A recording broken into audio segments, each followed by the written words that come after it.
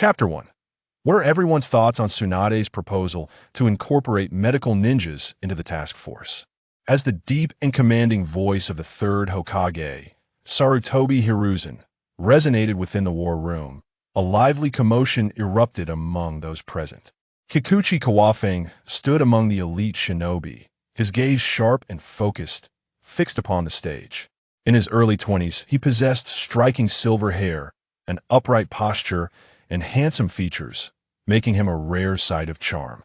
After a brief discussion, the attendees frequently cast inquisitive glances at Tsunade, who stood confidently at the front of the room, exuding an exceptional aura with her alluring figure that captured everyone's attention. Despite being in her early 20s as well, her twin ponytails and the two light yellow bangs framing her face did not deter her from maintaining her composure under the collective scrutiny. Kawafeng nudged his elder brother, Kikuchi Tsukumo, with a shoulder, shifting his gaze to Tsunade. "Brother, Tsunade is quite beautiful," he remarked, though he felt a twinge of disappointment as Tsunade's Jonin battle attire modestly concealed her impressive curves. "Could you keep it down?"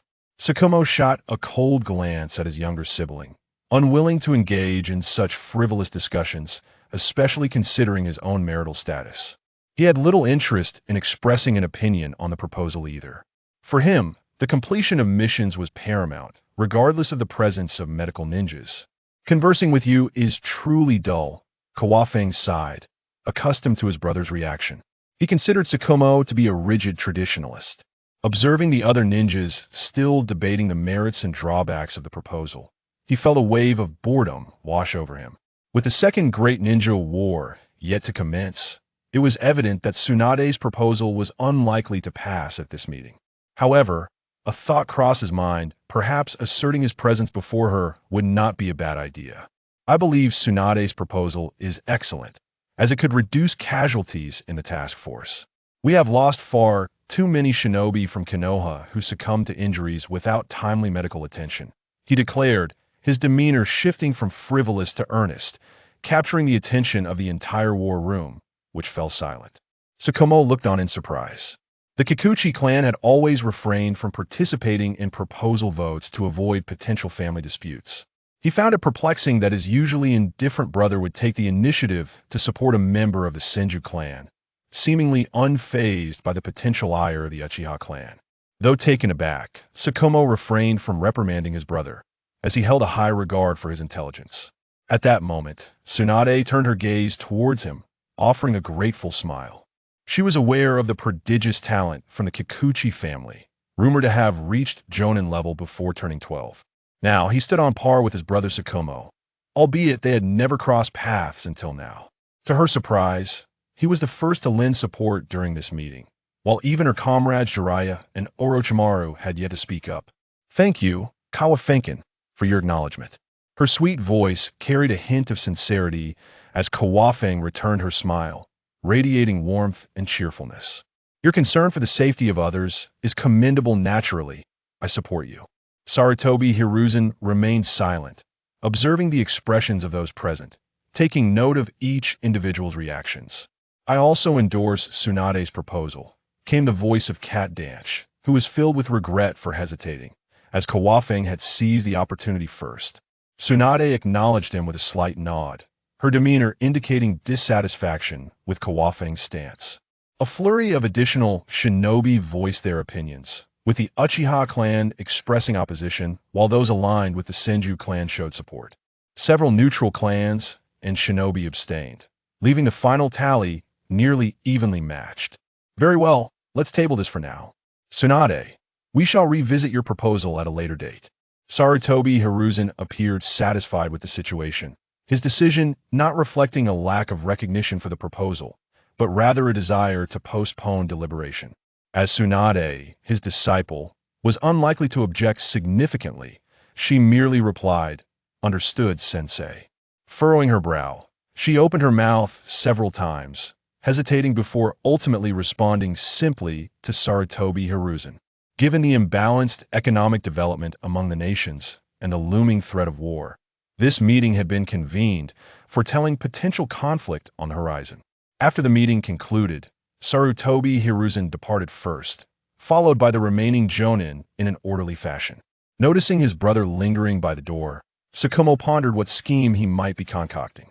Just as he was about to approach, he spotted Tsunade engaging in conversation with his brother, while Cat Danch stood a short distance behind her, looking somewhat helpless. Though the proposal did not pass, I still appreciate your support. Kawakaze, Tsunade reiterated her gratitude, contemplating the idea of forming a friendship with the striking man. I am pleased to make your acquaintance. I enjoy indulging in a few drinks and a bit of gambling now and then. Perhaps we can partake together sometime. Kawakaze's lips curved into a charming smile, shimmering in the golden sunlight, leaving Tsunade momentarily entranced. This man was undeniably handsome, and with shared interests, Tsunade felt a flutter within her heart. Very well, Kawakaze, let us drink together when the opportunity arises. I shall hold you to that. Don't be surprised if I show up at your doorstep uninvited. Kawakaze teased lightly, revealing his intentions. Not at all. You are always welcome to visit my home. Tsunade quickly gestured, indicating her sincerity in wanting to forge a friendship. As the two conversed animatedly, two figures observed from a distance beneath a tree. It seems Tsunade has taken quite an interest in this Kikuchi Kawakaze. Jiraiya, you have a new rival, came the sinister voice of Orochimaru, his pallid complexion and snake-like eyes unsettling. As long as she is happy, that is all that matters, Jiraiya replied, unwilling to dwell on the matter further, departing alone with a somewhat desolate silhouette. Orochimaru lingered for a moment longer before turning away, choosing to disregard the scene. After conversing with Kawakaze for a while, Tsunade felt her cheeks warm before reluctantly taking her leave. As she vanished from sight, Kawakaze smacked his lips and moved closer to Tsukumo. Let's go, brother. It had been 22 years since he had traversed into the world of Naruto. To this day, he remained perplexed about how he had arrived here. In his memories, he distinctly recalled writing a fanfiction about Naruto, engrossed in the story's climax. Suddenly, everything went black, and upon regaining consciousness, he discovered himself as a wailing infant. While finding himself in the Naruto universe was one thing, having an elder brother with suicidal tendencies was another. Fate had certainly dealt him an interesting hand. The Kikuchi clan, while proficient in swordsmanship, lacked any extraordinary bloodline limit, making survival in this perilous world of Naruto quite challenging. Moreover, if he recalled correctly, the Second Great Ninja War was imminent, set to erupt in the Land of Rain. Inevitably, he would find himself on the battlefield as a jonin of the Kikuchi clan. Perhaps due to his transmigration, he possessed a moderate golden finger with remarkably high cellular activity. This granted him enhanced strength and speed, along with astonishing recovery capabilities and chakra reserves. Thus, his prowess surpassed even that of Tsukumo, who was a few years his senior, contrary to the rumors suggesting they were nearly equal in skill. As the martial factions of various nations began to mobilize, Konoha village also entered a state of war preparation, with numerous elite shinobi dispatched for intelligence gathering. Only the elite from the prominent clans remained in repose, awaiting future conflicts. The Kikuchi clan's training hall was vast and imposing. In the center, two figures engaged in a spirited exchange, clashing with lightning speed over a dozen times. With a flash of lightning, one combatant was sent sprawling, skidding several meters before coming to a halt. Brother, you seem to be struggling. The cocky tone, accompanied by hearty laughter, belonged to Kikuchi Kawakaze. He wielded a finely crafted chakra-infused sword, its blade still crackling with residual lightning. The weapon was purely personal. There was no need for debate on its legitimacy. This was, after all, a work of fiction, not reality. Thank you. Tsukumo rose, brushing off his attire, ignoring his brother's taunts. He had grown accustomed to it. Since Kawakaze turned 10, he had not won a single spar against his younger brother, leaving Tsukumo's dignity in tatters. Chakra emanated a white glow from his hand as he vanished in an instant, reappearing before Kawakaze with a short blade poised at his throat. Kawakaze's expression turned serious as he raised his sword to block the attack. With the strike failing, Tsukumo swiftly retreated, maintaining a distance from Kawakaze. The Kikuchi clan valued a decisive blow, transitioning from a samurai lineage to that of ninjas, where weapons served as their most trusted allies. Lightning flash. Kawafang bent his left leg into a half squat, positioning his sword at his waist as his feet crackled with lightning chakra, emitting an electrifying sound. With a powerful thrust of his right leg, he propelled himself forward, leaving no trace behind, arriving before Tsukumo in the next instant. This technique, having been witnessed numerous times, still left Tsukumo in awe as he marveled at the seamless fusion of lightning chakra and swordsmanship. However, reaching the speed and strength of his younger brother was nearly insurmountable in the realm of martial arts. Swiftness is the ultimate defense. Evading was no longer an option. He could only raise his chakra short blade to meet the attack heat-in, uncertain of how much longer this ancestral blade would endure. With a sharp crack, the short blade shattered, and amidst Shu Mao's astonished expression, the eight-sided sword halted at his throat, the icy edge already palpable against his skin. Elder brother, you cannot blame me. Go have Lao Tai forge a new one. Our family can afford it. As his words reverberated in the training hall, he had already stepped outside, Chuan Feng feeling as if he had committed a transgression, fleeing faster than a rabbit. This is an ancestral blade. Chuan Feng, you little rascal, come back here. Xuan Mao, recovering from a shock, gazed at the broken blade in his hand, seething with impotent rage as Chuan Feng vanished without a trace.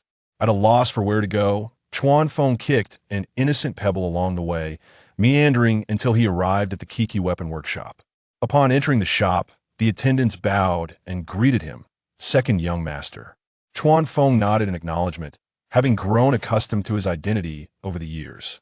His father had perished on a mission, and his mother had died in childbirth, leaving only him and his task-obsessed elder brother. Fortunately, their family business was substantial otherwise. The two children would likely have starved. In an effort to improve their family's economic situation and secure a better future for himself, Chuan Feng utilized his modern knowledge to enhance the forging furnace. This allowed the blacksmith to smelt higher quality materials, and he single-handedly established the largest weapon workshop in the Hidden Leaf Village. As a result, the Kiki family's wealth ranked among the elite in Konoha. Now, on the brink of war, business was booming beyond belief. Entering the forge, the wave of heat that greeted him made him furrow his brow. A burly man in his 40s, bare-chested, approached with a grin. Second young master, what brings you here today? This was Lao Tai, a master blacksmith hired at high price from the land of iron. Content with the excellent forging conditions and generous salary, he willingly remained with the Kiki family. I broke by ya. Please forge a new one for my brother as soon as possible. Chuan Feng spoke with an air of calmness. Lao Tai's mouth fell open in disbelief. He was all too aware of the eldest young master's fondness for the ancestral short blade, and he had never succeeded in observing it up close. Don't just stand there, use the best materials. It must not be inferior to my sword. Otherwise, it will break again, and that would be troublesome. Chuan Feng was not concerned for his brother's well-being. He simply believed that the quality of their weapons would impact their sparring sessions. You need not worry about my craftsmanship. I will work swiftly. After all, to create something that can rival your eight-sided sword is no simple feat. Once the conversation shifted to the professional realm, Lao Tai transformed, brimming with energy. No matter, it's not as if I have no use for it. All right then, I have no other matters at hand. You may go about your business. With that, Chuan Feng waved his hand, signaling for Lao Tai to depart. He then leisurely strolled through his family's establishment before departing contentedly. His spirits lifted. He gazed at the customers ahead. They were not merely patrons, but rather glimmers of silver coins. Returning home, he anticipated that his elder brother's anger had not yet subsided, so he decided to seek out Tsunade. Chuan Feng set off towards the Senju clan's residence, where Tsunade resided among the common folk in Konoha. He recalled her unfortunate younger brother, Senju Roke Tree, a pitiful child destined to meet his demise on the battlefield in the impending Second Great Ninja War. With that thought, Chuan Feng felt a sense of urgency to ensure his brother-in-law's safety. Upon arriving at the Senju clan's residence, he was struck by its grandeur. It was indeed a testament to Konoha's former premier clan. He knocked on the grand door and patiently awaited a response. Before long, the door swung open, revealing an elderly woman before him. What brings you to the Senju clan? The woman appeared to be merely a servant, Yet her tone bore no hint of subservience after all. Even a seventh-rank official stands tall before a prime minister, and Chuan Feng paid it no mind. I am Kiki Chuan Feng, here to see Tsunade. I would appreciate it if you could relay the message. Chuan Feng maintained the courtesy befitting his status, accompanied by a warm smile. Oh, it is you, Lord Chuan Feng. Please, come and Lady Tsunade has instructed me accordingly. This caught Chuan Feng by surprise. He had not expected Tsunade to have informed her family of his visit. Following the elderly woman inside, he was not led to a room, but rather to the training grounds. There, Tsunade was instructing her younger brother in the art of taijutsu. Upon spotting Chuan Feng, her face lit up with delight as she skillfully deflected Rope Tree's attack. Continue practicing on your own. For now, someone has come to see me. With that, Tsunade set Rope Tree's leg down and approached Chuan Feng. I didn't expect you to come looking for me today. I had planned to visit the Kiki household when I had some free time. Tsunade was no longer clad in her monotonous battle attire, but wore the gambling attire that accentuated her alluring figure perfectly. Chuan Feng found himself entranced, his mind lost in a flurry of thoughts. I came here to avoid trouble. I didn't even have time to change my clothes. Chuan Feng, clad in battle attire and bearing the eight-sided sword, stood in stark contrast to Tsunade's casual wear. What's the trouble? Tsunade's curiosity was piqued. What calamity had he sought to evade? Chuan Feng chuckled ruefully as he recounted the incident of breaking the ancestral blade, mentioning how his elder brother was now furious.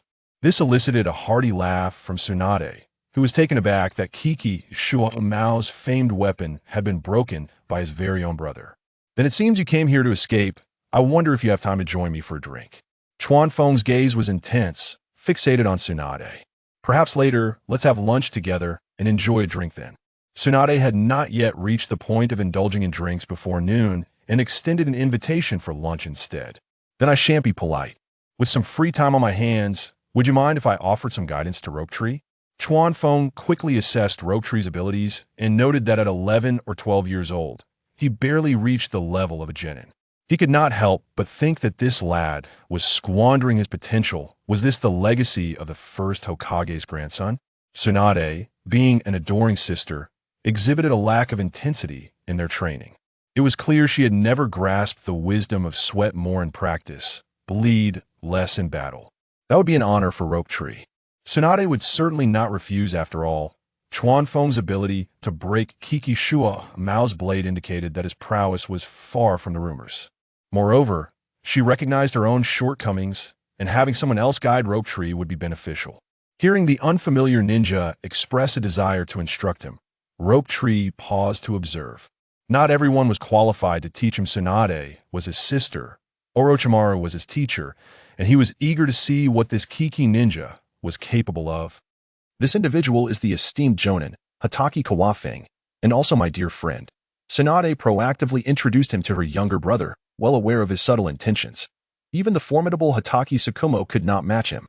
In her words, she utilized the pitiable Tsukumo as a mere backdrop to accentuate Kawakaze's prowess, a truly audacious display. Upon hearing his sister's remarks, Ju's eyes sparkled, and a wholesome, sunny smile broke across his face. Then I shall rely on you, Brother Kawakaze. The younger brother, perceptive and astute, understood the situation well. Kawakaze strolled towards Ju, allowing his elder brother a modicum of dignity. It was not that his elder brother was weak. Rather, it was simply that Kawakaze was exceedingly strong. We are merely engaging in a friendly spar. I observe that your taijutsu is rather ordinary. I wonder how proficient you are in ninjutsu. Kawakaze had no intention of sparing this young lad's feelings.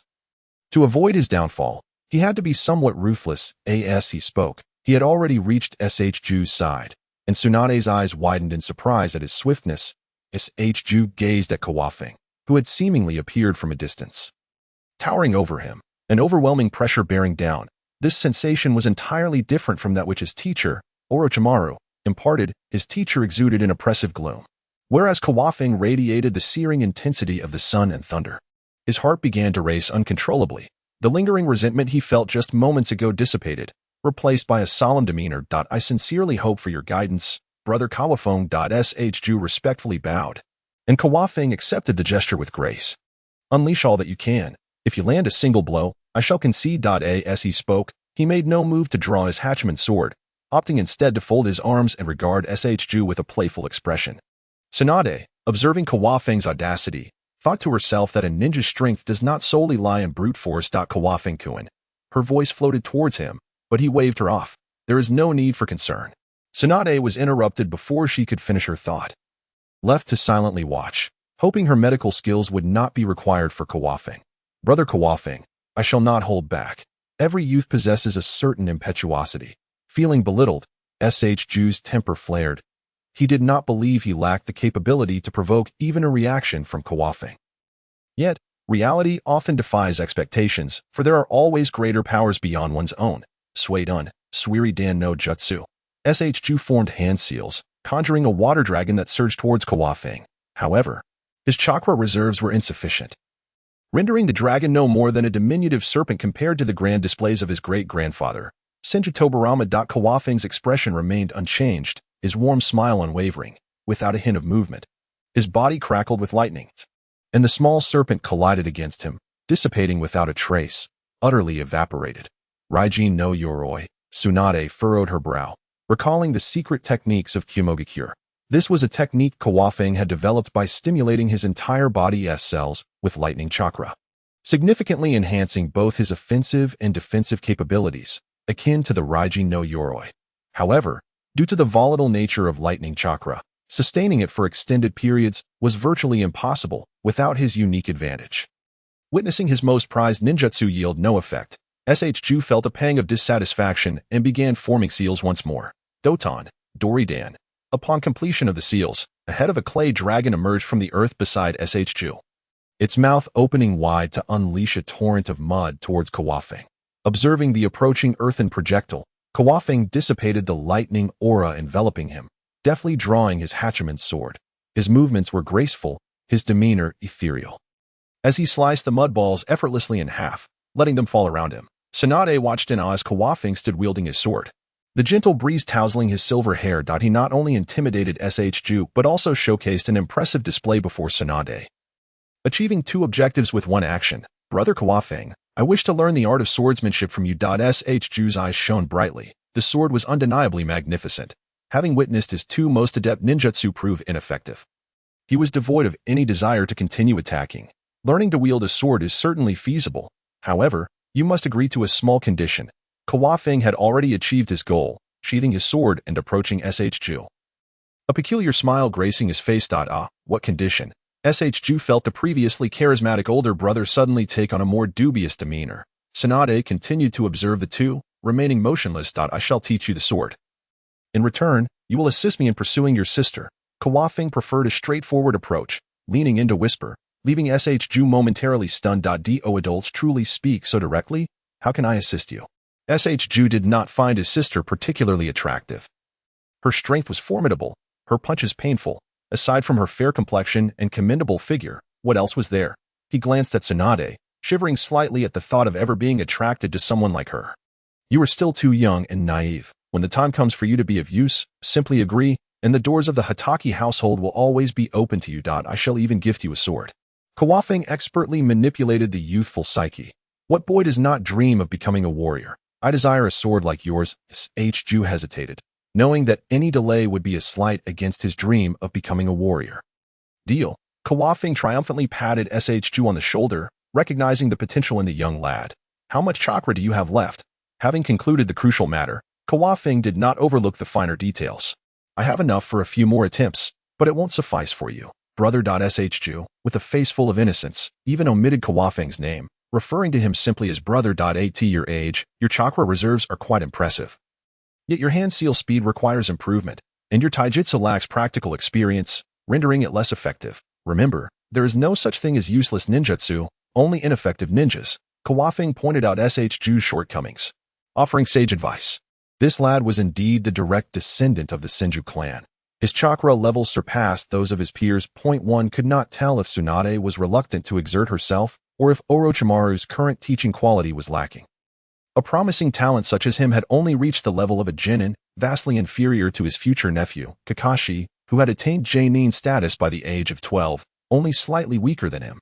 Then I shall rely on you. Brother. I will strive to improve. My teacher is often busy and has not guided me in quite some time. I will visit your home tomorrow.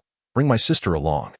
One must admit, this lad was truly talented, having already learned to respond eagerly. Kawafing flashed a toothy grin and patted Ju's shoulder again, nearly sending him to the ground. Tsunade observed Kawafing and her brother engaged in cheerful banter. Noting that Ju seemed quite fond of Kawafing. Kawafing-kun, what do you enjoy eating? I shall instruct the kitchen to prepare something special. Tsunade, feeling at ease, approached to inquire, intending to have the kitchen whip up some of Kawafing's favorite dishes. As long as there is alcohol, I am not picky. Kawafing spoke truthfully. He could manage with Japanese cuisine, though the liquor left something to be desired. Very well. I shall head to the kitchen. If my hospitality falls short, I hope you will be understanding, Kawafing-kun. Tsunade exuded grace, her demeanor far removed from that of a formidable powerhouse. Go ahead. I will continue practicing with my brother, Ju, eager to cut short his sister's incessant chatter. Interjected, wishing for her departure. Lunch will be served shortly. Tsunade shot her brother a glare, noting his audacity to now refer to Kawafing as brother. With that, she turned and departed. Kawafing watched Tsunade's graceful form until she vanished from sight. Focused. I am focused. Brother Ju lightly tapped Kawafing's arm, teasing him for lingering on the previous topic. Could there be qualities in his sister that he had overlooked? Numerous questions swirled in Ju's youthful mind. A strategically timed cough. I was contemplating my lost aspirations. Allow me to teach you something beneficial. Kawafing spoke with earnestness, redirecting the conversation to instruct Ju. What will you teach me, brother? Ju's face radiated excitement, as though he believed that after learning, he would become as formidable as Kawafing by the following day. Stand straight, half squat, arms extended. Kawafing grasped a stick he had casually picked up, adjusting his posture as he tapped against Shengshu's unsteady horse stance. Finally, he placed the stick upon Shengshu's arm to help him maintain balance. What is this? Is it useful? Shengshu mused, feeling he had been led into a farce. Could merely squatting make one stronger? Take a deep breath. Exhale. Kawafing provided breathing guidance, persisting for 2 hours. He had personally realized that due to the superior physical constitution prevalent among the shinobi and Hokage, coupled with various energies, the effectiveness of maintaining a horse stance was significantly enhanced. Not only did it strengthen the leg muscles, but it also promoted cellular vitality and accelerated the conversion of chakra. Remember to convert the chakra, and try using water-type chakra to alleviate muscle fatigue. With no choice but to comply in his quest for strength, Shengshu followed the instructions. Were it not for having acknowledged Kawafing as his elder brother, he would never have heeded his advice, certainly not for the sake of wielding a fine sword. In a swift motion, Kawafing leaped to a nearby tree and retrieved a magazine featuring beautiful women. Finding none more stunning than Tsunade as Shengshu followed Kawafing's guidance, adjusting his breathing and maintaining his equilibrium while converting chakra. He began to feel a slight soreness in his legs. Initially struggling to control this delicate operation, his legs twitched, nearly causing him to topple. After some experimentation, he discovered remarkable effects. The speed of chakra conversion surpassed his previous attempts. Truly, Kawafing was an admirable elder brother, having imparted such beneficial training techniques upon their first encounter. He resolved to assist him in pursuing his sister. The duo, one atop a tree, the other grounded, remained undisturbed. After approximately 2 hours, Kawafing dozed off in the tree, for a man of his extensive experience could hardly linger over a single magazine for long. Shengshu's forehead glistened with sweat, dampening the earth beside him and forming a small puddle. Time for dinner, Kawafing-kun. Tsunade sensed Kawafing in the tree, though she could not see him. Shengshu remained crouched, oblivious to how long he had been in that position, simply persisting as Kawafing had not commanded him to stop. Such a promising talent would be a shame to waste. Kawafing descended from the tree, approached Shengshu, and removed the sword from his back, presenting it to him. Do you like it? Here, have a go. I'll craft one for you later. Shengshu, akin to a child receiving a cherished toy, clutched the sword with uncontainable delight. Had it not been mealtime, he would have undoubtedly played with it longer. Brother, this sword appears remarkably sharp. Struggling, Shengshu attempted to draw the sword. It was still too long for him, his reach insufficient. Observing the numerous facets along the blade, he could vaguely sense its chilling aura. This was a weapon meant for killing, one that had tasted much blood. Of course, this is our finest creation at the Kiki Weapon Workshop, and no one in Konoha could forge one like it. Kawafing felt a swell of pride for his weapons shop, as it was his sole venture yielding profit. So, brother, do you possess considerable wealth? Shengshu's eyes sparkled with anticipation, having firmly resolved that this brother-in-law was the one. Who knows how much money his sister had squandered, were it not for their grandmother still being alive. Their residence would likely have been lost long ago, not too much, merely within the top 3 in Konoha. Chuanfeng waved his hand dismissively, feigning modesty. Wow, before Shenkshu could lavish praise, Tsunade grew impatient. Shenkshu, I called you for dinner. Do you not hear me? Hurry up. Her demeanor towards her younger brother was markedly different, so domineering. Chuanfeng wondered if he had been somewhat bewitched by certain circumstances, contemplating whether he should reconsider. Before he could resolve this, Shenkshu tugged him towards Tsunade. Come, Chuanfeng-kun, I have prepared exquisite sake. Tsunade's warm demeanor made it difficult for Chuanfeng to discern which was truly her. Very well, you may call me Chuanfeng from now on. Tsunade-chan. Chuanfeng, dazed by her stunning presence, began to speak without thinking. Only those with a close relationship would use such informal terms. He had known Tsunade for less than 2 days, and it felt somewhat abrupt. All right, Chuanfeng-kun. Tsunade's cheeks flushed slightly, yet she adapted to the new form of address without much hesitation. I'm hungry. Shenkshu, oblivious to the atmosphere, dashed ahead wielding the sword. Tsunade and Chuanfeng exchanged amused glances, following him towards the dining hall. The Senju clan was steeped in tradition, and their dining hall was impressively grand, far surpassing the current Kiki household. Upon entering, they spotted an elderly woman with a red-haired bun and fair skin. Seated at the head of the table, accompanied by a similarly red-haired young girl, Chuanfeng had already formed a guess in his mind. As the timing aligned perfectly, Shenkshu approached, calling out grandmother before taking a seat. Placing the sword beside him. Unsurprisingly, the sword captured the girl's attention. It was unlike any she had seen before. Kushina, this is my brother's sword. It's truly beautiful. Shenkshu, in his lively youth, couldn't help but boast in front of Kushina, whose gaze was drawn to the weapon. How beautiful is it? Kushina, who faced ostracism at school for her red hair, had developed a decent rapport with Shenkshu, perhaps due to their familial connection. Tsunade led Chuanfeng to take a seat, greeting their grandmother as well. Lady Mito, it's a pleasure to meet you. I am Kiki Chuanfeng, and I look forward to your guidance. Chuanfeng bowed respectfully, feeling an ominous chakra emanating from Mito as he drew closer. Although Uzumaki Mito concealed her chakra well, it did not escape Chuanfeng's keen perception. Chuanfeng-kun, no need for such formalities. Little Tsunade has mentioned you. Please, take a seat. Uzumaki Mito smiled, gesturing for Chuanfeng to sit beside Tsunade. Sensing no trace of malice from the young man. As everyone settled, the servants began to serve wine and dishes. Familiar seafood sashimi, tantalizing appetizers, and sushi were elegantly arranged upon the table. Tsunade poured wine for Chuanfeng, and surprisingly, Mito requested a glass as well, before finally filling her own cup. Shenkshu and Kushina, with Mito's approval, entered into a frenzied display of admiration. To Lady Mito, thank you for all you have done for Konoha. As a member of Konoha, Chuanfeng didn't harbor much reverence for the third Hokage. He appeared rather simple-minded, a mere schemer lacking in decisiveness. However, he held profound respect for the ageless goddess before him, who willingly became a Jinchuriki for the sake of the village, enduring hardships yet still nurturing love for the village her husband founded. Dedicating her life to it is but a modest contribution. This is Hashirama's legacy. Upon mentioning this, Uzumaki Mito's expression grew wistful, clinking her cup with Chuanfeng's, gracefully concealing her face with her sleeve as she downed the wine in one go. Now is the era for you young ones.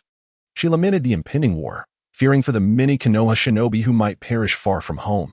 War was an inevitability in any age, something that Hashirama would have wished to avoid. As a Jinchuriki, Uzumaki Mito could only sigh, knowing she would not engage in battle unless absolutely necessary.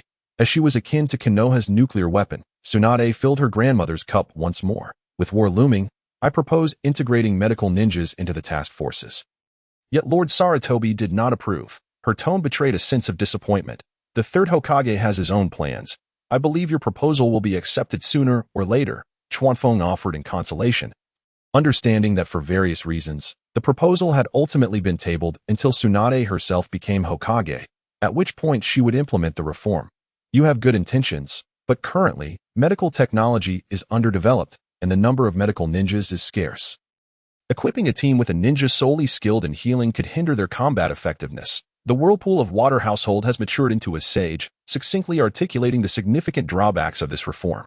Upon hearing these words, Tsunade fell into contemplation. She was still too young, her considerations lacking in comprehensiveness. In comparison to the third Hokage, she resembled a mere newborn. The third not only utilized her proposal to scrutinize the reactions of various factions, but he also suppressed the proposal for his own benefit, incurring no loss while acquiring the desired information. Tsunade would require several more years of experience to master such a maneuver, but a shortage of manpower can be resolved through training. It is merely a matter of time. With fine wine at hand, why burden oneself with unnecessary worries? Seeing Tsunade's troubled expression, Kawafing offered words of comfort once more, clinking his cup against hers before downing his drink. Thank you, Lord Kawafing. Tsunade managed a forced smile, raising her glass to finish her drink. The conversation then shifted away from such heavy topics. Kawafing, employing knowledge from the modern era, entertained both Tsunade and the elder with laughter, gradually lightening the atmosphere. Shju and Kushina, having satisfied their appetites, chattered animatedly around the eight-pointed sword. In their exuberance, they accidentally knocked over a cup on the table, inciting the displeasure of the Whirlpool Water household. Rising, she seized the eight-pointed sword, drawing it slightly, revealing its exquisite craftsmanship. Lord Kawafing, carrying a sword daily must be quite inconvenient. Today, I shall present you with a small gift. With a smile, she approached Kawafing at a leisurely pace. Extend your right hand. Unaware of her intentions, Kawafing obediently extended his right hand. The Whirlpool Water household formed a single-handed seal, a surge of potent chakra coalescing, followed by a peculiar wave. Seal. Upon completing the seal, she pressed the sword to Kawafing's palm, unleashing an unusual wave, causing the eight-pointed sword to vanish within his grasp. A large character for sword appeared in his palm. What a remarkable sealing technique. It is no wonder you are a distinguished member of the Whirlpool clan. Stimulate the seal with chakra to release your companion's sword. The Whirlpool Water household regarded her action as trivial. Yet it was known that ninja weapons are typically sealed within summoning scrolls for convenience. Kawafing had never witnessed a seal on the surface of one's body. Even the formidable Orochimaru merely concealed the Kusanagi sword within himself. Eager to test it, he stimulated the seal with chakra, and in an instant, the eight-pointed sword reappeared in his hand. This is the power of space, Kawafing realized. Your sealing technique, Lord Water household, is likely unparalleled in the world. Kawafing adeptly paid a compliment, as the application of spatial power is not something an ordinary ninja can access. It is of little significance. It was merely inspired by the concept of the realm. The Whirlpool Water household, having surpassed the age of youthful exuberance, calmly returned to her seat. My Baika technique owes much to my grandmother's assistance. Tsunade, unimpressed by Kawafing's flattery, regarded him as an inexperienced young man lacking worldly exposure. Drawing a parallel, Kawafing made the eight-pointed sword vanish again, as if performing a magic trick. Thank you for your generous gift, Lord Water household. At this moment, the Whirlpool Water household appeared somewhat distracted, her gaze distant. Failing to respond to Kawafing's words, she had become immersed in the realm of her sealing technique. On a massive rock, a fox was pinned down, its 9 tails and chest secured with wooden stakes, bound by iron chains. Such a pitiful sight. Water household, this man gives me a sense of familiarity. Should he grow, he could be quite dangerous. The 9 tails' crimson gaze fixated on the Water household, feeling stifled in this confinement. Could he pose a threat to you? The Whirlpool Water household was far from pleased with the 9 tails dragging her into this mental landscape, her brow slightly furrowing as she stood at a distance from the rock. Through the 9 tails assessment, her perception of Kawafing elevated. How laughable. Merely a trivial threat. Who have I ever feared? The 9 tails' pride and malevolence forbade it from appearing weak. So, you are not afraid of those eyes. The corners of the Whirlpool Water household's mouth lifted slightly, her tone laced with teasing. This statement deeply wounded the 9 tails' pride, resulting in a thunderous roar as its chains rattled violently in its eyes. She was merely a steed. Unfazed by the 9 tails' commotion, the Water household remained confident in her sealing prowess. After uttering those words, she vanished before the 9 tails, returning to her true form. It was merely a trivial trick. Not worthy of gratitude. In the future, I shall rely on you for assistance, Lord Kawafing. She had heard his earlier words and was now responding. Grandmother, Tsunade pouted, dissatisfied with her grandmother's words, feeling that her strength did not require other support. Witnessing this rare display of vulnerability from Tsunade ignited a warm feeling in Kawafing. In that instant, he resolved what to name their future child. Naturally, I shall give my utmost effort. Kawafing flashed a charming smile. Wholeheartedly agreeing, the banquet concluded without excessive drinking. They were barely tipsy. After bidding farewell to the Whirlpool Water household, Tsunade and Shju escorted Kushina to the door. Come to my home for drinks sometime. Kawafing was obviously addressing Tsunade, as Ju was still young. All right, Tsunade readily accepted without hesitation. I want to go too. The lively Kushina, having been cooped up at school for too long, wished to join the fun. Of course, you can. Kawafing was familiar with Naruto's mother and affectionately ruffled her red hair. So lovely. It's a pity my hair is silver. This made the young girl blush deeply. Big brother, see you tomorrow. Ju discreetly signaled with his eyes, hoping Kawafing would understand. Clearly, Ju's glance was directed at the dog. Kawafing's gaze was nearly filled with chasms. The shallow man envied his future children. Certain they would be well fed. Reluctantly withdrawing his gaze, he finally bid farewell to Tsunade. Reflecting on the banquet, he mused on Tsunade's remarkable figure. He strolled leisurely home, estimating that his elder brother should have visited the armory by now. Returning home would likely earn him a scolding at most. Kawafing mentally applauded his own cleverness. Given the atmosphere of impending conflict, the village streets were sparsely populated, mostly filled with hurried ninjas. Kawafing passed through a secluded alley, where sunlight scarcely penetrated. A sudden sense of vigilance struck him. He was being followed. Since his arrival in this world, he had engaged only in training and commerce, and he could not fathom having provoked any enemies. Whoever you are, reveal yourself. Kawafing halted, his tone icy as he scrutinized the shadow ahead with a fierce glint in his eyes. Heh, no wonder you are the genius of the Hatake clan. A young man emerged from the shadows. Appearing around 18 or 19 years old, his long hair cascaded over his shoulders, lacking a forehead protector, and he donned the attire of a Konoha jonin, with a crest resembling a table tennis paddle visible on his shoulder. The newcomer was a member of the Uchiha clan. Uchiha clan members, what brings you here? Kawafing furrowed his brow, pondering whether his support for Tsunade had drawn the ire of the Uchiha clan. Such a narrow-minded attitude was no wonder they faced extinction. Is your Hatake clan planning to align with the Senju? His expression turned serious, his words dripping with arrogance, truly befitting the Uchiha name. Does my association with others require notification to your Uchiha clan? Kawafing nearly laughed in disbelief. The Uchiha were indeed meddlesome. The historical enmity was not mere talk. Even the Senju clan remained vigilant after integrating into the village. While your associations with others might be overlooked, your friendship with the Senju clan warrants our concern. The young man approached, his demeanor unfriendly, exuding an air that suggested he was ready to strike at any moment. I, Hatake Kawafing, do not accept threats from anyone. If you Uchiha wish to show respect, then keep your distance. If you do not, I will send you to the ground. What can you do about it? It seems that this matter cannot be resolved amicably. This lad is clearly not here for a cordial conversation, and moreover, he currently feels unperturbed by anyone in Konoha, with a mere flick of his wrist. The blade known as the Eight-Direction Sword materializes in his grasp. The Uchiha clan members' gazes sharpen, their 3-tomo Sharingan activated, yet they fail to discern how the sword has appeared. 3 tomos, how flattering. Chuanfeng's expression betrays disdain as he stands firm, undaunted. Such audacity. I shall impart a lesson today, making it clear that not everyone is worthy of careless associations. Chuanfeng feels as if he has swallowed a fly. While you dare not confront the troubles brought by Jiraiya and Orochimaru, you think to treat me as a soft persimmon. The youth's countenance darkens, for he has never encountered anyone who would speak so arrogantly before the Uchiha. With a swift motion, he retrieves a kunai from his ninja tool pouch and hurls it at Chuanfeng. Forming hand seals, he unleashes the fire release. Great fireball technique. Even the power of a Jonin's ninjutsu is not something Chuanfeng wishes to endure head-on. He deflects the kunai with his sword and swiftly dodges the to his surprise. The kunai changes direction and flies back towards him. The Uchiha's kunai techniques are indeed cunning. Lightning release, lightning palm. With one hand facing outward, Chuanfeng releases a bolt of lightning that shatters the kunai into fragments. What a peculiar technique. It requires no hand seals. The youth is taken aback, observing as Chuanfeng rushes towards him. In the presence of these eyes, all your efforts are futile. His confidence is unwavering. Just as the words leave his lips, the figure before him vanishes, and in the next instant, he is sent tumbling through the air, crashing to the ground with a resounding thud. How is this possible? So fast. Blood trickles from the corner of the youth's mouth, his expression a mixture of shock and disbelief. Clutching his injured abdomen, he crouches on the ground, clearly wounded. Chuanfeng has merely shown restraint.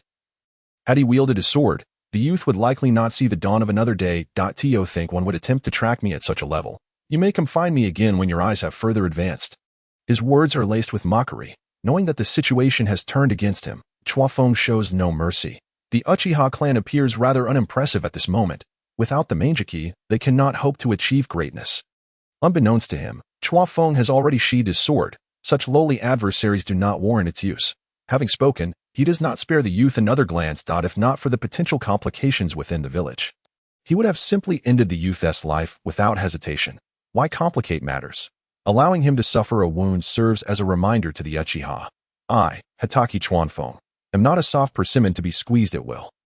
With that, he exits the alley, vanishing from the Uchiha's sight. As he watches Chuan Feng depart, the youth's expression remains one of lingering terror. He cannot fathom that someone could move with such speed that even his Sharingan could not keep up. Coughed, he spits a mouthful of blood onto the ground, staining it crimson. Hatake Chuan Feng, I, Uchiha Fugaku, shall remember you. Fugaku, at the age of 40, met his end. When Sasuke and Naruto were merely 7, Minato was 24, making Fugaku 33 at the time of his demise. This man is destined to be the next Uchiha clan leader. Were Chuan Feng to hear this, he might wonder what is amiss in Fugaku's mind. How could he tacitly allow his son to slaughter their entire clan, willingly leading his wife to her death? What manner of thought processes occupy his mind? Not long after Chuan Feng's departure, the Umbu arrive, belatedly discovering the injured Uchiha Fugaku.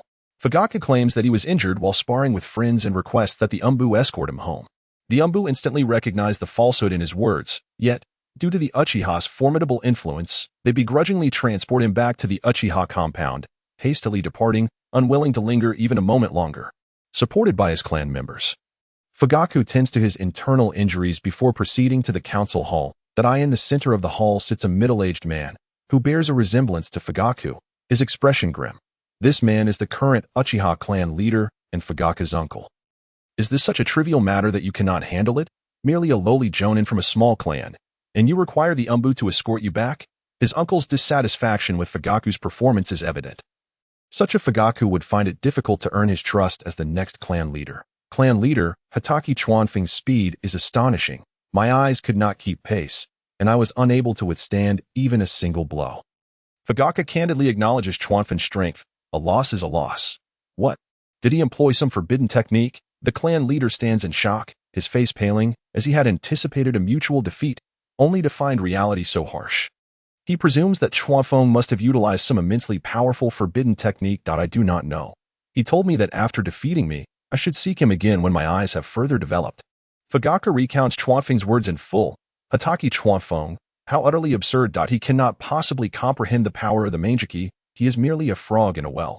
For now, I shall not concern myself with him. A great war looms ahead, and I shall make the shinobi world acutely aware of the weight of the Uchiha name. The clan leader is filled with fervor, yet things do not unfold as he wishes. The second great ninja war is not the Uchiha's territory. Then I shall take my leave to recuperate. Only then does Fugaku depart cautiously, returning home to seek further treatment for his injuries. Feeling the chakra within him roiling, this Hatake Chuan Feng is truly peculiar. His speed is extraordinary, and he can utilize lightning release without hand seals. Even dispersing his own chakra with his taijutsu. I must awaken the Mangeki before seeking him for another battle. At this moment, Chuan Feng returns home leisurely, entirely unaware that he has become the catalyst for Uchiha Fugaku's awakening of the Mangeki. Upon entering his home, he finds no sign of Shuan Mao in the training hall.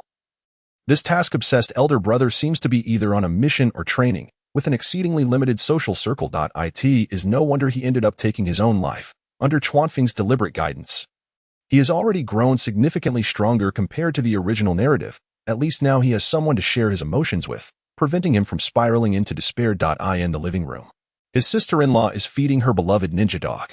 With her long brown hair cascading over her shoulders and 2 red markings adorning her face, she possesses an unusual charm that only enhances her beauty. The ninja dog, a massive black creature towering at half a person's height, boasts a mane of thick fur that obscures its ears, making it evident that it is not a docile beast.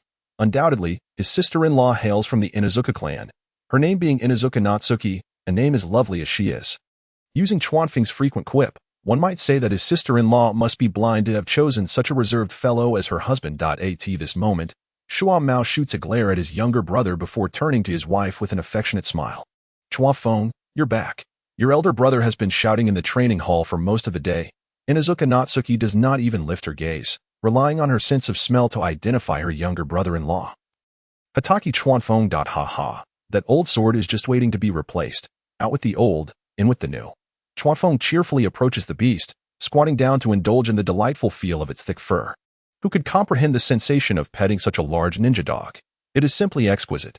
Then he glances at what Kakashi is raising. What a pitiful excuse for a pet ninja dog. It is truly a disgrace to his sister-in-law. Besides its keen sense of smell, Kakashi has inherited nothing good from his lineage. Chuanfeng is determined to ensure that Kakashi acquires a fierce dog. Otherwise, it would not suit the identity of the young heir of the Hatake clan. The giant ninja dog emits a soft whine of discontent. Had this fellow not been the master's younger uncle, it would have bitten him in retaliation. What is this? I merely gave you a little rub. Are you being stingy? Chuanfeng clearly senses the dog's displeasure and gently pats its head before reluctantly withdrawing his hand. Stop rubbing that spot. It's almost bald. It detracts from its appearance. His sister-in-law shoots a disapproving glance at her younger brother-in-law, bemused by how fiercely the dog seems to react, yet her brother-in-law continues to indulge it. On their first meeting, he had firmly held the dog down and rubbed it thoroughly, leaving her feeling quite pained for the creature. The dog nods in agreement, signaling that if this continues, it will not hold back. Is your brother not home? Chuanfeng casually inquires, seeking to gather some intel. The situation feels off, and he is prepared to retreat at any moment. He went to the weapon shop and then returned to the ancestral hall to apologize. You should also try to persuade him. Inuzuka Natsuki responds helplessly. Although her husband and the younger brother are blood brothers, their temperaments are completely different. She wonders which girl could possibly tame a man like her younger brother-in-law. Then I can rest easy. This kneeling delay might prevent him from emerging until mealtime. Chuanfeng stood up joyfully, preparing to return to his room for a brief nap, after finishing feeding the hellhound. Naishue found herself at a loss for words. It was he who had severed its white fangs, yet now he reveled in its misfortune. Sister-in-law, call me when dinner is ready. Chuanfeng stretched lazily before heading to his own chamber.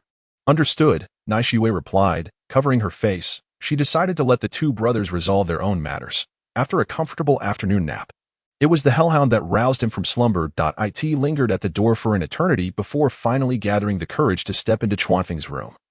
A place that had haunted its canine existence. It pushed the door open, barked furiously at Chuanfeng, and then fled without a backward glance. It's merely a matter of taking you for a bite of dog meat. Why the dramatics? Unappreciative, Chuanfeng yawned, stretching his neck before rising to eat.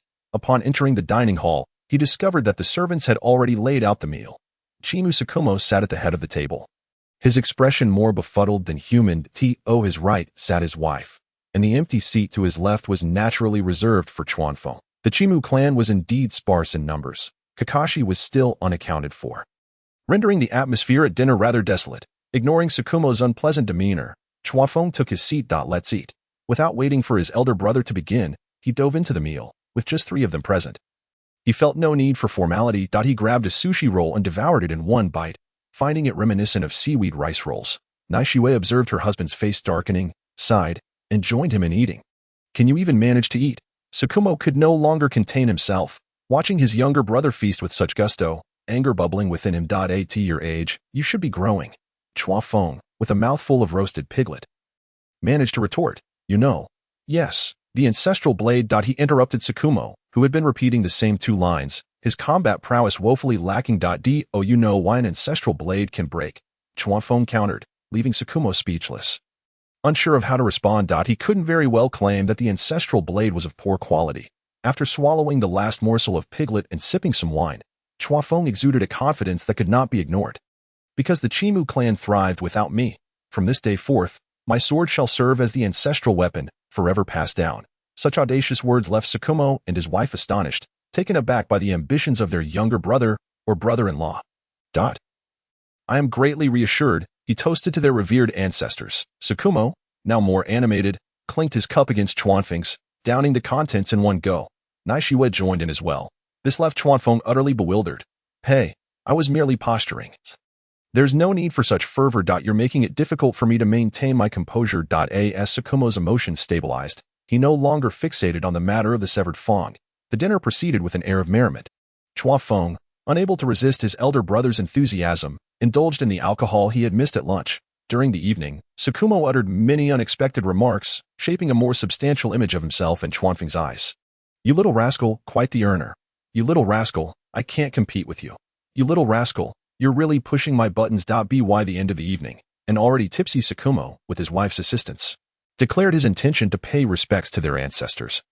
The Chimu family was poised to produce an extraordinary individual. As the instigator, Chuanfeng could only watch silently, realizing that his words had been taken seriously by his elder brother, which was rather troublesome. Revitalizing the family and becoming a formidable ninja was not truly his aspiration, that he merely wished to pursue the most beautiful women, drink the finest liquor, and ride the fiercest horses. Why did it suddenly feel as though the weight on his shoulders had grown heavier? He shook his dizzy head.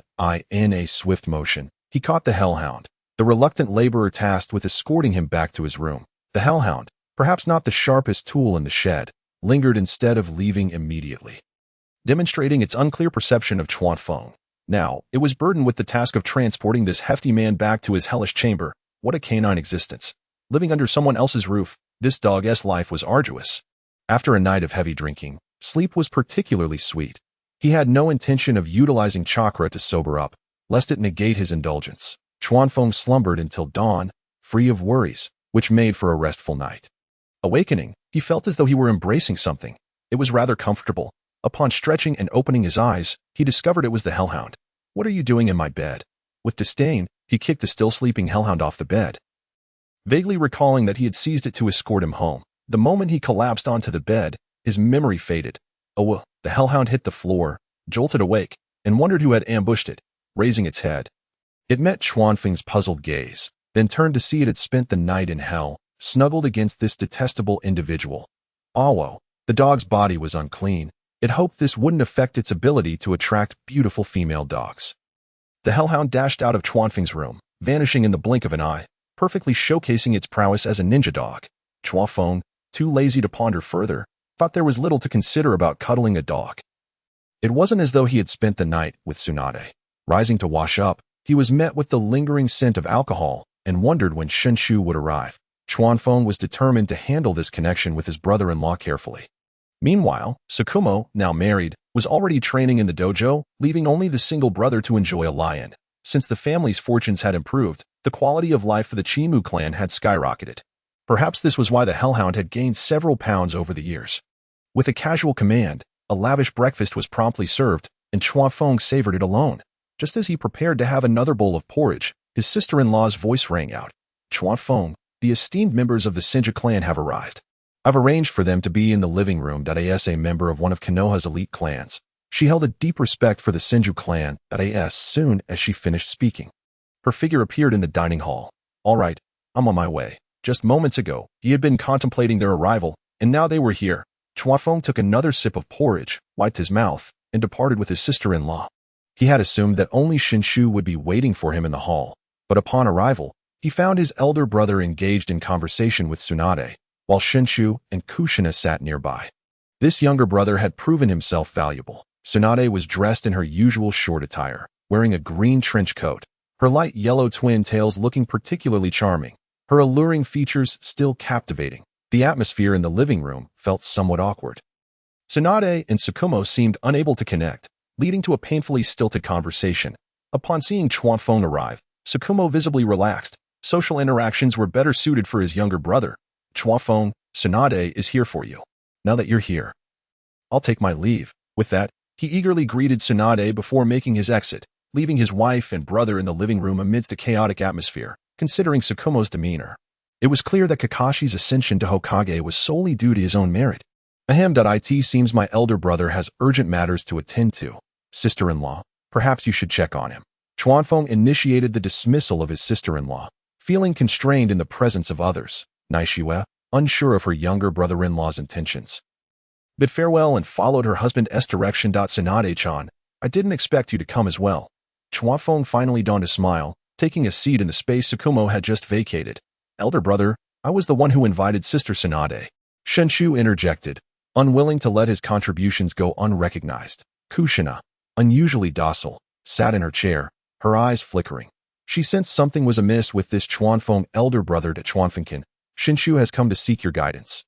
As his sister, I should also extend my regards. Today, I have brought you a gift, hoping you will find it to your liking." Tsunade extended her hand, deftly retrieving a scroll from between her ample bosom and placing it before Kawafeng. "What is this?" Kawafeng inquired, somewhat perplexed, as he remained uncertain about the contents of the scroll. "Ha ha. It's merely a ninjutsu developed by my great-grandfather. I believe it suits you perfectly, so I brought it along. Why not take a look and see if it pleases you? Tsunade had evidently chosen it with great care, eager to witness the astonished expression on Kawafeng's face, her enthusiasm palpable, upon hearing the name Tobirama. Kawafeng's first thought was of the Edo Tensei technique. Surely this scroll couldn't contain such an overpowered ninjutsu. Could it? The mere thought thrilled him. Eager yet composed, he steadily picked up the scroll and unfurled it. Kawafeng's pupils widened in astonishment. This technique was indeed tailored for him, and was something he had long yearned for. The Flying Thunder God technique developed by Sensei Tobirama. His speed had stagnated for quite some time. Mastering the Flying Thunder God would elevate his lethality to new heights. Thank you. This technique is quite intriguing, he remarked, carefully stowing the scroll away. I'm glad you like it. However, mastering this technique requires a deep understanding of spatial manipulation. I hope you can grasp it, Tsunade stated, highlighting the challenges of mastering the Flying Thunder God. I shall certainly endeavor to study it diligently, ensuring that the techniques of the second Hokage do not fall into obscurity. After all, this was the very technique that had defeated Uchiha Izuna, Madara's own brother, a formidable opponent capable of clashing with Hashirama. Shinju will be entrusted to you. I shall take Kushina back, Tsunade concluded. Having delivered her token of apprenticeship, observing Kawafeng's satisfaction, she prepared to take her leave. Since you've come all this way, it would be a shame not to share a meal. Otherwise, people might think the Hatake clan is too impoverished to afford a simple dinner. Kawafeng's remark was a playful exaggeration. The Hatake clan was quite affluent, a fact well known throughout Konoha. With such a large weapon shop, who would believe they were struggling financially? Then I shall graciously accept your invitation. With mutual intentions, Tsunade readily agreed. Having overheard that they were leaving, Kushina was unwilling to depart, her face lighting up with a smile. Wandering about was far more enjoyable than studying sealing techniques with Mito. Big brother, I want to learn swordsmanship. Shinju, who had been overshadowed by his sister's prowess, could no longer contain his eagerness. Then let us go to my family's training hall and take a look. Kawafeng responded, addressing Tsunade, as his brother-in-law's presence was insignificant in comparison to his sister's. Very well. Tsunade concurred with a smile, rising to accompany Kawafeng. The two adults and two children departing the living room towards the training ground. In the training hall, Shumo was practicing body techniques, as his new sword had yet to be forged, leaving him to hone his physical skills. Naesuk was also busy training with his canine companion. Their movements synchronized with remarkable precision. The training hall, albeit a bit cramped, could be expanded in the future. Kawafeng found the training hall of the Hatake clan larger than that of the Shinju clan. Yet he still complained of its size, almost boasting of his family's wealth. Tsunade feigned indifference while internally calculating how long it would take her to match his resources. Today, I will teach you something different and see if you possess any talent for swordsmanship.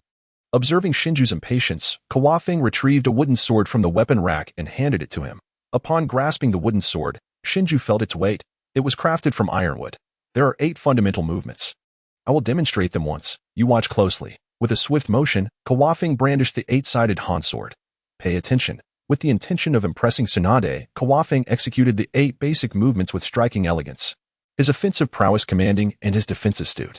Kawafeng-kun, your swordsmanship is impressive. Tsunade applauded, genuinely appreciative. Indeed, handsome men wielding swords always appeared more captivating. Kushina's eyes sparkled with admiration, envisioning how striking Minato would look if he could wield a sword with such finesse. Big brother, you're too fast. Slow down. Please demonstrate it again. Shinju lamented, lacking the ability to replicate the movements accurately. He could only remember the beginning and end of the 8 actions. What do you mean by fast? This is called fluidity, Kawafeng replied, seemingly uninterested in Shinju's complaints, and raised his hand to perform the movements in slow motion. The aesthetic quality diminished significantly, yet the instructional value remained strong. Gripping the wooden sword, Shinju attempted to imitate the movements clumsily. Lift your hands higher, lower your center of gravity, and stabilize your legs. Kawafeng guided Shinju in correcting his improper stances. Surprisingly, he found the role of instructor quite gratifying. Watching Shinju diligently learn under his tutelage, Tsunade felt Kawafeng's allure intensifying. Was there a certain charm that women possessed when they wore their professional lenses? After correcting Shinju's postures, Kawafeng allowed him to practice independently. It must be said that the Shinju genes were indeed remarkable. Shinju's inherited strength allowed him to wield the sword with ease. Furthermore, with a wealth of swordsmanship texts available in the Shinju clan, under Kawafeng's expert guidance, he began to display a commendable proficiency. Tsunade nodded in satisfaction, observing that Shinju was far more focused than when training at home. Kawafing-kun, is this swordsmanship from the Hatake clan? Tsunade inquired, diverting her attention from Shinju back to Kawafing, who responded with a warm smile, drawing from the rich heritage of Chinese martial arts. It is merely a reflection of my own humble insights along my training journey. She was impressed by his modesty, having yet to encounter a more refined foundation of sword techniques. Kawafing-kun, you truly embody the genius of the Hatake clan. Not at all. It is merely the legacy of my ancestors. He replied, a statement that rang true, though Tsunade perceived it as a display of humility. Kushina rolled her eyes at this exchange. Despite her carefree demeanor, she had matured significantly since arriving in Konoha at such a young age. Women who fell head over heels were often unreasonable, and she suspected Tsunade had been enchanted by Kawafing's charm.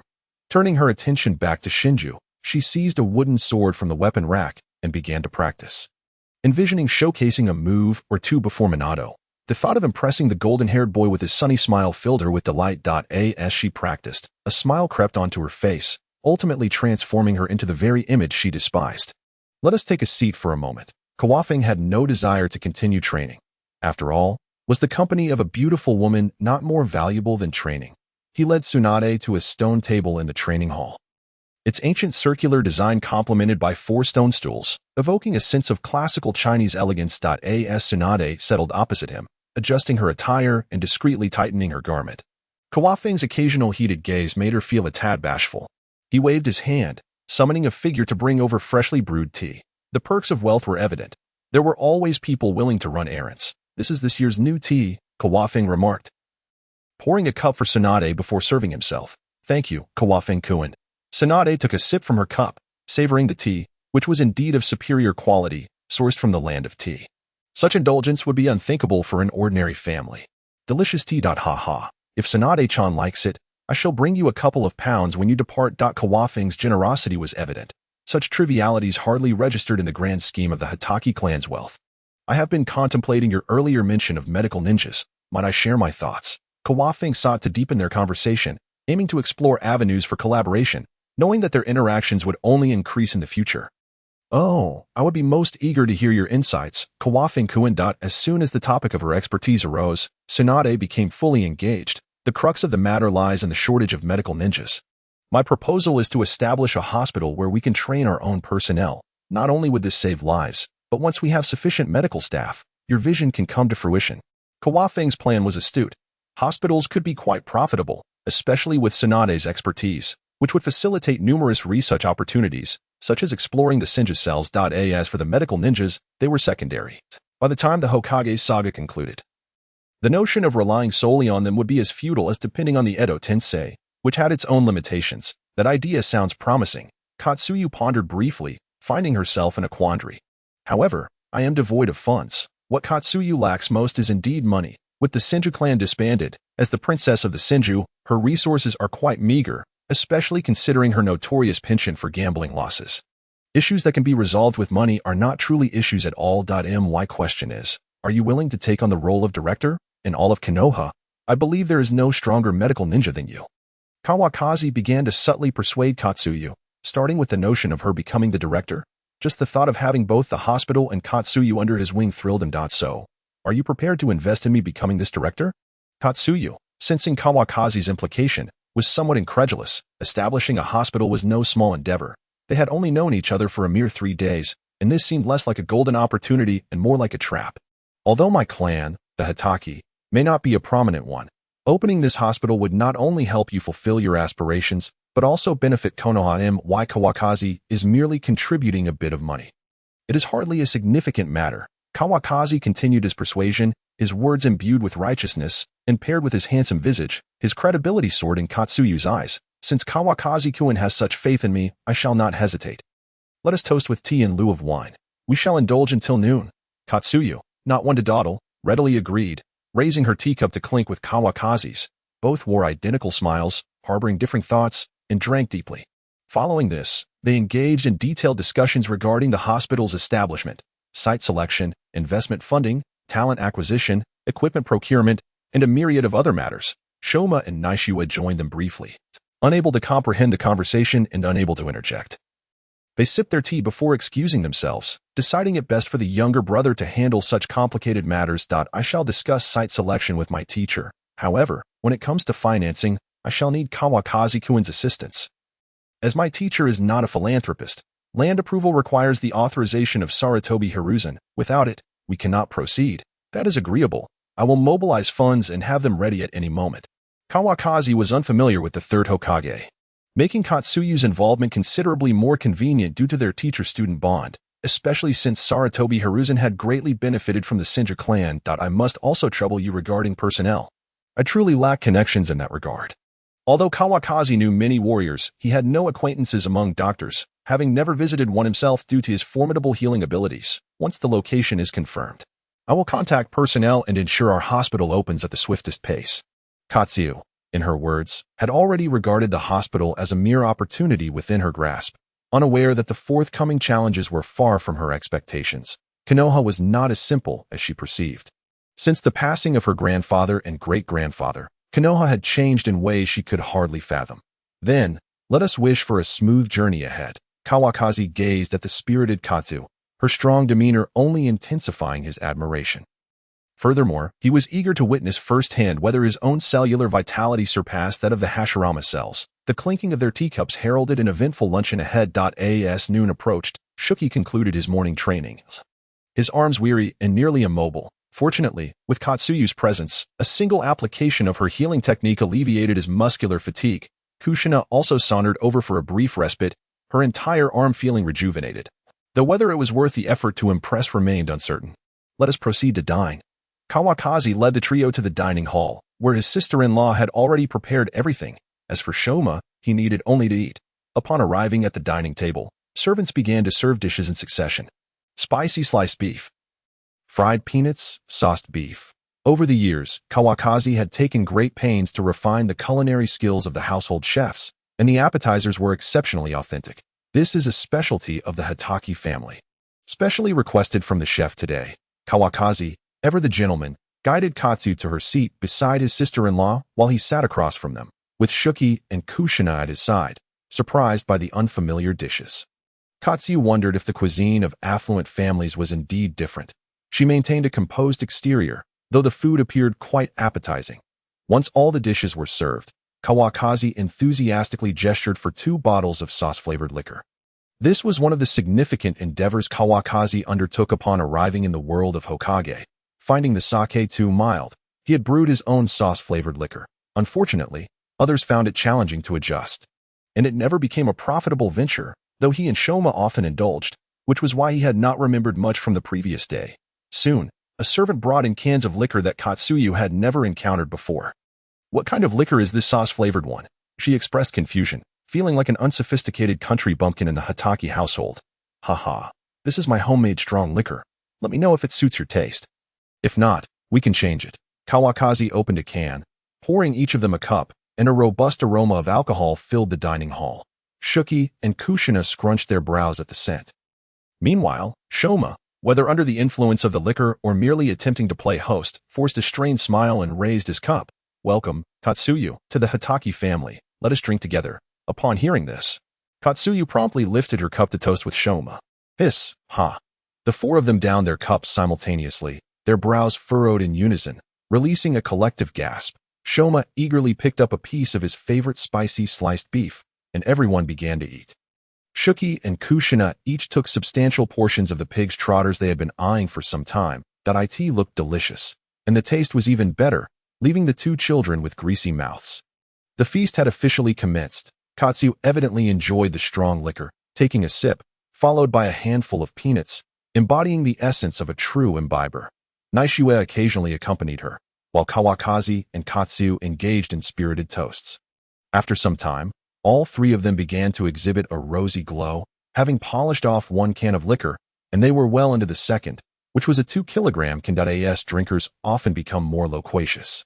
Shoma excelled in this regard. Seeing his demeanor, Naishue was embarrassed and did not know how to intervene before outsiders. Katsuyu, you drink boldly. I admire that. Let us have another round. I will finish mine, and you may take your time.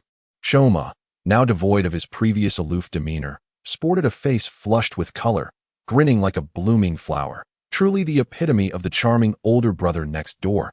Katsu, however, was not swayed by his antics. What did he mean by take your time? Did he look down on her? Let us drink together, she declared, tilting her head back to finish her drink and refill her cup. Kawakaze felt increasingly out of place. Wishing only for rest, while these two desired even more liquor, exchanging glances with his sister-in-law, they sighed in unison, both taking a sip. Shuki and Kushina, having eaten and drunk their fill, brimming with energy, had already dashed off to the training hall to practice on their own. Children often possess boundless enthusiasm for their passions. Kawakaze-kun, let us drink a toast. You are quite handsome. Katsuyu rose and approached Kawakaze, draping her arm over his shoulder and casting a flirtatious glance, startling him greatly. Gazing at the alluring proximity, Kawakaze feared he might lose his composure. Hurriedly, he raised his cup to clink with Katsu's, downing the contents in one gulp. Katsu, what do you think of my brother? I believe you two would make a splendid pair.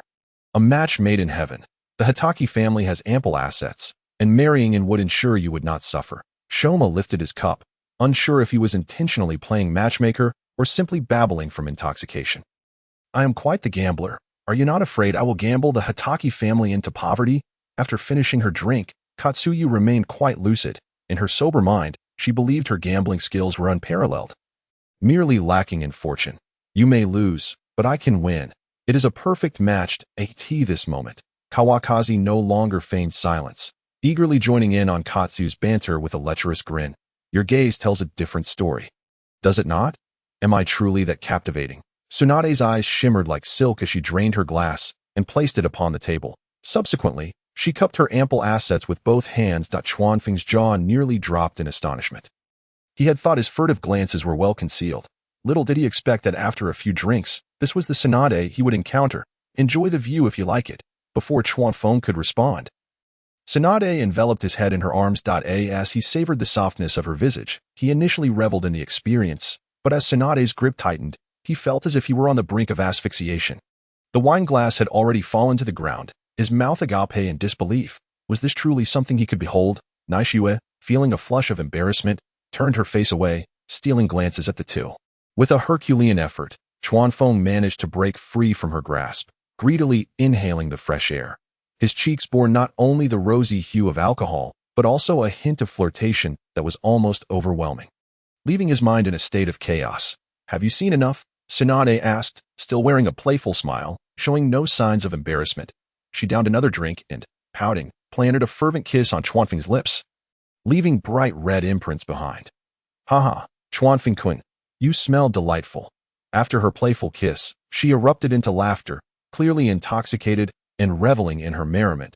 It was only then that Shuangmao regained his senses, picked up the fallen glass, and decided against drinking further, gesturing for Naishue to assist him back to his room.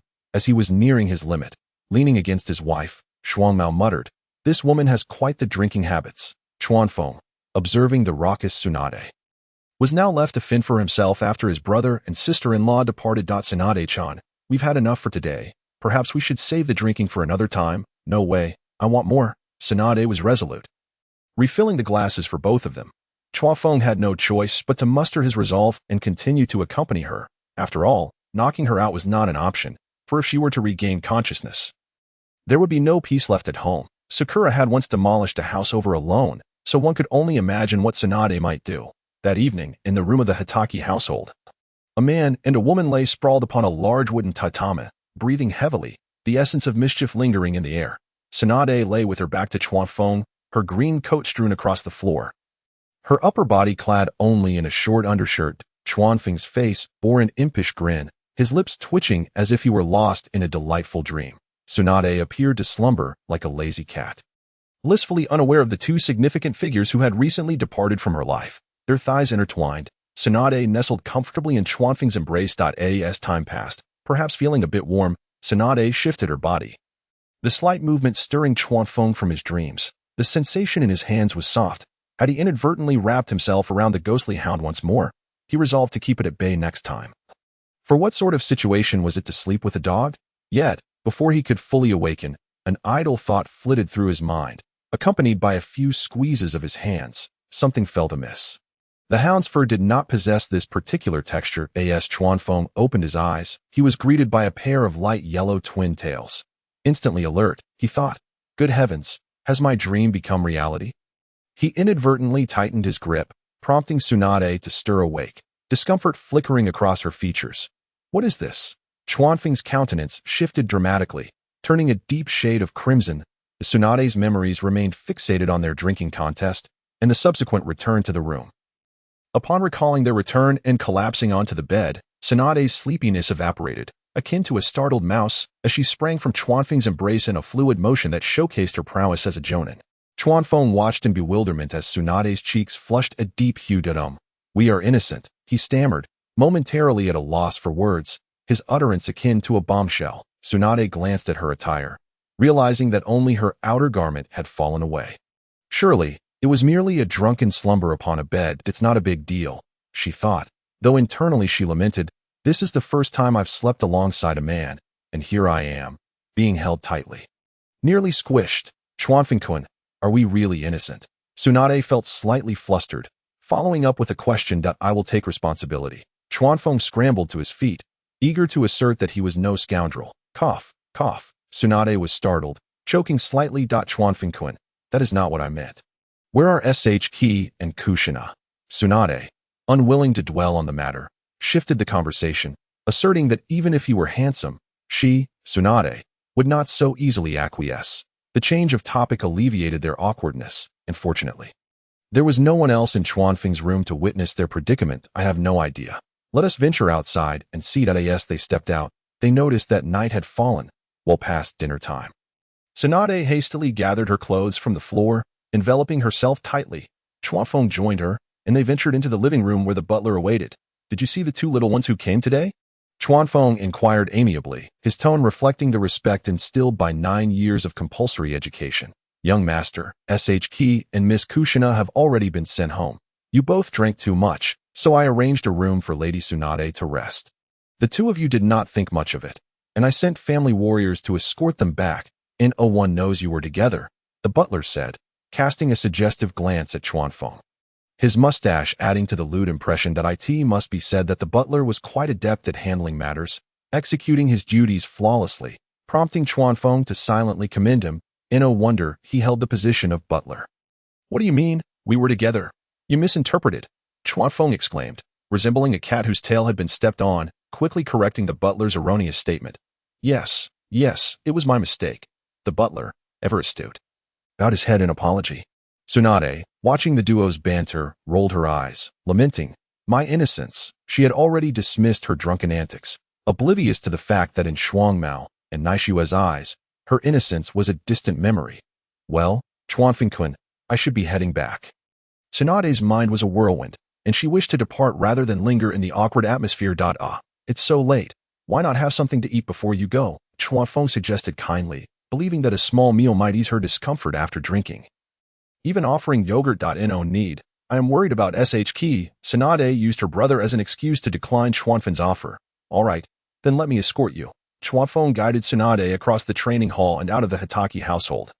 Waving her farewell. "Chuanfeng-kun, I shall return now." Tsunade gazed into Chuanfeng's eyes, her cheeks flushing anew. With that, she turned to leave, having succumbed to the allure of the evening. She would await another opportunity to contend with him. Chuanfeng remained silent, watching as Tsunade gradually faded into the moonlit distance, soon to vanish from sight. "I will take responsibility, Tsunade-chan." He was uncertain whether Tsunade had heard him, only to witness her vanish in an instant. At that moment, he raised his right hand to his nose, inhaling deeply. This woman possesses quite the aromatic prowess, as her hand bore the rich scent of sauce. Chuanfeng nearly succumbed to his excitement and, feeling somewhat disgruntled, he shook his hand and returned home. After a refreshing wash, he arrived at the dining hall, colliding with Shuo Mao, who had just regained his sobriety. Perhaps both harbored their own awkwardness. Shuo Mao offered a faint smile to his younger brother as he sat at the table, sipping yogurt, but a spread of food awaited them. Yet Naishue was conspicuously absent. Chuanfeng settled beside his elder brother, also partaking in the yogurt. "Chuanfeng, do you harbor some feelings for Tsunade?" Shuo Mao inquired, licking the yogurt from his lips, voicing the curiosity that lingered in his mind. The atmosphere at the dining table hinted at his brother's unusual demeanor. further confirmed by Tsunade's actions, which nearly dropped his jaw in astonishment. They had only known each other for a few days, yet he felt as though he had aged, unable to keep pace with the times. It took him several years of relentless pursuit to win Naishiue's heart, after all. Indeed, Tsunade is the sister-in-law I have reserved for you. What do you think? Quite a catch, isn't she? A perfect match for me. Chuanfeng showed no signs of hesitation, knowing that his elder brother could do little to change his mind. He was no match in a physical confrontation, and the couple had little financial acumen. It would not be an exaggeration to say that without him, the Kiki family would fall apart. Quite the match, Shuamao replied, his mouth opening as countless words transformed into those two simple ones. As long as his brother was happy, that was enough. These two peculiar individuals certainly complemented each other. One stirred trouble, while the other excelled at it.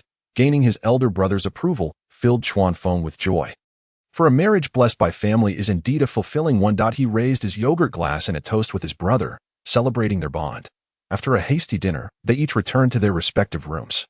And another day came to a close. Upon returning home, Tsunade found Shomu and Kushina already asleep, fatigued from a day of sword practice. She entered the bath, shedding her garments and immersing herself in the water. As memories of the day's drinking escapades flooded her mind, she recalled burying Chuanfeng's head against her bosom and kissing him, along with Shuamao's astonished expression, causing her cheeks to flush once more. Splashing water on her face only intensified the blush. Reflecting on the tender moment when Chuanfeng had embraced her, they had peacefully slumbered together. Tsunade felt a wave of embarrassment wash over her, submerging her face in the water. After a prolonged soak, she finally regained her composure.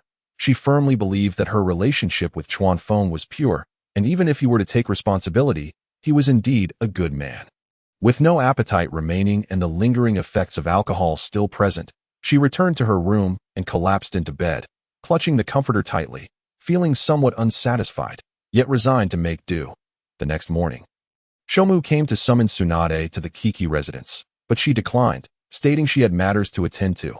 Kushina had also been retained by Mito to study sealing techniques, with the Ninja Academy currently on break. She wouldn't have had the time otherwise. Shomu ventured alone to the Kiki household, where few in Konoha dared to openly challenge him. Even the root organization was cautious, as Danzo was a disciple of Tobarama. Chuanfeng had risen early, brimming with energy. Although he felt a tinge of disappointment at not seeing Tsunade, it did not hinder the amicable relationship he wished to cultivate with Shomu. He warmly welcomed Shomu, providing him with a basic training regimen of horse stance and fundamental sword techniques, while he himself delved into practicing the Flying Thunder God technique, which piqued his interest. He retrieved a scroll. Studying it intently, the Flying Thunder God technique focuses on utilizing items inscribed with the technique's formula to teleport to an enemy's blind spot, delivering a lethal strike. It shares similarities with the Kiki family's deadly move, but it employs a more advanced manipulation of spatial power. One is pure speed, while the other is the force of space itself. The first step requires an understanding of the technique's formula, which the scroll detailed thoroughly, making it relatively simple to mark. As for the items, Chuanfeng could have any weapon crafted by his trusted allies. The initial phase involves establishing a connection with the formula to achieve spatial movement. Following the scroll's guidance, he learned to mark the formula meticulously. As long as his chakra control was precise enough, this would not pose a challenge to many. The next step was crucial. With a wave of his hand, the eight-sided sword materialized, and without any visible motion, two fork-like symbols of the Senju clan appeared on the hilt. He hurled the eight-sided sword towards a distant tree, where it embedded itself firmly. Chuanfeng began to sense the Flying Thunder God formula he had left on the sword, only to detect a faint connection. Not only was spatial movement elusive, but he could barely sense the spatial power itself. While he pondered this perplexity, Tsunade, having declined Shomu's invitation, ventured out after her morning routine to seek an audience with her teacher, Hiruzen Sarutobi. Upon arriving at the Hokage building, she faced no obstructions and ascended directly to the third floor where Sarutobi's office was located. After knocking, she found that Sarutobi was already aware of her presence and set down his pipe, donning a warm smile. "Come in," Tsunade entered, finding Sarutobi seated behind a desk cluttered with documents, flanked by Mito and Koharu, the two esteemed advisors. "Good morning, teacher, esteemed advisors," she greeted politely, still holding a degree of admiration for Sarutobi, not only as her mentor, but also as the inheritor of her grandfather's legacies. "What brings you here today?" "Tsunade," Is it about your proposal to integrate medical ninjas into the task force? Sarutobi inquired cheerfully, embodying the benevolence of a wise elder. Not quite. Teacher. I am here to request your approval for a sizable plot of land suitable for building a hospital. Tsunade stated directly, eschewing any circumlocution at a hospital, whatever for. Moreover, I presume you lack the necessary funds. Sarutobi furrowed his brow, immediately considering the implications for Konoha and whether it posed any threat or benefit to him personally. The two advisors paused their work, intrigued by Tsunade's unusual pursuit. It is like this. The Kiki family intends to collaborate with me to establish a hospital. This would not only benefit Konoha but also cultivate medical ninjas. It is a venture that holds immense advantages for us, Tsunade articulated plainly. The Kiki family, you say? They have indeed been financially robust in recent years, Sarutobi noted, his frown deepening. Did the Kiki family aspire for greater influence? I cannot provide you with an immediate answer regarding this matter. It is a significant decision, and I need to confer with the higher-ups. Moreover, even if the land is approved, funding cannot be overlooked. As Konoha's land belongs to the villagers collectively, Sarutobi established the tone for the discussion, indicating that the outcome was uncertain, yet financial compensation would be required if successful. Teacher, this is a matter that would also benefit the villagers. What is there to deliberate? Tsunade attempted to argue her case, yet Sarutobi interrupted, sighing in resignation. You do not occupy my position, Tsunade, and cannot comprehend the challenges I face. Not every decision rests solely with me. His words left Tsunade speechless, realizing she had overstepped. After all, her teacher was subtly admonishing her. Very well, I shall await your response, teacher. With a displeased expression, Tsunade turned and exited the office, casting a resentful glance back. Baffled by the complications surrounding what should have been a straightforward matter, what do you both think of Tsunade's proposal? Sarutobi inquired of his two old friends. I see no issue. The Kiki family may be affluent, yet they are few in number and cannot achieve greatness, Mito remarked, dismissing the idea that merely opening another hospital would bolster their standing, emphasizing that wealth does not equate to strength. Yet, we cannot overlook the talents of Chuanfeng and Xuanmao. Both are formidable jounin, Kohara countered, suggesting that the Kiki family held potential beyond mere numbers. With additional financial backing, establishing a hospital in the village could enhance prestige and potentially garner a following. However, I believe this will not affect Nikuzen. Perhaps it is merely a concern for Danzo. Kakashi Haru has her own perspective. After all, Nikuzen is already Hokage, and the growth of the Hatake clan poses a threat to Danzo, who aspires to the Hokage title. Kakashi Haru suggested selecting a plot of land. The proceeds from the land sale could contribute to building some infrastructure for the villagers. In this way, I am also working towards the welfare of the villagers, which benefits both me and the Hatake family. Nikuzen chuckled, taking a puff from his cigarette, and the three soon reached a consensus on the matter before resuming their tasks. In the Hatake dojo, Kawafu had been standing like a tree stump for quite some time, while Shumo, thinking his younger brother was possessed, approached him only to receive an unfriendly response and withdrew in disappointment. Shoju had just finished a horse stance and began practicing his swordplay. A gentle breeze brushed by, causing Kawafu's silver hair to sway, his face glistening with beads of sweat, indicating significant mental fatigue. He felt an increasingly profound connection with the flying thunder god technique. Yet he was unable to take that final step. The sensation was elusive, as if he were just a layer of paper away from achieving spatial movement, reflecting on the power of space. Kawafu recalled that the sealing technique of Uzumaki Kushina had opened a window for him. It remained for him to push it open himself, after a prolonged search for the critical point. He concluded that the issue lay in his sensitivity to spatial forces. He wiped the sweat from his forehead and, in a flash, appeared before a large tree, drawing the Hachiman's sword from its sheath. In the blink of an eye, the sword vanished from his grasp. Kawafu closed his eyes, attuning himself to the faint power of space. He felt the forces of tearing and shifting, an unfathomable intensity he had never experienced before.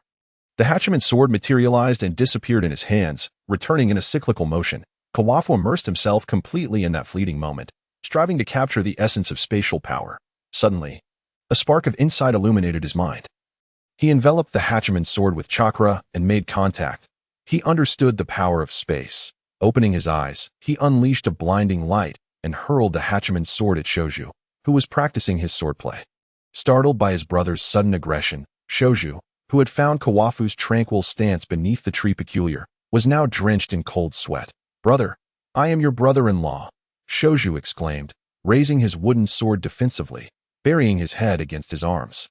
And closing his eyes, his loud call of brother caught the attention of Shumo and Naishwed, the younger brother. Uncle, getting a brother-in-law now? Kawafu's thoughts were elsewhere, a smile gracing his face as the Hachiman's sword halted just before Shoju. Firmly gripping the hilt, he had succeeded in mastering the Flying Thunder God technique. Brother, you aren't trying to kill me, are you? Shoju, realizing the anticipated pain had yet to arrive, opened his eyes to see Kawafu holding the sword and breathed a sigh of relief. Patting his chest, the sensation of facing death was one he wished never to experience again. Kawafu's terrifying prowess had reached a new level in his eyes. Perhaps even Orochimaru Sensei was not as formidable. You are my dearest little brother-in-law. How could I bear to harm you? It was merely a trial of the newly acquired Flying Thunder God technique. Kawafu sheathed his sword and affectionately patted Shoju's shoulder. Wow, using me to test your ninjutsu. You truly are a wonderful brother-in-law. Shoju dared not voice his complaints, only managing a smile, feeling the burden of unspoken grievances. Indeed, my brother possesses exceptional talent. He mastered the Flying Thunder God in just one morning. Not at all. It is thanks to your grandmother, Kawafu replied, pride evident on his face. However, he spoke the truth. Without the space ceiling from Mizuho, he could hardly estimate how long it would have taken to learn the Flying Thunder God technique. Continue practicing. I'll call you for lunch, he instructed, leaving Shoju to stand in place, still reeling from the earlier shock. Lacking the energy to continue sword practice, he sharpened his skills. He observed Kawafu moving back and forth between the tree and stone table. Noting that the Flying Thunder God technique had also been applied beneath the stone table, the emblem of the Senju clan clearly visible. When lunchtime arrived, Shoju eagerly approached Kawafu as the butler appeared.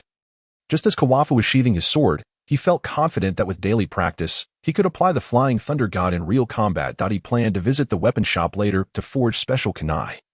Feeling that ordinary shuriken lacked the stealth of kunai, just as he was about to invite Shoju to lunch, Tsunade arrived. Tsunade-chan, what a coincidence. Care to join for a drink? Kawafu was in high spirits, having acquired a new technique, but Tsunade was filled with frustration. I won't drink, she said, casting a disdainful glance at Kawafu. Are you trying to take advantage of me? It would be rather impolite given the short interval. I went to find Sensei. Kawafu interrupted. Let's eat first. We can discuss while we dine. All right, I won't hold back then. Tsunade relented, feigning politeness, wrapping her arms around Shoju's neck and following Kawafu. Poor Shoju, still recovering from his earlier fright, now had to bear the brunt of his sister's wrath, feeling utterly overwhelmed. Stumbling, he was almost dragged to the Hatake family dining hall.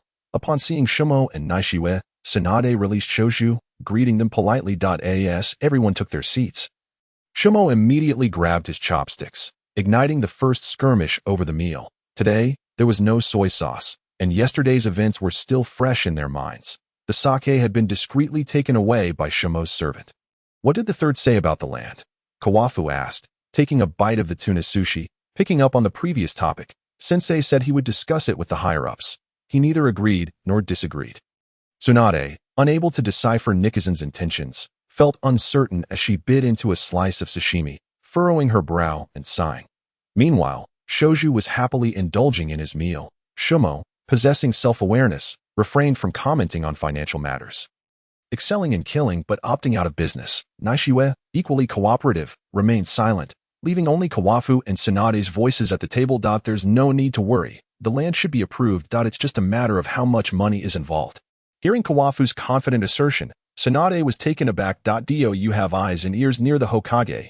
She asked, bewildered. Observing Tsunade's innocent demeanor, Kawafu shook his head, remarking, it is not easy being Hokage with your personality.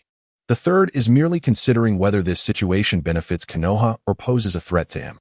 Even if the Hatake clan establishes a hospital and profits, we would merely be a well-off family. Furthermore, as Hokage, my clan could never threaten his position. Using the proceeds from the land sale, he could enhance his prestige among the villagers. Thus, this matter is bound to succeed. However, Kawafu paused for dramatic effect. Teasing the curiosity of those around him. 3 pairs of eyes fixated on him, making him feel a bit uneasy. After a brief moment, he continued, but acquiring the land is merely the first step. It is inevitable that someone will emerge to stir trouble due to the perceived threat from the Hatake clan. Tsunade and Shumo exclaimed simultaneously, their tones fierce, exchanging awkward glances before sharing a knowing smile. I find this temperament quite appealing to I am merely speculating. We shall see when the time comes, Kawafu replied cryptically, sensing that a certain individual would undoubtedly emerge to create disruption.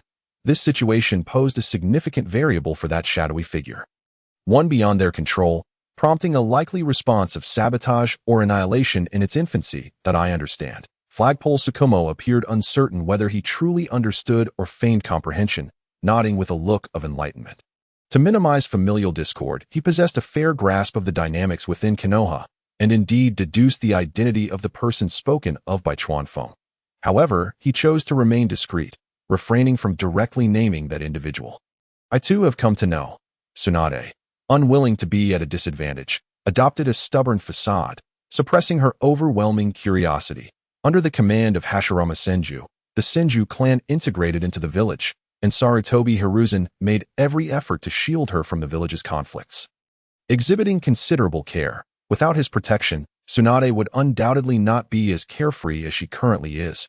Even the Uchiha clan alone would suffice to give her ample cause for concern. After all, the world of ninjas is not solely about fighting, but also about human relationships and social intricacies. Ha ha. Then let us patiently await the fish to bite.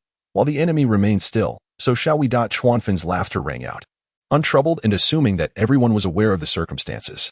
After finishing a meal, Tsunade departed with a belly full of questions, accompanied by Chuanfeng. She did not exhibit significant surprise when he boasted of mastering the Flying Thunder God technique, as that individual had certainly whetted her appetite for knowledge. Leading to a frenzied mental tempest. In the afternoon, Shinara continued his diligent training at the Hatake residence. Orochimaru had yet to commence his experiments, seemingly preoccupied with other matters, neglecting to instruct his favored disciple. Nonetheless, Chuanfeng had his own speculations. As a leading contender for the position of Hokage, Orochimaru was likely quite busy in the lead-up to the impending conflict. After organizing Shinara's training regimen, he exited the Hatake home and made his way to the armory. The business remained bustling, with ninjas aplenty. Upon entering the forge, the old blacksmith was still bare-chested. Young master, the blade for the eldest has yet to be completed. It will take at least 3 more days. Seeing Chuanfeng set aside his task for his apprentice, he hurried over, assuming Chuanfeng had come to collect Tsukumo's new weapon. I am not here to fetch my brother's weapon. I require your assistance in forging some kunai. This sweltering place is truly unbearable, Chuanfeng remarked, wiping the sweat from his brow and snapping his fingers to articulate his purpose. What are your specifications? The old blacksmith, astute as ever, recognized that ordinary kunai were readily available at the front desk. So Chuanfeng would not approach him directly for such items. They need to be lighter and swifter. Chuanfeng did not expect the kunai to be lethal. Rather, they simply needed to serve as vessels for the Flying Thunder God technique. Being easy to carry and quick to launch. Then I shall investigate ways to reduce weight and minimize resistance. Sacrificing lethality is acceptable, correct? The old blacksmith, ever professional, succinctly summarized Chuanfeng's requirements. Indeed, please deliver them to my residence upon completion. Dealing with an intelligent individual is always straightforward, requiring little elaboration. They will be delivered within a week. The old blacksmith set a timeline, taking the affairs of the 2 young masters seriously, for they were his livelihood. And he could not afford to be negligent. Very well, I shall take my leave. After conveying his instructions, Chuanfeng was eager to depart, finding the heat intolerable. Upon returning home, Shinaru was still diligently practicing fundamental sword techniques. Neither aspiring for lofty goals nor requesting Chuanfeng to teach him more advanced skills, Chuanfeng nodded approvingly. With such an attitude, it was truly unfortunate that he fell victim during the Second Great Ninja War. As the future brother-in-law, he felt an obligation to assist Shinaru in escaping such a grim fate. Another day passed, and Shinaru did not linger for dinner, greeting Chuanfeng before leaving just before mealtime. A night of silence ensued, with Chuanfeng completing his evening routine and drifting into a blissful slumber, nearly drooling in his dreams. He was unaware of what delectable delights the great white rabbit he dreamed of might entail. The following morning, Tsunade returned to the Hatake residence with Shinaru in tow. Upon seeing Chuanfeng, she gleefully produced a document still warm from her bosom. Chuanfeng-kun, the land has been approved. Chuanfeng was taken aback by the 3rd Hokage's swift efficiency as he reached out to accept the document. I thought I would have to wait several more days. As he opened the document, it clearly stated 6,000 tatami of land, priced at 100 million RYO.AT. The bottom was Hiruzen Sarutobi's signature. With the location situated not far from the Konoha police force headquarters, Theoretically, this document had already taken effect. However, Chuanfeng was aware that it was Tsunade's influence that had expedited matters, and he preferred to wait until the funds were in place before proceeding. Furrowing his brow at the address, he suspected the third Hokage might be harboring ulterior motives. Are there no other locations available? Ah, this site is my choice. I examined the map, and the other options were either too small or too distant. After much deliberation, this plot proved to be the most suitable. My teacher also advised me. Tsunade's words elicited a deep sigh from Chuanfeng. This woman vastly overestimated the Uchiha's capacity for forgiveness. Even if your Senju clan were to be exterminated, the Uchiha would still harbor hatred against you. This is a deeply rooted enmity, a fateful bond. However, since this was indeed the most appropriate location, Chuanfeng could not shy away, as it would appear he feared the Uchiha clan. In that case, I shall accept this plot of land. However, I will require a few days. The rapid approval of the land had taken Chuanfeng by surprise. His funds were not yet in order, and the price of 100 million ryo was reasonable. Hiruzen had not taken advantage of the Hatake family. I still have over 10 million ryo in personal savings. Tsunade, believing Chuanfeng faced financial difficulties, decisively offered her long-saved gambling funds. No need. I simply did not anticipate such swiftness. In 2 days' time, the funds will be in place, and this approval can be utilized. Chuanfeng smiled, waving his hand dismissively. 10 million ryo was unlikely to sustain Tsunade's gambling habits for long. Yet he was genuinely touched by her gesture. This reckless woman was not entirely beyond redemption. Are you truly certain you do not need it? Tsunade had made a considerable decision. This was her entire fortune. Since you are so sincere, perhaps I should accept it? Chuanfeng watched as Tsunade's expression wavered, disregarding Shinaru as he leaned closer, a mischievous smile playing on his lips, towering over her with a clear sense of superiority. Shinaru's eyes widened in disbelief at his brother's antics. If only he were not outmatched, he would certainly have exchanged some jibes. You said you did not need it. Tsunade noticed a change in Chuanfeng's gaze. Stepping back and clutching her great white rabbit tightly, her cheeks flushed. Ha ha. Keep it for yourself. Gamble less. If you find yourself short, come to me. Chuanfeng showed no signs of embarrassment at being caught in the act, instead seizing the opportunity to reveal his ostentatious demeanor. Who asked for your money? It is not the right time. Yet Tsunade's final words were markedly subdued, and Chuanfeng failed to catch them. There will come a day you will need it. Rather than retreating, Chuanfeng advanced, lifting Tsunade's chin with his right hand. Their eyes met, and Tsunade gazed into his handsome face, adorned with a hint of mischief. Her face flushed with embarrassment, she turned away, her tone softening. Chuanfeng-kun, I am hungry. Shinaru stood in stunned silence, unable to close his mouth. Is this truly my sister? Surely she has not been possessed by some foul spirit. Ha. Come along, Shinaru, let us go eat. Chuanfeng laughed heartily, draping an arm over his brother-in-law's shoulder, disregarding whether Shinaru was willing, and marched toward the dining hall.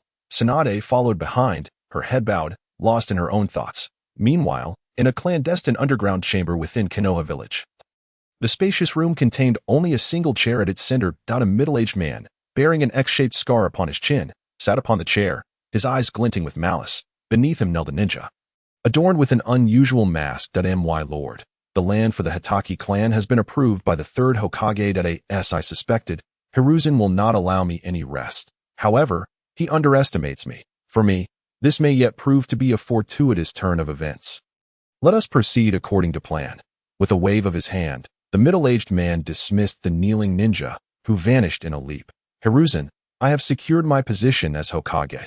Amidst the discourse, the man rose abruptly, his fists clenched tightly, a fierce expression etching itself upon his visage. Kawakaze, who was enjoying a meal at the Hatake household, remained oblivious to the fact that the hospital had yet to commence construction, and troubles had begun to cascade one after another. The dining table was a tableau of 5 individuals relishing their meal, with Kawakaze having elevated the culinary standards of the Hatake family to several notches higher. Here are the pot stickers. Here are the chive pockets, and this is the brown sugar steamed cake. Tsunade and Shju resembled Lu Laolao entering the grand garden, exchanging glances that solidified their resolve. From now on, they would not let any opportunity for a Hatake breakfast slip by. Shju, take your time, lest you choke, observing Shju, who was rolling his eyes whilst consuming the steamed cake. Kawakaze hastily poured him a glass of pure milk. Such quality of life was unparalleled. Tsunade regarded her lackluster brother with a tinge of embarrassment, silently savoring the chive pockets, which were, indeed, utterly delightful. After finishing breakfast, Tsunade rose to take her leave, for there remained numerous concerns regarding the hospital that required her attention. It seemed that apart from financial support, Kawafing was of little assistance. In the training hall, Ju commenced his regimen of horse stance and basic sword techniques. Kawafing began to weave between the stone table and the large tree, seemingly recreating the scenes from the previous day. Suddenly, both Ma and Kawafing simultaneously lifted their gazes towards a corner of the training hall. Who goes there? Kawafing was quicker, hurling the eight-sided sword, which landed perilously close to the throat of a ninja donning an unusual mask. The ninja felt the palpable killing intent radiating from the man before him, coupled with the chilling coldness of the blade, rendering him motionless. Sweat beads instantly adorned the masked face. Ma, albeit a few seconds slower than Kawafing, joined him at the corner. Naishue and Guio stood beside Ju, while numerous vigilant swordsmen emerged from the nooks and crannies of the Hatake household. Who sent you? Kawafing pressed, the sword's edge drawing a line of blood upon the intruder's neck, crimson rivulets streaming into his garments. Lord Danzo instructed me to deliver this to you. The root ninja, suppressing his terror, produced a letter from his bosom and extended it towards Kawafing at the behest of his brother's glance. Ma took the letter. Individuals from the root? Kawafing's voice sharpened as he inquired, his murderous intent unabashedly transparent. He had not anticipated Danzo's eagerness to appear so soon. Indeed, the letter has been delivered. It is your prerogative to decide their fate. Danzo truly possessed remarkable tactics. In that case, do not blame me for sending you to hell. With a swift horizontal swipe of his sword, Kawafing turned his back and departed. Once dealt with, what purpose do I have in sustaining you? What sort of rabble dares to treat my Hatake household as a playground? After the killing, Kawafing was filled with discontent. The family warriors he had invested so much in were nothing but this. Both the scouts and the sentinels were to be punished at the ancestral hall, and any future transgressions would be met with severe repercussions. Ma frowned as he observed the body sprawled in a pool of blood, hastily handing the envelope to his brother before departing. Yes, second young master. Upon closer inspection, these warriors were merely in their teenage years, the eldest not exceeding their early 20s, impoverished youths whom Kawafing had taken under his wing. Their abilities varied, sufficient for guarding the homestead, yet still inadequate for countering a peculiar organization like the root. No matter, continue your practice. Kawafing approached Ju and gently ruffled his hair, offering comfort to his younger brother. He had not witnessed the recent bloody scene, but he had clearly seen the body being removed from the edge of the training hall. Even now, a faint, chilling aura of murderous intent emanated from Kawafing. And it was the first time Ju had glimpsed this alternate facet of his elder brother. He was far from the sunny and gentle figure he had always perceived. Not everyone merited his smile. Gazing at Kawafing's charming countenance, Ju too smiled, grateful that he might one day call him brother-in-law. Having regained his composure, he resumed his sword practice, for he was destined to stand not as a child behind a woman.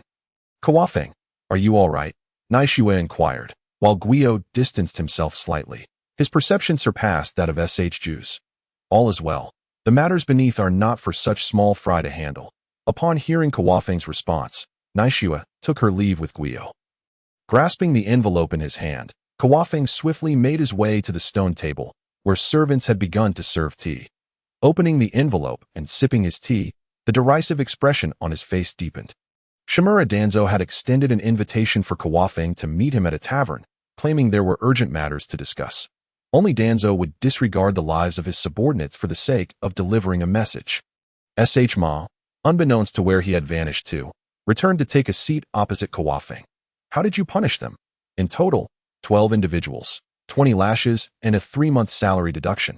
After recuperating, they are to undergo an additional 6 months of training. Ma also sipped his tea, having just dealt with those warriors, all of whom were nurtured by their family. Their skills were lacking, and they needed to hone their abilities. Otherwise, today's leniency would breed tomorrow's decay. That is acceptable. Danzo has invited me for a meeting. Kawafing held no qualms about his brother's punishment. He was merely enjoying his meal and drink, receiving a generous monthly stipend, far more comfortable than a ninja's life. If Danzo wished to meet, so be it. Did he think the Hatake household was akin to a stray dog on the roadside? Ma had always been displeased with Danzo's methods. How could one send subordinates to infiltrate and deliver messages? As Kawafing suggested, it would do no harm to let him stew for a while. Kawafing had his own plans, speculating 3 possibilities regarding Danzo's intentions, though he was uncertain of the depth of Danzo's schemes. With a smile, he crumpled the letter and reduced it to a pile of ashes. The morning passed without incident, and no unwelcome guests returned. The stench of blood from the corner of the training hall dissipated entirely. As if nothing had ever transpired, after lunch, Kawafing refrained from venturing out. He sensed that significant matters were yet to unfold. He devoted the afternoon to guiding Ju, ensuring his movements became more fluid. The training for the Flying Thunder God technique could also be deemed complete, as practical application posed no issues. Ju refrained from inquiring about the morning's events, aware that they were beyond his current reach. This sunny boy appeared increasingly mature in Kawafing's eyes. After an entire afternoon of practice, Ju, weary and fatigued, returned home under the escort of skilled warriors. Likewise, Kawafing remained cautious. Who could guarantee that the madman Danzo would not commit further acts? In his eyes, human life held little value, a reality Kawafing had yet to fully comprehend. That evening, after washing up and preparing for rest, Kawafing was informed by the hurried butler of a visitor, a guest of dubious intentions. "Where is my brother?" Kawafing chuckled lightly, for everything unfolded as anticipated. The eldest son was already awaiting in the reception hall. "Take him to the quiet room. I shall arrive shortly." Understood. Kawafing returned to his chamber to change into a sleeping robe. Respect was due, even if he held no fondness for this individual. Once attired, he entered the quiet room, where Ma sat opposite Shimura Danzo, flanked by 2 root ninjas. This was Kawafing's first encounter with Danzo, as he had never had dealings with him before. The man before him matched the descriptions from the original narrative, devoid of the calm eyes, Hashirama cells, and the myriad Sharingan that adorned his arms. Kawafing scrutinized Danzo, who in turn appraised him. At such a tender age, he managed the vast affairs of the Hatake clan, though few recognized that it was this younger brother who truly held sway. Rather than the renowned Hatake Ma, "Lord Danzo, what brings you here tonight?" Kawafing inquired with a smile, taking a seat beside his brother and pouring a cup of tea for Danzo, choosing to ignore the 2 individuals behind him. Why feign ignorance?" Danzo chuckled dryly, though his laughter bore an unsettling quality. "Wherefore does Lord Danzo make such claims? You did kill one of my men," Danzo retorted, his voice sharp, "and now you pretend to be deaf." The shift in Danzo's demeanor was sudden. He slammed his teacup onto the table, his tone harsh and menacing. No need for anger.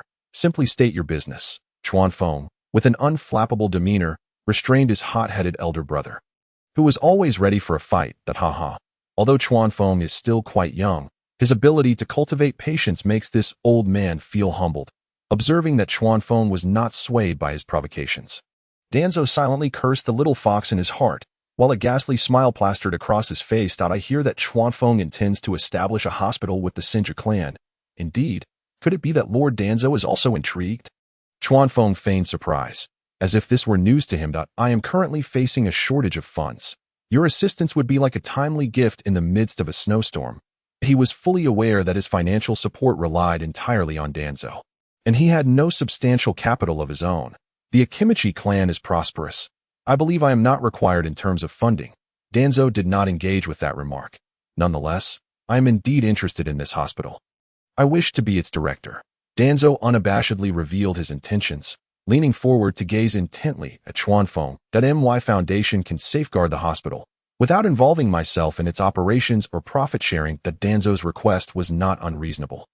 In fact, it could be advantageous for Chuanfeng. The strength of the foundation was evident, far more reliable than his own warriors. Setting aside his agreement to Tsunade's directorship, from another perspective, he needed to conduct certain research experiments within the hospital that he preferred remained undisclosed to outsiders. A nominal directorship, public acclaim. Lord Danzo was indeed a master tactician. "What if I refuse?" With that final question, the smile faded from Chuanfeng's face, and a murderous intent began to seep from his very being. "You wish to partake in the fruits of the Hatake clan's labor? You should understand that I come with sincerity. You may not yet grasp the full extent of my foundation's power." Danzo, having traversed the mountains of corpses and rivers of blood in battle, was unperturbed by Chuanfeng's murderous aura. "It would be best if you acquiesced to my demands. It would benefit both you and the Hatake clan." At this point, it was almost a veiled threat. Remember this. I am Hatake Chuanfeng.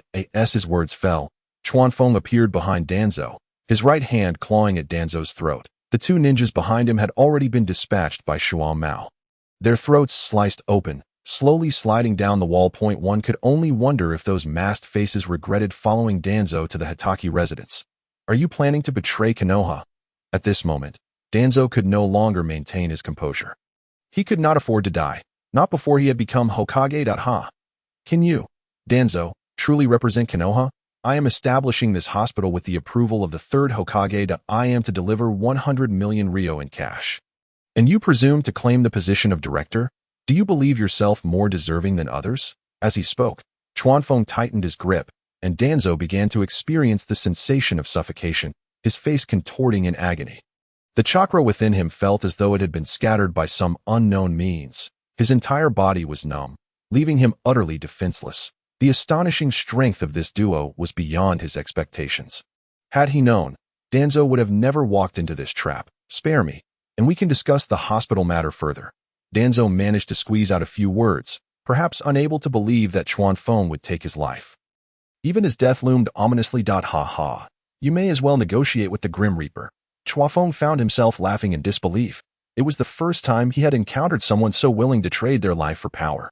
Continuing to exert pressure, Danzo's eyes began to roll back in his head, summoning all his strength. Danzo gasped for fresh air, disregarding the blood that tainted his breaths. Why didn't you mention this earlier? Lord Danzo. Chuanfeng returned to his original position, righting Danzo's cup, which still contained a few drops of blood, and filled it with tea. Please. Danzo had yet to recover from the brink of death when he gulped down the blood-tainted tea. Finding his breathing somewhat eased, you know, killing you would be a hassle, but that does not mean I lack the courage to do so. I am Hatake Chuanfeng, and I hope you truly remember that. No need to see me off. Chuanfeng emptied his own cup of water and stepped out of the quiet room, with Shuo Mao following closely behind. The ruthless elder brother, without uttering a single word, had claimed 2 lives with his actions, truly deserving of the future title of Konoha's White Fang. In an instant, the quiet room was left with only Danzo and the 2 corpses, as he wiped the cold sweat from his brow. Supporting himself against the wall, fear mingled with resentment in his gaze. Hatake Chuanfeng, I shall remember you. The teacup in his hand had been crushed inadvertently. Without a glance at the 2 corpses, Danzo staggered out of the quiet room. Leaving the Hatake estate, the confrontation with Danzo had reached a temporary conclusion, yet Chuanfeng was acutely aware that this man would not relinquish his ambitions so easily. Standing in the shadows, Chuanfeng and Shuan Mao watched as Danzo departed. His face twisted with bitterness that wouldn't it be better to simply eliminate him. Shuan Mao's expression darkened, his voice dripping with murderous intent. He believed he could take Danzo down without needing a second strike. As a fellow disciple of the third Hokage, Danzo was also part of Konoha's upper echelons. Killing him outright could lead to complications. After all, their foundation was rooted within Konoha. The fate of his subordinates was of little concern. Chuanfeng provided his elder brother with a reasonable explanation, which was indeed valid. Currently, Danzo's strength was mediocre, far from the troublesome adversary he would become in later confrontations with Sasuke. Apart from the third Hokage's reliance on him, he posed no real threat. However, if the third Hokage were to misplace his ire onto the Hatake clan because of Danzo, it would be a loss not worth incurring. What other schemes might he possess? A dark-hearted schemer aiming to rise in stature. Shuan Mao disdainfully spat as he spoke. In this world, there will always be those who place great value on power, yet they often lack the fortune to wield it. Chuanfeng smiled with indifference, dismissing Danzo as insignificant. In the original narrative, Danzo had barely assumed the role of acting Hokage before meeting his demise at the hands of Sasuke, thus concluding a life steeped in malevolence. Whether he would survive long enough to witness that day remained uncertain. That old fool would eventually pay for his transgressions. Shuan Mao's words, while spoken lightly, could lead others to believe he had suffered a significant loss. Lamenting the necessity of killing Danzo. Enough of this. Elder brother, it's getting late. You should rest. Your sister-in-law is waiting for you in bed. Chuanfeng playfully pretended to launch a surprise attack on his elder brother's vital regions. Shuan Mao swiftly dodged and hurried towards his room. At your age, still playing tricks with your elder brother? Leaving Shuan Mao speechless, this younger brother truly was a source of endless concern. Shaking his head, he too made his way to bed, where Naishiwe had long been awaiting his return. Chuanfeng, lost in thought, pondered whether his elder brother's child would arrive prematurely. Would Kakashi still be Kakashi then? Such musings warranted contemplation. With his mind swirling with thoughts of Kakashi, Chuanfeng dreamt of Tsunade that night. That it seemed that while his nephew was merely an accident, Tsunade was his true love. The following day, dawn broke. Tsunade returned with Ju, who also had not eaten breakfast. Following closely behind was Kushina, who had begun to form a breakfast brigade. Ever since Ju returned home yesterday, boasting about the splendid and abundant breakfast at his elder brother's residence. Kushina had promised to learn sealing techniques for 3 consecutive days in exchange for the opportunity to join them today at the breakfast table. Kushina transformed into a whirlwind, devouring her food with fervor. Otherwise, it would be a disservice to her sacrifices. After finishing breakfast, the routine of training repeated itself. Ju instinctively positioned himself by the weapon rack, squatting in a horse stance, while Kushina mimicked him. Following suit, Tsunade and Chuanfeng took their seats at the stone table, sipping the finest tea from the land of tea. Danzo visited last night. Chuanfeng opened the conversation, savoring the tea as his gaze wandered towards Tsunade. What was his purpose? A single statement from Tsunade revealed her ignorance. She had no idea that Danzo was the very person Chuanfeng had mentioned that it was about the hospital. Ju appeared somewhat bewildered. His intellect insufficient for the situation. Had they not agreed she would be informed? Haha, she only knows how to eat. Chuanfeng chuckled at his elder brother's expression, and it was only then that Tsunade realized the truth. Attempting to maintain an air of calm, she lifted her cup and sipped her tea at a leisurely pace. I misjudged the situation, were it not for the awkward blush that graced her cheeks. Chuanfeng would have been convinced. So, the individuals who came yesterday afternoon were from the route. Shitai had also informed her upon returning, and upon hearing the name Danzo, the identity of this ninja became unmistakable. Indeed, he wished to assume the title of honorary director, willing to safeguard the hospital using the route, without engaging in its operations or profit-sharing. Chuanfeng spared Tsunade's dignity, choosing not to expose her misconceptions. Letting her believe she was mistaken. Is this not a good thing? Tsunade was indifferent to her position as director, and it was evident that this arrangement posed no significant detriment to the establishment of the hospital. He sought to leverage the hospital to gain public favor. Do you truly believe that once he becomes the director, he can achieve what he claims? Chuanfeng articulated his thoughts clearly, fearing that this Navi girl might fail to comprehend. Shuangmo, on the other hand, felt a twinge of jealousy, realizing that this insight had dawned on him only while resting in bed the previous night. Did Tsunade not require any intellectual effort? How did your conversation go last night? Tsunade was certain that it must have ended poorly, yet she was unaware of the actual circumstances. Kill 2 individuals, yet spare one. Shuangmo, sipping his tea, finally interjected, he would undoubtedly not let this matter rest. Tsunade had a relatively good understanding of Danzo. He was the darkest figure lurking in the depths of Konoha. Hence, there was something you needed to do. Chuanfeng already had a strategy in mind. Even if Tsunade did not come, he would seek her out. What is it? I believe I am correct in recalling that Advisor Haruno is a medical ninja, yes? Chuanfeng gazed at Tsunade with warmth. His smile radiant. Yes. Is there a problem? Tsunade could not fathom what role Shiranui Haruno could play in this matter. Her eyes filled with curiosity. I want you to invite her to be the vice director of the hospital. Merely in name. I shall offer her an annual salary of 5 million. Chuanfeng was confident that such an amount would be irresistible to a middle-aged medical ninja approaching old age. No need for labor. Just a title. Even if she is an advisor to the Hokage, it makes no difference. After all, no one would scorn an abundance of wealth. What is the significance of this? Tsunade transformed into a flurry of inquiries, her words flowing incessantly. You need not concern yourself. Just proceed as I instruct. Chuanfeng refrained from revealing his plans, unwilling to disclose too much before the matter was settled. Then how much salary are you offering for this directorship? Tsunade's eyes sparkled with excitement. An honorary vice director at 5 million a year? Surely her position as the actual director warrants 6 million, does it not? At the end of the year, the profit sharing means you will be working for yourself. She cradled her forehead, providing an answer that did not align with Tsunade's expectations. Chuanfeng struggled to keep pace with Tsunade's reasoning.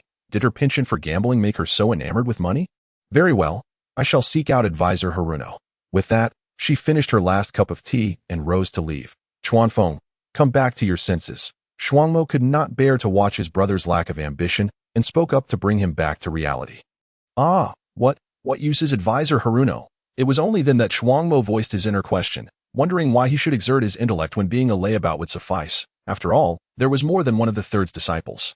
Chuanfeng merely stated this, confident that with his elder brother's intelligence, he could piece together the rest. The Flying Thunder God transported him directly beside Shangtai, now enveloped by the Flying Thunder God technique. His sudden appearance did not disturb Shangtai, who was practicing his stance, but it startled Kushina. Whoosh, a living person appeared before her, nearly scaring the little pepper to death. Yet, this technique was undeniably impressive. How wonderful it would be if Minato could master it. Shuangmo sat on a stone bench, tugging at his hair. For crying out loud, I am aware that the third has 5 disciples in total. Can you say everything in one breath? Ignoring the still pondering Shuangmo.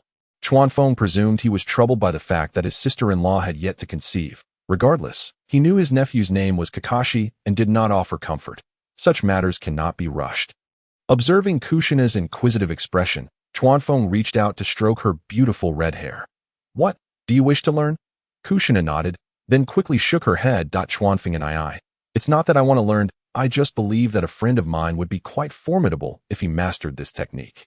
Unable to resist teasing her due to her adorable demeanor, Chuanfeng asked, Is that friend of yours a boy? Yes. How did you know? Is he blonde with a charming smile? Yes. Have you met him? Is he named Namikaze Minato? Chuanfeng refrained from answering Kushina's question, finding her astonished expression too amusing. You guessed it all correctly. At this moment, Kushina finally revealed her childlike side, tearing away the strong facade she usually maintained. Such trivial matters. I only need to calculate with my fingers to know. Chuanfeng raised his head, striking a mysterious pose. Humph, I do not believe you. You must have heard it from somewhere. After all, I only have Minato as a friend at school. Kushina regarded her boastful older brother, reclaiming the intellectual high ground. Were it not for the mention of Minato, she would have had no interest whatsoever. Ahem. Embarrassed by his failed attempt at posturing, Chuanfeng coughed awkwardly twice. This is Minato's signature move. How could it not be impressive? If your friend is interested, he may come seek me out. I am in need of a student. Taking Minato as a disciple would indeed be a gratifying accomplishment. At this point, Jiraiya should still be unaware of this prodigy. Thus there would be no talk of stealing love. Besides, with so many disciples under Jiraiya, losing one would not matter. Chuanfeng justified his thoughts. Having first sought to take away Jiraiya's goddess, now contemplating stealing his student, truly ungrateful. Big brother, you have gone too far. Shingtai, who had been silently practicing his stance, expressed his discontent. How could he claim to need students in front of him? Am I not learning from you? Oh, Shingtai, you are different. What relationship do we share? Surely it is not comparable to that of an ordinary person. Noticing his brother-in-law's displeasure, Chuanfeng quickly adjusted his tone to appease him. That is indeed true. I shall forgive you. Shingtai, taken aback by the unexpected concession, seemed to have inherited the peculiarities of Hashirama. Had he possessed even a fraction of Tobirama's intellect, he would not have so easily forgiven Chuanfeng. Really? Kushina, oblivious to their exchange, wore an expression of excitement. She believed that with Minato's talent, having a teacher as formidable as Chuanfeng would surely make him incredibly powerful. Indeed, Chuanfeng affirmed confidently, he had already set his sights on Minato. And not even the Grim Reaper could change that. Then let us seal our promise. When school resumes, I will speak to Minato that he will undoubtedly be thrilled. With that, Kushina extended her pinky finger. Chuanfeng, feeling playful, linked his pinky with hers. Since Chuanfeng was willing to take Minato as a disciple, Kushina lost interest in practicing her stance with Shangtai. Let anyone who wishes to do so proceed. Captivated by the spirited dog running about the training hall. She was indeed a girl with a penchant for excitement. Most girls would retreat at the sight of the beast, yet she sprinted towards it. What a large dog! Perhaps it was the innate affinity of the Uzumaki clan. The beast did not resist, but allowed Kushina to pet it, even adopting a pose of enjoyment, all the while sensing Chuanfeng's dissatisfaction. When I pet you, you act as if you are on the verge of death. But when a pretty girl does so, you revel in it. Where shall I place the dignity of Kazuki Haruno? The fur of the monstrous dog bristles, and as I hastily withdraw from Kushina's palm, I feel the unsettling aura dissipate. Truly, he is a man of overwhelming possessiveness, utterly fearsome. As the day waned, Ju and Kushina returned to the Senju clan under the escort of samurai. with the moon hanging low among the branches. The entirety of Konoha fell into a profound silence. The night deepened, and three shadowy figures cloaked in black arrived at the Uchiha compound. Bathed in moonlight, one could discern a distinctive X-shaped scar on the chin of the foremost figure. It was Shimura Danzo. After visiting the Haruno family last night, he now approached the Uchiha. One could only speculate how many subordinates were destined to perish at his behest. Having evaded the Uchiha sentinels, they navigated the compound with familiarity. Arriving at the doorstep of the Uchiha clan leader's residence, the person at the rear stepped forward to knock on the door before retreating to a fixed position. Moments later, the door creaked open, revealing a young man clad in a kimono before Danzo and his two companions. "I am Uchiha Fugaku. What brings you three esteemed guests to our Uchiha clan unannounced?" Fugaku's expression was one of arrogance, laced with caution, for the mere presence of three strangers at the clan leader's door spoke volumes of their capabilities. "I am Shimura Danzo, and I seek to discuss a matter of great importance with your clan leader." Danzo regarded the young Uchiha with disdain, knowing he would eventually need to eliminate him. Wait, Fugaku's brow furrowed. He was well aware of Danzo's notorious reputation, having had numerous conflicts with the Uchiha in the past. Within the upper echelons of Konoha, Danzo held no affection for the Uchiha, and he wondered what brought him here today. Not bothering to close the door, for a mere door was but a flimsy veil to a ninja. After a brief moment, Fugaku turned back and led Danzo and his companions to the quiet room of the clan leader's residence. Observing the room, which bore an uncanny resemblance to the one from the previous night, Danzo's eyes twitched slightly, as if he could still feel a twinge of pain in his neck. After a moment's pause, he settled down across from the Uchiha clan leader. Behind him stood two root ninjas, and Uchiha Fugaku positioned himself behind the leader. A tea the elder's gesture. Fugaku poured a cup of tea for Danzo. When did the Uchiha ever have matters to discuss with Lord Danzo? The Uchiha clan leader spoke without a hint of politeness. The Senju clan intends to open a hospital adjacent to the security forces. Danzo refrained from mentioning the Haruno family, for the Senju were indeed the Uchiha's sworn enemies. That's so? Uchiha Fugaku pondered, initially suspecting it to be a new tactic employed by the third Hokage against the Uchiha. Noticing the shift in Fugaku's expression, Danzo allowed a barely perceptible smile to flit across his face. Indeed, the approval has already been granted. Once the funds are secured, construction will commence. Danzo spoke the truth, albeit omitting the detail that the funds originated from the Haruno clan. What is your intention? The Uchiha clan leader remained skeptical that Danzo would altruistically divulge such information. I have no desire for this hospital to be established. Since he could not assume the role of the hospital director himself, Danzo would rather see the project fail, even if it meant collaborating with the Uchiha, whom he despised. This demonstrated the depths of his malice. Having navigated the treacherous waters of politics for most of his life, the Uchiha clan leader quickly discerned Danzo's ulterior motives. He feared that Tsunade's growing renown might threaten his claim to the title of Hokage. This suspicion aligned perfectly with Danzo's ambitions. What form will this collaboration take? Acknowledging their shared goal, the Uchiha clan leader was open to the prospect of working with Danzo, especially since Tsunade's presence alongside the Haruno family would complicate matters for them. Fugaku's prowess ranked highly among the Uchiha, and he had never even managed to land a blow against Kazuki Haruno. If he were aware that Danzo had nearly met his demise at Kazuki's hands just the night prior, his sentiments would surely have shifted. I have heard that the security forces have been engaged in covert operations recently.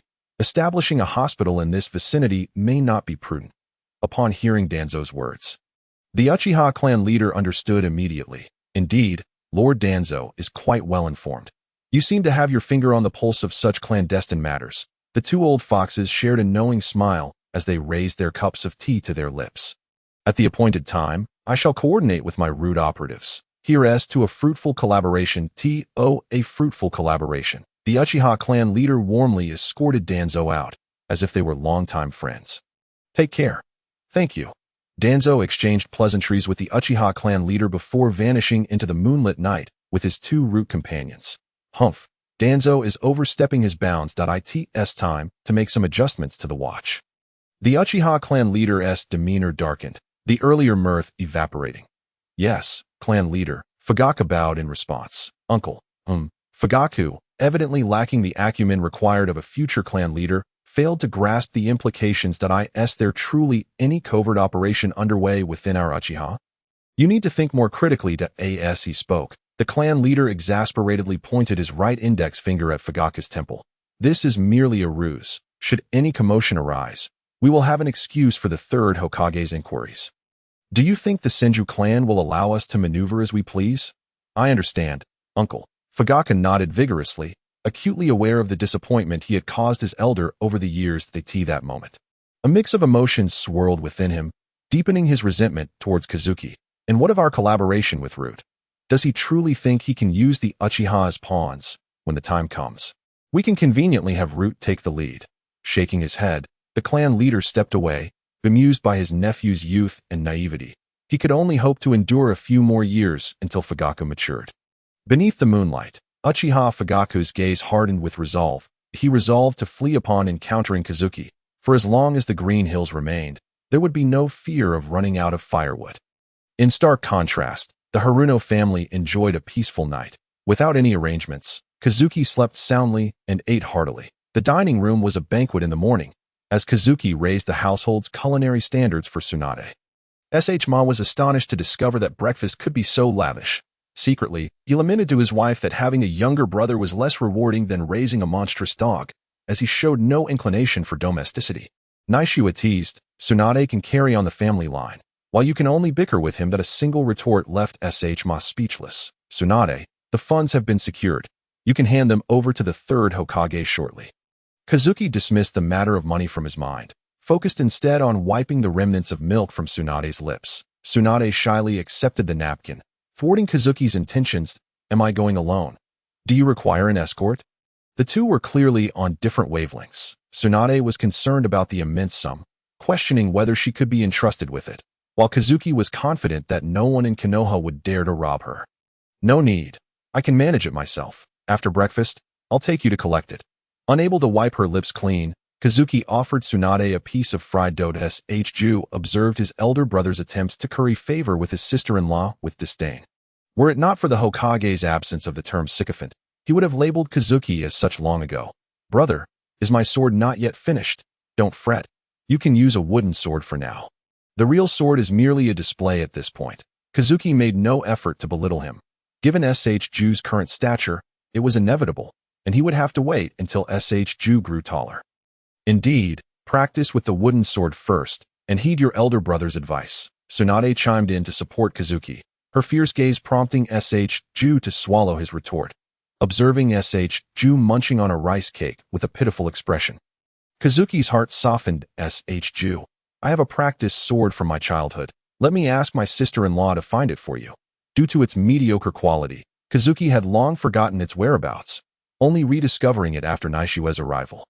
It would serve as a fitting keepsake. You're the best, brother, Ju exclaimed, his face lighting up with excitement. Nothing compares to a genuine sword or wooden sword. Naishiwa playfully teased the cheerful young boy. That is Kazuki's cherished possession. You must take good care of it. I will. Ju cast a grateful glance at Kazuki, as if he had already secured his place as a brother-in-law. Sensing Ju's sincerity, Kazuki burst into laughter and waved dismissively. Such trivial matters are of no concern. After the meal, Shengshu followed Naishiwa in search of the sword. Chuanfeng took Tsunade to collect money. Shumao ventured alone to the training hall, his short blade already delivered. After navigating several traps, they arrived at the storage room of the Hatake family, where Tsunade finally realized Chuanfeng's affluence. Upon entering the storeroom, Chuanfeng immediately opened a chest overflowing with stacks of silver notes. This amounts to 100 million taels. Take it. Tsunade was still dazed by the array of antiques and luxury items. Such treasures could sustain her for an eternity. Do you like it? Feel free to take what you wish. Noticing Tsunade's lack of response, Chuanfeng deliberately enveloped her waist from behind. From now on, it's all yours. He leaned in close to her ear, his breath scented with a delightful milky fragrance. Suddenly, a shriek pierced the air. Tsunade executed a shoulder throw, sending Chuanfeng crashing against the solid floor of the storeroom. Humph, do not think that good looks grant you the right to take advantage of me. Tsunade's cheeks flushed crimson. Her heart racing. Flustered, she gathered the chest full of silver notes and fled the storeroom without a backward glance. Chuanfeng, rising to his feet, found his bruised face had already healed. but Tsunade's image had vanished from his mind. "Be ready, you strong cow," he muttered as he closed the storeroom door and strolled towards the training hall. By this time, Shengshu had acquired the genuine sword, albeit slightly long for him, but no longer a significant issue, which indicated that Chuanfeng had been taller than him even as a child. Wielding the real sword, he fought with vigor, the intensity of his focus markedly elevated compared to when he practiced with a wooden sword. He halted only upon seeing Chuanfeng approach. "Big brother, my sister ran away so swiftly just now. She ignored my call." Cough, cough.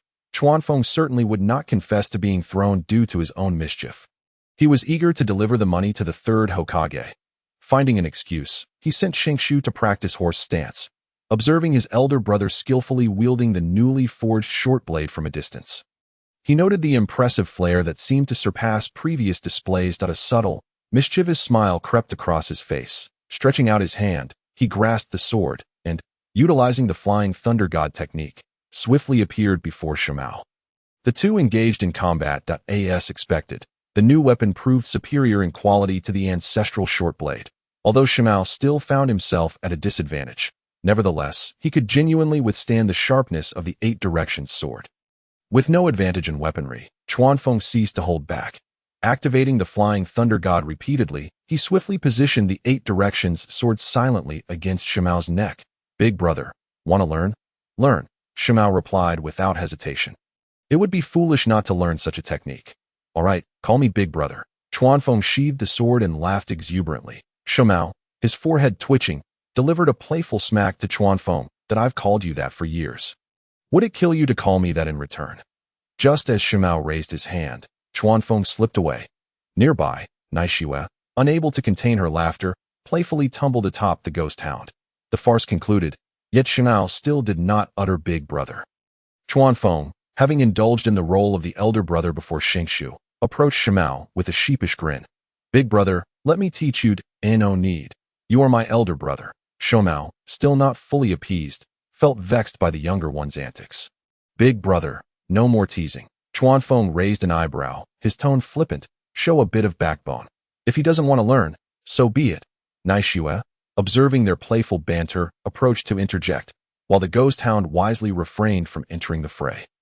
This was a matter among humans, unrelated to dogs. Shimao shot his wife an annoyed glance. She was clearly attempting to undermine him. "Who said I wouldn't learn?" Come on, Shimao said, pulling Chuanfeng aside and leaving Naishue behind. The essence of the flying thunder god technique lay in sensing spatial power. "Big brother, I cannot guarantee you will master it." When it came to serious matters, Chuanfeng remained earnest. His expression suddenly shifted as he produced a scroll inscribed with the flying thunder god technique from his robes. "I learned it through a fortunate coincidence with Lord Mito's assistance. You should first study the formula and give it a try." With that, Chuanfeng handed the scroll to Shimao. If Shimao could master the flying thunder god, he would be limited by the amount of chakra, preventing him from using it continuously like Chuanfeng. However, it would still be effective in combat, and as the future Konoha White Fang, his chakra reserve should not be underestimated. Shuama began studying the scroll, and soon enough, the technique's formula appeared on his short blade, proving no challenge for him. However, he soon encountered difficulties in sensing the spatial power. No matter how earnestly he tried to perceive the formula, he made no progress. Chuanfeng could do nothing but observe his brother's comprehension. He began to drift into thought, recalling the moment Tsunade had been in his embrace. Meanwhile, Tsunade had arrived at the third Hokage's office. A chest of silver notes lay open in the center of the room. "Teacher, this is 100 million taels in silver notes. We are now ready to commence our project." Standing before the third Hokage, Tsunade appeared at ease, having remained calm throughout her journey without anyone attempting to scheme against her. "The Hatake family truly is affluent. I had thought it would take longer. With this, the village's schools and facilities can be significantly improved. It will be a great benefit to the village." The third Hokage puffed on his pipe, his smile genuine. Tsunade felt a deep respect for her teacher. Under his leadership, the lives of the common people in Konoha had indeed improved. "It is our fortune to have a leader who cares for Konoha." "Haha, I am merely a bearer of the will of fire," the third Hokage chuckled, embodying the very essence of that legacy. Mito's and Kurenai's faces began to reflect a sense of nostalgia, though their teacher was no longer present. "Are you close to Hatake Chuanfeng?" The third Hokage shifted the conversation to inquire about Tsunade. "Why do you ask, teacher?" With such a substantial sum of money, he did not deliver it personally. Is he afraid of an old man like me? The third Hokage's words echoed Tsunade's earlier concerns. And she recalled Chuanfeng's embrace in the storeroom that a blush crept onto her cheeks, that we are good friends. Given Tsunade's demeanor, the credibility of her statement was left for the third Hokage to assess. I see. Then you may return. A great war is looming. Be cautious. The third Hokage expressed his concern for Tsunade, especially with the presence of a Jinchuriki in her family. Understood, teacher. Did I take my leave? Tsunade bid farewell to everyone, exchanging knowing smiles with Kurenai, as their plans had long been set. Exiting the Hokage building, she found herself unsure of where to go. She felt hesitant to visit the Hatake residence, so she decided to slip into a casino. The legendary Big Fat Sheep had arrived at the casino, drawing throngs of Konoha's gamblers who packed the small establishment to the brim. Tsunade joyfully shook the dice, oblivious to the fact that her delivery of money was being closely monitored by the Root Ninja. In a dim underground chamber, a Root Ninja knelt before Danzo. Sir, Tsunade has already delivered the money to the Hokage's office, as so soon. It seems the Hatake family is truly wealthy, Danzo mused, seated in the main seat of the underground chamber, where every movement within the Hokage building was observed by Root operatives. The ambitions of wolves were becoming evident. Only someone like the third Hokage could tolerate such individuals. Now we shall commence construction of the hospital. Inform the Uchiha clan to be prepared. We will wait for the opportune moment. Danzo instructed his subordinate to relay the message, unaware that the Uchiha clan had already formulated a plan of their own. The two cunning foxes could never genuinely cooperate. Just as he issued the order, the Uchiha were already on high alert. The Root Ninja, thinking the Uchiha could come and go freely, were taken aback when two captains from the security force apprehended them as soon as they stepped onto the clan grounds. They were escorted before the clan leader. So this is a subordinate of Lord Danzo. You better release us immediately. The patriarch's demeanor was imposing, unmistakably intended to instill a sense of intimidation within the Root. His subordinates suspected him of being a spy, which led to his capture. The two captains, upon releasing the Root Ninja, feigned apologies. Lord Danzo has faith. The Senju clan's hospital will soon commence construction. Throughout his captivity, the Root Ninja remained silent, only now revealing crucial intelligence. Danzo's indoctrination and the curse mark that eradicates emotional ties have indeed forged a ruthless cadre of emotionless ninjas. Return and inform Lord Danzo that we, the Uchiha, shall certainly cooperate. After the patriarch concluded his statement, he gestured for the Root Ninja to depart. It was then that Fugaku spoke up. Patriarch, how shall we proceed? The land for the hospital has been under constant surveillance. We shall act only upon detecting any movements. The patriarch remained remarkably composed, while Fugaku appeared to lag behind. For the entire morning, Shumo diligently pursued an understanding of the Flying Thunder God technique. His spirit commendable. Regrettably, aside from an enhanced sensitivity to the technique, there was no substantial progress. Observing the sweat trickling down Shumo's brow from his excessive exertion, Kawafeng offered a word of advice. Brother, take a break. Mastery cannot be achieved in a single day. That he had forgotten that he himself had mastered it in front of Shumo just that very morning. Indeed, the older brother could not surpass him. Shumo begrudgingly acknowledged that his younger sibling's exceptional talent was beyond his own. Their conversation interrupted their training, and they sat down at a stone table. Nashiue had thoughtfully prepared some chilled tea and pastries. Her eyes filled with concern. Darling, you are excellent in every way, but your temperament is far too strong-willed. Please, eat something and rest. Cultivation is not a matter of haste. Sighing, she gently encouraged him, aware that Shumo was likely still harboring frustration. I know, Shumo replied softly, a smile gracing his lips as he fed her a piece of pastry. Kill the dog! Kill the dog! Kawafeng shouted, startling Shumo, while Nashua blushed and stepped away. Hearing Kawafeng's cries, the hellhound, initially lounging beneath a tree, sprang up and vanished in an instant. Was it not better to run than await death? After finally catching a whiff of Nashua's scent, the creature found solace in her embrace. Whimpering in fright, Tsunade emerged from a small gambling den, her expression dark as night had already fallen. Damn it, the goddess of fortune has once again forsaken me, having lost several million throughout the day. She considered it a mere drizzle of misfortune. Rubbing her still empty stomach, Tsunade remembered she had not dined. Fortunately, she had only brought a few million, which saved her from spending more on dinner, with the stench of smoke and sweat clinging to her. The thought of her grandmother's disdain for gambling filled her with dread. She could only make her way to the Hatake residence. Along the way, she pondered her repeated hesitations, recalling how several rounds of betting had seemed promising. The sound of dice echoed in her mind as she arrived at the Hatake doorstep. The astute butler soon appeared before Tsunade. "Lady Tsunade, the second young master is currently dining. Allow me to escort you." "Thank you," she replied, her thoughts pulled back to the present as she politely acknowledged him. Following the butler to the dining room, he announced, "The second young master, Lady Tsunade, has arrived," before she even entered the dining area. The butler's voice reached Kawafeng's ears that he was currently enjoying a drink with Shumo, attempting to console his older brother, who was disheartened by his inability to master the Flying Thunder God technique that day. Upon finishing his drink, Kawafeng immediately rose, adjusting the cushions beside him, and soon Tsunade came into view. "Tsunade, come sit." His mind clear and movements graceful, it was evident that the feast had not been underway for long.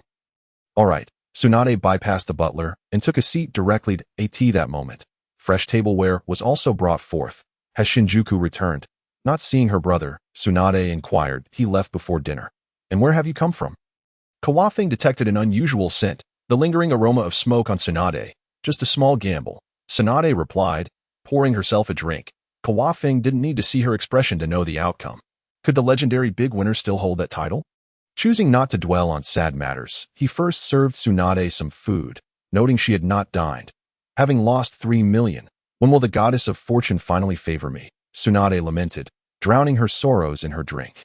Shumo raised his glass towards Tsunade, remaining silent. The two seemed to share an unspoken understanding cultivated during their previous drinking session. After a few bites, Tsunade lifted her glass, clinking it with Shumo's before downing its contents in one go. Kawafeng was taken aback. What was this behavior? "Eat something.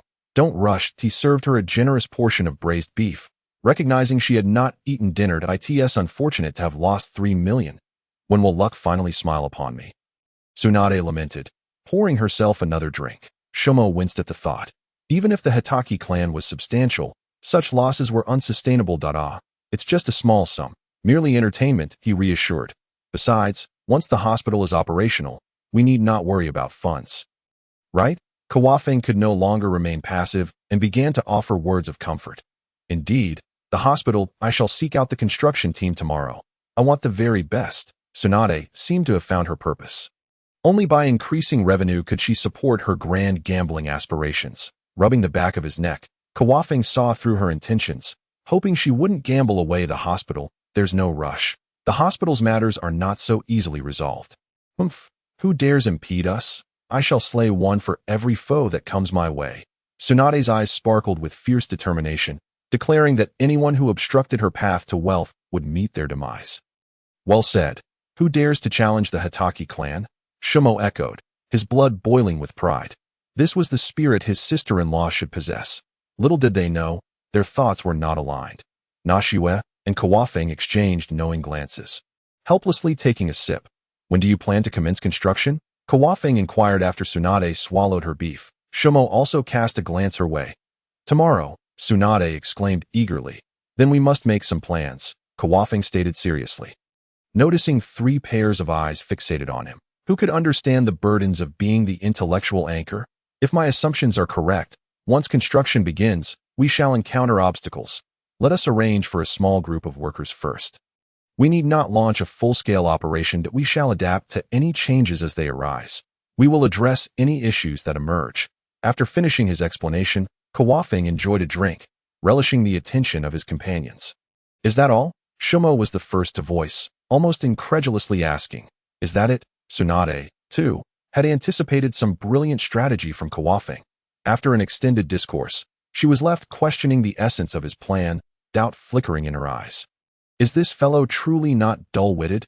Nashiwe observed the bewildered duo, unable to hold back her frustration. With the enemy shrouded in darkness while we stand in the light, a small construction team can shift the balance of power.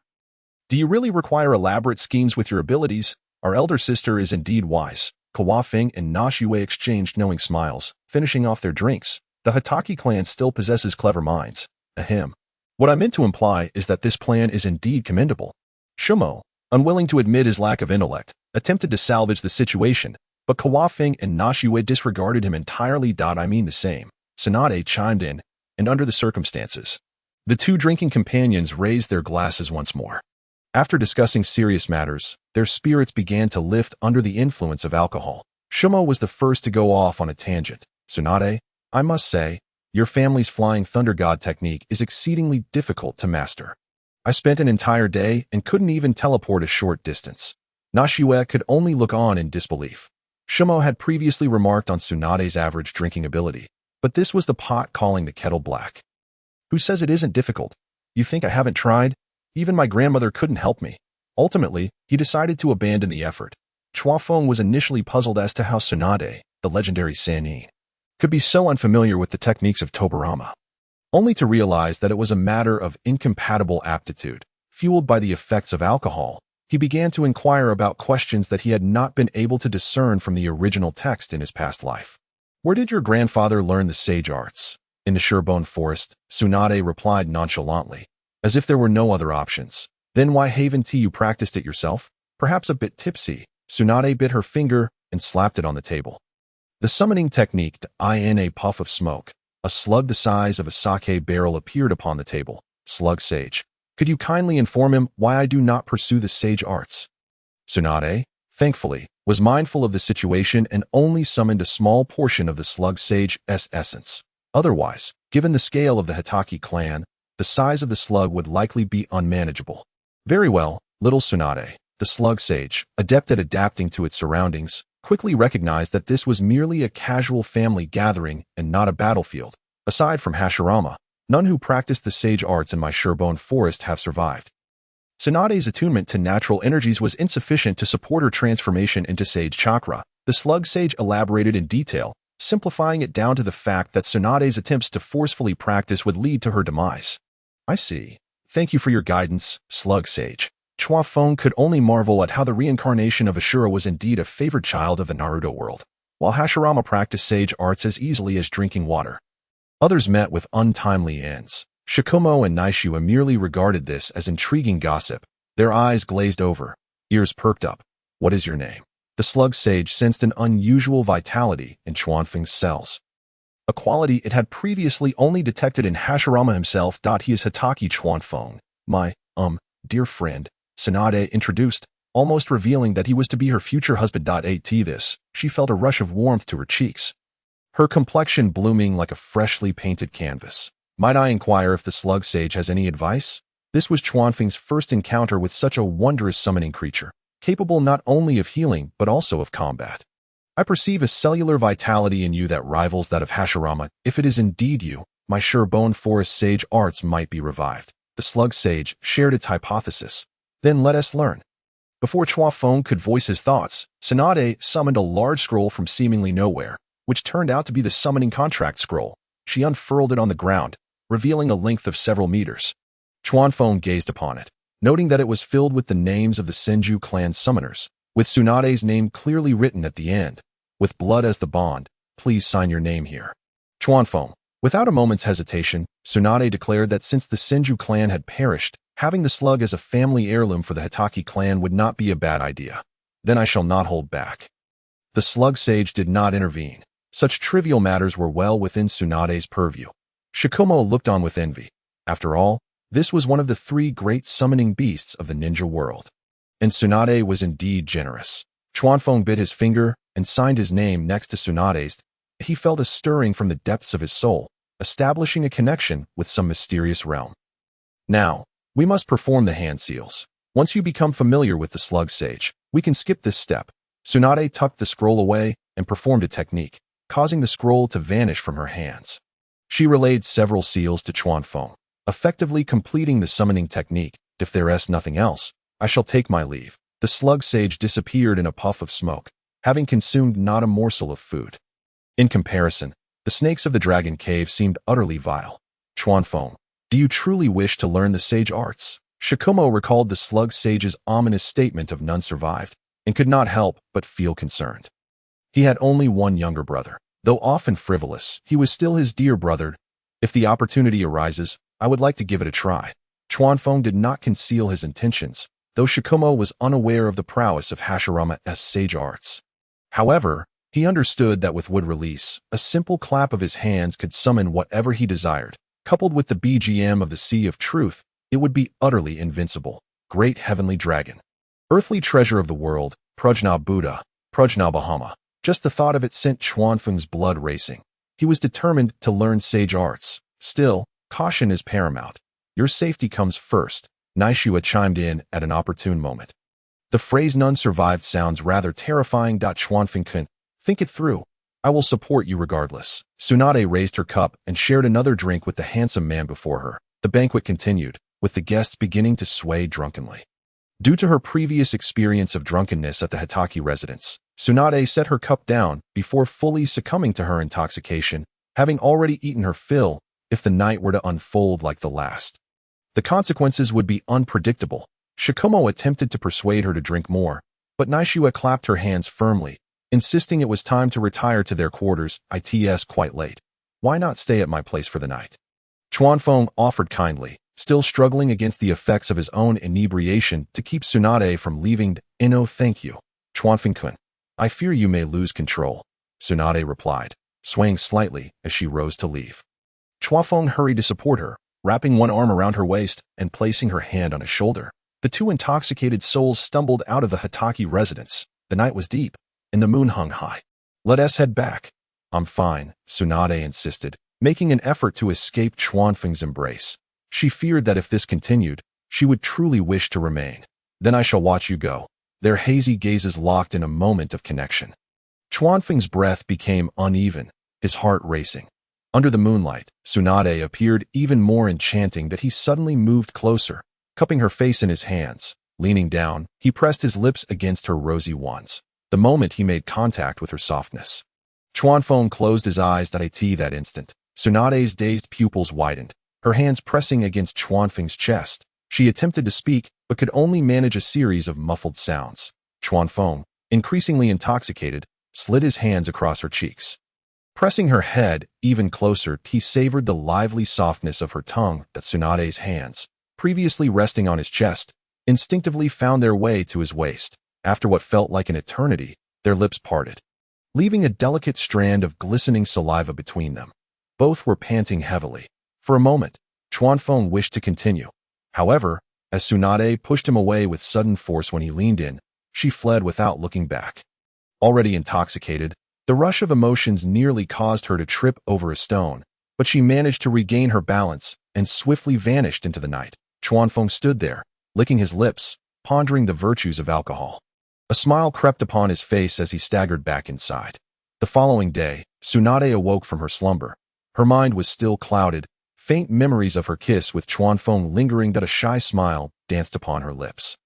Suddenly, she caught a whiff of an unpleasant odor emanating from herself, a mixture of smoke, alcohol, and sweat.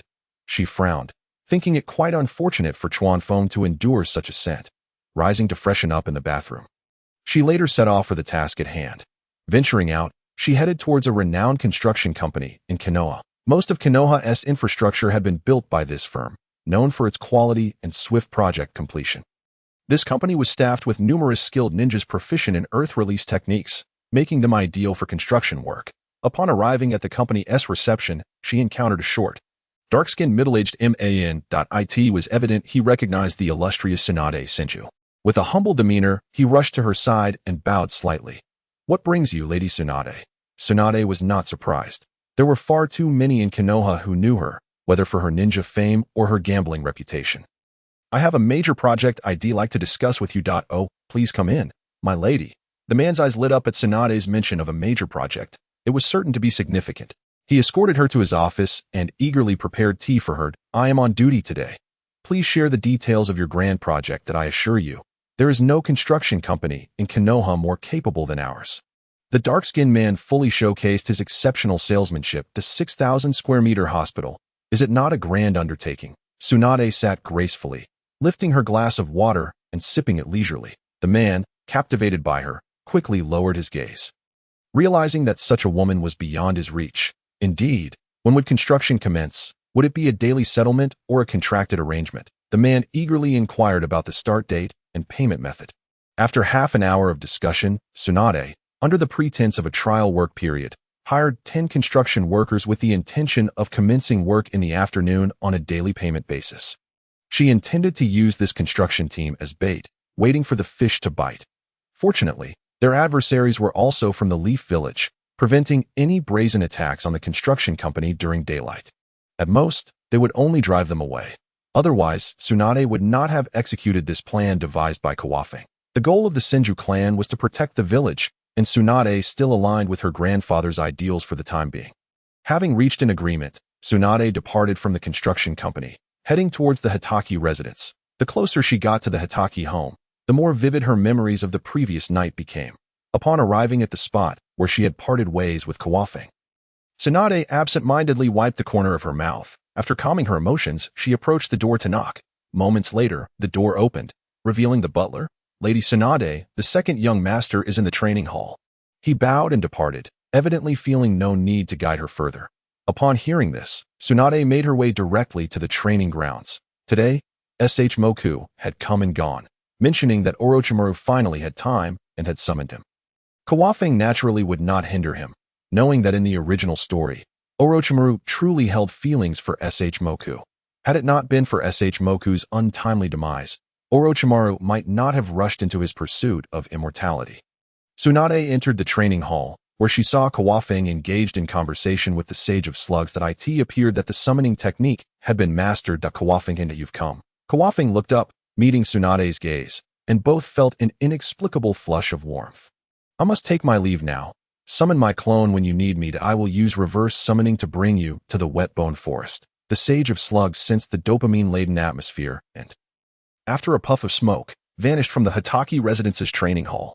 Have you decided to train in sage techniques? Tsunade turned her gaze, her voice playful. Yes, once the hospital officially breaks ground. I intend to visit the Wetbone Forest to familiarize myself. Kawakaze did not conceal this information. He had yet to inform SH Moku. Very well. Exercise caution. You have family, and those who care for you. Tsunade's eyes softened as she regarded Kawakaze's face. That I will. For I have you. Kawakaze's magnetic voice caused Tsunade's cheeks to bloom with a rosy hue, leaving her momentarily speechless. Have you arranged the construction team? Noticing Tsunade's embarrassment, Kawakaze spoke again to ease the tension. Yes. Work will commence in the afternoon. Would you like to join? Only upon discussing business did Tsunade manage to dispel the fantasies swirling in her mind. If it continued, she would even have a name for their child. We should go, but also remain concealed. Kawakaze's lips curled into a slight smile, teasingly withholding some details. Let the construction team proceed on their own. We will observe from the shadows. Tsunade, an astute ninja, recognized the value of such a strategy, akin to warfare. Indeed, you may inform the construction team about the commencement of work or conduct surveys. Let them handle it. My elder brother, and I will await your return at home. Kawakaze laid out his plan, to which Tsunade nodded in agreement. Are you interested in exchanging a few moves? Tsunade's attention was drawn to her diligent elder brother, SH Moku. Noticing his sweat-drenched brow reminded her of her own arduous training, which bore striking resemblance. The only thing missing was her comprehension of spatial manipulation, preventing her from mastering the Flying Thunder God technique. Certainly, hearing Kawakaze's voice snapped her back to reality, and she acquiesced. Engaging with a strong opponent was never something Tsunade would shy away from, especially if that opponent was Kawakaze. That I will not hold back. With that, Tsunade's right fist descended with force, a surge of chakra erupting in a violent gust, shattering the ground beneath her. This troublesome woman should not practice at home in the future. Kawakaze wore a cheerful smile, though internally he cursed. Then I shall not be courteous. With that, both stepped into the arena. Distancing themselves, their auras began to permeate the space. Nesuke, accompanied by the Ghost Hound, observed from the sidelines, and even SH Moku paused his training to cast a glance. Warriors in the corners began to reveal themselves once more. Kawakaze maintained a warm smile, yet the pressure he exuded weighed heavily on Tsunade. With a powerful thrust, the ground shattered again. It was costly. Tsunade's right fist glimmered with white light as she charged towards Kawakaze with a cry. Kawakaze's eyes sharpened. While her speed was impressive, it was relative. If he continued to evade, Tsunade might never land a hit in an instant. He enveloped himself in lightning chakra, his silver hair billowing, his entire demeanor radiating intensity. Their fists collided, fracturing the ground behind them, sending powerful shockwaves that shook the trees, causing leaves to cascade down. What a thrilling encounter! Tsunade beamed, stepping back. Kawafing followed suit, and they exchanged blows in close combat, a style Tsunade favored. The arena resonated with the sounds of their fierce clashes. After another exchange of sweeping kicks, they landed and steadied themselves. That it seems we cannot determine a victor this way. I must unleash my true abilities, Kawafing declared, now gripping a sword. The pressure he emanated was on an entirely different level compared to before, causing Tsunade's expression to shift to one of gravity. The 100 healings technique, centering on the diamond mark on her forehead. The seal spread from her face to envelop her entire body, revealing her signature skill. Kawafing teleported behind Tsunade with the flying thunder god, his sword slicing across her shoulder and the fabric of her sleeve. Narrowly avoiding a fatal blow that Tsunade's speed had increased. Bang! Her right fist made solid contact with Kawafing's body, sending him hurtling backward. This wife truly does not hold back. Moku watched with an expression teetering between concern and disbelief. Why do you never let me off easy? As your elder brother, do I not deserve some dignity? Kawafing's injuries began to heal, while Tsunade's strength surged. The 100 healings technique was indeed an S-rank forbidden jutsu.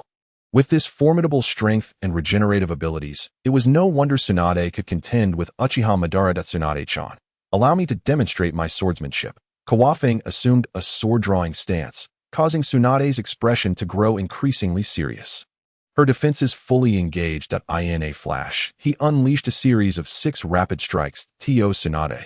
Kawafing seemed to transform into a bolt of lightning, his speed now on an entirely different plane, leaving her unable to respond in time.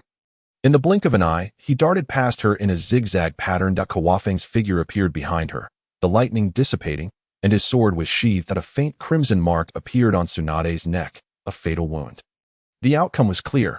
Tsunade raised her hand to brush her neck, the sword mark vanishing, and the seal on her face receding. Kawafing-kun, I have yet to encounter anyone faster than you.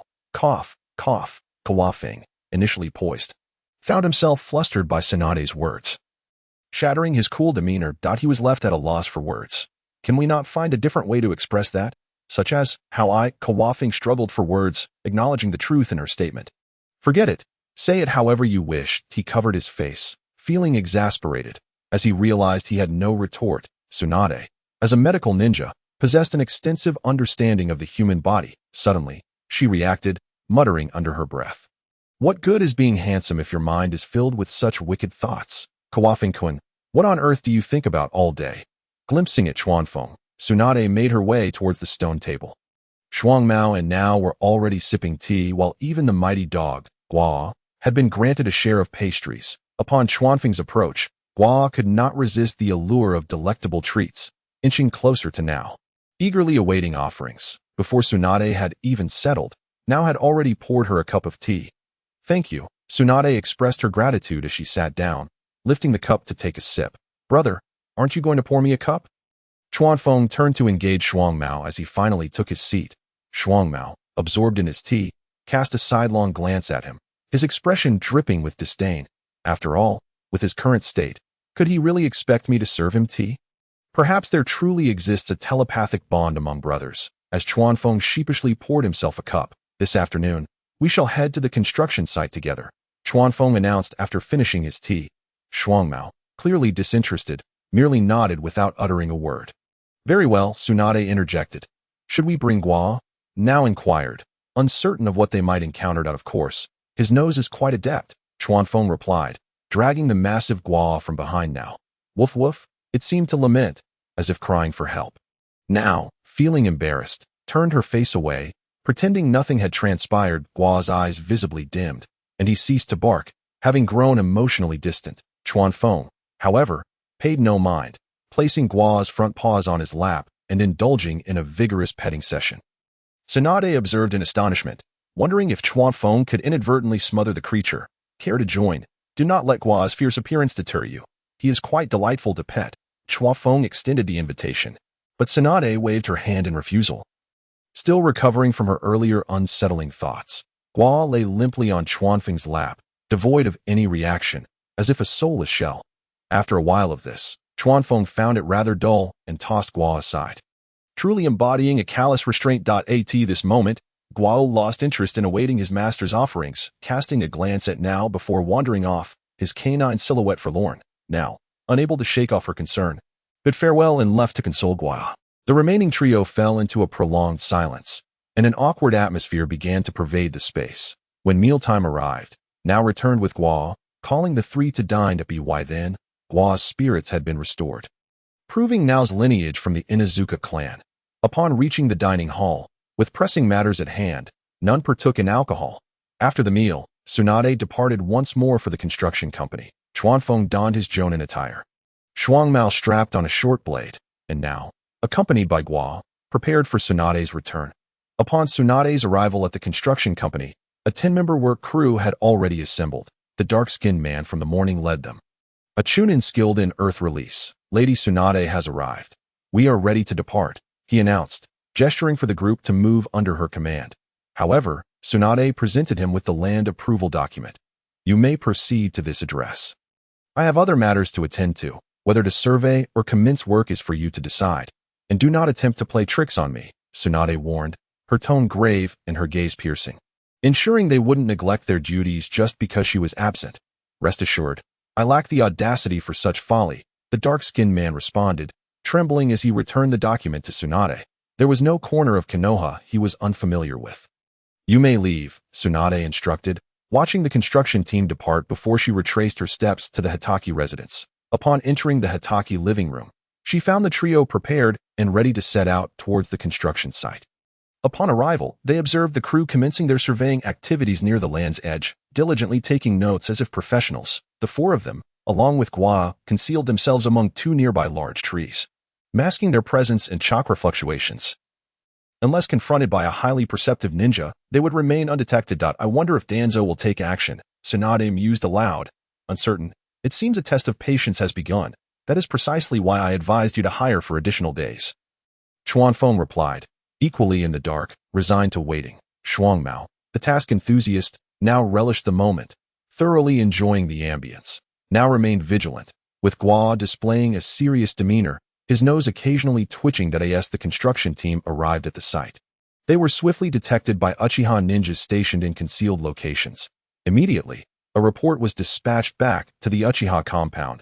In the Uchiha clan's assembly hall, the clan leader sat cross-legged at the center, his expression calm and devoid of emotion. Fugaku knelt at his right, the room devoid of any other presence. The ninja, who had just returned with the report, knelt before the clan leader. Clan leader, a construction team has entered the hospital site and is currently conducting surveys. Are there any Senju clan members accompanying them? The clan leader inquired sharply, seeking vital intelligence. The leading ninja possesses chakra fluctuations, yet appears merely to be a construction worker skilled in earth release. The Uchiha ninja relayed the information gleaned from the construction team. In that case, continue to observe and refrain from exposing yourselves. Do not act rashly. Deliver this message to the root, the clan leader commanded, gesturing for the ninja to withdraw, sending this unfortunate individual on another errand. What shall we do next? Fugaku responded, momentarily taken aback by his uncle's inquiry, recognizing it as a test of his judgment. Resting his chin on his hand, he pondered before articulating, we shall wait for Danzo to make his move or for members of the Senju clan to appear before we deliberate further. The Uchiha shall not be the first to intervene. Let the root take the lead and gauge the situation. After speaking, Fugaku scrutinized his uncle's expression, noting a barely perceptible smile flicker across the clan leader's lips. Well said. Although there are aspects that require refinement, if Danzo seeks an opportunity, why not grant him a chance? The old fox remained a step ahead, viewing partners merely as tools to be utilized. Are you suggesting? Fugaku's face registered surprise, realizing his own heart wasn't dark enough. We shall await further news before making our plans, the clan leader concluded, rising and departing, leaving Fugaku in contemplation. The Uchiha ninja, having delivered the message to the root's rendezvous point, returned to the site to continue their watch. It must be noted that the Uchiha were still remarkably cohesive at present. The younger generation had not been corrupted by the third Hokage, nor had they been indoctrinated with the will of fire. Regrettably, their current strength paled in comparison to the later generations of prodigies. Even Fugaku himself was merely a 3-tomo jonin at this stage.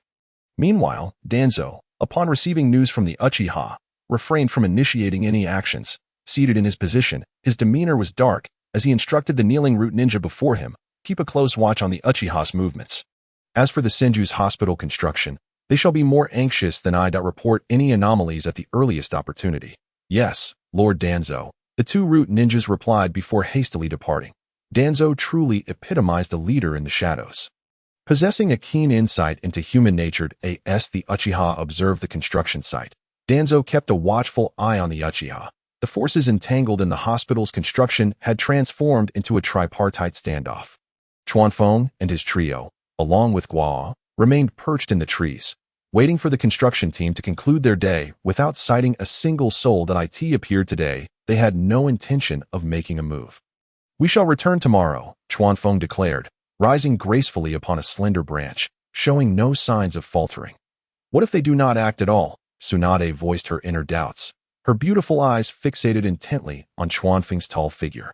Shuahao and Naishue remained silent, patiently awaiting Chuanfeng's response. Only the ghostly dog showed no interest, glancing around aimlessly at that moment. Chuanfeng looked down from his elevated position, his eyes nearly lost in the crevices of his brow. Only upon hearing Tsunade's question did he regain his composure and speak. For now, it was merely a trial. With a 3-day limit, should there be no further developments, he habitually toyed with their curiosity. That's enough. If you don't speak, I might just kick you. Shuao clearly had grown weary of his brother's penchant for theatrics, his temper flaring. Ahem. Tsunade feigned a cough to mask her amusement. That I said out on the 4th day. The construction team would commence work in earnest. However, this would inevitably result in civilian casualties, and she hoped that within these 3 days, they could draw out the old fox. Chuanfeng sighed as he spoke, acknowledging that in the world of ninjas, civilians were ultimately the most vulnerable. Yet, there was little to be done. They would do their utmost when the time came. Tsunade was no saint, fully aware of the brutal realities of the ninja world, and could only strive to see if they could mitigate civilian losses when the time arrived. After listening to his brother's words, Shuahao elegantly leaped ahead, gradually disappearing, with Naishue and the ghostly dog following closely behind. Tsunade-chan, shall we return for dinner? Very well. The two walked side by side towards the direction of the Hatake household. Tsunade-chan, what is your dream? Chuanfeng, feeling a bit bored, threw out a famous quote. Me. Tsunade momentarily struggled to respond. A dream, perhaps her twin children counted, the boy resembling Chuanfeng and the girl resembling herself. Yes, she pondered. A blush crept across her face. Don't you have someone else? Chuanfeng looked around, hands raised in confusion. I have no grand dreams. This is quite sufficient. Tsunade suddenly spoke shyly, leaving Chuanfeng a bit taken aback. I believe you should aspire to possess a noble dream. Chuanfeng mused if Tsunade, adorned in her Hokage robe, might find a certain amusement in that. What dream? Tsunade inquired further. You are destined to become Hokage, inheriting the legacies of the first and second. Only you can safeguard their hard work. I believe Lord Mito would also wish to see that. Chuanfeng spoke with utmost seriousness, his words sweeping Tsunade off her feet. Is that so? Am I to become Hokage? Tsunade's tone held a hint of skepticism. Her, Hokage? Would Konoha even accept her? Indeed, it is you that I envision that in the future. Your husband and children will take pride in you. What do you think, Tsunade-chan? Chuanfeng employed a masterful technique of persuasion, nearly overwhelming her with affection. I believe. I can do it. I will strive for it. Tsunade was completely ignited with passion, envisioning her children feeling pride for having a mother who is Hokage. Her husband would also take pride in her, and in the blink of an eye, she had transformed the aspiration of becoming Hokage into her noble dream. Then, Chuanfeng-kun, what is your dream? My dream is to take pride in you. Chuanfeng gazed into Tsunade's eyes, his tone gentle, the affection in his gaze nearly spilling over. We have arrived. Feeling flustered under his gaze, Tsunade blushed deeply and alighted hurriedly, already close to the Hatake residence. In all matters, excess is detrimental. Chuanfeng refrained from further verbal advances, following Tsunade at a leisurely pace. He admired her graceful figure ahead, a smile illuminating his face. Upon entering the home and reaching the dining room, Shuahao and Naishue were already seated, while the ghostly dog devoured beef voraciously. Upon seeing Chuanfeng enter, he dragged his bowl away, vanishing from the dining area. The dog and Chuanfeng did not share the same roof. Chuanfeng arranged for Tsunade to sit beside him, and the banquet commenced, after 3 cups of fragrant sauce entered their systems. The conversation flowed freely, and the atmosphere grew lively. "Brother Shihao, do you think I could become Hokage?" Tsunade, clearly excited about the prospect of becoming Hokage, sought others' opinions, emboldened by the effects of the drink. Ahem. Shihao was bewildered by her seemingly absurd notion. Did Konoha have enough room for her? Was Orochimaru not superior? You are the direct descendant of the Senju clan. Your qualifications to become Hokage are beyond doubt. Shihao carefully gathered his thoughts, refraining from commenting on whether Tsunade could indeed ascend to that position. "I believe you can, Tsunade. You could be the first female Hokage of Konoha, setting a benchmark for female ninjas." Naishiwe, also a remarkable woman, raised her glass to Tsunade. "Rest assured, we are your strongest support. Just charge ahead, and we will cover you from behind." Observing the positive effect of his persuasion, Chuanfeng doubled down on his affectionate approach, employing dual tactics. If Tsunade were a modern individual, she might have simply declared, "It's all in the drink." Shihao nearly dropped his jaw upon hearing Chuanfeng's words. Was he serious? Was he truly investing so heavily in courting a woman? In comparison, his own pursuit of Naishiwe seemed rather meager. At that moment, Tsunade's eyes were devoid of anyone else. She grasped Chuanfeng's hand resting on his lap. "That I will make you proud." With that, she filled Chuanfeng's cup and downed one herself, with the atmosphere charged. Chuanfeng had no choice but to drink as well. That he tilted his head back and emptied his cup, grasping Tsunade's hand in return. Their hearts seemed to draw closer. "Do you have any plans?" Shihao could not bear to watch his brother's manipulation of Tsunade, recognizing the familiar pattern. After all, as her elder brother, he was the first victim of such tactics. Now, should Chuanfeng dare to inspire him, he would not hesitate to reciprocate. Having just settled on a lofty dream, Tsunade's mind was a haze of fervor, absent of any concrete steps. Chuanfeng, sensing the shift in dynamics, exchanged a glance with his brother, signaling, "You won't let me down, will you?" He then spoke, "I have already mapped out a plan for you." Tsunade's bewildered expression seemed to find a foundation, her eyes brightening. "First, many ninjas have benefited from your assistance. You possess that grassroots support. Second, once the hospital is completed, you can focus on caring for the civilians, enhancing your reputation. Third, a great war is on the horizon, and you will gain renown. Fourth." Of course, the fourth point was merely a fleeting thought, left unspoken. After fulfilling the first 3 points, the position of the fourth Hokage would be all but secured. Chuanfeng-kun, I will follow your lead. Tsunade listened intently to his well-structured points, fully endorsing Chuanfeng's orchestrated Hokage plan. Shihao began to suspect that his younger brother had indeed harbored ambitions of becoming Hokage, perhaps even relinquishing his original plans for the sake of pursuing Tsunade. Observing Chuanfeng's affectionate gaze towards Tsunade only solidified his suspicions. Just as I suspected, nothing escapes the keen eyes of Shao Hatake. That he satisfied himself with a drink, unable to hide his smug expression. With differing thoughts, the 2 jars of fragrant sauce were consumed. Naishiwe, having drunk less, was still able to move about. Chuanfeng and Tsunade were carried back to their rooms by servants, each to their own quarters. Kao's weight largely fell upon Naishiwe as they stumbled back to their room. Shihao leaned in close to his wife, whispering conspiratorially, "I've discovered a secret. Chuanfeng wishes to become Hokage, but he's letting Tsunade take the lead." He awaited her astonished reaction. However, she remained oblivious to her brother-in-law's intentions, believing that his support of Tsunade's ascension was far more credible. "Have you ever seen a Hokage who loves to pet dogs?" Naishiwe paid no heed to her husband's nonsensical ramblings. Supporting him, she continued toward the bedroom, realizing that tonight's prospects for procreation were likely dashed. His current lack of intellectual clarity might adversely affect any potential offspring. That a night passed in silence, and dawn broke anew. Tsunade awoke in the guest room, surveying her surroundings and recognizing that this was not her own chamber. In an instant, realization struck her as she glanced at the bed.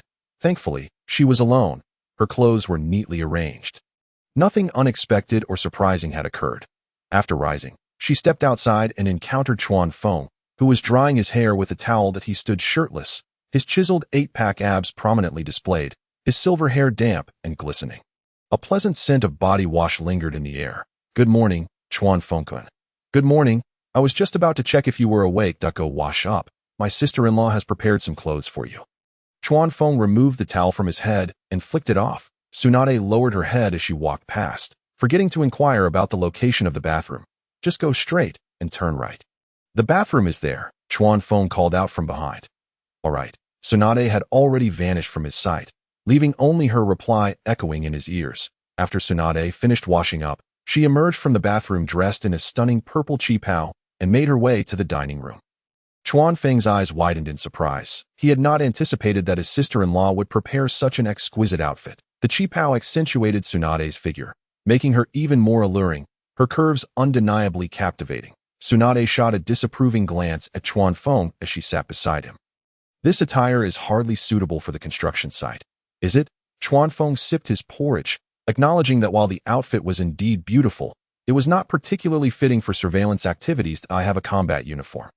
I'll have Tsunade change into it later. Naishue interjected just in time, saving Tsunade the trouble of going home to change. During breakfast, Chuan Feng's gaze remained fixated on Tsunade, eventually feeling uncomfortable under his intense scrutiny. Tsunade hurriedly finished her meal and dragged Naishue away to change clothes. That you're too young. This kind of behavior tarnishes the reputation of the Senju clan. It was then that Shuo Mao, resembling a meditating monk, finally admonished his wayward brother, questioning whether he had ever encountered a woman before. What do you understand? That is Tsunade in a qipao. Chuan Feng, munching on a fried dough stick, found himself at a loss for words with this older brother. After breakfast, the same 4 individuals and a dog returned to the 2 adjacent large trees to keep watch. The construction team had assembled, possibly due to either responsibility or the intimidating presence of Tsunade. After observing for approximately 2 hours, movement finally occurred. Someone's coming. Naishue and Chuan Feng simultaneously remarked, one relying on intuition, the other on his canine companion. At this moment, no one yet appeared in sight, and neither Tsunade nor Shuo Mao chose to doubt the situation. They remained fixated on the construction team's activities. That a trio soon emerged, quickly engaging in negotiations with the construction crew. They were members of the Uchiha clan. Tsunade noticed the clan insignia on the shoulders of the ninjas. Indeed, the Uchiha had intervened. Chuan Feng displayed no surprise on his face. He had anticipated this upon reviewing the documentation.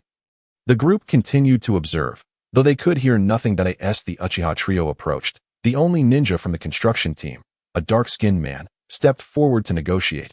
What business do the esteemed members of the Uchiha clan have here? What are you doing? The leading ninja spoke with an air of arrogance, questioning whether mere construction workers could even be considered ninjas. We are employed by Lady Tsunade to survey the terrain. Construction of a hospital will commence shortly. The dark-skinned man replied truthfully, aware that he could not provoke the Uchiha clan. I see. This location is quite close to our Uchiha clan security forces, so I thought it prudent to investigate upon noticing activity here. You may continue your work. We shall take our leave. With a wave of his hand, the leader signaled for his companions to depart. The dark-skinned man was left puzzled, wondering why their encounter had been so anticlimactic. Unable to comprehend, he chose not to dwell on it and returned to his surveying task. What did the Uchiha intend? Chuan Feng found himself pondering this, furrowing his brow as the situation slipped from his grasp. Given how close they were to the security forces, it was not surprising for the Uchiha to inquire. Shuo Mao's limited intellect clearly deemed this a mundane occurrence. Naishue remained silent, sensing that matters were more complicated than they appeared. Though unable to pinpoint the issue, what should we do next? Tsunade inquired, looking to Chuan Feng, who remained the steady anchor. Stay put. I will investigate. Chuan Feng resolved to gather information himself, leaving a flying thunder god technique mark on a branch before vanishing. He stealthily followed the 3 Uchiha members. They were heading toward the clan's territory when suddenly, Chuan Feng sensed an approaching presence, a chakra that felt oddly familiar. He halted, observing the unfolding situation. The 3 Uchiha, at most, were mid-level ninjas, completely oblivious to the danger. They continued toward their clan's land. As they passed beneath a large tree, they were startled by the ominous sound of a ceiling shuriken descending from above. Who goes there? The trio retreated simultaneously, adopting a defensive stance, weapons drawn and vigilance heightened. Although the Uchiha were arrogant, their individual skills were commendable. The Uchiha should not meddle. The hospital of the Senju clan is off-limits to you. As the words fell, a cloaked figure appeared before them, face obscured. Chuan Feng was momentarily taken aback, bewildered as to who this Senju clan member might be. We have done nothing wrong. We were merely making inquiries, the leader of the Uchiha protested. Recognizing that this individual was beyond their capabilities, consider this a lesson. Keep your distance from the hospital construction site. The cloaked figure was unwilling to engage in further dialogue and swiftly engaged the three Uchiha in combat. Chuan Feng discerned that this individual was not a master of taijutsu, exhibiting numerous openings in their movements. Nevertheless, they were still far too formidable for the trio of Uchiha in mere moments. The three ninjas lay on the ground, each sustaining injuries, with the most severely wounded merely nicked in non-vital areas. Return and inform your clan leader. The Senju clan is not to be trifled with. With that, the cloaked figure vanished in the opposite direction. Chuan Feng, intrigued by this self-identified member of the Senju clan, decided to conceal his presence and follow. The cloaked figure traversed a wide arc through the forest, eventually entering the Uchiha territory, disappearing from sight. Chuan Feng refrained from pursuing further, realizing that the situation was becoming increasingly intricate and captivating. After a moment of contemplation, he activated the Flying Thunder God technique and returned to Tsunade's side. Suddenly, the appearance of another person startled Tsunade, prompting her to instinctively throw a punch. "It's me," Chuan Feng quickly interjected, stepping back onto another branch. "I apologize, I didn't react in time." Tsunade lowered her head, feeling somewhat flustered. "You didn't hit me. There's no need to worry about it." Shuo Mao dismissed the incident casually. "So, what did you discover?" Nai Shui, unfazed by the minor commotion, inquired. "Quite intriguing. The Uchiha and Danzo have formed an alliance." Chuan Feng revealed a fact that left everyone in disbelief. How is that possible? Given Danzo's disdain for the Uchiha, how could they possibly collaborate? Tsunade was the first to voice her skepticism, well aware of Danzo's animosity toward the Uchiha. "I just witnessed Uchiha members attacking that trio from earlier. Who else would stage such a performance if not Danzo?" Chuan Feng had already identified the familiar chakra as belonging to the Uchiha ninja he had previously injured in an alley. The Uchiha truly dared to conspire with the tiger. Tsunade still found the notion hard to believe. "You underestimate the Uchiha's hatred for the Senju." Chuan Feng articulated a truth that Tsunade had yet to grasp. Believing that the animosities could simply be erased with the dissolution of the Senju clan. Yet, the age-old enmity was not so easily extinguished. Shuo Mao and Nai Shui listened quietly, occasionally furrowing their brows. Even the dog remained silent atop the tree. If the Uchiha and Danzo are cooperating, can that hospital still be constructed? After all, the proximity to the security forces posed a significant concern. Tsunade found the situation increasingly troublesome, wishing she had chosen a less significant location from the outset. However, she decided to observe the unfolding events. She sensed that something intriguing was bound to occur. Danzo and the cunning Uchiha fox would never be on amicable terms. Kawakaze, having discerned the impending drama, was already aware that the Uchiha had alternative plans. "Shall we continue to keep watch?" Tsunade inquired tentatively. "If you wish to take a stroll with me, that would be fine as well. I believe my elder brother and sister-in-law can keep an eye on things here." Kawakaze observed the slight upward curve of Tsunade's lips. Shumo turned away, no longer wishing to engage, as it dampened his mood. Naesuk, however, was keenly interested in Tsunade's reaction. "There will be opportunities in the future," Tsunade concluded, her cheeks flushed, deliberately ignoring Kawakaze and feigning interest in the construction site. Kawakaze remained undeterred, returning to crouch beside Tsunade. "So, may I embrace you in the future?" Tsunade subtly shifted her position, finding him rather bothersome. "That we'll discuss future matters at a later time." Her fair complexion was tinged with a rosy hue, akin to someone intoxicated. "But you mustn't perform a shoulder throw on me again. That was instinctive. You didn't even give a warning." Tsunade defended herself in a moment of urgency. "So, does that mean if you had given a warning, it would have been acceptable?" He leaned in a fraction closer, unabashedly pursuing closeness and affection. "That I never said that." Tsunade had never encountered anyone so audacious. Jiraiya was merely a playful rascal who got beaten up. But this fellow had a skin thicker than a fortress wall. Naesuk chuckled softly, reflecting on how her younger brother had never shown interest in anyone. It was a mystery where he had learned such boldness.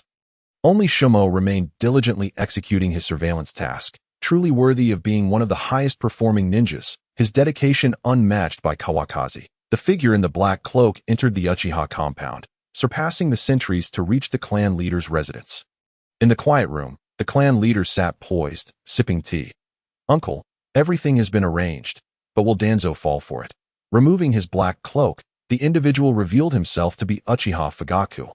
Yet, he might not be easily deceived. What if his men were also harmed? The clan leader had already devised a comprehensive plan. This scapegoat Danzo was destined to either rise or fall. Once those three returned, they would promptly report back to the root. And remember, ensure proper healing. We cannot afford any lingering consequences. After finishing his tea, the clan leader felt a sense of euphoria as he strategized. Being of the same clan, he hadn't inflicted serious harm on his nephew. Fugaku had not yet reached the point of despair where he would wish death upon his entire clan, clearly showing restraint. Otherwise, Kawakaze would not have taken such an interest in him. Keep a close watch. Inform me of any developments. Fugaku instructed before retreating to a concealed area of the clan to await the return of the three unfortunate souls. An hour passed before the trio staggered back into the clan's territory. Supporting one another, Fugaku rushed to meet them, his acting skills on display. What happened? Who dares to attack my Uchiha? The leading ninja replied, We were ordered to inquire with the construction staff, but upon our return, we were ambushed by members of the Senju clan. How shamelessly they sought to embellish their own misfortunes. No wonder he led the group. That Fugaku's expression darkened. Who would dare to ambush you lot? Suppressing his displeasure, he led the group to tend to their wounds while also summoning clan ninjas and sending word to the root for assistance. The sense of urgency swept through the Uchiha, many of whom were unaware of the unfolding situation, just as the root observed keenly. The Uchiha clan leader, ever the strategist, had anticipated Danzo's every move. The Uchiha ninjas reported back. Danzo had already learned of the conflict between the Uchiha and Senju clans. Now, as a collaborator, he could not afford to remain idle. Listening to the reports from the kneeling Uchiha ninja, Danzo waved his hand dismissively. Send 2 teams to assist the Uchiha as long as the construction team cannot proceed. There is no need to fight fiercely. Danzo assigned the task, and the root ninjas promptly set off toward the Uchiha. Once his subordinates departed, Danzo sensed a hint of peculiarity in the situation. Yet he had not anticipated that the Uchiha clan leader would be willing to take action against his own kin. Caressing the scar on his chin, he gradually fell into contemplation. The root ninjas arrived at the Uchiha compound but did not enter. As someone approached to meet them, a ninja bearing the Uchiha clan emblem approached and negotiated with the root group. The clan leader has ordered that you need not intervene for now. Simply observe, follow me, and should the situation become dire, we hope you will lend assistance. Upon hearing this, the root ninjas were pleased, as it aligned perfectly with Danzo's directive to wait for the opportune moment. Without hesitation, they agreed and followed the Uchiha to a vantage point near the construction site. Meanwhile, Fugaku remained in the quiet room, still sipping tea with the clan leader. Have they departed? Fugaku, are you confident? The clan leader expressed some concern. After all, Fugaku was not a match for Hatake Kawakaze, and his confidence in Fugaku's strength was waning. Uncle, if you do not trust me, at least trust our own eyes. Fugaku's eyes suddenly manifested the 3 tomo. Indeed, how many Hatake Kawakaze could there be? Do not hold back. As long as we have a living witness to report back, that will suffice. The clan leader's gaze turned fierce. He harbored no fondness for Danzo, his teacup crashing onto the table. Bang. Until noon, the construction crew had not returned, and no one else had appeared. Kawakaze and his party withdrew, having dined, only to return to their original positions. What scheme was the Uchiha concocting? Tsunade pondered the self-directed play of the Uchiha, but found herself at a loss for answers, and no need to overthink. Tonight, I will take you to uncover the truth. Kawakaze's confident demeanor reassured Tsunade, unaware that the boldness of the skilled could lead to outcomes far different from her expectations. At that moment, the location of the root ninjas was in disarray. Of the 6 root ninjas, only one remained, barely clinging to life, gravely injured, while the other 5 lay lifeless on the ground. You Senju clan, how dare you act this way? Are you not afraid that I will report to the 3rd Hokage? This surviving root ninja attempted to threaten the figure in the black cloak. Our territory was also sanctioned by the 3rd. What are your covert intentions in the root? Besides, if you do not return, who will know that I am the one who killed you? As he spoke, the black-cloaked figure approached to deliver a lethal blow. From a distance, the sound of numerous footsteps grew louder, bringing a glimmer of hope to the root ninja's masked face. Salvation was at hand. Damn it, Fugaku, embodying the role of a masterful actor, muttered a curse under his breath and departed without hesitation. The root ninja, having narrowly escaped, failed to consider that the Senju clan member had ample time to eliminate him before leaving. As Fugaku exited, a Uchiha Jainin arrived with dozens of followers. Spotting the bodies on the ground and the last remaining survivor, he inquired, I heard commotion from this direction and came here instead of heading to the construction site. What kind of trouble have you encountered? The J-nin's words were riddled with inconsistencies, revealing his eagerness to explain. Fortunately, the surviving ninja had no mind to analyze it at that moment. We encountered members of the Senju clan. Truly detestable. I shall escort you back. The Uchiha J-nin disregarded the bloodshed and carried the root ninja away, while the remaining Uchiha dispersed. They had no intention of heading to the construction site. It was merely a grand performance. Once the root ninja was delivered to the main base, the Uchiha J-nin left with a smile. What of Danzo? What of the root? They are but playthings in the hands of the Uchiha. Danzo, having arranged for medical ninjas to keep him alive, was seething with anger. Only one of 6 had returned. Had it been easy to cultivate these individuals? What transpired? His voice brimmed with undisguised fury. We encountered members of the Senju clan, and I was the only one saved by the timely arrival of the Uchiha. The Senju had been frightened away by a large force. Uchiha invites you to jointly interrogate the construction team tomorrow. Firstly, it was the Uchiha clan members who were injured, and in addition, 5 individuals from my root have perished. This matter, even presented before the third Hokage, would still find us justified. The ninjas from root, enduring their pain, have laid bare their encounters and the words of the jounin who escorted them back. Even if it concerns a teacher's family, such deceit against me cannot be tolerated at this moment. Danzo remains oblivious to the ulterior motives at play, having fully stepped into the Uchiha clan leader's chessboard. Tomorrow, when we head to the construction site, it will be difficult for him to remain unscathed. Take him down to recuperate. Ultimately, Danzo refrained from killing out of rage, yet Root has already suffered significant losses. Awaiting tomorrow, he is bound to exact his vengeance. What of the Senju clan? This hospital stands to benefit from this opportunity to settle matters in one fell swoop. Danzo cannot help but recall Chuanfeng. The claw mark on his throat seems vividly imprinted in his memory. If they were to cross paths tomorrow, the Uchiha would inevitably take the lead at this moment. Chuanfeng is blissfully unaware that anything untoward might transpire, appearing languid. Were it not for Tsunade's presence by his side, he might have already turned back home.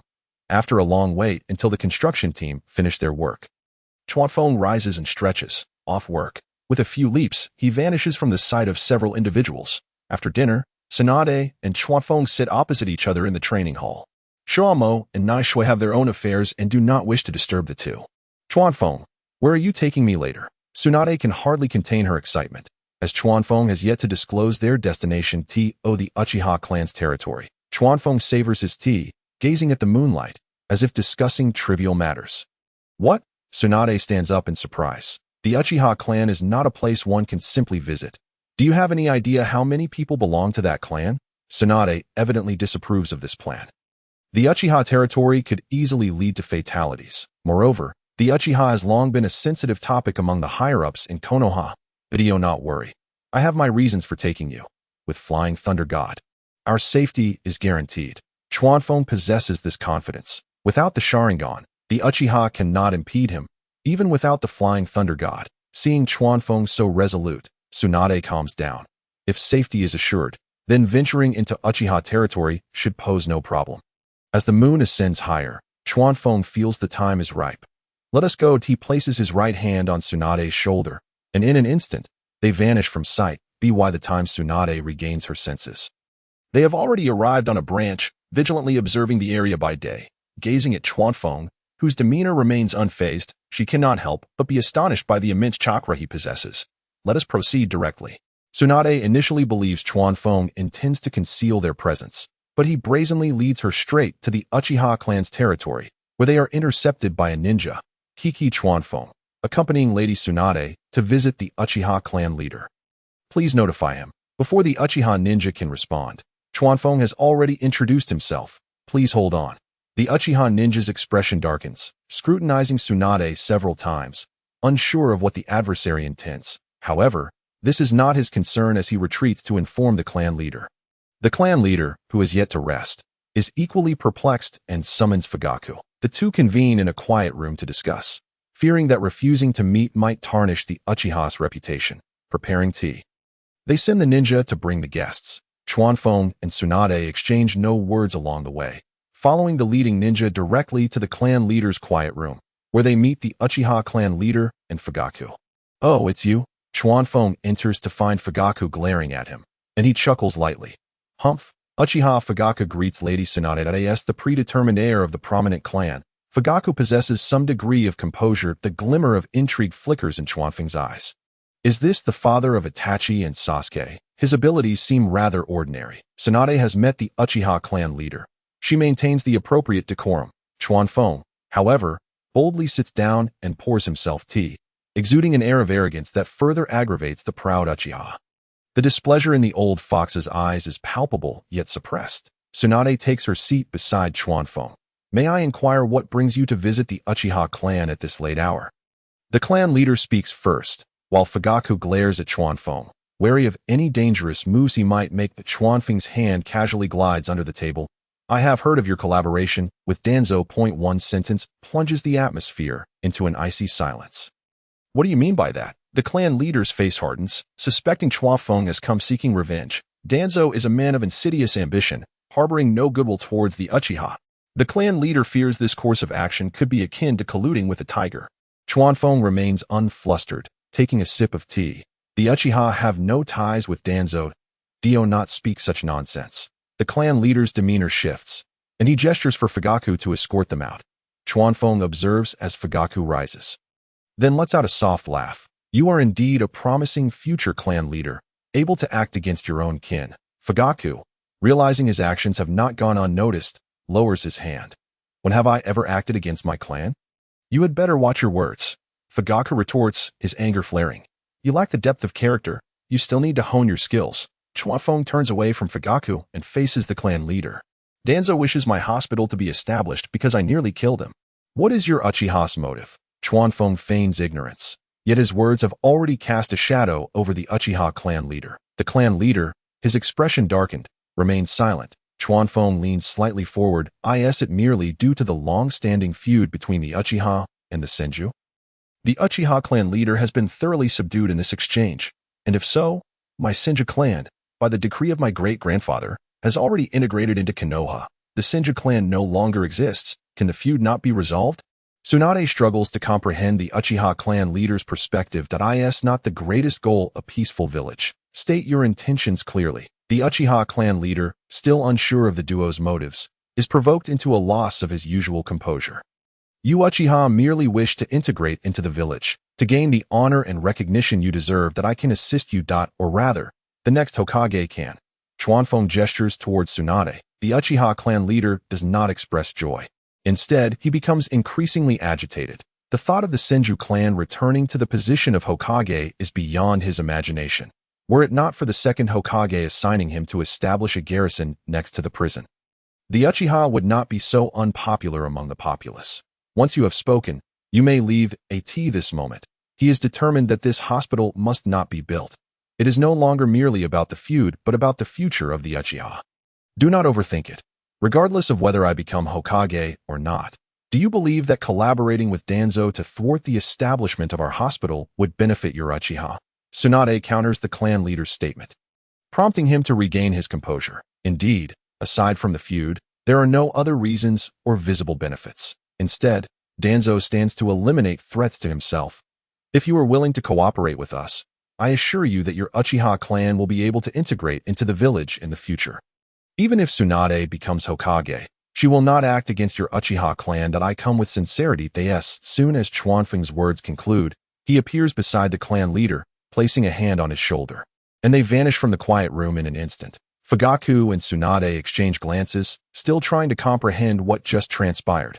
Where did he take my uncle? Fugaku draws a kunai, prepared to confront even Tsunade if necessary. I remain here. He will bring him back. Tsunade composed herself, utterly unconvinced that Kawafeng would abandon her. Faike's gaze was heavy with concern, lost in contemplation, hesitant to summon the clan members, for should this news emerge, it would undoubtedly cause an uproar. Faike remained vigilant, while Tsunade sipped her tea with measured calmness. The abruptness of Kawafeng's appearance, without so much as a greeting, caught her off guard. Approximately 10 minutes later, Kawafeng returned to the quiet room, accompanied by the pale-faced clan leader. With a swift kick, he overturned the low table before him, and the clan leader was met with the sight of the Senju clan emblem on its underside. Indeed, it was the Flying Thunder God technique. I have made a promise to you.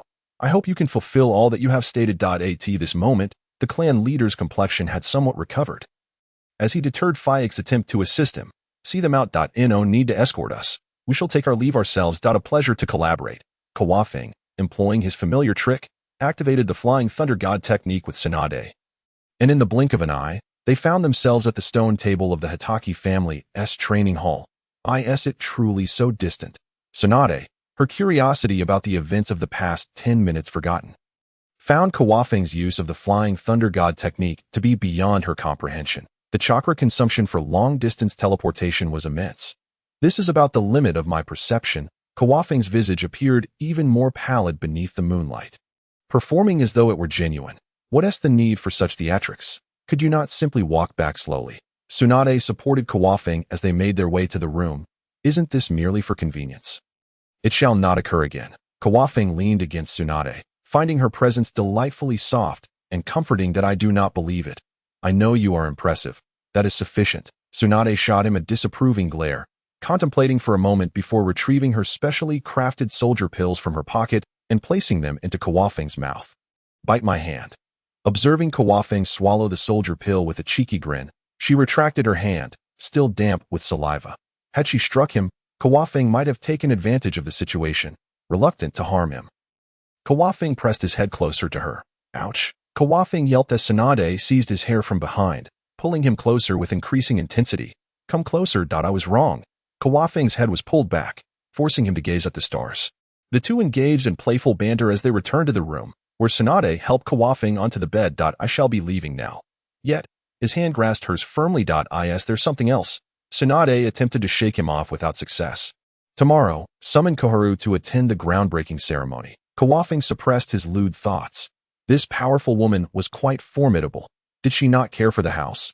Understood. Is this part of your plan? Tsunade recalled her earlier query. Losing the desire to depart, she opted to sit beside Kawafing on the bed, engaging in conversation. How did you persuade that old fox? A big stick with a date. Who knows how it works? Effective, Kawafing responded with nonsensical remarks, leaving Tsunade perplexed. She tightened her grip on his hand. Speak properly. I merely took him for a brief stroll. I did not harm him. Furthermore, once the hospital is operational, you shall assist the Uchiha in training doctors and medical ninjas.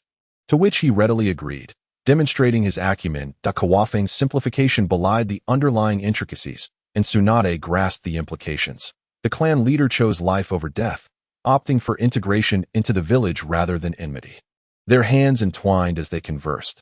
The Uchiha clan leader, after shattering the low table in the quiet room, would likely spend a sleepless night. The next day, Tsunade awoke at her residence, having conversed with Kawafing until the late hours. Nearly forgetting to return, she felt a twinge of embarrassment, having shared so much. Were it not for his frail condition, she would have been inclined to inflict a few injuries upon him. After freshening up and gathering her thoughts, Tsunade visited the construction company to announce the commencement of the project. She then proceeded to Koharu's residence, where the advisor had yet to begin her day. After knocking, a maid answered the door. Is Advisor Koharu at home? Please, come in, Lady Tsunade. Upon entering, Tsunade spotted Koharu enjoying her breakfast. Tsunade, what brings you here today? Koharu's expression was warm and inviting, devoid of the sour demeanor often associated with age. Today marks the groundbreaking of the hospital, and I wish to extend an invitation for you to witness it today as the vice president. You are, after all, part of the hospital. Tsunade returned Koharu's smile as she took a seat across from her. Certainly, I shall join you after I finish eating. Without hesitation, Koharu agreed, for as an advisor, she possessed a degree of autonomy. Once Koharu finished her meal, she and Tsunade made their way to the hospital construction site. Upon arrival, the site was bustling with activity, surrounded by warriors from the Hatake clan. Kawafing and Saku stood prominently in view. Neju patrolled the area with the Hellhound at her side. Meanwhile, in the Uchiha territory, the clan leader and Danzo had assembled a large contingent of ninjas, preparing to confront the hospital construction site. The clan leader and Danzo led the way. The following ninjas moved in tandem. Tsunade and Koharu chatted amiably as they walked, discussing Hashirama, Tobarama, and the present in matters of politics. Koharu provided Tsunade with a lesson, for in the realm of medical ninjutsu, she could not rival Tsunade's expertise. Upon their arrival at the hospital, Kawafing and Saku approached them. Advisor Koharu, I must ask for your assistance.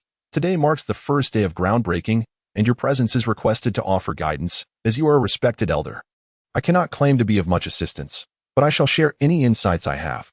Koharu replied with a smile that revealed her age. What woman does not relish kind words? Tsunade discreetly rolled her eyes at Kawafing, contemplating when she had ever praised Koharu's medical ninjutsu. Under the guidance of Kawafing, the trio observed various aspects of the construction site with a seriousness that suggested an inspection by leadership. Before long, sounds of conflict erupted from outside the site that it was a clash between the Hatake warriors and the arriving Uchiha. A warrior approached to report the situation, to which Kawafing responded, I will handle this. Koharu, please remain here. Observing the unfolding events, Koharu felt a sense of urgency. Her spirits high. I am also a member of the hospital. I shall accompany you. It would be remiss to trouble you. Kawafing replied politely, a cunning smile flickering across his face, as if everything was under control. Let us proceed. I am eager to see who dares disrupt the hospital for the benefit of the villagers. Koharu refrained from mentioning any familial conflicts. Prioritizing the interests of the villagers, before they even arrived, the blame had already been assigned. Very well, then. Kawafing took the lead as they approached the site of the skirmish. By this time, several clan warriors had already been injured and lay on the ground. A fierce glint crossed Kawafing's eyes as he gestured for the injured to be taken away. The aggressors were none other than the root ninjas led by Danzo. Danzo felt a chill as he caught sight of Kawafing, yet reassured himself knowing that Uchiha members were present. Should any trouble arise, he might bolt at a moment's notice. Upon seeing Koharu, he was filled with confusion. Koharu, what are you doing here? Danzo, I am the future vice president of this hospital. Is it not normal for me to be present? Though she and Danzo shared the same faction, her perception of him was far from favorable, given the generally unlikable nature of those who dwell in the shadows. His ambition and ruthless methods only served to diminish her opinion further. At this moment, her tone towards Danzo was far from cordial. You are the vice president. A nameless fury ignited within Danzo. Yet he was at a loss as to where to direct it. At that moment, the leader of the Uchiha stepped forward and spoke. None of this is of consequence. Today, we, the Uchiha clan, have come here alongside Lord Danzo solely to demand the surrender of the murderer. You do not intend to shield the criminal who harmed our Uchiha brethren and slaughtered 5 of our core members, do you? His tone was harsh, imbued with an ominous air that suggested conflict was imminent. The atmosphere between both parties grew increasingly tense under the scrutiny of the Uchiha leader. Kawafing mused silently, recognizing this old fox as a most skilled actor, ever vigilant of any movements from the Uchiha's direction. Do not feign ignorance of my words, even if I were to protect you. What then? The irascible elder drew his blade at the slightest provocation, his icy demeanor rapidly fading that if he could not best Kawafing. Did he truly believe he could not eliminate this band of wretched miscreants? Kiki Tsukumo, do not push your luck. Danzo could not restrain himself, recalling the root ninja who had perished at Tsukumo's hands. What if I do? You, old worm, a pest in the shadows. Kiki Tsukumo's retort was sharp and unrestrained, leaving Danzo's face dark with fury. Let us discuss this calmly. There is no need for violence, Tsunade spoke. Stepping forward in an attempt to mediate, the advisor to the Hokage, she was keen to prevent family conflicts from escalating into outright brawls. Be careful, protecting advisor Tsunade, before she could finish her sentence. A kunai affixed with an explosive tag flew toward her. In an instant, Kawafing deflected the kunai, which landed some distance away and erupted with a thunderous roar. I did not strike first, Danzo hastily clarified, sensing the imminent threat. Yet the moment had spiraled beyond his control. With Kawafing's intervention, Tsukumo descended upon the root ninjas like a tiger among sheep, dispatching them with ease. Fortunately, Tsukumo was but one man, and most of the root ninjas managed to distance themselves from him. The warriors of the Kiki clan engaged the Uchiha ninjas in a fierce clash, their combat purely a display of physical prowess. Kawafing had long set his sights on Danzo, his blade, the 8-sided sword, aimed unhesitatingly at Danzo's neck. Last time in the quiet room, the confined space had hindered him, but now Danzo sensed the danger and narrowly evaded the strike. Now this is becoming interesting. It is none of my concern. It was the Uchiha who acted. Danzo continued to protest, oblivious to the trap laid for him. Tsunade had already retreated from the conflict under the cover of Konoha's protection. Her role concluded. Naishue, accompanied by her demon hound, rampaged through the ranks of the root ninjas. Encountering nearly no resistance, Tsukumo's chosen allies were far from ordinary women at this juncture.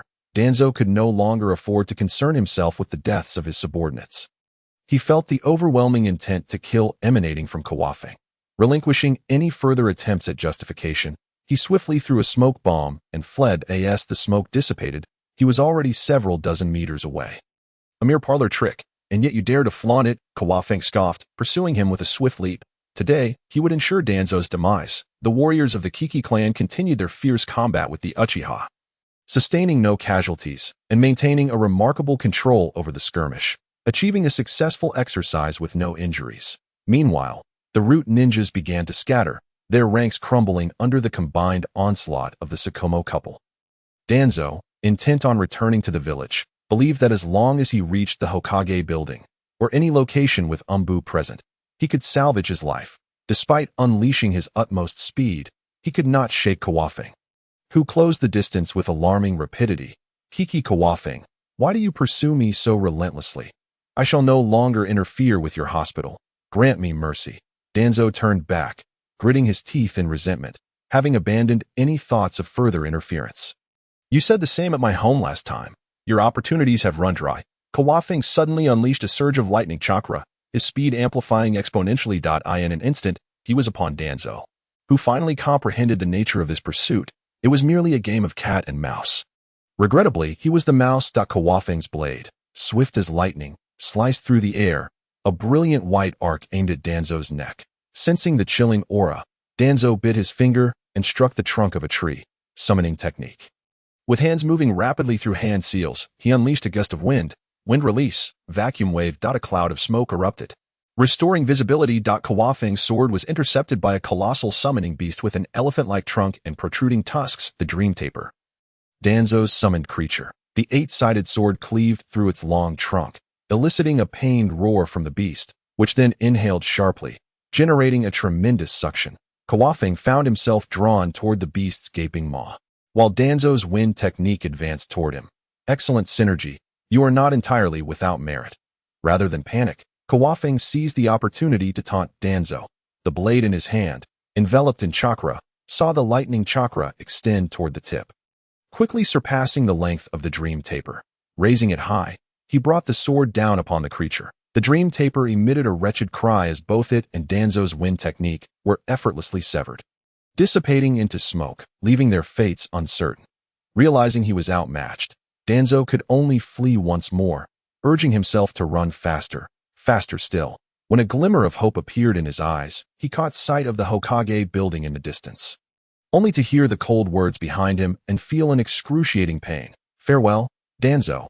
Do not oppose me in your next life. Kawakaze's sword pierced through his back, chilling him to the core, delivering a fatal blow. Danzo's eyes reflected a mixture of unwillingness, regret, and hatred towards Kawakaze as he collapsed to the ground with a resounding thud, a once powerful figure extinguished before his time. Kawakaze, expressionless, flicked his wrist, sending the blood from his blade splattering away as it vanished. He approached Danzo's lifeless body, carefully sensing for any signs of life and confirming the inevitable. Without the Sharingan to employ as Anaji, Danzo was irrevocably dead. With no intention of disturbing Danzo's corpse, he understood that this incident could not remain concealed. With a nonchalant turn, he departed towards the hospital construction site, where the conflict had subsided. The root forces had been entirely annihilated. Tsukumo's murderous intent still lingered, exuding a formidable aura.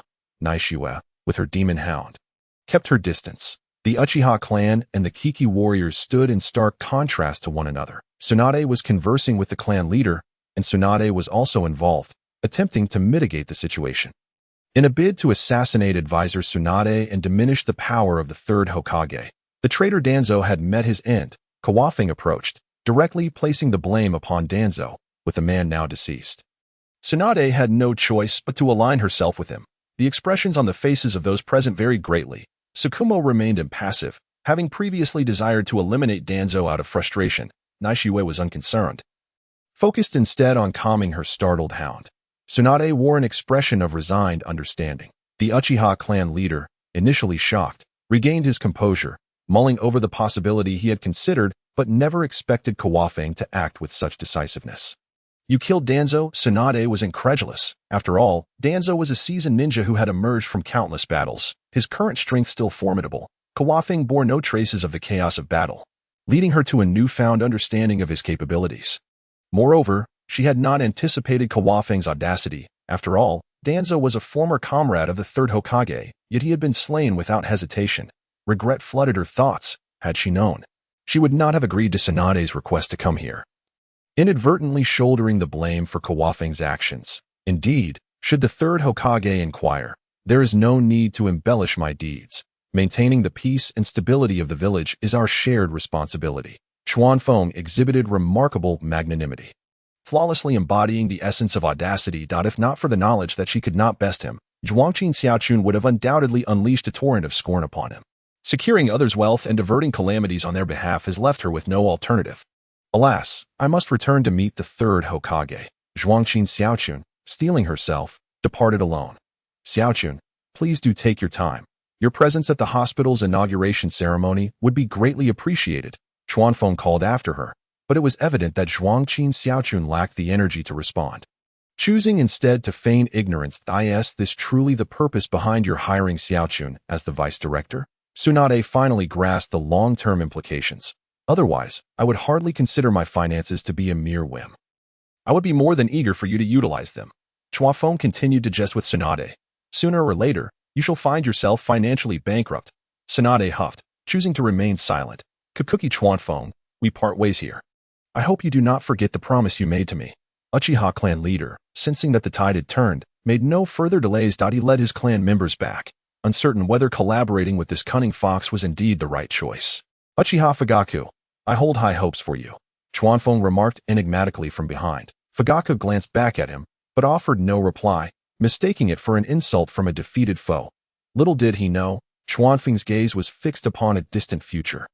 The Uchiha are a clan burdened by a curse. The more precious what is lost, the stronger the abilities that emerge. Their individualism struggles to integrate into Konoha's collectivism.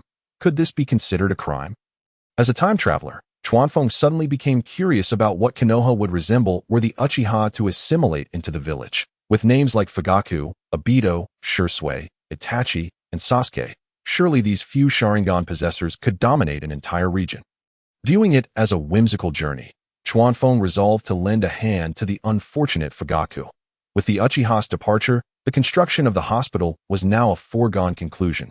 Chuanfeng led everyone away, and the previously stunned construction workers resumed their tasks. With their earth-style techniques and exceptional physical prowess, the hospital's completion would only take a few months. Along the way, Zhuangqin Xiaochun had discerned the entire situation. This was a scheme orchestrated by Kikuki Chuanfeng, targeting Danzo.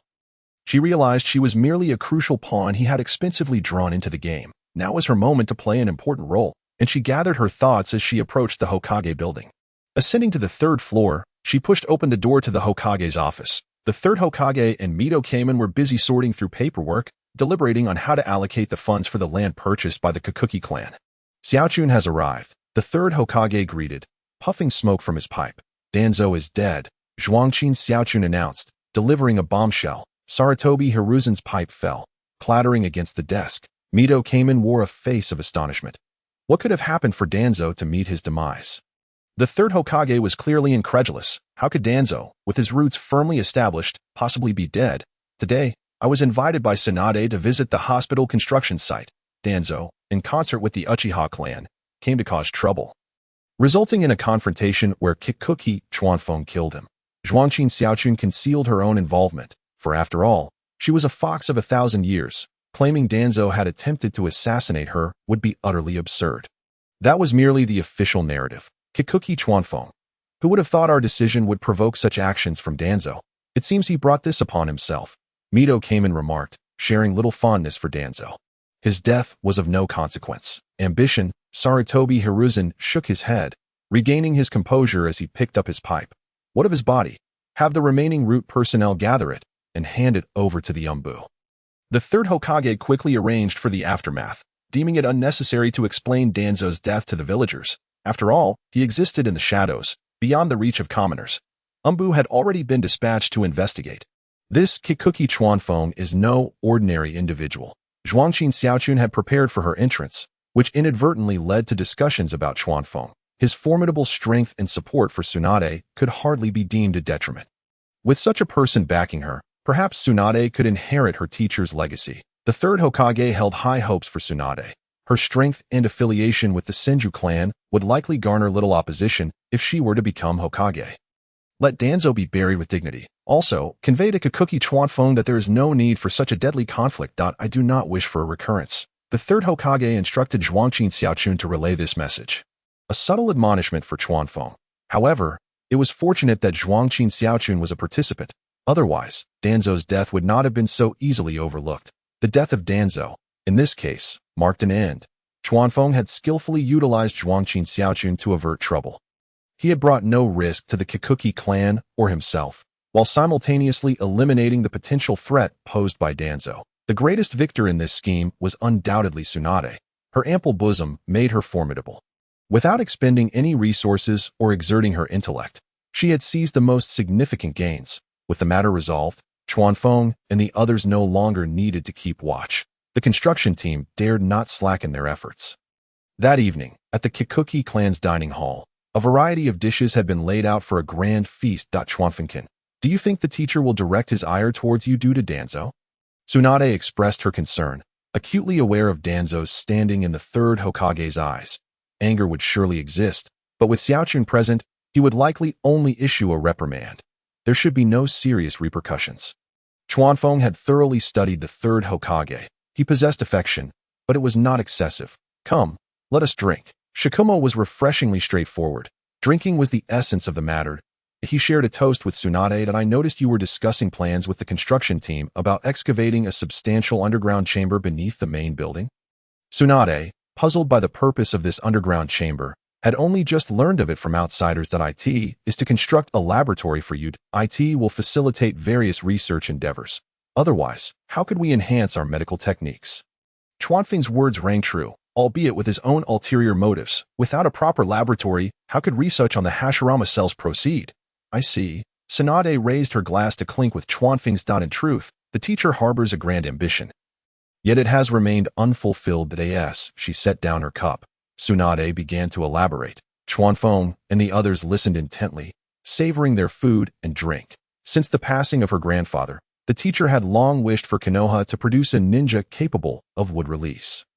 He assembled a group of medical ninjas to study her grandfather's cells. Upon hearing this, Chuanfeng was filled with excitement. He had not anticipated that the third Hokage's endeavors had never strayed from the Senju clan. He offered Tsunade more food, encouraging her to continue. Unfortunately, fate had other plans. Her grandfather's cells possessed a high degree of assimilation, and none of the volunteers who participated in the research survived. They all turned into desiccated trees. Even many of my relatives from the Senju clan perished. As she spoke of this, Tsunade's mood noticeably darkened. With this laboratory, I hope to study my grandfather's cells and see if I can replicate the splendor of wood release. Chuanfeng had not anticipated that Tsunade would articulate his own thoughts, thus sparing him the need to persuade her later that I support you. However, why did you not participate personally? I was still young at that time. And by the time I grew up, the experiment had concluded that it was sealed away by the teacher due to the significant losses. Konoha could not bear such sorrow. Therefore, I will not easily conduct live experiments until there are breakthrough advancements. Tsunade shared her thoughts that my cellular vitality is quite high. I hope it can assist you when the time comes. This also serves as the greatest assurance for Chuanfeng's desire to integrate the cells of Hashirama. Well, we will undoubtedly be able to replicate my grandfather's wood release in the ninja world. Tsunade, brimming with enthusiasm, remains unaware that even if the Hashirama cells are thoroughly researched, not everyone is capable of transplanting them. Chuanfeng refrains from voicing such discouraging thoughts. As long as he can achieve integration, this laboratory will not have been built in vain. He is confident in Tsunade's abilities. After all, in the original narrative, Naruto's severed hand was cultivated from the Hashirama cells she studied. Shua, Imo, and Naishua, upon hearing about wood release, are equally stirred. It represents a formidable bloodline limit that could overpower the Nine Tails. If Tsunade successfully researches it, the entire Konoha may undergo a transformation. Ino Ninja Village would dare provoke a ninja capable of wielding complete wood release. Once the hospital is constructed, they will be able to utilize the necessary equipment. The laboratory will be equipped with the finest tools. I will finance it. There is no need for you to hold back on my account. It shall all belong to you in the future. While discussing serious matters, Chuanfeng cannot resist teasing Tsunade. She casts him a sidelong glance, her expression a blend of charm and annoyance. Unsurprisingly, the four of them indulge in another celebratory feast, leading to excessive drinking. Shuaimo lies on the ground, repeatedly exclaiming cheers. Tsunade, her cheeks flushed, clings to Chuanfeng, who has already succumbed to slumber. Only Naishue retains a semblance of consciousness, urging the Inuzuka to summon help. Eventually, the four are escorted back to their chambers by their attendants. Another night of sweet dreams unfolds as time progresses. The oppressive atmosphere of war grows increasingly palpable. More and more ninjas are dispatched to the Land of Rain, reportedly to negotiate passage with Hanzo the Salamander. Chuanfeng shakes his head at these rumors. The third Hokage is truly aging, resorting to such absurd measures. After all, Hanzo is no fool. A large contingent of Konoha ninjas crossing his territory would be enough to raise eyebrows. The outbreak of conflict in the Land of Rain seems inevitable. However, as long as formal hostilities have yet to commence, he remains unaffected. Chuanfeng continues to enjoy his daily life, teaching Shinshu, who has returned from Orochimaru's tutelage. He flirts with Tsunade and playfully irritates Shuaimo, living quite blissfully. Training in sage techniques has also been prioritized. Once the hospital is completed, he intends to spend some time in the wet-bone forest. One day, Chuanfeng sits at a stone table in the training hall, savoring tea. With the hospital under construction, Tsunade is far busier than he, the hands-off investor. Shinshu practices his swordsmanship in the courtyard, showing solid progress over time. He has become a match for ordinary genin and can even hold his own against chunin. However, he has recently suffered a bit from Chuanfeng's training. Without a supportive sister, he might need a week's rest after each session. At that moment, the butler arrives with two children, one with flowing red hair, none other than Kushina Uzumaki, and the other, with short golden hair, is none other than Minato Namikaze. Chuanfeng is pleasantly surprised to see that Minato has indeed been brought along by Kushina. Sipping his tea with a smile, he remains seated. Observing the renowned fourth Hokage as a mere child, he experiences a unique sentiment that perhaps only he can comprehend. Brother Chuanfeng, I've brought my friend. Kushina exclaims with a bright smile as she approaches him, opting not to take a seat. Minato, feeling a bit nervous under the gaze of this silver-haired man, is aware that he has come to seek mentorship. If he does not impress, it would be quite embarrassing. Greetings, Lord Chuanfeng. I am Minato Namikaze. I have come to seek your guidance today. The 10-year-old Minato is undeniably adorable. He has not succumbed to despair despite losing his parents. Chuanfeng can sense the yearning for love emanating from him. Brother Chuanfeng, Minato has graduated today. He is only 10 years old. Kushina, noticing Chuanfeng's silence, begins to extol Minato's virtues. Her words convey a singular message. Minato is a genius.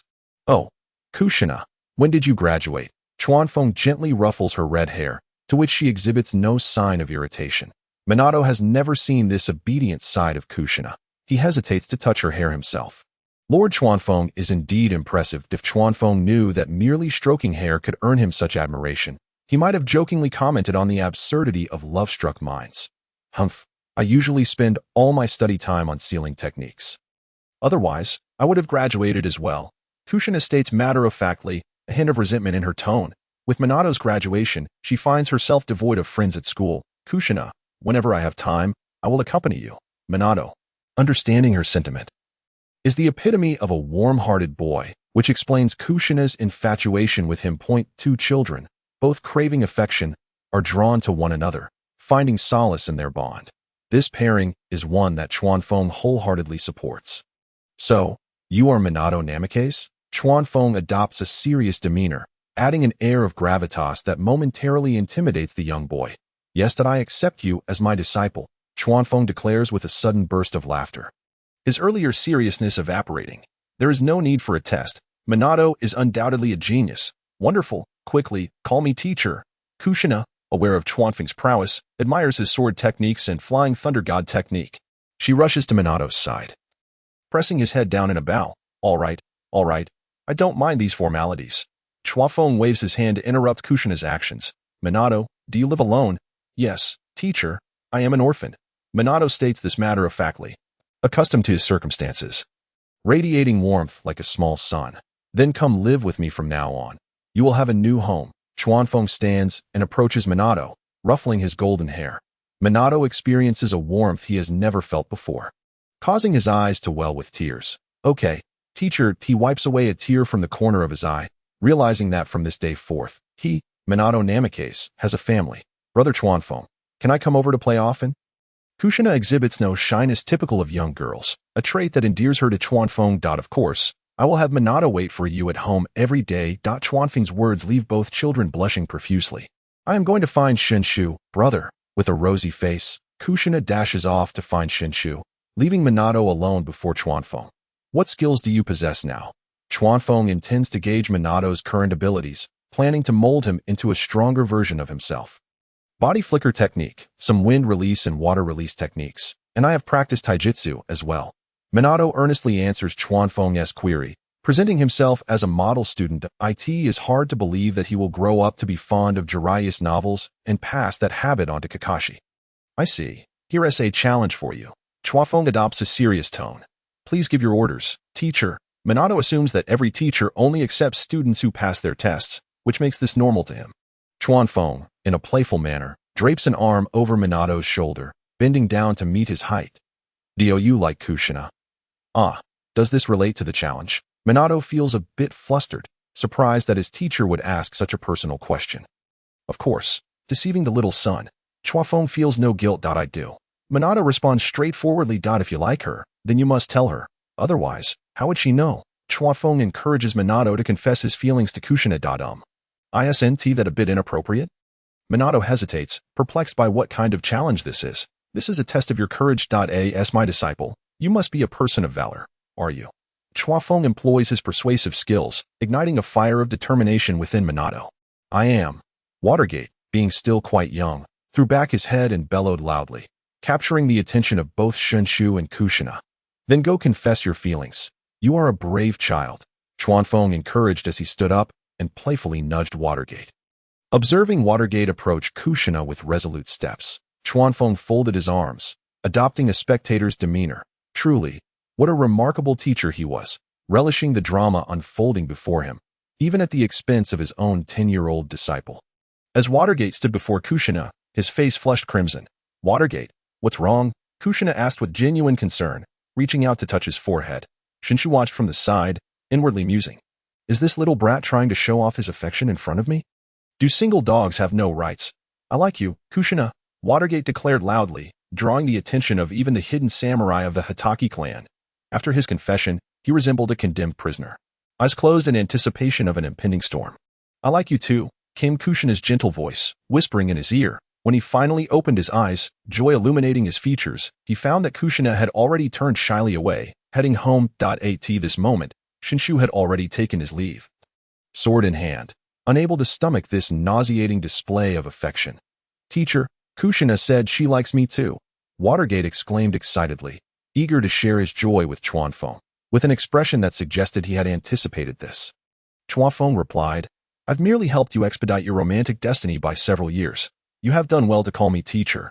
Yes, everyone in the Hatake clan now knows, Chuanfeng added, causing Watergate to feel a bit embarrassed, though the flush on his face remained. You should head home and tidy up. I'll have the butler prepare a room for you. Chuanfeng summoned the butler, declaring that from today onward, Watergate would be his first disciple. While Shinshu, being his young nephew, was a different matter altogether. All right, teacher, I'll be back shortly. Watergate bowed to Chuanfeng before departing for home, relieved that there was too much to tidy up. To celebrate the acquisition of a disciple, Chuanfeng invited Tsunade, who had not dined at his home in quite some time. Tsunade, preoccupied with construction, staffing, and medical equipment, accepted the invitation without revealing her hidden feelings, as her time spent with Chuanfeng had dwindled. Even Shinshu and Kushina were not to miss this feast. After a long absence, the banquet was naturally filled with wine, with poor Watergate shouldering the duty of pouring drinks. This was hardly a welcome for him. It was merely a celebration for his teacher. Watergate's obedient demeanor endeared him to all. Shuo Mao affectionately encouraged him to call him uncle, while Naishua playfully pinched his cheeks, exclaiming how adorable he was, expressing a desire to have a son just as charming. Chuanfeng, slightly tipsy, seized Watergate as he came to refill drinks. Call her teacher's wife. Following Chuanfeng's finger, Watergate hesitated. No, that's Lady Tsunade. Just as he wavered on whether to speak or remain silent. Tsunade swept him into her embrace. From now on, when you go out, use teacher's wife as your title. It was evident that Tsunade was on the verge of intoxication. Yes, teacher's wife, Watergate stammered, his cheeks aflame. Desperately wriggling free from Tsunade's hold to sit beside Kushina. While he felt a sense of warmth akin to home, he was unaware that he had inadvertently shared the same generation as Kakashi, who would likely only address him as brother henceforth. Don't mind her. Tsunade tends to get a bit carried away when she drinks, Kushina kindly explained. However, Watergate had already mentally categorized Tsunade as teacher's wife, a title not to be trifled with. As the banquet concluded, Kushina and Shunshu assisted the now-dazed Tsunade back home. Chuanfeng instructed the butler to help Watergate back to his room for some rest. 2 months later, the hospital officially opened. With a notable array of guests for the ribbon-cutting ceremony, the third Hokage, 2 advisors, and the Uchiha clan leader among them, along with numerous elite shinobi and families skilled in secret techniques, such as the Inuzuka clan. After the ribbon-cutting, the hospital commenced operations. Chuanfeng fulfilled his promise by inviting qualified Uchiha clan members to learn medical techniques, enabling them to work at the hospital, not merely for sustenance, but to foster better relations with the villagers. Yet, this was merely a drop in the bucket. Deeper issues remained unaddressed for the time being. The next day, after ensuring Watergate and Shunshu were set to follow their training schedules, Chuanfeng pricked his finger to summon the slug sage. Tsunade set aside her work to accompany him, and naturally, Shuo Mao and Naishiwei were present as well. After a puff of smoke, the towering figure of the slug sage appeared before them. Chuanfeng-kun, are you ready? The slug sage inquired, aware of Chuanfeng's purpose for summoning her. Yes, slug sage, I appreciate your assistance. Chuanfeng's expression turned serious, a depth of determination evident in his demeanor. I wish to go as well. Tsunade interjected, clearly uneasy about leaving Chuanfeng alone. Certainly, please wait while I prepare, the slug sage replied, appearing leisurely yet efficient as she vanished in a cloud of smoke from the Hatake clan's training hall. Chuanfeng, remember, you are my only younger brother, Shuo Mao expressed, feeling powerless to intervene in Chuanfeng's pursuits yet wishing to convey his sentiments. Rest assured, I have a degree of confidence, Chuanfeng replied with an easy smile. Before he could utter a second word, he and Tsunade disappeared before Shuo Mao's eyes. Utilizing the reverse summoning technique, when Chuanfeng next beheld his surroundings, he found himself in the wet bone forest. The landscape was filled with a viscous, corrosive substance, and the cave exuded a damp chill. Before them loomed an enormous slug, seemingly endless. He and Tsunade stood upon a clean, expansive boulder, evidently prepared by the slug sage. An extraordinary force permeated the space, far denser than what they would typically feel in Konoha. You sense anything? Chuanfeng asked Tsunade, the energy enveloping him like a warm embrace in a hot spring. Somewhat. I find the air here remarkably invigorating, Tsunade replied, though her reaction was less pronounced than Chuanfeng's. Do you sense natural energy? The slug sage's voice echoed within the cave. Is this natural energy? It feels as though I am immersed in a hot spring, Chuanfeng confirmed, dispelling his initial doubts. The feeling is faint, Tsunade admitted, having never intended to train in sage techniques, thus being truthful. Moreover, this was a training that risked their lives. Indeed, you are a gifted child.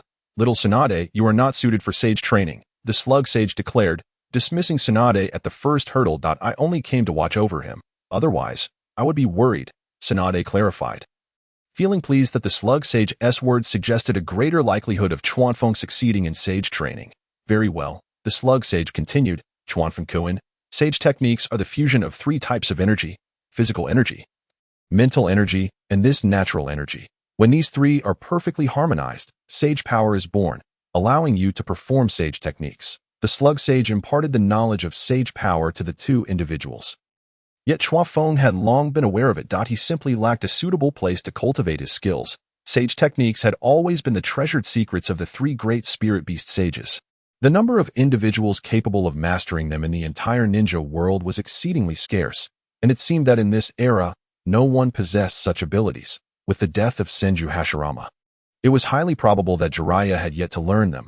Observing Chuanfeng's nonchalant demeanor, Tsunade finally spoke. It may sound simple, but I have yet to disclose to you the perils involved. This was not the first time Tsunade had heard the slug sage discuss sage techniques.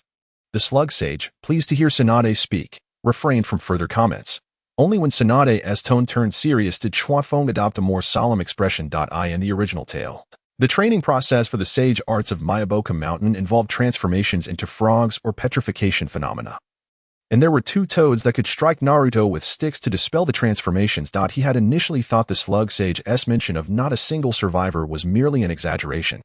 However, seeing Tsunade's expression, it appeared that reality diverged significantly from his expectations. You may speak. I am listening. The training process for the Wetbone Forest Sage Arts is irreversible once one fails to transform Sage Chakra. The consequence is to become a puddle of pus. As she spoke, Tsunade's complexion turned pale, perhaps having witnessed such a fate before. Chuanfeng, too, felt his calmness evaporate. This was truly a technique that gambled with one's life. Senju Hashirama was indeed a god of the ninja world. Noticing Chuanfeng's prolonged silence, the slug sage resumed his explanation. Although the Wetbone Forest Sage Arts are exceedingly perilous, the power of sage techniques is undeniably formidable. The sage arts of Miyaboku Mountain lack durability and require extensive preparation time. In contrast, the sage arts of the Dragon Cave can impart serpentine characteristics to the practitioner. However, the Wetbone Forest Sage Arts not only exhibit perfect form, manifesting only minor seals, but they also significantly enhance chakra and physical recovery capabilities, allowing one to autonomously absorb natural energy as sustenance. In simpler terms, as long as you can absorb natural energy swiftly, you can maintain the sage mode indefinitely. The slug sage spoke of the Wetbone Forest techniques with an air of pride that was unmistakable, were it not for the need to maintain the dignity of a sage. He might have deemed all other sage arts inferior. After hearing the slug sage's words, Chuanfeng felt a deep yearning. It was no wonder that Hashirama's sage mode was so formidable, especially when combined with his wood release, creating a power that was simply astonishing. Are there any auxiliary means? Chuanfeng inquired, seeking protective measures akin to the two-toed sticks. Indeed, the slug sage replied with certainty. What auxiliary means? Chuanfeng's face lit up. As long as there was a chance of survival, he was willing to endure any training. I can use a shadow clone to enhance your sensitivity to natural energy, should you fail and turn into a puddle of pus. The process will be expedited, thus reducing your suffering. The slug sage spoke with a calmness that belied the gravity of the situation. Chuanfeng was at a loss for words. How could a sage casually mention the accelerated transformation into a puddle of pus? Why would you even say something like that? Perhaps we should reconsider. Even without sage techniques, you are already quite powerful. Tsunade began urging Chuanfeng to reconsider. I cannot resign myself without trying. I refuse to be complacent. Chuanfeng understood that in the later stages of the story, lacking special abilities meant becoming mere fodder, and sage techniques were merely the beginning. Without formidable strength, he could not even protect himself, let alone the family he had to safeguard. Think carefully. If you were to die, it must be before my eyes. At this moment, Tsunade's eyes glistened with unshed tears as she clutched Chuanfeng's sleeve tightly. Trust me, with you by my side, I will succeed. Chuanfeng gently patted Tsunade's head, managing a smile. Slug sage, how do we begin? Once he made up his mind, Chuanfeng no longer hesitated. He feared that prolonged contemplation might sap his courage. We can commence at any time. Follow my instructions. The slug sage's voice reverberated throughout the cave. Sit cross-legged, placing your hands on your thighs, palms facing upwards. Are you instructing me to meditate? Chuanfeng quipped. Do not speak. I wish for you to find your calm first. Inhale deeply. Exhale. Were it not for the fact that this was indeed the slug sage, Chuanfeng might have suspected he was being duped by some master of Qigong. Once his mind settled, the slug sage provided further directives. Tsunade watched on, her heart racing, unable to quell the worry in her eyes. Channel your bodily and mental energies, merging the two as one. Gradually attune yourself to the natural energy in the air. Attempt to connect and integrate, ultimately achieving a balance among the three forces. The slug sage observed Chuanfeng entering a meditative state, countless small slugs detached from his form, slowly enveloping him entirely. Tsunade could no longer see Chuanfeng, only a mass of slugs. As Chuanfeng endeavored to connect with the natural energy, he suddenly felt a chilling sensation coursing through his body, accompanied by a sticky texture. Indicating the slug sage's intervention, the natural energy he had sensed before now surged in magnitude, hastening the integration process. The first strand was successfully integrated, followed by the second, then the third. Just as Chuanfeng felt a swell of pride, an unforeseen calamity struck. A searing pain coursed through his entire being. and his skin began to corrode. Slugs also fell away from the areas being eroded. The wounds Tsunade witnessed were horrifying. She gasped in terror, tears streaming down her cheeks. Yet, all she could do was watch. Any attempt to intervene would only hasten Chuanfeng's dissolution due to the influx of another's chakra at that moment. Chuanfeng was also engulfed in fear. The speed of natural energy integration was accelerating, yet the pain intensified correspondingly. He opened his mouth to scream, but no sound emerged.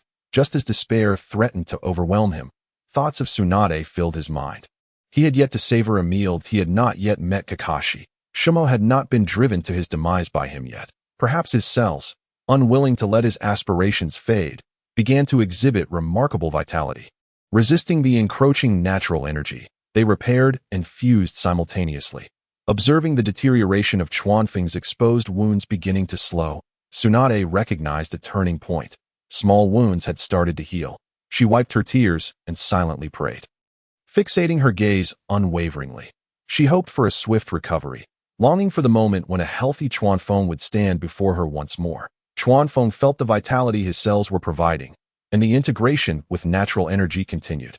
He was on the brink of achieving a balanced state. This moment, the slug sage was equally astonished. For an ordinary person, the corrosive dissolution resulting from such frantic integration of natural energy would be irreversible. Yet Chuanfeng was simultaneously dissolving and regenerating, his miraculous self-healing ability now rivaling the side effects of natural energy. If this continued, he might genuinely become the second person to successfully master the wetbone forest sage arts. As time passed, Chuanfeng's body became riddled with wounds through the process of dissolution and recovery. Few slugs remained on him. Tsunade, gazing at the figure before her, could barely recognize the handsome face she once knew. Gradually, red seals began to manifest around Chuanfeng's eyes. He had succeeded. The backlash of natural energy had come to an end. I did it, Chuanfeng exclaimed, his eyes opening to reveal golden pupils. His voice was hoarse. And upon seeing Tsunade embrace him, he turned his head and fainted. When Chuanfeng next opened his eyes, he was met with Tsunade's fair visage, her slumber deep. She had exhausted her chakra to heal him. He should not disturb her. Chuanfeng then realized that several slugs still clung to his face, their icy, slimy touch evident. His injuries had mostly healed. She truly was a foolish girl. Very well, slug sage. Chuanfeng gently lifted Tsunade onto his lap, allowing her to rest her head against him. As the hard stone beneath them was already uncomfortable enough, he brushed a strand of her light yellow hair aside, ensuring it would not disturb her peaceful slumber. How do you feel now? A bit fatigued, Chuanfeng responded to the slug sage's inquiry that he sensed his body's condition and realized that a powerful force was now at his disposal. This was sage chakra. This is quite normal. I did not expect your cellular activity to be so remarkably high. Lord Hashirama has fully integrated, yet you managed to turn the situation around after a failure. Today has truly opened my eyes. The slug sage generously expressed admiration for Chuanfeng, who would dare assert that the wet-bone forest lacks sage techniques. Let the toads and snakes be cast aside. That it was all merely luck. You nearly paid the ultimate price. Death is but a handful of earth, and dissolving into pus is merely another way of merging with nature. Chuanfeng felt a sense of irony. He and the slug sage likely had little more to discuss. Am I considered to have completed my training now? As he spoke, Chuanfeng activated the sage chakra within him, and red markings appeared around his eyes. Feeling the astonishing restorative abilities and formidable destructive power of this chakra, he recognized it was on an entirely different level compared to his OWN.IT can be considered mastered. However, you still need to adapt to the absorption of natural energy. The natural energy in the outside world is rather thin, making it challenging to sustain sage mode indefinitely, unless you possess Hashirama's wood release, which allows for a continuous absorption of natural energy. The slug sage remained professional on this technical matter. Chuanfeng couldn't help but marvel for the umpteenth time that the reincarnation of Ashura was indeed extraordinary. Various advantages come naturally, with a mere clap of the hands bringing forth results. He pondered when he might reach such heights. It is essential to remain grounded, Chuanfeng sighed, thankful that he had now acquired sage techniques. Slug sage, are there any sage arts available to learn in the wetbone forest? Chuanfeng continued to inquire about training, as the slug sage was not one to engage in discussions about life and ideals. Not particularly, the sage replied. However, the application of sage chakra will yield greater power, especially when combined with your unique techniques. thus enhancing their strength. Chuanfeng quickly grasped this insight that in the original storyline, whether it be Hashirama, Jiraiya, or Naruto, most of their techniques were a fusion of Sage Mode with their respective areas of expertise, explaining the outrageous power of their abilities. Take Naruto as an example. How many of my Razengans can you endure? Understood, Chuanfeng responded. After that, he lost the desire to continue conversing with the slug sage, who too wisely refrained from speaking further. The sage focused on healing Chuanfeng's remaining injuries, diligently working on his face. Chuanfeng began to close his eyes. And in just a brief moment, the feeling of fatigue dissipated. Truly, the power of the Wetbone Forest Sage techniques is remarkable. As he withdrew from Sage Mode, Chuanfeng continued to absorb natural energy. He had only just begun to master it, and there remained a considerable distance before he could fully store Sage Chakra. Throughout this process, Chuanfeng adapted to the absorption and fusion of natural energy, experiencing no further backlash. This was indeed a training regimen where failure meant death. No wonder Tsunade proudly claimed that her grandfather mastered Sage techniques in a single day. After all, how could she exist without such skills? As Tsunade leaned against Chuanfeng's leg and slowly awakened, he concluded his training to that moment. The slug sage's clone had already departed, revealing its handsome visage once more before Tsunade. You're finally all right, Tsunade exclaimed as she climbed up and embraced Chuanfeng. For a moment, Chuanfeng found himself taken aback, feeling the warmth against his chest as he reciprocated by wrapping his arms around her back. Leaning down to whisper softly in her neck, I'm fine now. You've worked hard. After a brief embrace, Tsunade composed herself and gently pushed away from Chuanfeng, her cheeks flushing as she realized her earlier vulnerability. Had you completely mastered Sage techniques? Tsunade asked, tidying her hair and seeking a new topic. Indeed, let us venture outside to test our newfound prowess, Chuanfeng declared, taking Tsunade's hand as they made their way out of the cave. Uncertain of its length, fortunately, the slug sage was not particularly adept at burrowing, and within minutes, the two emerged into the warm, radiant sunlight. They found themselves in an unfamiliar place, surrounded by sparse trees and dense marshland. Clearly unsuitable for human habitation. I shall first assess how much Sage Mode enhances my abilities, Chuanfeng announced, releasing Tsunade as red markings appeared around his eyes, grasping the eight-sided sword in his right hand. He enveloped himself in lightning-based chakra. Chuanfeng was certain that the lightning attribute, augmented by Sage Chakra, would become even more ferocious. He already felt a tearing pain within his cells. Fortunately, such discomfort was quickly mended and would not hinder his combat performance. With a swift draw of his sword, Chuanfeng moved as if he were a bolt of lightning, reappearing several dozen meters away, leaving behind two scorched paths in his wake. What incredible speed and destructive power! Tsunade murmured, recalling her first-hand experience with Chuanfeng's technique. When executed in Sage Mode, its potency increased dramatically. Not bad, Chuanfeng remarked as he returned to Tsunade's side, thoroughly pleased with his newfound speed and power. Even against tailed beasts, such force could inflict significant damage. I also possess a Sage technique from my grandfather.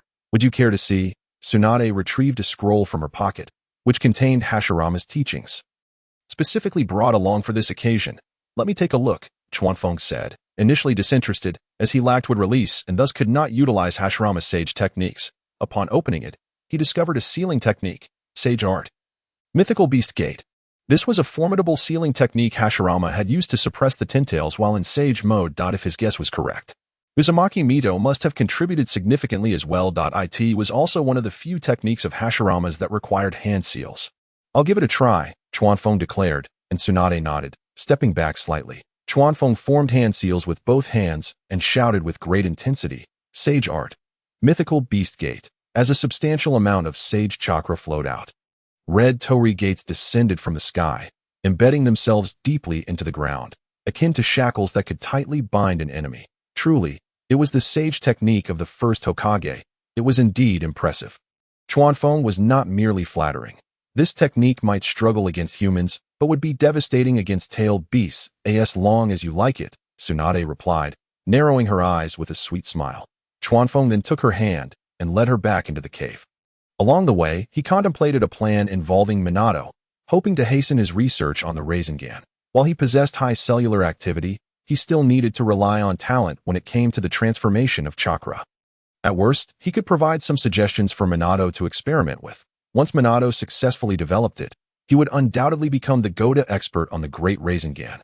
Lost in thought, Chuanfeng chuckled to himself, prompting Tsunade to glance over, bemused by his sudden laughter. Upon returning to the cave, the two faced the slug sage once more, already yearning for home, as the sage was indeed a conversation ender. Slug sage, how do we return? Chuanfeng suddenly recalled a troubling thought. It seemed no one in Konoha was using the summoning slug anymore, which implied that reverse summoning might not be effective. Do not worry. I have already left a clone at your home. The slug sage seemed to read Chuanfeng's mind, knowing that the journey back to Konoha would be maddening. Ha! The slug sage is truly meticulous. Chuanfeng exclaimed joyfully, praising the sage for his thoroughness. Not quite. I left a clone as a precaution, should anything unexpected occur, to ensure you can be transported back home. You humans do value being buried in your native soil. After all, as the slug sage finished speaking, Tsunade couldn't help but laugh, while Chuanfeng's expression turned to one of exasperation. Slug sage, your creatures are surprisingly impressive. Had it not been for the knowledge that the slug sage was oblivious to their words, Chuanfeng would undoubtedly have given him a piece of his mind. Please send us back, slug sage. Instead, Tsunade spoke up on behalf of Chuanfeng. Very well. In mere moments, the figures of the two vanished amidst a plume of smoke in the wet-bone forest, only to reappear in the damp grass of the Hatake family training hall. The slug thrived in such an environment, and Chuanfeng could certainly understand why. After expressing his gratitude to the slug sage's clone, he promptly made his exit. It had only been a day since Chuanfeng's departure, and the afternoon sun bathed the scene in warmth. Shj and Minato, who had been diligently practicing their swordsmanship, rushed over. Sister, brother, teacher, Lady Tsunade. Although Tsunade had initially been somewhat uncomfortable with Minato's address, she had come to accept it with ease following their journey through the wet-bone forest. Oh, you have a summoning beast. Shj? Ah, yes. A snake. Shj nodded as Chuanfeng nudged him aside. Minato, you still don't have a summoning beast, do you? No, teacher. Good.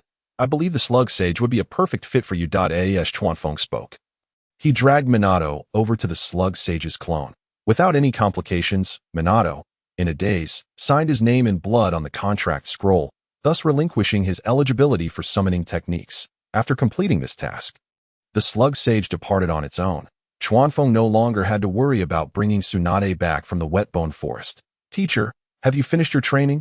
Minato, being a sensible boy, although unaware of the specific techniques Chuanfeng had been practicing, could sense the perilous nature of his uncle Shm's actions. Yes, let's see if you can learn it when you grow up. Ruffling the head of this little son, Chuanfeng recalled that in the original story, Minato was also capable of sage techniques. Brother, I want to learn too. Shj was unwilling to be outdone. How could he possibly lose favor? You should seek out Orochimaru. Chuanfeng was reluctant to allow Shj to practice recklessly. If he were to transform into a puddle of goo, Tsunade, the protective sister, would surely be distraught. All right, you two go practice. I will change into some fresh clothes with Chuanfeng. Having changed environments, Tsunade could no longer tolerate the odor clinging to her. Urging her brother and Minato to leave, she went to bathe with Chuanfeng, each in their own bathroom. Shm had mysteriously vanished with his wife, and even the ghost hound was nowhere to be seen. After Chuanfeng finished washing and donned clean garments, he did not wait foolishly for Tsunade, who was unwilling to share a bath. Feeling somewhat selfish, arriving at the training hall, he put his plans into action. Minato, come here. Chuanfeng seated himself at the stone table, where a servant presented fresh tea. What is it, teacher? Minato returned, placing his wooden sword back on the weapon rack, running over with a speed that hinted at his potential despite his young age. Do you think you can gather a rapidly moving, irregularly shaped chakra ball in your hand? Chuanfeng attempted to directly encourage Minato's innate talent with his words. However, unbeknownst to him, this was an idea Minato had conceived from the tailed beast ball, a half-finished ninjutsu that took him 3 years to develop. Theoretically speaking, a non-attribute spiral sphere could incorporate any elemental change for greater power.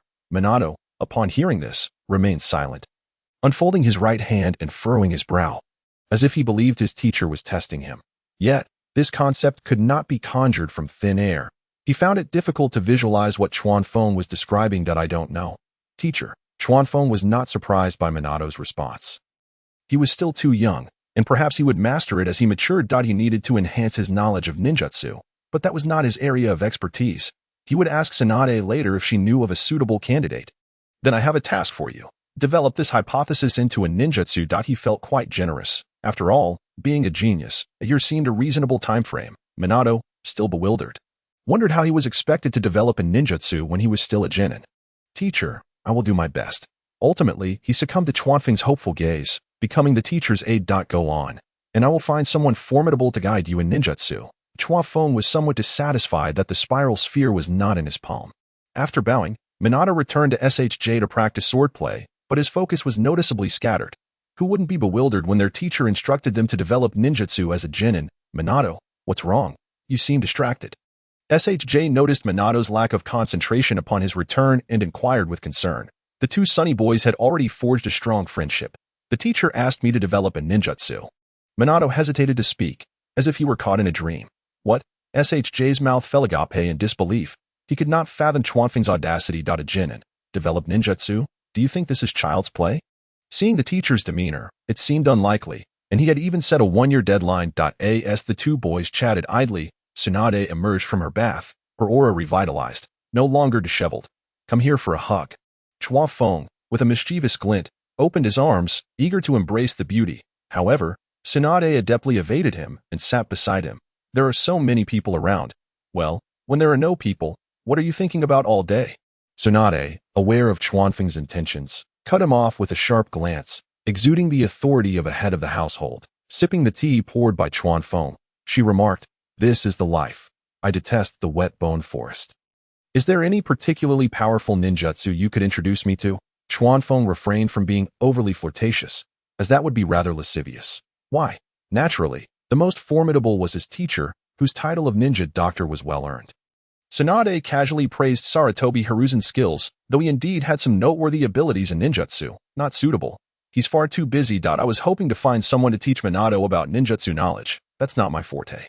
Chuanfeng did not mention his impulsive idea of having Minato develop ninjutsu. He realized the difficulties only after Minato had left. The little son was merely 10 years old. Exploiting child labor would surely get one in trouble. But fortunately, Chuanfeng was in the world of Naruto. I have another candidate in mind, though I am unsure if they are in the village. Shj, come here, Tsunade suddenly shouted, startling the two boys who were idly chatting. Fearing they had been caught slacking, SHJ hastily handed his wooden sword to Minato and dashed over to his sister with a grin. What is it? Is your teacher in the village? The other candidate Tsunade referred to as Orochimaru, the most exceptional disciple of the third Hokage. With his adeptness in ninjutsu, Orochimaru not only learned quickly but could also apply his knowledge creatively. Calling him a genius would not be an exaggeration. Chuanfeng's eyes lit up at this realization. He had completely overlooked such a significant figure. The teacher said he would return tomorrow and stay for a while. SHJ provided his sister with Orochimaru's information, feeling no need to conceal anything from her, as she was both his sister and future sister-in-law. Tomorrow, we will visit your teacher together, Tsunade declared, solidifying the plan. He will surely be pleased. She mentioned that he had praised Chuanfeng's horse stance and exceptional swordsmanship, promising to visit the Hatake family when the opportunity arose. SHJ felt a sense of joy. Relieved that his idleness had gone unnoticed, and grateful that these individuals were among his closest companions, their connection was indeed worth celebrating. Indeed, your teacher has quite the discerning eye. Chuanfeng had already sung Orochimaru's praises, inadvertently elevating himself in the process. Very well, go practice. Once used, one simply discards. This is a lesson that Tsunade and Kawakaze have swiftly grasped. Shingtai was abruptly jolted from his idle reverie by a sharp reprimand. Realizing that he had not evaded his sister's discerning gaze. At that moment, Shuo Mao and Naishiwei returned, with the lethargic Kuelong trailing behind. The sight of Kawakaze sparked joy in their eyes. The success of their training was secondary. As long as he was well, they settled at the stone table, accompanied by Kuelong. Has this creature been neglected? Kawakaze inquired first, his malicious thoughts prompting a sidelong glance from Kuelong. I genuinely wish to end this wretched creature's existence. No, he is to be taken home by your brother for breeding. Kuelong, after all, is one of the few formidable canines in the Inuzuka clan, as Naishiwei articulated the purpose of their outing. Observing Kuelong's half-dead demeanor, Kawakaze speculated that the dog had indeed endured a rigorous breeding schedule, evident from its exhaustion. How goes the practice of sage techniques? Having returned safely, Shuo Mao's curiosity about Kawakaze's training results was piqued. I completed it in a day. With such talent as mine, should you not celebrate by calling me elder brother? Tsunade couldn't contain herself, interrupted in laughter, spitting her tea onto the ground. You will not rest until you drive me to madness. Will you? Let us duel, you little brat. For many years, Shuan Mao had relied on his elder brother's reputation to maintain superiority over Kawafing, making it impossible for him to acquiesce to calling him elder brother. That would strip away the last vestige of my dignity.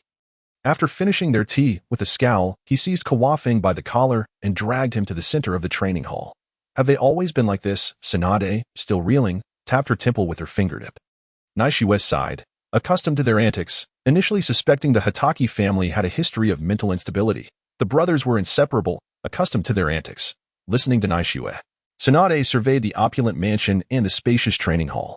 Is this what you call being inseparable? This is merely a life of luxury for 2.0. A multitude of words condensed into a single utterance. Neither woman showed the slightest interest in the duel unfolding before them. The two combatants merely swung their blades back and forth, devoid of any entertainment value. After a mere 2 cups of tea, Kawafing returned, and unsurprisingly, the unyielding Kawafing remained an unattainable dream for Shuan Mao. However, refusing to call him elder brother was the line Shuan Mao would not cross. After Kawafing took his seat at the stone table, Shuan Mao followed suit, grunting in discontent. Isn't your elder brother worth your leniency? You wretched creature. As the farce concluded, the group quickly fell into conversation. Shuan Mao gradually regained his composure, realizing that harboring resentment towards Kawafing would be futile. The following morning, Kawafing wielded a fine sword procured from the Hatake weapon shop. With Minato following behind, they met with Tsunade and Shangtai at the Senju residence before setting off to visit Orochimaru. Orochimaru has returned to the village. What of Jiraiya? Kawafing recalled the lecherous sage. Feeling no guilt for having seized Kato Dan's fate. He has gone to Mount Mayaboku for training, Tsunade responded, noting that the third generation's disciples still maintained good relations, which was not surprising given her knowledge of Jiraiya's whereabouts. It is likely he finds it challenging to master the techniques. Kawafing understood Jiraiya's sage training might have taken a decade to perfect, categorizing him as a diligent ninja. He is the most industrious ninja I have ever encountered. Tsunade remarked, offering high praise. Jiraiya, born into a common family with average aptitude, had impressed her with his relentless work ethic. However, the current Jiraiya certainly did not align with her temperament. Otherwise, Kawafing would not have been involved in any of this. Just as they conversed, Kawafing caught sight of something leaping toward him. It was quite plump, adorned in gold and silver, clearly a pet of some wealthy lady from Konoha. Swiftly, he seized it by the scruff of its neck, only to feel another hand on his own, retracting with lightning speed. Such swiftness. Kawafing looked up to find a young man clad in a snug green outfit with a shiny black center parting. I am Might Guy, a genin who has encountered Lady Tsunade. The newcomer was none other than the father of Guy, the first to master the 8 Gates technique. Greetings, Tsunade replied politely, although she clearly did not recognize this lower-ranked ninja. Hello, I am Hatake Kawafing. It is a pleasure to meet you, Kawafing expressed, genuinely intrigued. Hello, Might Guy responded, surprised that a ninja of Kawafing's stature would be so courteous. Are you here to catch this creature? Kawafing handed over the plump animal. Thank you, Lord Kawafing. Might Guy accepted it, turning to leave, having never anticipated assistance from someone of such high standing. Wait, I see you are quite swift. Your body technique should be quite commendable. No, this was a rhetorical question, as Kawafing knew well that mastering the 8 Gates technique was no small feat. It's decent, Guy replied, revealing a bright smile with his pearly white teeth. With your abilities, why remain a genin? Kawafing pondered how this formidable individual, capable of nearly annihilating the 7 ninja swordsmen, could still be a lower-ranked ninja. I only practice body techniques and cannot pass the Chunin exams. The promotion system in Konoha is quite rigid, making it challenging for commoners to rise. Had I belonged to a prominent family, I would have been promoted long ago. I see. I shall find a way to assist you. Let us be friends. Feel free to visit the Hatake household anytime. Kawafing did not mind aiding Might Guy, as he seemed a valuable ally. Thank you very much. May youth always accompany you. He flashed a signature thumbs up and a dazzling smile. Truly, he was the father of the Konoha's green beast. Tsunade and Minato were left astonished. This peculiar individual appeared to be quite favored by Kawafing, or rather, his teacher, after parting ways with Might Guy. Kawafing and his companions continued toward Orochimaru's residence. What is so special about this individual? Tsunade inquired. Curious as to why Kawafing had so readily offered assistance to a genin. I sensed something exceptionally valuable within him. Kawafing responded cryptically, his face adorned with an enigmatic smile. This was knowledge gleaned from the original narrative, one that Tsunade would struggle to comprehend. Without Might Guy's guidance, the legendary Konoha's green beast would not have come to be. It was as a father that he imparted the most crucial tenets of the ninja way to Guy. True victory lies not in conquering the strong, but in fiercely protecting what is dear to us until the very end. For this, Might Guy paid the ultimate price, and Guy risked his life to unleash the Night Guy.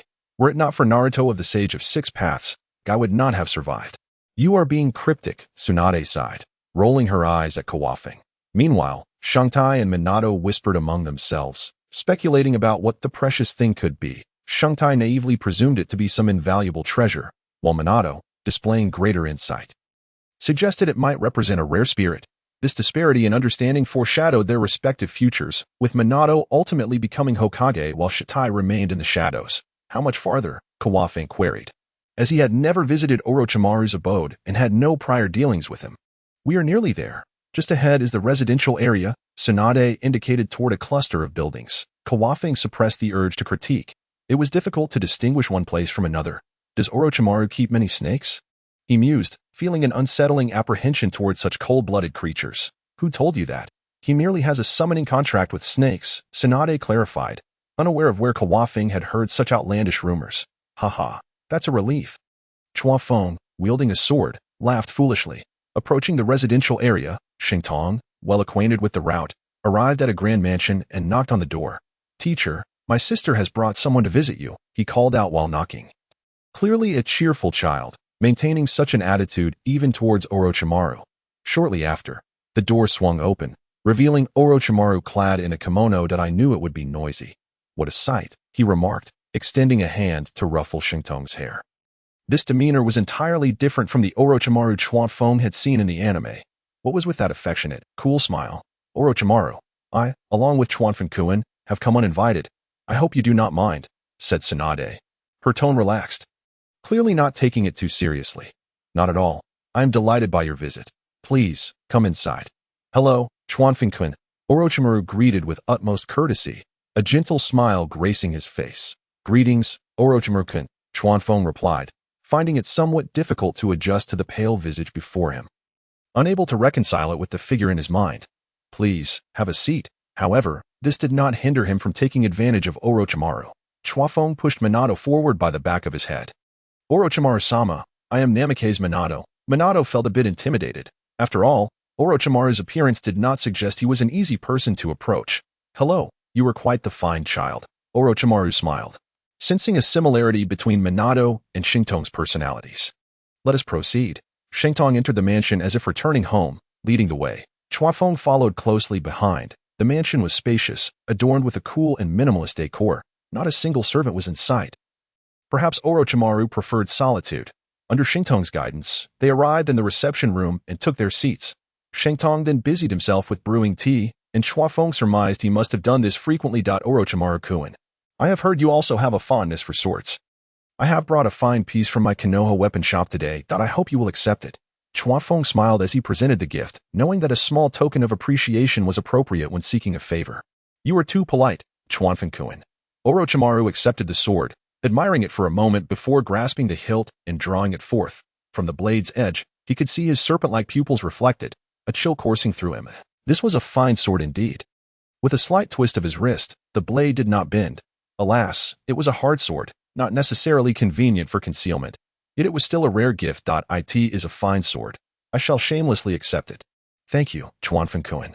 Orochimaru expressed his gratitude, carefully placing the sword beside him. At this moment, Xingtong returned with the brewed tea, respectfully serving the three elders while kneeling beside Minato. You need not stand on ceremony. We shall all be friends from now on, Tsunade interjected, unable to bear the sight of two grown men behaving so formally. One was a fellow disciple and the other her future husband. She felt no pressure in saying this. This left Chuanfeng and Orochimaru feeling somewhat embarrassed. Chuanfeng could not help but recall a saying, thinking, we're all brothers here. What else with the pleasantries? He glanced at Tsunade, visualizing the scene of her drunkenly uttering those very words. It felt entirely fitting, almost perfect. Chuanfeng-kun has come today, seeking your guidance on Minato's ninjutsu knowledge. Minato is my newly accepted disciple, Tsunade stated straightforwardly. Without any reservations, Minato lowered his head in respect upon hearing this. Of course, it is no trouble at all. I happen to be staying in the village for a while, Orochimaru replied without hesitation. Recognizing the mutual benefit in this arrangement, under Chuanfeng-kun's tutelage, Xingtong is learning. Teaching Minato would be a form of reciprocity. Then I shall leave Minato's training in your capable hands for the time being. Chuanfeng casually entrusted his recently acquired disciple to Orochimaru, showing no sign of regret. They could arrange for Minato and Shungtong to train together later. Orochimaru confirmed the training schedule for the two of them. You have often been absent from the village. Are you engaged in missions? Tsunade inquired, sipping her tea, showing no signs of pressure when discussing such confidential matters. Chuanfeng remained quiet, savoring his tea, realizing it would be rather excessive to leave immediately after finishing business. Orochimaru sighed at this point, his expression growing serious. Chuanfeng caught a glimpse of a sympathetic sorrow in his demeanor. The teacher has dispatched me to the land of rain to secure a passage, which would lead to an offensive against other ninja villages. However, Hanzo of the Salamander is no ordinary adversary. Negotiations have been at a standstill, and he is unwilling to grant passage. I cannot predict when war might break out, but it will undoubtedly be a bloody affair. How many vibrant lives and comrades will be lost? How many families will be shattered? And how many children left homeless? As he spoke, Orochimaru's expression darkened, revealing his distaste for war, even a deep-seated aversion. It was then that Chuanfeng truly grasped the other side of Orochimaru, one not seen on screen.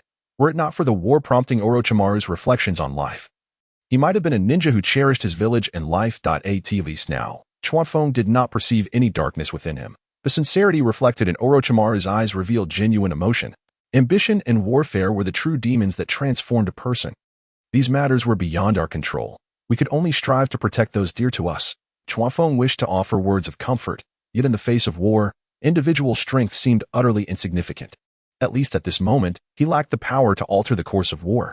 Will you continue the negotiations upon your return? Tsunade pressed on, aware that war would inevitably draw her into battle.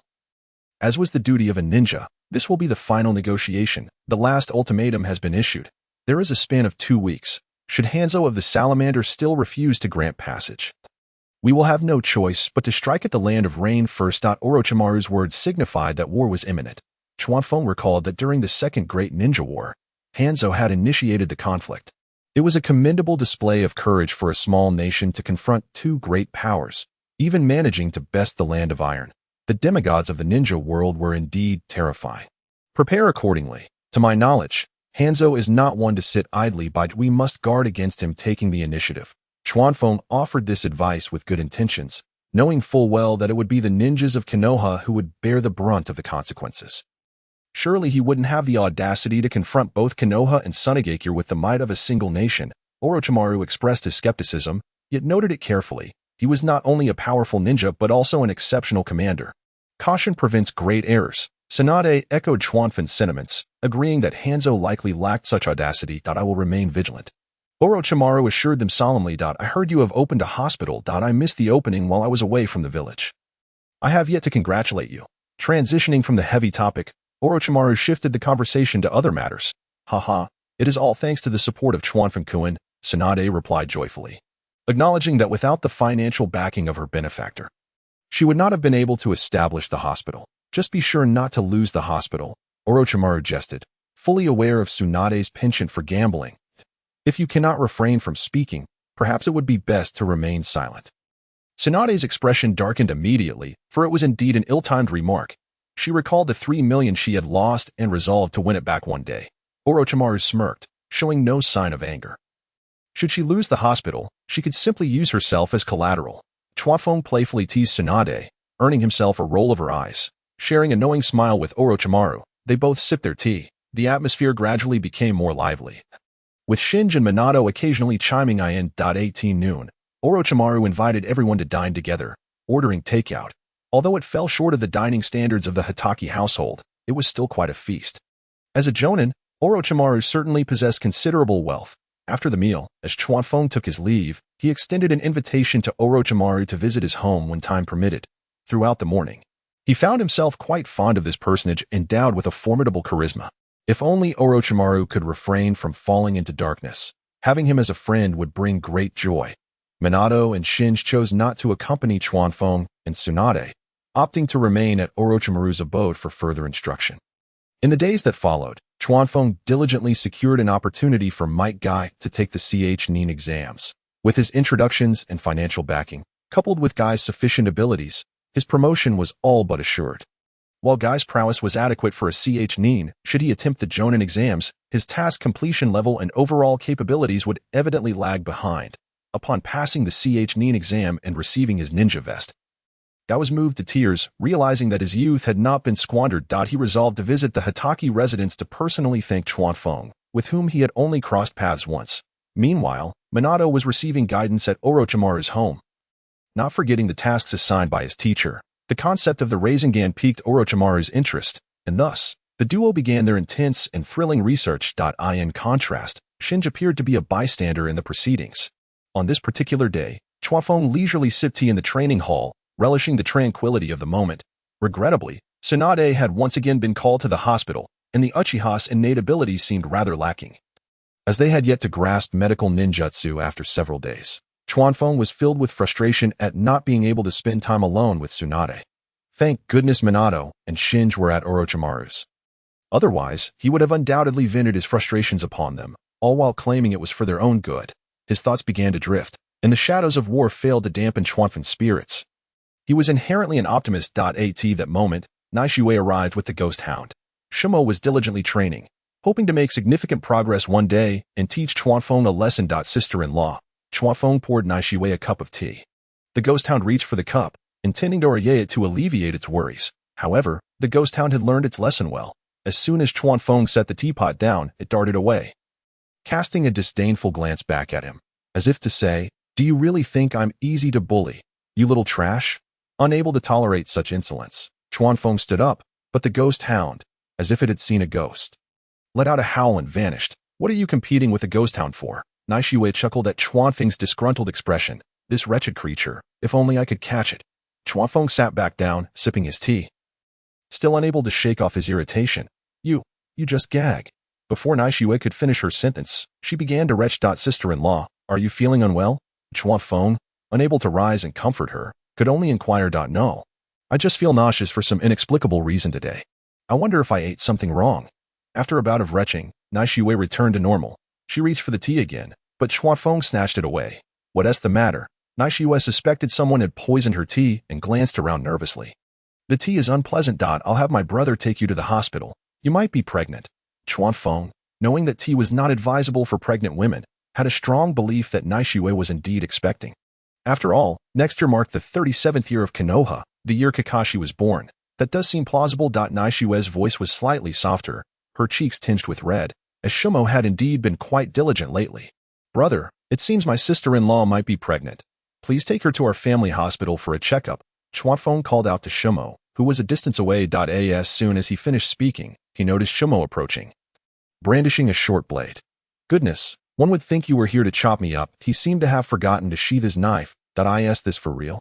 You take her, and I'll follow shortly."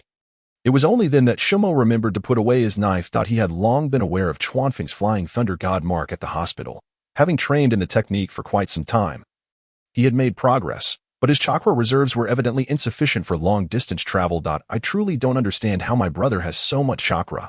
Did we share the same parents? All right, I'll take my sister-in-law first." Without hesitation, Chuanfeng thought of a more pressing matter that required precaution. He placed his arm around Naishue's shoulders, and in the next moment, they appeared under a large tree at the hospital entrance.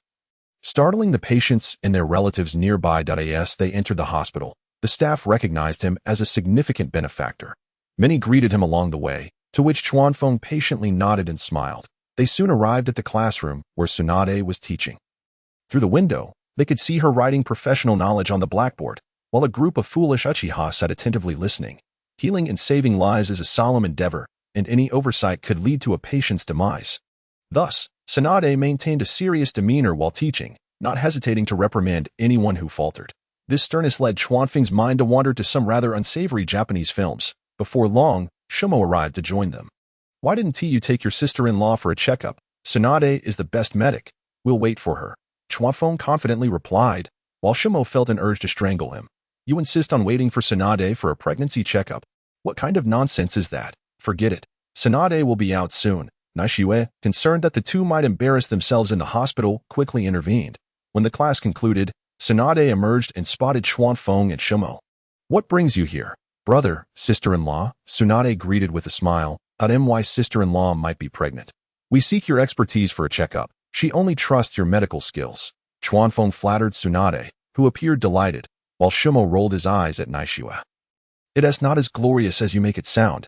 It's just a checkup. Sister-in-law, please follow me. Tsunade, ever humble, led Naishiwa to the examination room. This left the two brothers staring at each other. With Shumo clearly still agitated, calm down. Being angry isn't good for the fetus. Chuanfeng awkwardly attempted to console his older brother. Shumo, perplexed, retorted, it's not even in my belly, so why should I care if I'm angry? Subsequently, the two brothers found themselves in a scuffle at the hospital. When Tsunade and Naishiwa emerged from the examination room, the two embarrassed siblings were dusting themselves off, feigning nonchalance. Is she pregnant? Shumo's face was filled with anticipation. Congratulations, you're going to be a father. Upon hearing this news, Shumo was overjoyed, spinning Naishiwa around several times, finally feeling that his efforts had borne fruit. If you keep this up, I might question our child's future development. Naishiwa, still smiling brightly, didn't he forget to tease her husband. All right, as long as he doesn't make me call him brother, I want to hit him. Shumo readily agreed. Who hits whom is a matter you should ponder. Just as Chuanfeng finished speaking, he was pulled away by Tsunade, aware that both brothers had a few screws loose. Could you repeat that? Shumo had just released Naishiwa when he found himself grasped by the wrist. If not for the two women, a fierce brawl between the brothers would have erupted once more. Chuanfeng was led to Tsunade's office. Supported by the benefactor, the room was rather lavishly decorated. They settled onto the sofa. And Chuanfeng didn't forget to inquire about another pressing matter. Can complications during childbirth lead to death? Yes, they can. However, the causes of difficult childbirth are manifold. Severe hemorrhage can easily lead to fatality. Tsunade was somewhat perplexed by Chuanfeng's sudden inquiry about this matter, yet she patiently provided an explanation. The members of the Hatake clan are rather scarce that I merely wish to be prepared for any eventuality. Chuanfeng casually fabricated a reason, recalling that in the original story, Kakashi's mother had passed away at a young age, speculating that it was likely due to complications during childbirth or her demise in the Second Great Ninja War. With the issue of difficult childbirth addressed, he reassured her that either he or his elder brother would be present to oversee matters on the battlefield, alleviating any concerns. Rest assured, I will personally intervene when the time comes. If I am unable, I will ensure that the finest medical ninjas are arranged. Even in the case of a cesarean section, I will guarantee the safety of my sister-in-law and the unborn child. Tsunade harbored no doubts. Despite the pair's occasionally eccentric behavior, their bond was undeniably profound. That's good to hear. So, when will you give me a child? After addressing the serious topic, Chuanfeng resumed his playful demeanor. Inching closer to Tsunade and wrapping his arm around her waist. Let go. This is a hospital, and it would be inappropriate for others to see. Tsunade's slight struggles and feeble excuses did little to deter Chuanfeng's advances. In the future, she could only feign compliance. But when exactly is in the future? Chuanfeng leaned in closer, brushing against her earlobe, causing Tsunade's cheeks to flush crimson, just as he contemplated pushing the boundaries further. The office door swung open. I didn't see anything, came Naija's voice, followed by the door slamming shut. What on earth? Shuo Mao, still somewhat dazed, attempted to open the door but was thwarted by Naija's intervention. Meanwhile, Tsunade had forcefully extricated herself from Chuanfeng's embrace. I told you it would be inappropriate for someone to see us, but you wouldn't listen. She lightly scolded him, her demeanor resembling that of a playful tease. It's fine. It's not as if it was anyone important, Chuanfeng shrugged, unfazed, as he noted that his sister-in-law had indeed witnessed their antics. Tsunade shot him an exasperated glance before returning to her desk. Very well, then. You carry on. I shall take my leave. Realizing he could gain nothing further, Chuanfeng stood to depart. Tsunade observed him in silence, the blush still lingering on her cheeks. Remember, in the future, he remarked with a grin before stepping out of the office. Upon encountering the waiting Shuo Mao couple, he asked, I didn't interrupt anything, did I? Naiju's eyes sparkled with curiosity. Not at all, we're heading home. Chuanfeng had no intention of elaborating on his flirtations with his sister-in-law. With a snap of his fingers, he vanished from sight. I told you there was no need to wait for that little rascal, Shuo Mao huffed in frustration. Great, wasted my time. Haha, if you have the ability, why not fly home yourself? Naija chuckled, taking Shuo Mao's hand as they strolled back home. She hoped that their future child would neither inherit Shuo Mao's stubbornness nor Chuanfeng's lack of decorum. Reflecting on the prospect of her child having such a father and uncle, she could only silently pray for the child's happiness. Upon returning home, Chuanfeng remained seated at the stone table, where the servant had already refreshed the tea. Demonstrating keen awareness, that moment, the ghost dog emerged from its corner, Sensing the absence of Neiju's scent and feeling a lack of security, "You dare to appear before me?" Chuanfeng, having been interrupted during a moment of intimacy with Tsunade, found this unwelcome guest to be a perfect outlet for his frustration. The ghost dog realized too late that its master was absent, rendering its existence hopeless. It was swiftly captured by Chuanfeng using the Flying Thunder God technique. As if it were a mere trinket. "Aren't you quite the formidable creature? Show me just how formidable you can be." Chuanfeng lifted the ghost dog to eye level, staring into its eyes, which were filled with evasion. "Today, I am in a good mood, so I will let you off the hook. Soon, I shall be an uncle. You must prepare the strongest offspring for my nephew by next year. Understood?" As he drew the ghost dog closer, it nodded vigorously, recognizing that the matter at hand was indeed about breeding. The ghost dog, willingly accepting the torment of breeding, preferred this to being grasped by the nape of its neck. "Now that's more like it." Chuanfeng laughed maniacally, tossing the ghost dog aside. "What are you laughing at? That sounds utterly unappealing." Just then, Shuo Mao entered and heard Chuanfeng's raucous laughter, immediately launching into mockery. "Chuanfeng, I am now a Nin." Mightiest sincerely expressed gratitude to Chuanfeng for his unwavering support. It was merely a trifling matter. "Please, have a seat." Chuanfeng disregarded his elder brother's impotent rage, daring him to come and take a beating.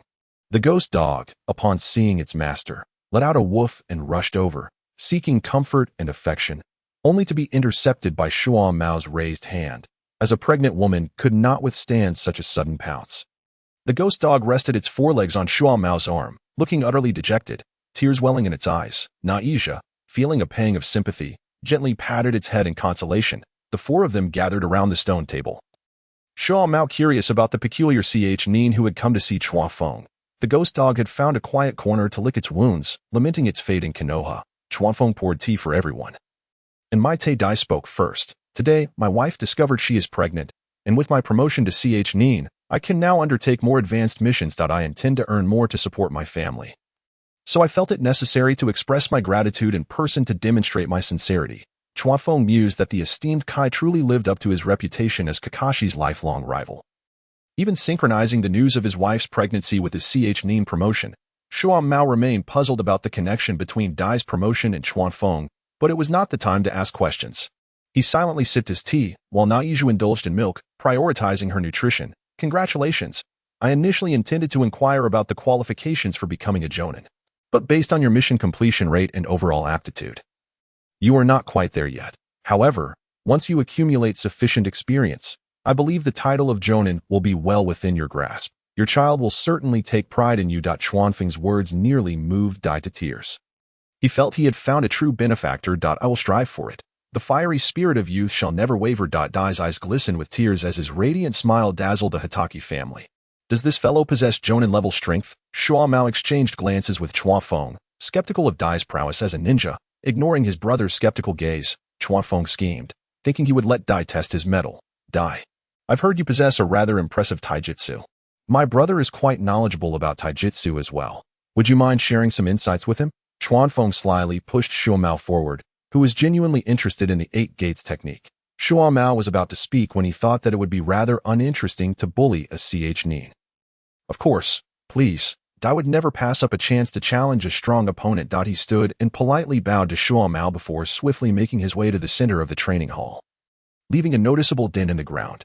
This sparked Shuo Mao's interest. The imminent clash between two training enthusiasts was about to unfold. To show you my respect, I shall remove my weights. Dai flashed a grin at Shuo Mao as he leisurely unfastened his wrist weights, which were half his height, causing them to crash to the ground and create a deep impression. Shuo Mao's eyes widened. This Nin possessed remarkable strength once the weights were fully removed. Dai jumped lightly, feeling completely unburdened. With one hand behind his back, he assumed his starting position. Shuo Mao, now serious, unsheathed his short blade, realizing he had underestimated this Nin. Meanwhile, Chuanfeng and Naija were enjoying snacks. "Who do you think will win?" Naishui harbored no concerns. Chuanfeng could not possibly harbor ill intentions towards his elder brother. "I am uncertain as well, but it is bound to be exhilarating." As he spoke, Chuanfeng seized another handful of sunflower seeds. Observing that neither of the two in the arena had turned their heads, Shuo Mao refrained from activating the Flying Thunder God technique. As it would deplete too much of his energy, he could not sustain that many uses. He did not believe Dai required him to resort to such a formidable move. A radiant white chakra illuminated his short blade, And Shuo Mao made his move. Dai narrowed his eyes, raising his right hand to strike perilously at Shuo Mao's wrist, then withdrew to create distance. His speed was commendable. Next time, let us see how you evade. Shuo Mao's probing attack proved effective. In terms of speed, Dai still lagged behind significantly. Open, the gate of life. With Dai's commanding shout, his face began to flush red, and a verdant energy began to emanate from him. The third gate of the 8 gates, the final safe zone. Let the flames of youth ignite. Dai charged towards Shuo Mao, initiating a counterattack. His afterimages appeared throughout the arena, a series of green phantoms flashing in and out of existence.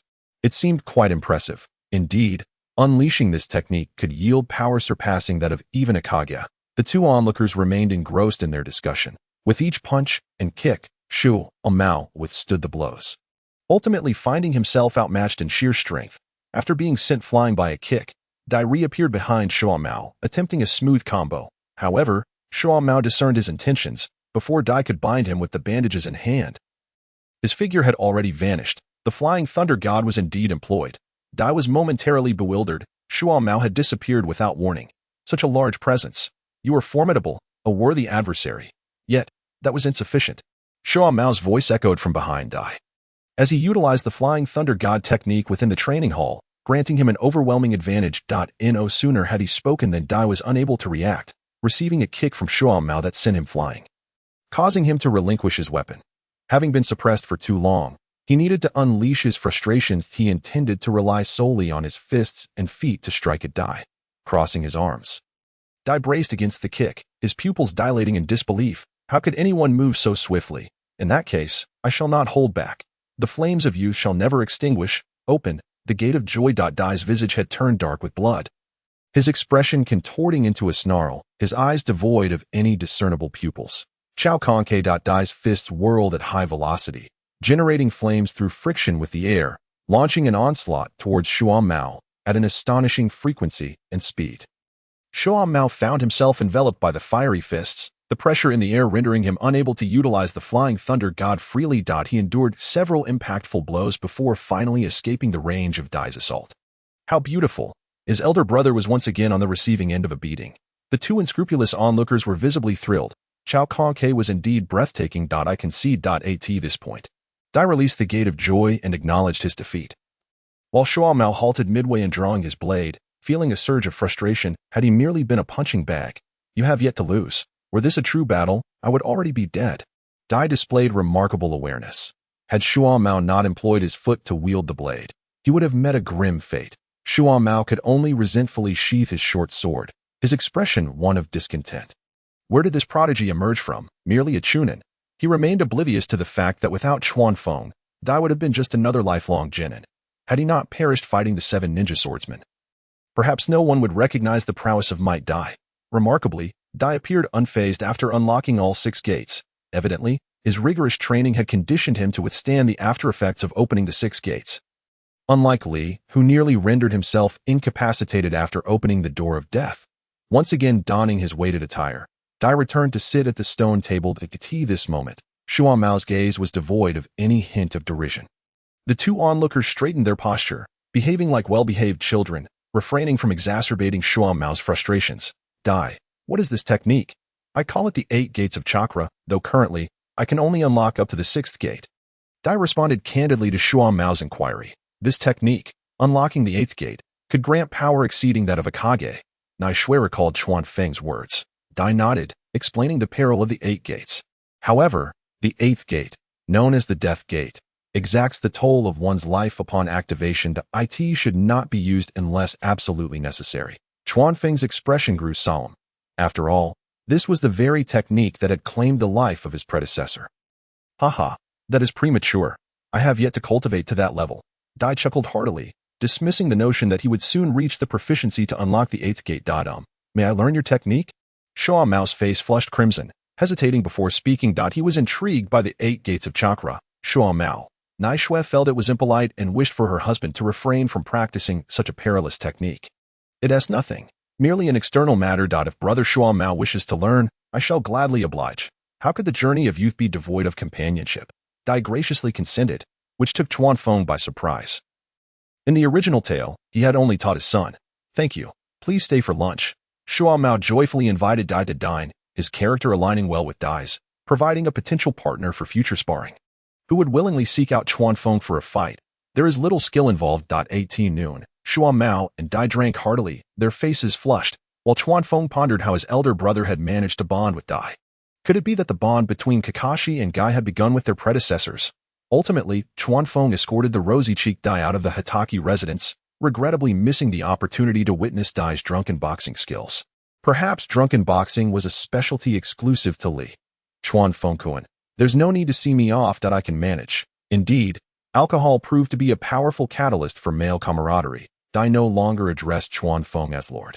All right, take care. Chuanfeng observed Dai swaying as he departed, contemplating that the Hidden Leaf Village would soon gain another renowned ninja amidst the Second Shinobi World War. The following day, Shuan Mao began training alongside Might Dai. Learning the 8 gates of chakra, Nai Shui remained at home, nurturing her pregnancy, while Chuanfeng continued his languid pursuits. Minato had fully immersed himself in the development of the Rasengan, yet regrettably, he still had no leads. Orochimaru began to suspect that Chuanfeng's proposal was merely a ruse to amuse the children. How could one possibly condense a sphere of chakra in their hand, devoid of attributes, and spin it at high velocity without any rules? If you were so adept at pondering, why don't you attempt it yourself? Tsunade had arranged to meet with Chuanfeng for a significant discussion and instructed him to remain at home in the meantime. In truth, it was all for naught. Chuanfeng seldom ventured out aside from visiting Tsunade. Just before lunchtime, Tsunade arrived, and after sharing a meal, the two settled in the quiet room. The content of their conversation was both confidential and of utmost importance. Chuanfeng-kun, do you recall my mention of researching grandfather's cells? Upon hearing this, Chuanfeng became instantly alert. Indeed, has it been prioritized? He recalled that Orochimaru had procured Hashirama's cells from the first Hokage's grave. Was Tsunade intending to take him along for grave digging? I am still undecided, which is why I sought your counsel. Chuanfeng pondered, should Tsunade inquire whether they ought to excavate the grave? Would he agree or not? You decide. Chuanfeng maintained a serious demeanor, concealing his thoughts. A misstep could lead to dire consequences. I previously stated that research regarding grandfather's cells within the village has been ordered to remain sealed. It contains not only experimental data but also the existence of grandfather's cells. I am contemplating whether I should approach the teacher to request access. I am uncertain whether this action would yield any adverse repercussions. Tsunade had recognized her own limitations, realizing she was no match for these cunning old foxes, which led her to seek Chuanfeng's advice. Otherwise, with her temperament, she would likely be in the office of Hiruzen Sarutobi by now. Allow me to think. Chuanfeng had assumed that the laboratory had long since been devoid of Hashirama's cells. Otherwise, Orochimaru would not dare to commit such a grave transgression as to disturb the grave of the first Hokage. Danzo has already been eliminated by his own hand, posing no threat. The third Hokage's objective is to cultivate a master of wood release, which does not conflict with his own interests, including Boruto's era. There are but a few individuals capable of integrating Hashirama's cells. Even Guy, the esteemed Hokage, is merely a disabled individual rather than someone who has undergone the transplantation of Hashirama's cells. This illustrates that. Even if Hashirama's cells can be researched, they are not something that can be widely utilized. The requirements for fusion are exceedingly high. With this in mind, Chuanfeng has made his decision. But the third Hokage cannot send anyone to partake in the experimental process. They may request assistance, but it must be clearly stated that the technological advancements achieved will be used to cultivate ninjas capable of wood release for the village. However, participation in the experimental process is strictly off limits. This is our bottom line. After so many years of research without success, it is evident that the third Hokage lacks a competent research team, and sending someone to meddle would only hinder progress. Very well, I shall take my leave to speak with my teacher. The equipment for the underground research facility has already been set up, and Tsunade is eager to initiate the project on Hashirama's cells. Do not rush. We have already come this far. Chuanfeng reaches out, grasping Tsunade's hand as she passes by. With a firm tug, she finds herself in his embrace. What are you doing? Someone might see us. Tsunade protests, her hands pressed against Chuanfeng's chest, her voice tinged with shyness. There is no one. I came in while the caretaker was watching.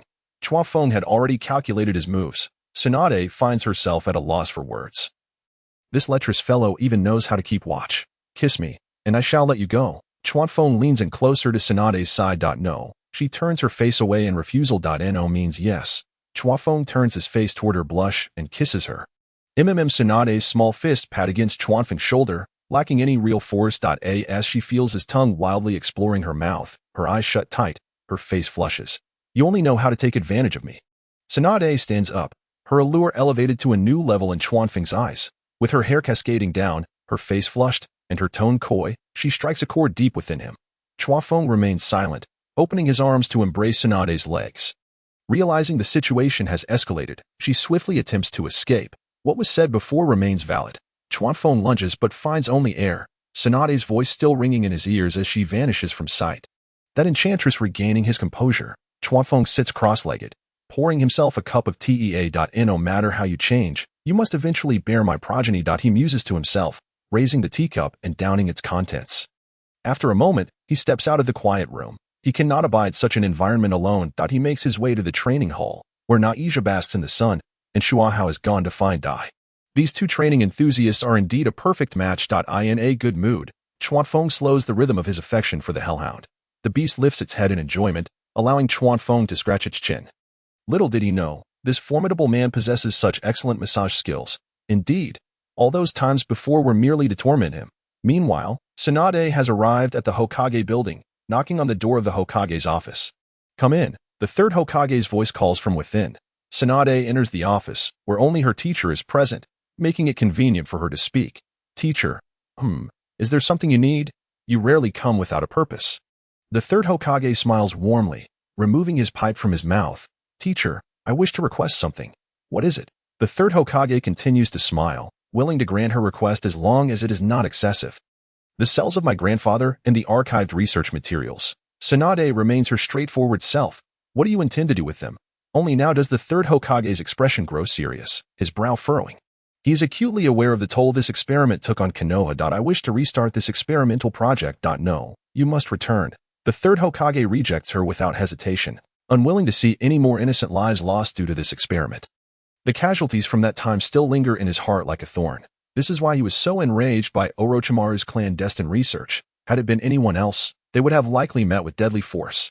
Teacher, I will not act recklessly. No, the third Hokage's tone is resolute, his expression darkening. Teacher, I promise not to conduct human experiments until results are achieved. I will ensure that no innocent lives are lost.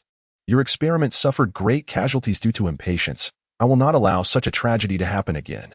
Furthermore, successful research could yield ninjas capable of wood release for Konoha. Can Konoha truly be Konoha without wood release?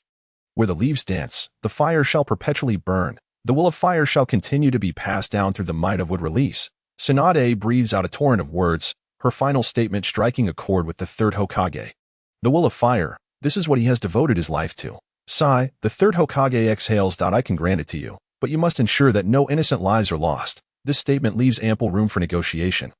He knows that the ultimate results of the experiment must be manifested on living subjects. If it cannot be avoided, then the boundary of casualties must be set beyond the innocent. Very well.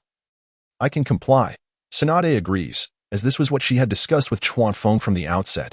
Additionally, I wish to send someone to participate. The third Hokage's thoughts have been thoroughly anticipated by Chuanfeng. No, I require absolute autonomy in this matter. Currently, I am the best researcher in medical fields within Konoha. Tsunade's stance is unwavering. This is what Chuanfeng had instructed her. The third Hokage finds himself unable to refute her. What she says is indeed the truth. Very well, I shall take you to retrieve it. Having conceded, the third Hokage chooses to place his trust in Tsunade, for in terms of bloodline, she is even more pure than he. The Hokage. Her family was one of the principal forces in the establishment of Konoha. The third Hokage rises, retrieving a long dormant iron box from the safe, extracting a complicated key from within. Let us go. He closes the safe and leads the way out of the office, with Tsunade silently following behind. Upon exiting the Hokage building, the third Hokage gestures for the Umbu ninjas trailing them to disperse. Leading Tsunade deeper into the forest of Konoha. Do you know the origin of your grandfather's cells? The third Hokage breaks the silence, his voice soft. I do not, Tsunade admits, having never pondered this question before. They were left by my teacher, who believed the cells of the first Hokage held unimaginable strategic value for Konoha. He reveals the secret. It is not surprising coming from him. Tsunade is not shocked. She understands that her great-grandfather was a pragmatist, valuing benefits over personal connections, possessing immense wisdom and a calm demeanor. It is a pity her teacher passed away before completing this experiment. Subsequently, Konoha lacked high-level combat strength. and her impatience led to a grievous mistake. Do you understand my meaning in sharing this with you? The third Hokage's gaze is intense as he looks into Tsunade's eyes. I understand. Teacher, I will not repeat the mistakes of the past. Tsunade refuses to sugarcoat the truth. A mistake is a mistake. That is good. The third Hokage manages a self-deprecating smile as they continue on their path. After walking a considerable distance, they arrive before a towering mountain, where the third Hokage approaches and locates a concealed mechanism. He opens the entrance to a cave. To prevent reconnaissance from rival nations, this cave was constructed under the direct supervision of his teacher. The third Hokage, accompanied by Tsunade, traversed the dimly lit cave, illuminating the path with lanterns. This place was entirely self-sufficient. After so many years, a flicker of light still persisted. Indeed, his grandfather was a remarkable individual. Just ahead lies our destination. You did bring the storage scroll, did you not? At his words, Tsunade nodded. Upon reaching a formidable iron door, the third produced a key to unlock it. The passage of time had rendered the key somewhat ineffective, and it took a considerable while before the door finally creaked open. Before them lay aging experimental equipment and scattered, unimportant documents. The third pressed on, opening a hidden chamber. Inside stood a single cabinet, meticulously filled with neatly arranged files. Experiment 1, Experiment 2, the Senju clan, the Uchiha clan, the Nara clan, the Sarutobi clan, all records of live experiments. Tsunade's heart sank as she realized the immense cost Konoha had paid for these experiments. Take it.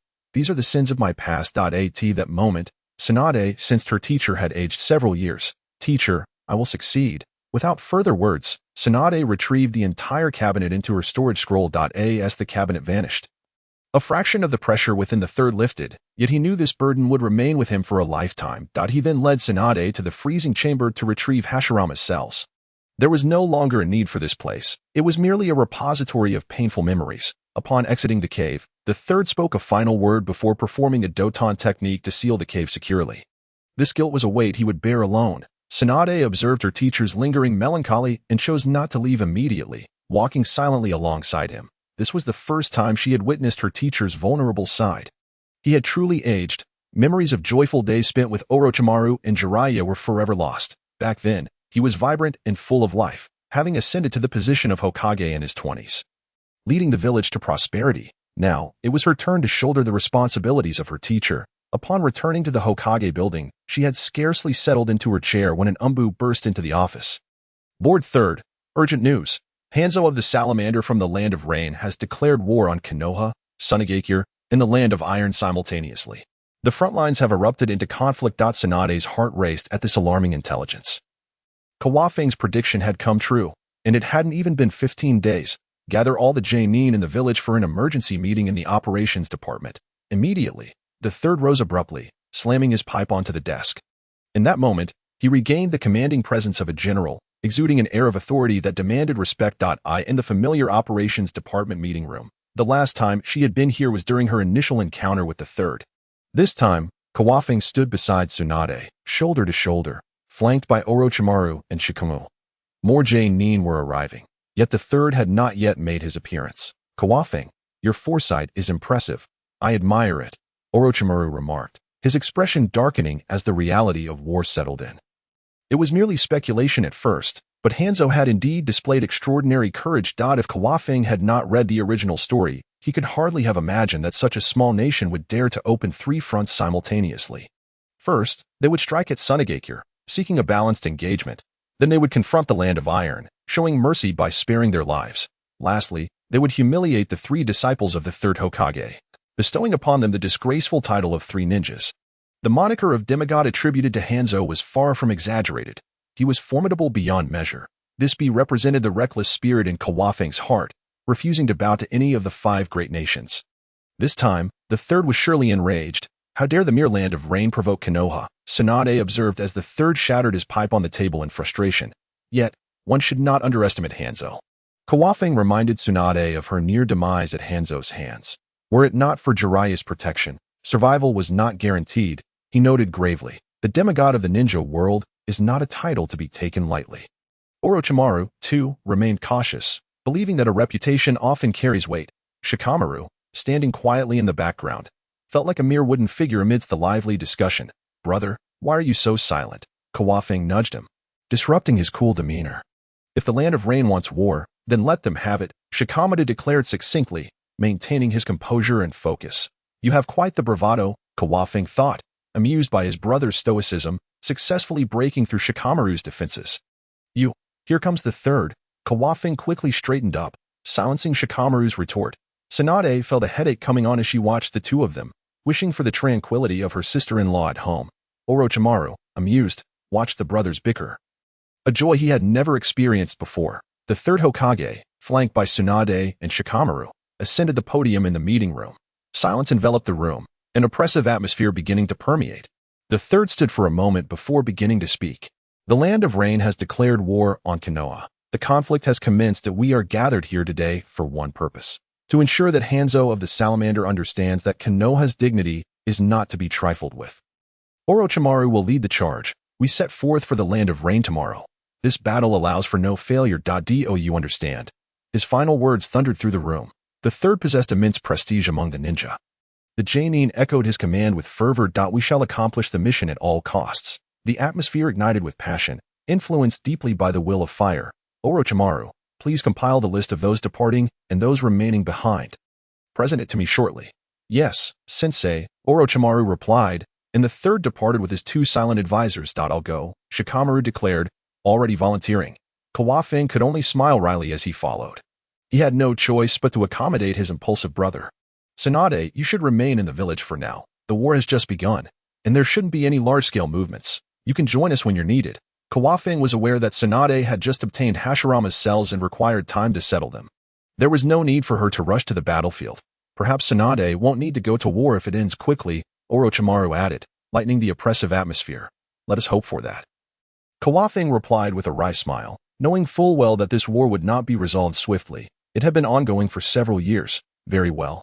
I will heed your advice. Tsunade's beautiful eyes sparkled as she contemplated Kawafing for a time before acquiescing. I must attend to some matters now. Orochimaru also spoke up to leave. The responsibilities ahead were solely his. Thankfully, it was merely the list of Jonin, or else he would not finish today. Kawafing, along with his brother and Tsunade, departed, preparing to set out the following day and needing to tidy up at home. I'll head to the hospital. See you tonight. Tsunade bid farewell as she exited the Hokage building. All right, Kawafing replied, watching her leave before continuing home with Shikamaru. Brother, why the rush? Kawafing pondered. Unable to fathom why his brother was so eager to rush into battle when his sister-in-law was pregnant. If we do not fight with all our might, how can the next generation live well? At this moment, Shuo Mao's gaze was profound, and it was only before his younger brother that he would reveal his innermost thoughts.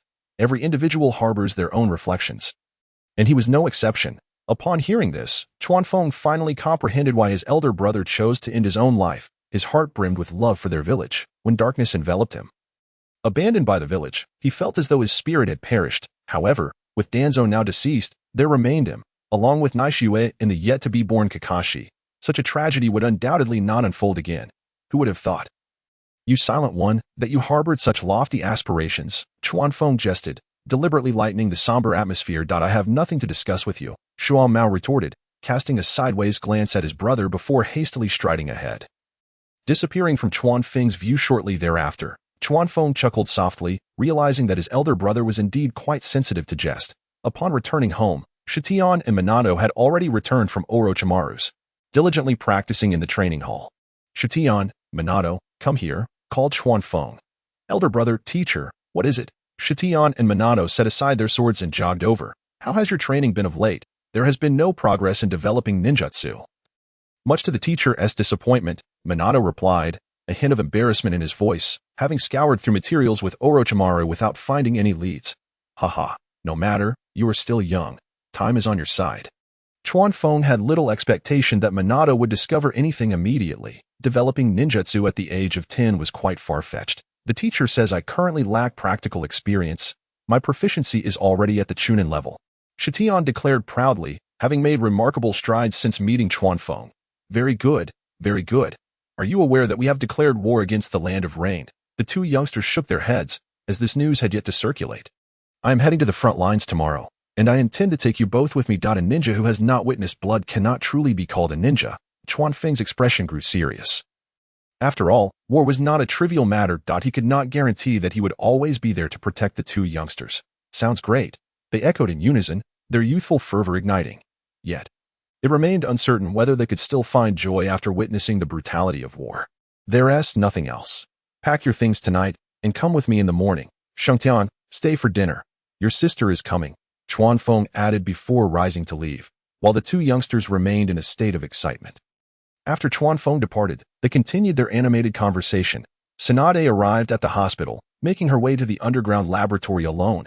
She retrieved the materials and Hashirama's cells from the storage scroll. At this stage, she had yet to find anyone trustworthy to assist her and had to manage the tasks alone.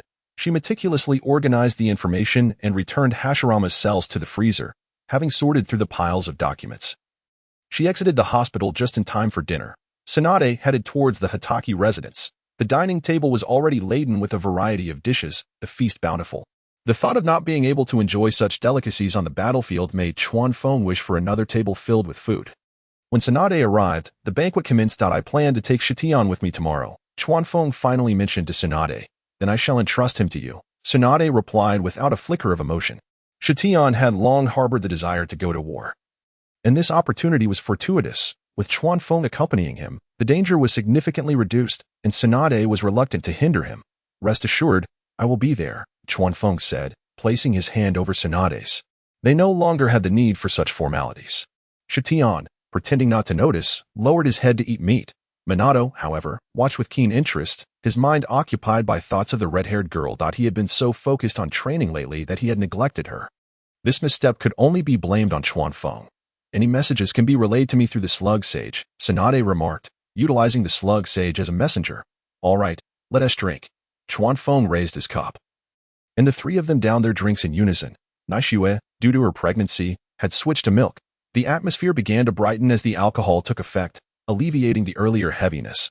Ultimately, whether intentionally or not, Tsunade became quite inebriated. Minato, feeling somewhat bashful, accompanied Shengtian back to the Senju household, stating he needed to bid farewell to Kushina before returning the next day.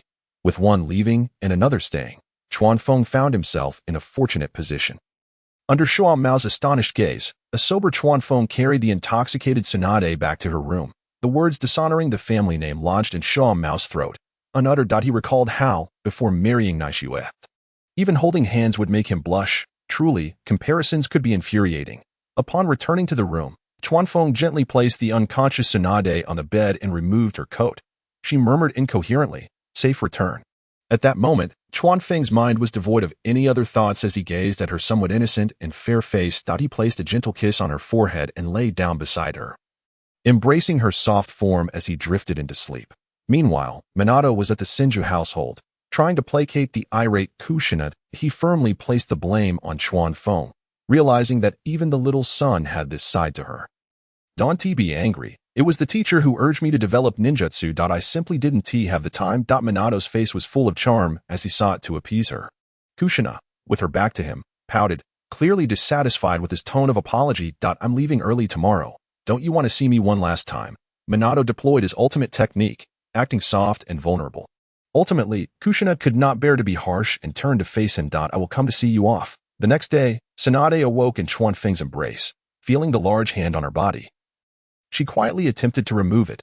Even in sleep, he was restless.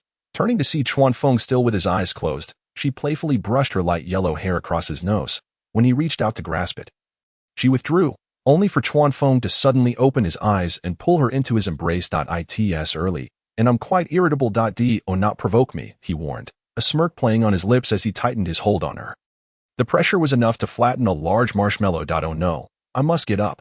Tsunade felt an unusual sensation in her abdomen, her face flushing red as she hurriedly escaped Chuanfeng's embrace and dashed out the door.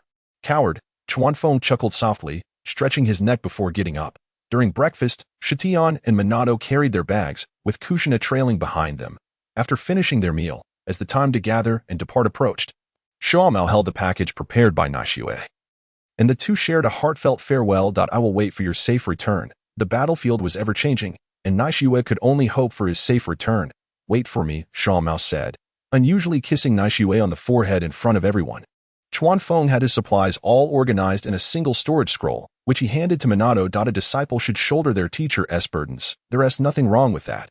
Kushina looked disdainfully at Chuanfeng, who stood empty-handed, lacking any semblance of an elder. Minato, be careful. Minato nodded solemnly. I will miss you. After saying this, Kushina shyly turned away, while Minato was visibly excited. I will miss you too, Chuanfeng. Without uttering a word, gave Tsunade a heavy embrace. If you miss me, we shall meet in the wet-bone forest. What a surprise. The reverse summoning technique had turned into a tool for rendezvous. None of them showed the proper respect for the slug sage. At the entrance of the Hatake residence, the two groups parted ways. Shitian received a head pat from his sister along with the words, "Listen to your elder brother, or else he will be the loneliest one." Upon reaching the village entrance, a large contingent of Jounin, accompanied by Chunin and lower-ranked ninjas, had already assembled. Chuanfeng Kuin, Shua Maokuin. A radiant middle-part hairstyle emerged before Chuanfeng, belonging to the esteemed Maida Dai.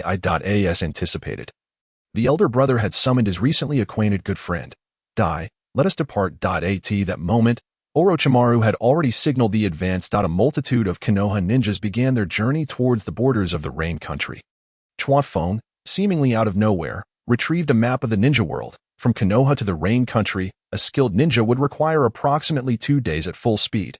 However, with a large contingent that included Jinin and supplies, the march would likely take at least half a month. The Rain Country was situated at the convergence of the Fire, Wind, and Earth countries, adjacent to the Grass Country and separated from the Iron Country by the Waterfall Country.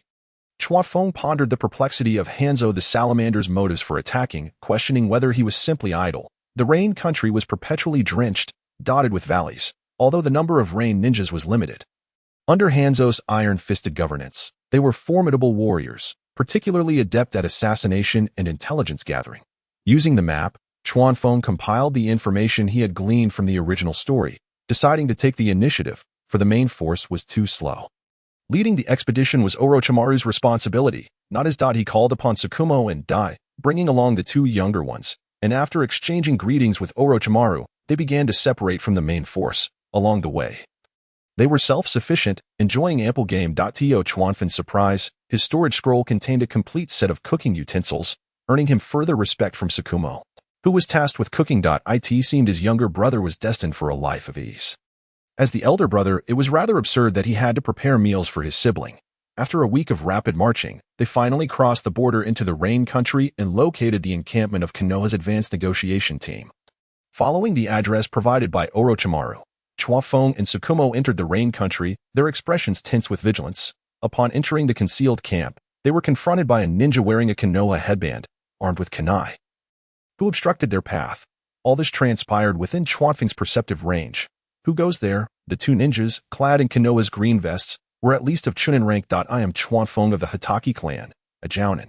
This is my elder brother, Tsukumo Hatake. Presenting his credentials, Chuanfeng asserted his identity. One of the ninjas cautiously accepted the document, their kunai never wavering.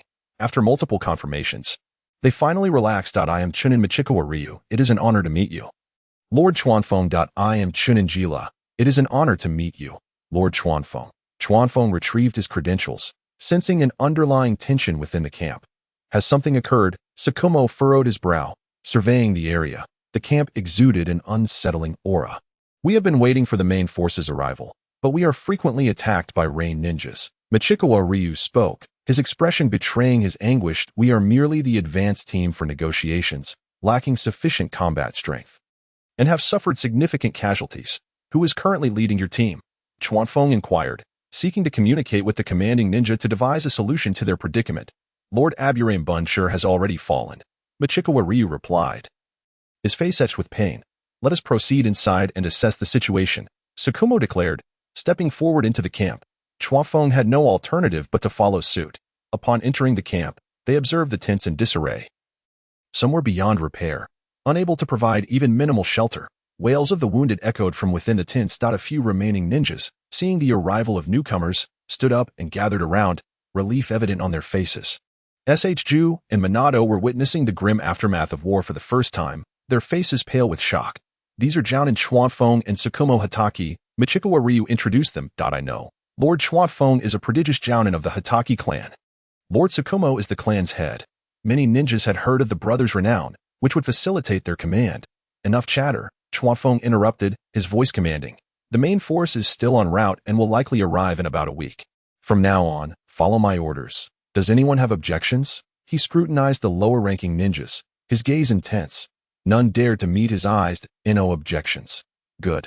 Are there any ninjas proficient in earth techniques? Chuanfeng began assigning tasks, instructing those skilled in earth jutsu to construct earthen shelters for the injured, followed by replacing the dilapidated tents. He allocated duties according to each ninja's expertise, enhancing the watchtower position significantly.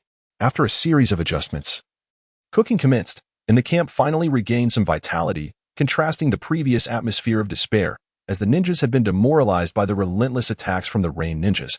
However, it was understandable. Even a Jounin from the Aburame clan had perished, leaving the lower-ranked ninjas feeling powerless. Chuanfeng received special treatment, as the earth ninjas thoughtfully prepared a simple earthen shelter for him, which, though rudimentary, was certainly preferable to a tent inside the dwelling.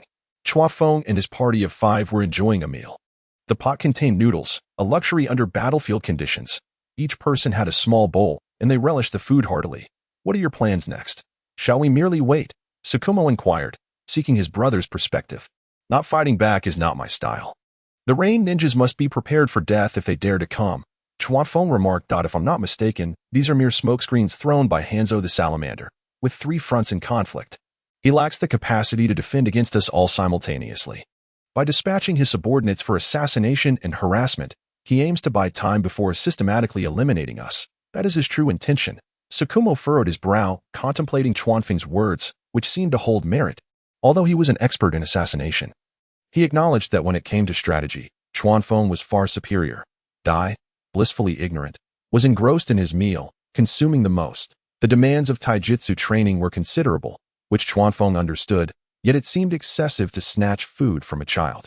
Ju and Minato, looking forlorn, could only gaze at Chuanfeng, hoping he would be generous with the noodles. As children in their growth phase, Chuanfeng couldn't bear to deny them, so he added more noodles to the pot, much to Dai's delight. Choosing to ignore the scene, Chuanfeng continued discussing strategies with his elder brother. The ongoing harassment from the rain ninjas indicates that Hanzo's primary focus is not on us from Konoha. I intend to take the initiative and ensure that the rain ninjas are deterred from further incursions before the main force arrives. Upon hearing this plan, Tsukumo immediately offered his expertise. Leave it to me. I will deal with these troublesome pests. Elder brother, you and Dai will remain to guard the camp. I will take Minato and Ju with me. They require the baptism of blood, Chuanfeng stated. Aligning with his thoughts. A small, elite team of ninjas was ideal for the growth of the 2 younger ones. In contrast, large-scale battles could prove ineffective, and there was a risk that even Jounins could fall to lower-ranked ninjas. Isn't that too risky? Tsukumo questioned, believing that Chuanfeng's approach was rather aggressive, suggesting that teaching disciples could be achieved through gentler means. Fear not. I have inscribed the Flying Thunder God technique on them. This is the foundation of my confidence in safeguarding the 2 younger ones. Chuanfeng revealed this trump card, which provided him with the utmost assurance. If they cannot handle it, I shall come to their aid. Very well, then I shall remain with Dai. Tsukumo replied, patting Dai on the shoulder. Dai, finally in agreement, chimed in, rest assured, Lord Chuanfeng, the camp is in our capable hands. Observing the noodles hanging from Dai's mouth, Chuanfeng, having read the original story, found it hard to believe that this fellow could be so formidable. He was even more vigorous than his own son. Minato, Ju, do you have any concerns? Chuanfeng inquired about the willingness of the 2 young ones after making arrangements. I am willing, they replied politely, at the very least finishing the food in their mouths and placing their bowls down. Go ahead and eat.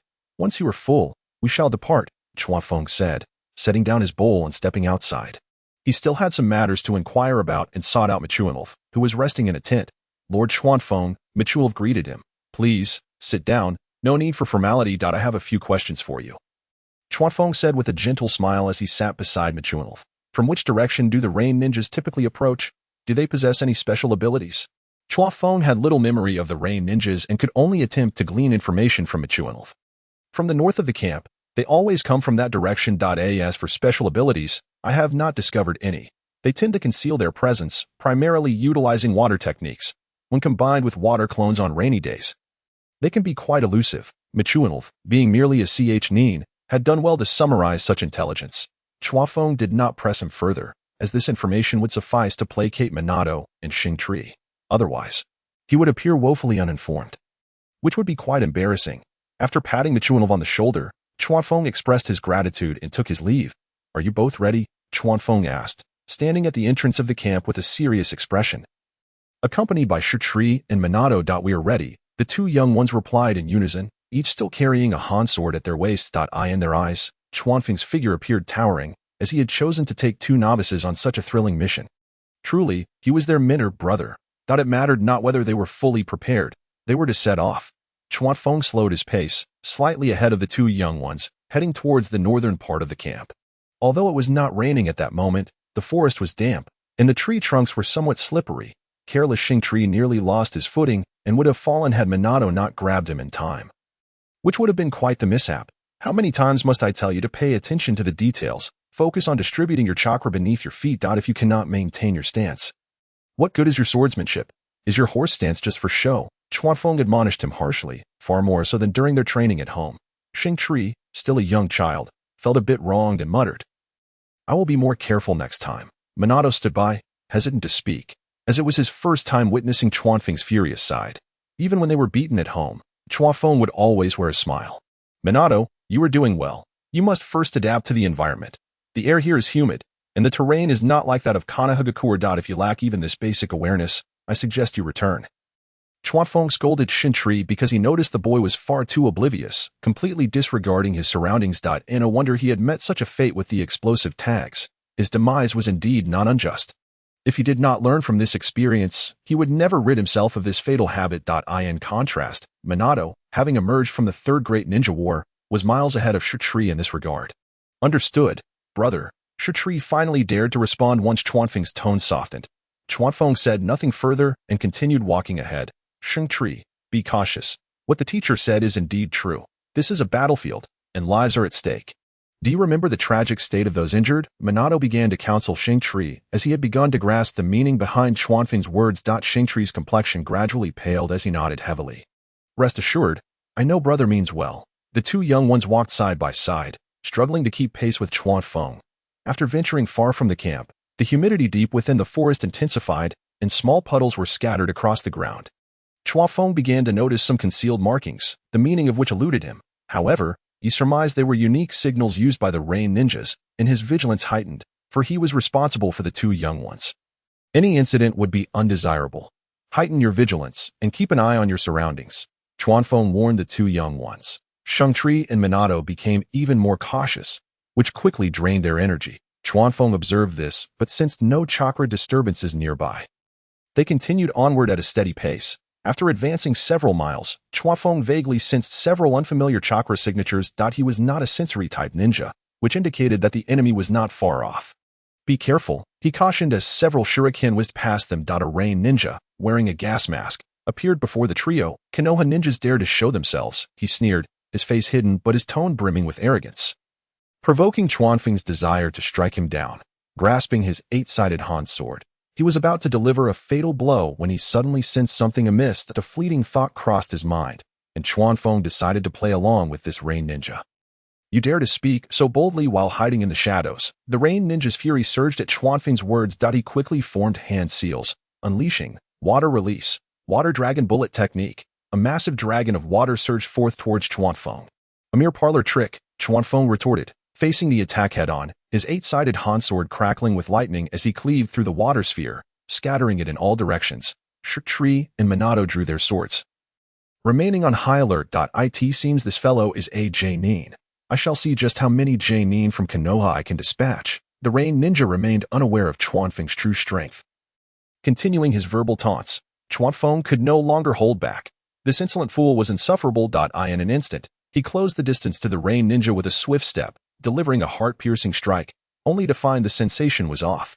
As expected, the rain ninja before him transformed into a water clone and dissipated. The real one launched an attack from behind, a sinister smile creeping from beneath his mask. However, Chuanfeng did not even turn his head.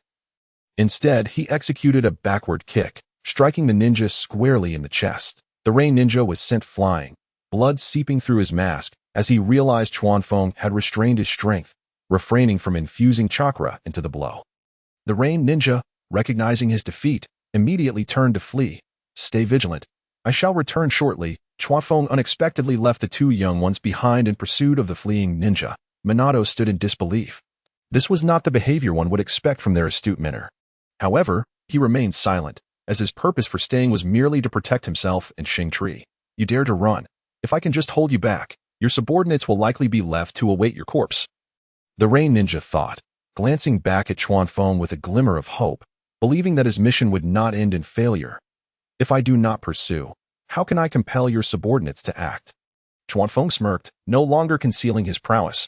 Drawing his blade, he initiated a swift strike, unleashing a barrage of lightning-infused slashes. The Rain Ninja, seeing Chuanfeng's approach, hastily activated his water clones.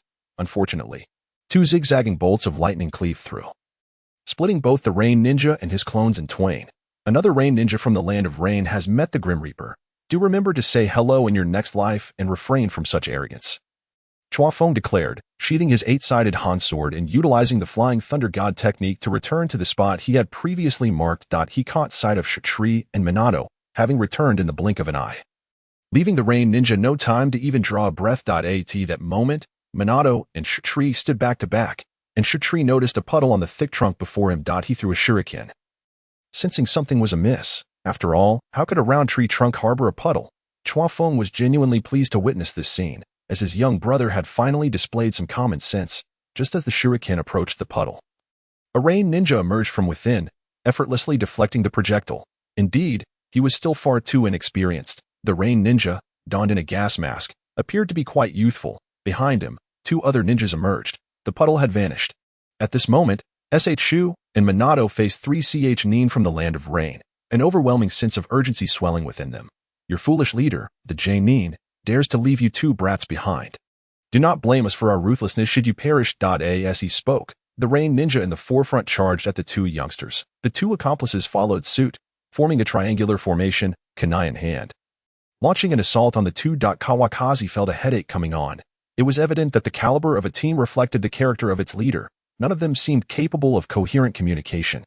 Were it not for the necessity of training the 2 youngsters, he would have descended upon them, dispatching each with a single stroke, sending them to meet their loquacious leader. In this encounter, it was clear there was strength but no peril. The 2 youngsters wielded their swords with remarkable finesse, their foundational skills solid, forcing the 3 Rain Ninjas into retreat. Unscathed, Shu even severed the mask of the leading Rain Ninja, revealing a youthful visage.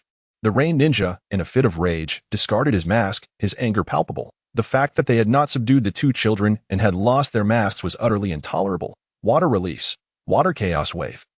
Ninjutsu. 1,000 raindrops. Ninjutsu. 5 fish sharks. The 3 Rain Ninjas unleashed their respective jutsu upon the 2 youngsters. Shu's expression turned grave as he formed hand seals. Water release. Water dragon bullet technique. The last time Kawakaze witnessed Shu employ this technique was during their previous encounter, and now the water dragon was significantly larger. No wonder Orochimaru claimed he had attained Nin strength. Earth release. Earth return. Shu's water dragon bullet countered the water chaos wave and 5 fish sharks, showcasing his superior chakra reserves. He then executed the earth release to block the incoming 1,000 raindrops.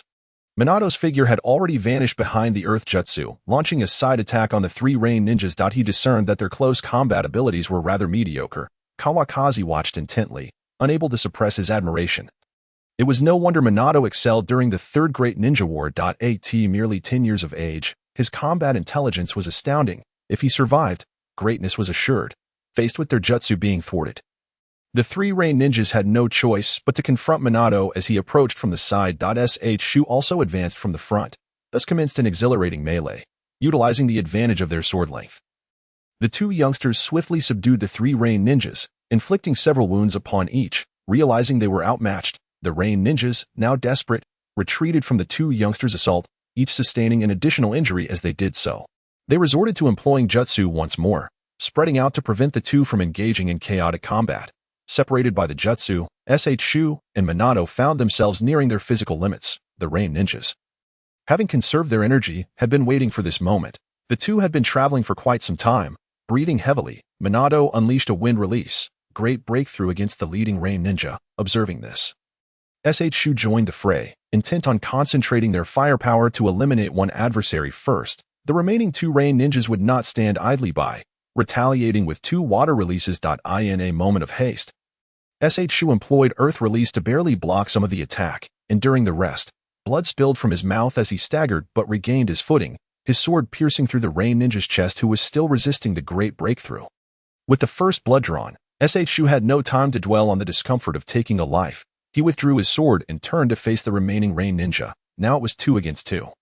Their chances of victory slightly improved. Kawakaze had initially planned to rescue S.H. Shu but halted upon witnessing him form hand seals. This act solidified S.H. Shu's valor. To conserve chakra, the two youngsters opted for close combat. Minato, at the cost of sustaining an injury, managed to dispatch his opponent. S.H. Shu, hindered by his wound and unable to break through, was ultimately aided by Minato, who felled the last rain ninja. The rain ninja, now crumpled on the ground, watched as Minato approached, begging for mercy. Please spare my life. I came here under orders. If you let me go, I promise never to appear before you again. She was a girl. Her mask shattered, revealing a delicate face, approximately 13 or 14 years of age, tears streaming down her cheeks under the shadow of death. I'm sorry, but this is Ward. Minato's expression hardened, and with a swift thrust of his sword, the girl met her end, filled with resentment. At that moment, S.H. Shu collapsed onto the ground, exhaustion compounded by his injury rendering him unable to stand. S.H. Shu. Minato withdrew his sword and rushed to support S.H. Shu, retrieving a soldier pill from his ninja pouch and placing it in his mouth. This was a special concoction crafted by Tsunade, highly effective. I'm fine, just exhausted. Where is big brother? Why has he returned? After swallowing the soldier pill, S.H. Shu exhibited a rare moment of vulnerability as tears welled in his eyes. Sensei will be all right.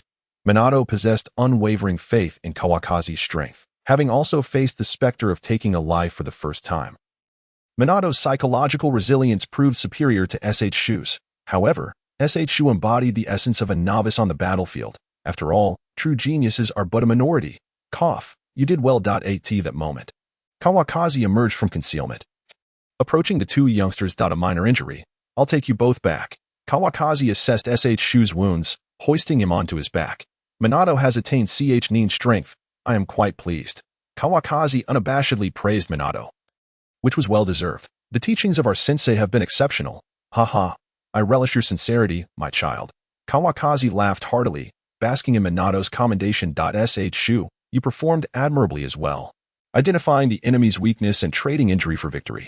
While I do not fully endorse such actions in dire circumstances, it was a commendable choice. From this day forth, you are a qualified ninja. Kawakaze leaped nimbly between branches, encouraging his young nephew. Upon hearing this, Minato realized that this was their sensei's test for both him and S.H. Shu. He had been silently safeguarding them the entire time. Big brother, I'm so scared. I fear disappointing you, fear never seeing you again. Or my sister. S.H. Shu wept more fervently upon Kawakaze's back. This is war. I hope that in the future, we possess the power to prevent such conflicts from occurring again. Kawakaze sighed, recognizing this aspiration was shared by many, each employing different means to achieve it. However, war remained the overarching theme throughout the world of shinobi. At that moment, he did not perceive S.H. Shu's display of vulnerability as weakness. He recalled how he himself faltered on his first mission. Were it not for his elder brother, S.H. Ma, he would have taken much longer to recover. The education under the 5-star red flag made the act of taking a life feel utterly foreign to him. Yet this was the reality of a world where the strong devour the weak. He had grown accustomed to it, becoming desensitized. The three made their way back along the original path. S.H. Shu fell asleep on Kawakaze's back. Minato consumed the soldier pill, gradually regaining his strength and chakra. With Kawakaze intentionally slowing their pace, he was able to keep up. Sensei, what about that J-nin? Minato could not help but inquire if you had returned during S.H. Shu's assault. Would that rain ninja not have escaped? He is dead, Kawakaze replied succinctly. Minato struggled to articulate his astonishment, gaining a clearer understanding of Kawakaze's strength. I possess a rapid forbidden technique. When you are older, I shall teach it to you. Kawakaze reached out, ruffling Minato's hair. Without the flying thunder god technique, how could Minato be called the Yellow Flash? Very well, Sensei. I will study diligently when the time comes. Minato's questions were finally resolved, and he felt a burgeoning eagerness. How soon is very soon? At this moment, he could hardly contain his eagerness to grow up. The return to the camp was swifter than their departure.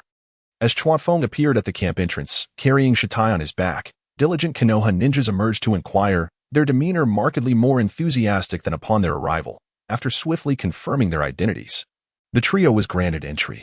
Chuanfeng made his way directly to the small earthen dwelling, where Shuangma and Dai were still engrossed in studying the 8 gates of Duanjia. Unable to practice, the two dedicated practitioners engaged in a theoretical discussion. What happened to Shantai? Shuangma inquired upon noticing Chuanfeng as burdened, his tone laced with concern given their familial ties. just a minor injury, his first taste of blood. He'll be fine after waking up. Chuanfeng replied, gently placing Shitai on the bed. Minato quietly sat to the side. How many did you take care of this time? Shuangma, brimming with confidence in Chuanfeng's abilities, believed that any encounter would yield significant results. 1 Nin and 2 Genin managed to dispatch 3 Nin. A standard team. Really, Chuanfeng remarked with an impassive expression, finding the challenge rather unremarkable for him. Well done, Minato, Dai praised with a smile. Giving Minato a thumbs up. Ha, Minato chuckled, scratching the back of his head, his grin radiant. Now that you've returned, stay behind to guard the camp. With just 1 Nin, the Rain Ninjas likely don't know the meaning of pain. Dai and I will take another round, showing the Rain Ninjas the might of Konoha. Shuangma could hardly contain his excitement. Guarding the home was never the duty of an assassin. Indeed, Chuanfeng-kun, my brother Shuangma and I will venture out once more. Dai, participating in such warfare for the first time, also wished to prove his strength. All right, off you go, Chuanfeng replied without a word of caution, not believing that the likes of Hanzo the Salamander would present any challenge to his brother and Dai's combination. Farewell, see you later, Shuangma stated as he stood, Dai following closely behind as they exited the camp. The 2 Nin, with their formidable prowess, moved much faster than Chuanfeng and his 2 younger companions. Shuangma, possessing far richer combat experience, was adept at uncovering clues and tracking. Together with Dai, they located 5 squads of Rain Ninjas led by Nin. Not a single one of the 20 Rain Ninjas survived the onslaught from Shuangma's blade and Dai's 8 gates. The carnage was horrific. With the addition of Chuanfeng and his companions, the Rain Ninjas suffered severe losses. Originally, it was a harassment and delay mission devised by Hanzo, and their numbers were already limited. Losing 20 men at once was a blow too great for the commanding ninja, Yimin, to bear. He had no choice but to shrink their operational range while sending word to Hanzo, who was still engaged in battle with Chiyo of Tsunade.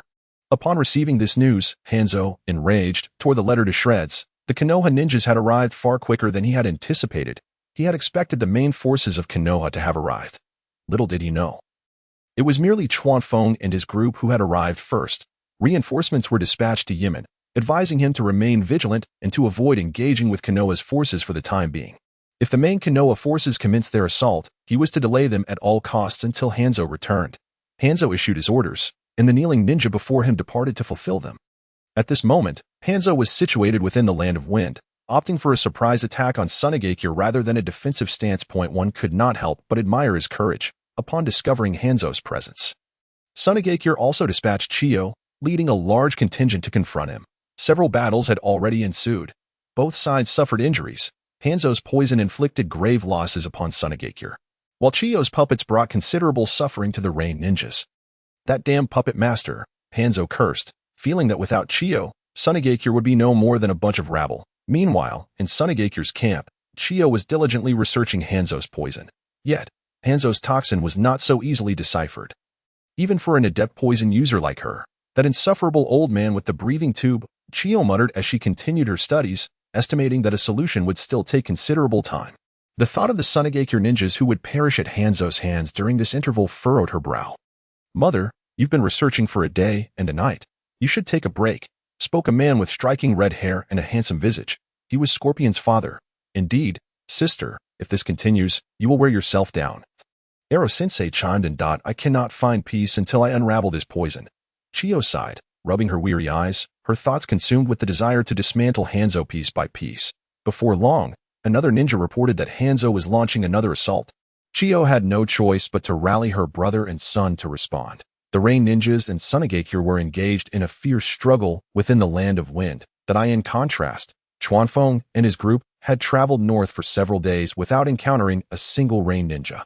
They speculated on the Rain Ninjas' plan to retreat and enjoyed a few peaceful days at the camp. A week later, Orochimaru finally arrived at the camp with a substantial force. Naturally, someone informed Chuanfeng of the arrival, and he set out to greet Orochimaru alongside Shuangma and the others. A large quantity of provisions, consumable ninja tools, and medical supplies were moved into the camp. Under Orochimaru's meticulous organization, everything proceeded smoothly. And before long, the camp had expanded several-fold. All the tents and buildings were arranged according to strict specifications, a knowledge area where Chuanfeng found himself lacking. Once Orochimaru settled the Konoha ninjas, the group gathered in a newly constructed earthen dwelling. The interior was simple, with Chua Feng and his companion seated on the floor around a low table. The table was adorned with fresh fruits, all newly acquired supplies. The two younger ones sat obediently at the side. "Teacher," Shitai exclaimed, his injuries having healed, and he was genuinely delighted to see Orochimaru. "Chuanfen-kun has mentioned that you performed admirably," Orochimaru said, gently ruffling Shitai's hair, a serene smile gracing his face. Shitai, elated by the praise from his teacher, smiled so widely his eyes nearly closed. "Do you have any intelligence to share, Chuanfen-kun?" Orochimaru began to inquire, prompting the others to adopt a more serious demeanor. Currently, the Rain Ninjas are operating in small units, primarily focusing on assassination and harassment. "I suspect that Hanzo's main target is not us, but rather he is merely stalling for time. This Rain Ninja unit responsible for harassment has seemingly been frightened off. They haven't shown their faces for 3 consecutive days," Chuafeng articulated, sharing his observations and deductions from the past week. He trusted Orochimaru's intelligence and felt no need to elaborate further. Shuangma and Dai listened intently, silent as statues. The earthen room echoed only with the voices of Orochimaru and Chua Feng. "Your deductions seem quite reasonable. Chuanfen-kun. I will dispatch individuals to continue tracking the Rain Ninjas and feign a large-scale offensive to observe their response. In due time, the truth shall come to light," Orochimaru mused, formulating a comprehensive strategy. "Agreed," Chuan Feng replied. Having never commanded troops nor held ambitions of usurpation, he naturally did not contest Orochimaru's tactics after a night of rest. The following day, Orochimaru commenced arranging his forces. He gathered all members of the Hyuga clan and sensory-type ninjas, organizing them into squads comprising 1 J-nin paired with 3 CH-nin, personally leading a significant contingent of Konoha ninjas to search the northern area of the camp. Chuafeng chose to remain behind to guard the camp, primarily because a large-scale search would not provide adequate training for the 2 younger ones. Their relative inexperience could hinder their progress, given that both were merely CH-nin lacking powerful sensory abilities. At the camp's entrance, Orochimaru intended to take Shitai along. "Shitai, would you like to join your teacher?" "No, I plan to continue instructing Shitai. He still has areas to improve," Chuafeng hastily intervened, positioning Shitong behind him, his expression tinged with anxiety, fearing that Orochimaru might whisk Shintong away. Should Shintong meet his demise before Orochimaru once more, it would be a mere personal descent into darkness for him. However, how could he possibly face Tsunade upon his return? Shitong gazed at Chuanfeng with curiosity, recalling how his elder brother had praised his performance the previous night. Why, then, had the narrative shifted to one of inadequacy? Despite opening his mouth, he refrained from speaking. The memory of previous scoldings still vivid in his mind. "Very well, let us set forth." Fortunately, Orochimaru showed no intention of forcibly taking Shintong, and after bidding farewell to Chuanfeng, he departed with his formidable entourage. Chuafeng escorted the 2 young ones back to the camp. Naturally, Shumo was unwilling to lag behind in such an exhilarating mission. He requested a chunin from the Hyuga clan from Orochimaru, who joined their ranks as they left. "Sensei, do you think we will be able to locate the Rain Ninja?" Minato inquired, dutifully trailing behind Chuanfeng. "That we should be able to find them, but it is uncertain how many we can eradicate." Chuanfeng held a high regard for the capabilities of Konoha's ninjas, yet the Rain Ninjas' tenacious retreat made them formidable adversaries. After all, the land of rain was their domain. "Go and train that I shall patrol the camp." Chuafeng affectionately ruffled their heads before sending the 2 young ones off to hone their skills. He then conducted a thorough inspection of the camp, fulfilling his duty, deep within the forest bordering the land of rain. A Rain Ninja, his mask fallen away, clothes tattered, bore the marks of a recent fierce battle, blood still staining his lips. He approached a great tree and transformed into a puddle, seeping into the ground below.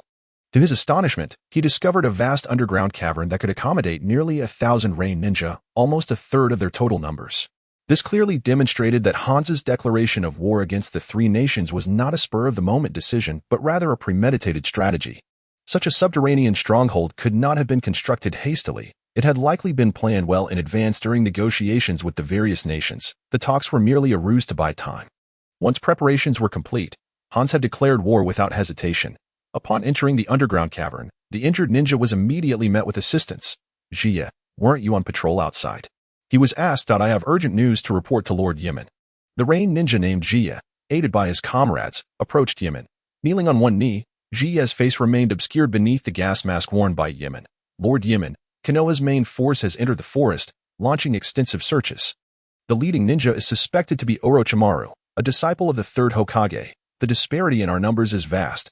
Our forces outside are dwindling. As he spoke, excitement surged within him, causing him to cough up more blood.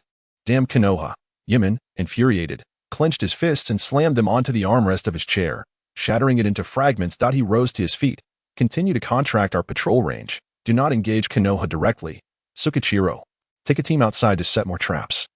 Every enemy we can ensnare counts. We need eyes on the situation. Ensure our safety and do not fall outside. As soon as Yaman's orders were given, a slender ninja promptly accepted the mission and departed. When Lord Hans returns, we shall make Konoha pay dearly.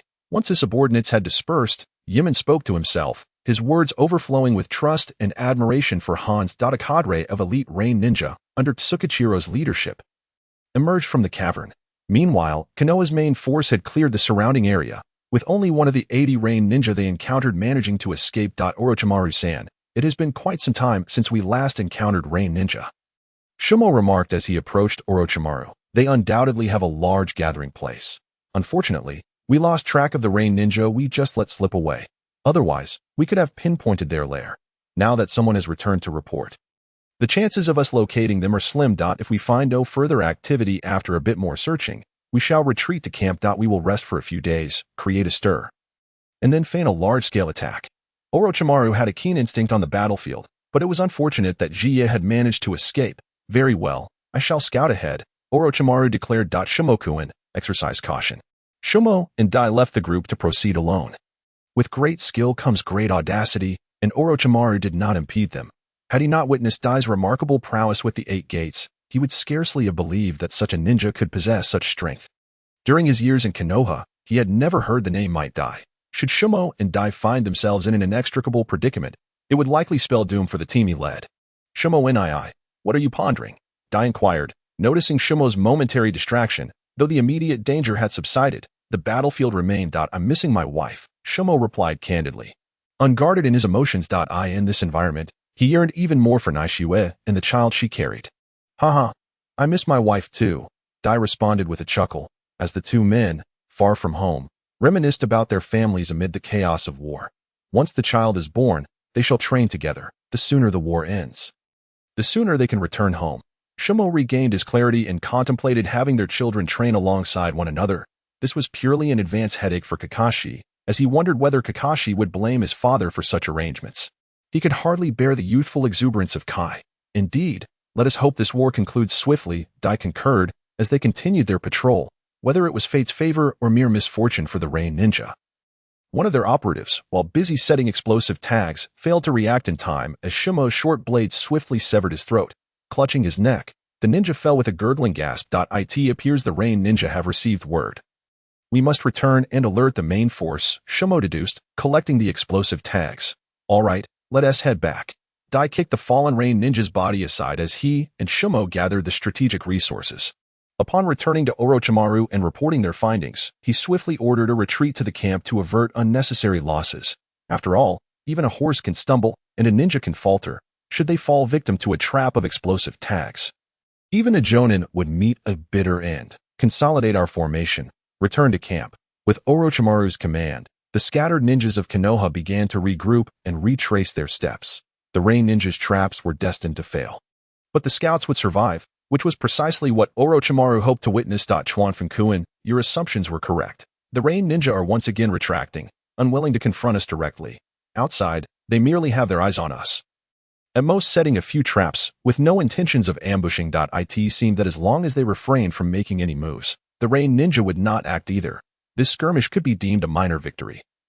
And Orochimaru's spirits were high as he brought forth several jars of sake. At that moment, within the humble earthen dwelling at the camp, he shared drinks with Chuanfeng and others. Only their voices echoed within the walls.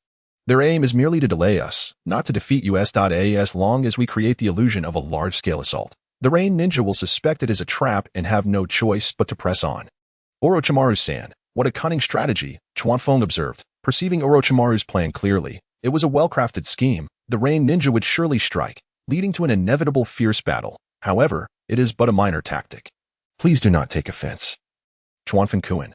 Orochimaru, still in his 20s, could not help but indulge in a few extra cups at Chuanfeng's compliment. As the great war looms, you two must remain within my perceptive range. Chuanfeng accompanied Orochimaru in savoring the wine from their cups. not forgetting to remind the two young ones. As long as they remained within his perceptual range, the Flying Thunder God technique would suffice to safeguard their lives. Indeed, Sensei, elder brother.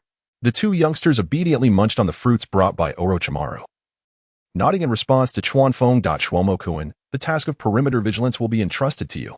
Orochimaru spoke without formality, for he was the commander appointed by the third Hokage for this mission. And arranging such matters posed no challenge for him. All right. Shwomo said little, clinking his cup with Orochimaru's. As the evening wore on, their conversation shifted from war matters to casual banter. The camaraderie among them grew swiftly, with their shared status and abilities fostering a sense of comfort. Chuanfeng-kun, you took Tsunade away, and Jiraiya must be quite heartbroken. He should still be on his way back to Konoha from Myoboku Mountain. Orochimaru was also one to indulge in gossip. Ha ha. I am not the kind to steal love. There are countless women in the world.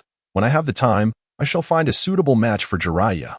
Chuanfeng laughed heartily, feeling justified in his words, knowing he was merely stating facts rather than undermining anyone. Orochimaru-kun, have you considered finding a wife? I am on the verge of becoming a father. Shwomo, having had a few too many drinks, dared to ask anything.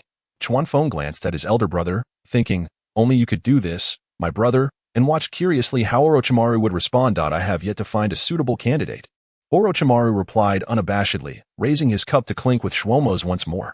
Chuanfeng recalled that Orochimaru was indeed human, and Boruto, he even nurtured a child, suggesting he was not inherently averse to family life. At the very least, he still possessed the emotions and desires of a normal person. When the time comes, should you find someone you fancy, I shall bind them and bring them to you. Chuanfeng jested, and the two shared another drink. Very well, but when you come seeking my assistance, do not feign ignorance, Orochimaru said, a hint of color rising to his pale cheeks. Perhaps even he was unaware of why he found it so easy to converse with Chuanfeng. Did it stem from having received a sword from him? I wouldn't even flinch at any village's leader, he mused. Seeing Chuanfeng boast to no end, Shwomo poured him another drink. Once you're inebriated, you won't be able to boast any longer. Daisuke felt somewhat out of place, hindered by the disparities in status, and still learning how to engage in light-hearted banter without appearing dull. As the evening progressed and the drinks flowed liberally, SHRU escorted Orochimaru back to the camp, while Chuanfeng collapsed onto the ground. Indeed, in the quietude, he was rendered speechless. Satisfied, Shwomo dragged his brother onto the bed. Gazing at the inebriated Chuanfeng, this was the obedient younger brother he envisioned, not that mischievous brat. His next thought was that he must never allow this child to be a burden to Chuanfeng, lest he lose at least a decade of his own life. With these absurd yet heartwarming thoughts, he drifted off to sleep beside his brother. Poor Daisuke lay on the ground, but fortunately, the kind-hearted Minato covered him with a blanket before retreating to his own small bed. The following day, the camp bustled with organized chaos, a grand spectacle. The Konoha ninjas were busy collecting their combat supplies, a scene observed closely by the Rain ninja spies lurking in the distance. They promptly returned to report. At first glance, it was clear that significant action was forthcoming. Upon receiving this news, Amaru began to feel increasingly restless, pacing back and forth within the hall. Engaging directly would be akin to striking a rock with an egg. Yet, abstaining from conflict would leave Hanzo's mission unfulfilled. After much contemplation, he could only hope that Orochimaru's intentions were aimed at an offensive against them rather than an incursion into the heart of the Land of Rain. He continued to monitor the movements of the Konoha ninjas, reporting promptly. After issuing the orders, Amaru seated himself on the new chair, still agitated as he removed his mask. Beneath it, his face was etched with worry. If the Konoha forces were indeed headed toward the heart of the Land of Rain, he would have no choice but to engage in battle. Orochimaru and Chuanfeng conferred, extending their preparation time to a week. Each day, they distributed supplies, allowing the Rain ninjas to report back daily. Amaru's emotions began to spiral out of control. The slow, torturous wait was most unbearable. By the seventh day, news of the Konoha ninjas still preparing nearly drove Amaru to madness. He yearned to storm into the Konoha camp and confront Orochimaru directly. Damn it, where do you intend to strike? Give me a straight answer. That evening, Chuanfeng and Orochimaru found themselves alone in Orochimaru's tent. Fine tea brewed on the low table as they sat across from one another. Orochimaru-kun, I believe we are nearing readiness. Tomorrow will reveal all. Chuanfeng's face radiated satisfaction, pleased with their strategy, which undoubtedly inflicted suffering upon Amaru. Naturally, after 7 days of torment, he believed the Rain ninjas' leadership spirit was on the verge of collapse, making them susceptible to rash actions. The cold smile on Orochimaru's face was rather charming. Having grown accustomed to it, Chuanfeng no longer felt the oppressive chill. If all goes smoothly, a feigned assault could transform into a genuine attack. What do you think, Orochimaru-kun? Chuanfeng reveled in the sense of guiding their plans and orchestrating their strategy. He raised his teacup, savoring a sip, the flavors lingering delightfully, a moment of pure bliss. Your words resonate deeply with me, Chuanfeng-kun. The two exchanged knowing smiles, a bond of understanding that surpassed mere companionship. The next day, the Konoha ninjas gathered at the camp, leaving sufficient personnel to guard the provisions and remaining supplies, while the rest prepared for battle. Their objective was the heart of the Land of Rain. And with Orochimaru's command, the ninjas poured forth in an orderly fashion. He cast a glance northward, hoping that the time he had invested in assembling their forces would not be squandered. As Orochimaru mobilized, Amaru was already leading the Rain ninja troops to intercept the Konoha forces ahead of them. At that moment, he felt a flicker of relief. At last, he understood the Konoha ninjas' intentions. Amaru-dano. The Konoha ninjas are numerous and powerful. Should we not avoid confrontation? Sukachiro advised, still believing that a direct clash was not in their favor. Hanzo-dano's orders are clear. At all costs, obstruct the Konoha ninjas. Amaru's emotions were now in turmoil. He could hardly absorb such counsel. His singular thought was to eliminate Orochimaru, to make him experience the depths of suffering. Sukachiro had no alternative strategies to offer and, sensing the fire in Amaru's demeanor, could only withdraw. After all, Amaru had been appointed leader by Hanzo himself. Amaru-dano. We have sighted the Konoha forces, reported a ninja responsible for reconnaissance. Prepare the water release technique. Let these Konoha ninjas experience the sensation of drowning. Amaru was not entirely devoid of strategy. He knew to utilize the advantage of surprise, employing water release to scatter the Konoha ninjas. Those with lesser strength could be directly overwhelmed. Water release. Water dragon bullet technique. Water release. Great waterfall technique. Water release. Exploding water shockwave. The Rain ninjas, masters of water release, unleashed their favored techniques in unison, creating a terrifying tide that surged toward the Konoha ninjas. As the waves of water approached, Orochimaru remained unfazed, a hint of disdain curling at the corners of his mouth, waiting for their assault. Prepare earth release defenses. Understood. Instantly, hundreds of Konoha ninjas capable of earth release began forming hand seals.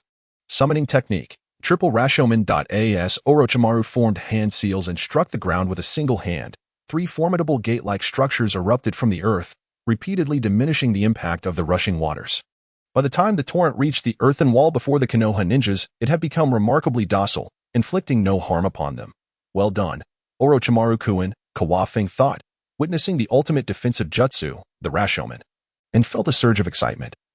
Believing it could withstand a few strikes from his sage mode, advance, Orochimaru commanded, nodding slightly at Kawafeng, leading the Konoha ninjas into the fray. Kawafeng, unwilling to lag behind, found his two young companions lacking in speed, relegating them to a mid-dash position. At this moment, Shikumo no longer needed to remain vigilant. He drew his short sword and pounced upon the enemy like a hawk descending upon its prey, ruthlessly harvesting the lives of the Rain ninjas.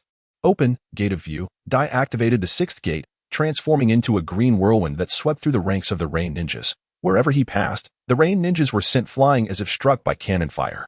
This marked Dai's first display of his terrifying lethality on a grand battlefield.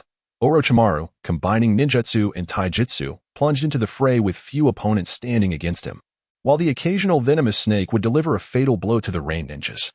Kawafeng could only watch as his two young companions picked off the stragglers. Led by several vanguard ninjas, the morale of the Konoha forces soared, unleashing their full strength, already enjoying a numerical advantage. With a single push, the Rain ninjas crumbled into disarray. Yamari could hardly believe the number of skilled fighters Konoha possessed. He no longer entertained thoughts of confronting Orochimaru. Fear consumed him, even if he sacrificed all under his command. He could not halt the advance of the Konoha ninjas. After slaying several mid-ranked Konoha ninjas, Yamari discovered that Sukachiro had already been kicked away by Dai, lifeless in mid-air. Retreat, retreat, Yamari shouted, rallying the remaining 10 or so ninjas as they fought and withdrew. Once the leader lost their will to fight, the unit became mere lambs for slaughter. The Rain ninjas were mercilessly butchered by the Konoha forces. On the battlefield, none were more cold-blooded than these ninjas. As vibrant lives extinguished one by one. Under Kawafeng's protection, the two young ones also succeeded in taking down numerous nin. The elite ninjas, hoping to prey on the weak, were effortlessly intercepted by Kawafeng, who sent them to meet their demise. At this point, the Rain ninjas had entirely lost their capacity for resistance, and Yamari fled with fewer than 100 ninjas scattered in all directions. The battlefield was vast, and Orochimaru could not pursue them. He could only continue eliminating the remaining rain ninjas on the field. His pale face was splattered with blood, yet his form remained graceful. The snakes in his sleeves still fierce. Within 2 hours, the battle had reached its conclusion, and no living rain ninja remained on the battlefield. What do you think? Kawafing stood pristine, devoid of any blood, contrasting sharply with the scattered limbs and pools of blood around him. SHU retched first, followed by Minato, unable to contain themselves. It was their first encounter with such a bloody scene. This is war. It's either you die, or I do. You must strive to grow stronger. I do not wish for you to one day end up like those on the ground. Kawafing's expression turned grave as he kicked a severed hand, prompting another bout of retching from the two young ones. In such a grim setting, he felt this admonition would resonate with them for a lifetime. Only through relentless effort and innate talent could one become an outstanding ninja. I understand, Sensei, Minato replied, recovering first, wiping his mouth, having begun to acclimate to the visual shock. Shu, pale-faced, nodded at Kawafing, indicating he would remember. Let us proceed and see how Orochimaru plans his next move. Kawafing led the two young ones toward Orochimaru, who had gathered numerous ninjas around him. Upon seeing Kawafing approach, they parted respectfully, allowing him to converse directly with Orochimaru. Orochimaru-kun. A portion of the rain ninjas escaped. I believe we should remain vigilant regarding our supply security. They pose no other threat now. Kawafing maintained a keen awareness, leaving no potential danger overlooked. You worry too much, Kawafing-kun. Fewer than 100 rain ninjas fled, all of them wounded. Even if they reach their camp, it will be a dead end. Orochimaru replied with a slight smile, his reasoning valid. Then shall we rest and continue our advance afterward? I will send someone back to inform the others and bring supplies along. If Hanzo of the Salamander does not return, we shall encounter no formidable resistance along the way. Orochimaru assessed the battlefield and found approximately 800 rain ninjas, confirming Kawafing's words. Hanzo's division plan had merely served to delay. With the rain ninjas now eliminated, unless Hanzo returns, the Land of Rain would likely be unable to deploy further forces. However, Kawafing felt something amiss. If the Land of Rain were so easily subdued, how could Hanzo in the original narrative have found time to engage in battles against Tsunade and the Land of Iron before returning to confront Konoha? Very well, send someone back. Unable to grasp the intricacies of the situation, Kawafing could only adapt. The original narrative provided scant details regarding the Second Shinobi World War, focusing primarily on pivotal characters, analyzing the current situation. Kawafing saw no flaws in Orochimaru's strategy. He speculated that his own actions had altered the course of events.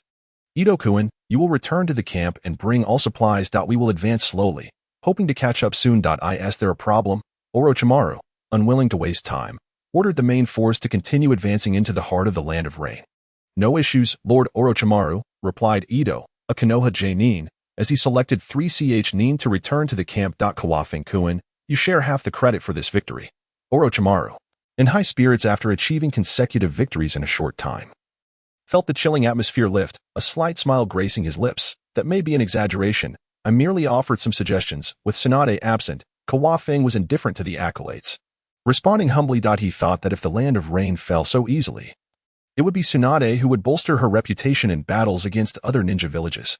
Otherwise, being Hokage would not be an easy task. The two young ones observed the exchange between their elders in silence, understanding that how much they learned depended on their own abilities.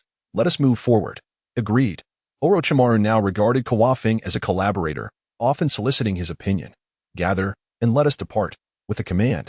The Konoha ninjas who had cleared the battlefield continued their advance.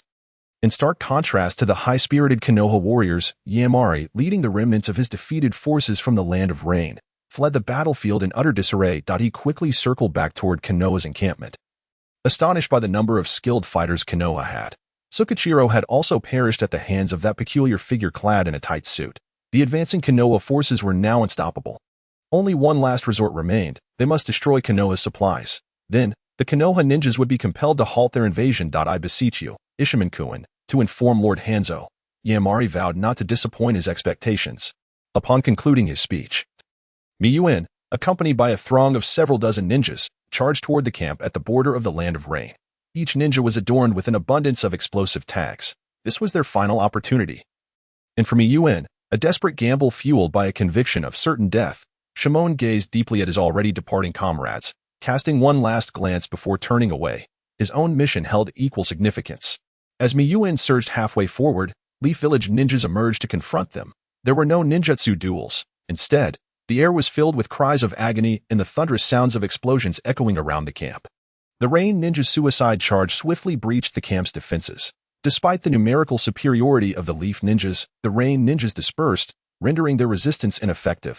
After the Leaf Ninjas paid the price of over 100 lives, a contingent led by Miyuin still reached the supply depot. Without a moment's hesitation, Miyuin shouted, "Lord Hanzo, I, Miyuin, shall follow you in the next life." In the next instant, a colossal explosion erupted, scattering both Miyuin and the warehouse into fragments that drifted through the air. When it returned to the camp with 3 Chunin, he was taken aback by the scene before him. What transpired here? It has stormed into the camp, his voice laced with fury. My lord, the Rain Ninjas launched a suicide attack, destroying all our supplies and resulting in over 100 casualties among our ranks. A surviving Leaf Ninja approached to report the current situation. Damn those Rain Ninjas, how could they sink to such depravity? Organize the camp. I shall report to Lord Orochimaru, Ida declared, scarcely pausing to catch his breath. Disregarding the Chunin he had brought along, they had to advance at full speed, without supplies. Penetrating deep into enemy territory was a fool's errand. Ida's heart was heavy with concern, unaware of the extent of Orochimaru's impending wrath. The mere thought of Orochimaru's cold visage and emotionless serpent-like eyes sent a shiver down Ida's spine. Finally, after an hour, he caught up with the main force, maneuvering through a throng of ninjas to locate Orochimaru. Lord Orochimaru, the camp's supplies have been annihilated by the Rain Ninjas. We are now devoid of food. It would be unwise to venture into the heart of the land of rain at this juncture. It had delivered the grim news, hardly daring to breathe. From the sidelines, Kawafing observed the scene. Orochimaru's previously smiling countenance had turned as frigid as ice. What exactly transpired? Speak clearly, Orochimaru demanded, his gaze sharp, suppressing his rising fury. This was akin to a bucket of cold water extinguishing all his ambitions. Take your time, do not rush, Kawafing interjected, attempting to alleviate his psychological burden as Orochimaru's killing intent loomed ominously. Approximately several dozen Rain Ninjas, evading capture, launched an assault on the camp, not with the intent to kill, but rather to obliterate the supplies, resulting in the destruction of all warehouses. No Rain Ninja survived. Finally, under immense pressure, it elucidated the full extent of the situation. Such cruelty, all to hinder our advance. Orochimaru could no longer alter the course of events. He had calmed down, retracting his murderous intent. To declare war upon the 3 nations with the strength of a single country. Hanzo's confidence is not solely derived from himself. Kawafing refrained from mentioning his earlier advice regarding the importance of supplies, aware that it would only irritate Orochimaru further. Alas, Kawafing-kun, my failure to heed your counsel is my own folly. Orochimaru lamented, recalling Kawafing's prior words, though it was too late for regrets. Let us return to camp and send someone to Konoha to request provisions from the 3rd Hokage. Once the supplies arrive, we can set forth once more. The deaths of these Rain Ninjas merely by the land of rain, a fleeting moment of survival. After a moment's contemplation, Kawafing concluded that Konoha still held the upper hand and proceeded to offer his suggestions for Orochimaru's consideration. Very well, we shall follow your counsel, Kawafing-kun. Dispatch orders to return to the camp. Orochimaru had resigned himself to the reality, yet a hint of unwillingness lingered in his tone. Such a fortuitous opportunity had slipped away in an instant. By the time the supplies from the daimyo arrived, the battlefield's dynamics could shift drastically. Let us depart, Kawafing said, trailing behind the main force as they made their way back to camp, although he had steeled himself for the sight. The sight of the fallen Leaf Ninjas sent a chill down his spine, reminiscent of the brutal human bombings in the Middle East. Even the 2nd Hokage had resorted to the Edo Tensei for explosive purposes. Though he had not anticipated the upheaval this technique would wreak upon the ninja world. Kawafing-kun, this camp has lost its significance. I plan to withdraw the team and settle in a town within the Land of Fire. We shall seek a new camp once the supplies arrive. Orochimaru surveyed the remnants of the warehouse before approaching Kawafing to declare his decision. It was evident that he had become emotionally detached, his mental resilience far surpassing Miyuin's. With the camp exposed and devoid of supplies, Orochimaru could not lead the main force to survive in the wilderness. Who do you intend to send back to Konoha? Kawafing shared the sentiment that there was no longer a need for a garrison at this camp, as the pressing matter was how long it would take for the supplies to arrive. You, Orochimaru replied with a subtle smile. Me, Kawafing expressed a hint of skepticism, relishing the opportunity to return and see Tsunade, whom he had greatly missed after more than a month of separation. Indeed, Kawafing-kun, your swiftness is commendable. You can relay the message back with utmost speed. I presume you two have missed Tsunade. As he spoke, a playful smile graced Orochimaru's face. Ha. Then I shall not decline the task. Time is of the essence. I shall depart immediately. Very well, tread carefully on your journey. Orochimaru turned and left, preparing to lead the troops to the town for respite. Kawafing entrusted the two younger ones to Shikumo and Daijao for their care. As he felt no assurance with someone like Jiraiya, he then hastened back toward Konoha, having cleverly inscribed numerous flying thunder god seals along his route. It took merely a day for him to return to Konoha. As he beheld the gates of Konoha, it felt as though he had traversed through time. Those who descended from the battlefield perhaps yearned for peace deep within their hearts, upon knocking at the gates of Konoha. Two gatekeeping ninjas opened the door, confirming Kawafing's identity before respectfully admitting him. Kawafing, adhering to a sense of professionalism, did not seek out Tsunade immediately. Instead, he proceeded to the Hokage Tower, where, after undergoing scrutiny by the Anbu, he was brought before the third Hokage. Third Hokage, Kawafing greeted him first, extending the respect due, for this old man had treated Tsunade well. Kakashi Kawafing, what brings you back? The third Hokage furrowed his brow, puffing on his pipe, his instincts warning him that the news was not favorable. We achieved significant victories in the Land of Rain, eliminating nearly 1,000 enemy leaders. Excellent. Before Kawafing could finish, the third Hokage slammed his hand on the table, exclaiming in approval. This was his method of delivering reports, stating the good news first, so that the bad news would not provoke his superiors too harshly. However, our supplies were destroyed, and we have now retreated to a town at the border of the Land of Fire. Lord Orochimaru instructed me to return, hoping you could request the daimyo to send another batch of supplies to the front lines. Kawafing refrained from mentioning that this suggestion was his own, with Orochimaru's name backing him. He could not let the opportunity slip away. What? The third Hokage's expression darkened once more, his emotions resembling a roller coaster. Were he not still young, his heart might not have withstood the strain. The sudden assault by the Rain ninjas, who detonated themselves upon encountering anyone, had overwhelmed the station ninjas. Kawafing further clarified, it was not our incompetence, but rather the reckless nature of our adversaries. Very well. I understand. I will confer with the daimyo promptly. The third Hokage settled into his seat, gesturing for Chuanfeng to take his leave. Once Chuanfeng exited, he promptly summoned two advisors, and the three engaged in a fervent discussion. They dispatched covert ninjas to the daimyo's residence to request supplies, as this was fundamentally a national conflict, and the daimyo's estate ought to bear the burden. However, this was no longer Chuanfeng's concern, having just left the Hokage building. He utilized the Flying Thunder God technique to arrive at the underground laboratory of the hospital. As he had anticipated, Tsunade was diligently engrossed in her research, clad in a lab coat that lent her the air of a true scientist. The moment he appeared in the lab, Tsunade's attention was immediately captured. After all, the space was rather confined, and Chuanfeng made no effort to conceal his presence. Chuanfeng-kun, she exclaimed, her face lighting up with joy as she dropped the instrument in her hand and rushed into his embrace. Cradling the beloved in his arms, Chuanfeng tenderly stroked her hair. Breathing in her familiar scent, he leaned closer, whispering, I'm back. After a prolonged embrace, Tsunade reluctantly stepped away from the warmth of his hold. Weren't you on the battlefield? Supplies were destroyed, so I returned for assistance. I came to find you immediately after leaving the third's office. Chuanfeng succinctly conveyed his purpose for returning. Come, let me show you my findings. Tsunade exhibited little interest in the affairs of the battlefield. If the situation were dire, Chuanfeng would not bear such a demeanor. With that, she took his hand and led him to the workbench. I have successfully cultivated my grandfather's cells. However, they remain unstable and occasionally face annihilation. Their cellular activity is remarkably high, and my next goal is to stabilize these cells.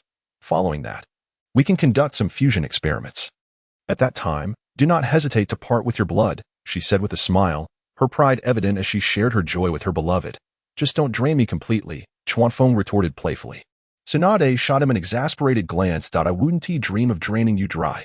With that, she lost interest in continuing her research, shedding her lab coat. Let us go see Nashue. She must be eager for news about Shuangma. All right, I'll take you home. With his arm around Tsunade's waist, they vanished, appearing in the training hall of the Hatake residence. This sudden arrival startled the concealed samurai nearby. Ever since Nashue's pregnancy, the defenses of the Hatake household had been significantly heightened. Upon recognizing Chuanfeng and Tsunade, the samurai quietly withdrew. Steward, where is my sister-in-law? Chuanfeng called out loudly, to which the steward promptly appeared. The lady is in the living room. Good, you may attend to your duties. Chuanfeng guided Tsunade to the living room, where Nashue was engaged in a lively exchange with Guizhao. Being alone at home could be rather dull, yet this was a source of enjoyment for Nashue. Is that truly you, Chuanfeng? Nashiwe exclaimed, having sensed his presence yet struggling to believe it is indeed I. I've just returned, Chuanfeng replied, though his words lacked credibility as he stood with Tsunade. Nevertheless, Nashiwe was not one to dwell on such trivialities. After all, a sister-in-law could never compete with a wife. After some time apart, Guizhao seemed to miss this fellow, perhaps harboring an innate submissiveness. It bounded over to rub against Chuanfeng's feet, crouching down. Chuanfeng displayed surprising gentleness as he scratched Guizhao's chin, prompting it to lie down in contentment. Did you come back alone? Nashiwe inquired, glancing around for Shuangma, only to feel a twinge of disappointment upon finding no trace of him. I returned on a mission. Elder brother is currently stationed in a border town, quite safe, Chuanfeng assured her, alleviating the tension on Nashiwe's face. Elder brother promised he would find a way to return before your delivery. There's no need. The mission takes precedence. Although Nashiwe voiced this, the happiness radiating from her countenance was not lost on Chuanfeng and Tsunade. Nashiwe, I should conduct another checkup on you, since Chuanfeng's departure from Konoha. Tsunade had not visited the Hatake residence, making this an opportune moment for her examination.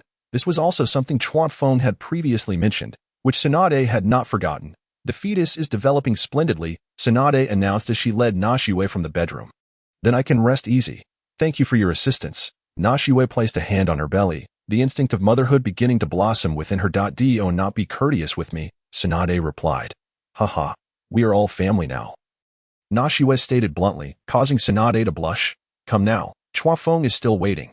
Tsunade pulled Nashiwe back to the living room. Do not worry. Both you and the fetus are in excellent health. Please stay for dinner tonight. It has been far too long since we shared a meal together. Chuanfeng nodded, inviting Tsunade to drink, with hidden intentions behind his gesture.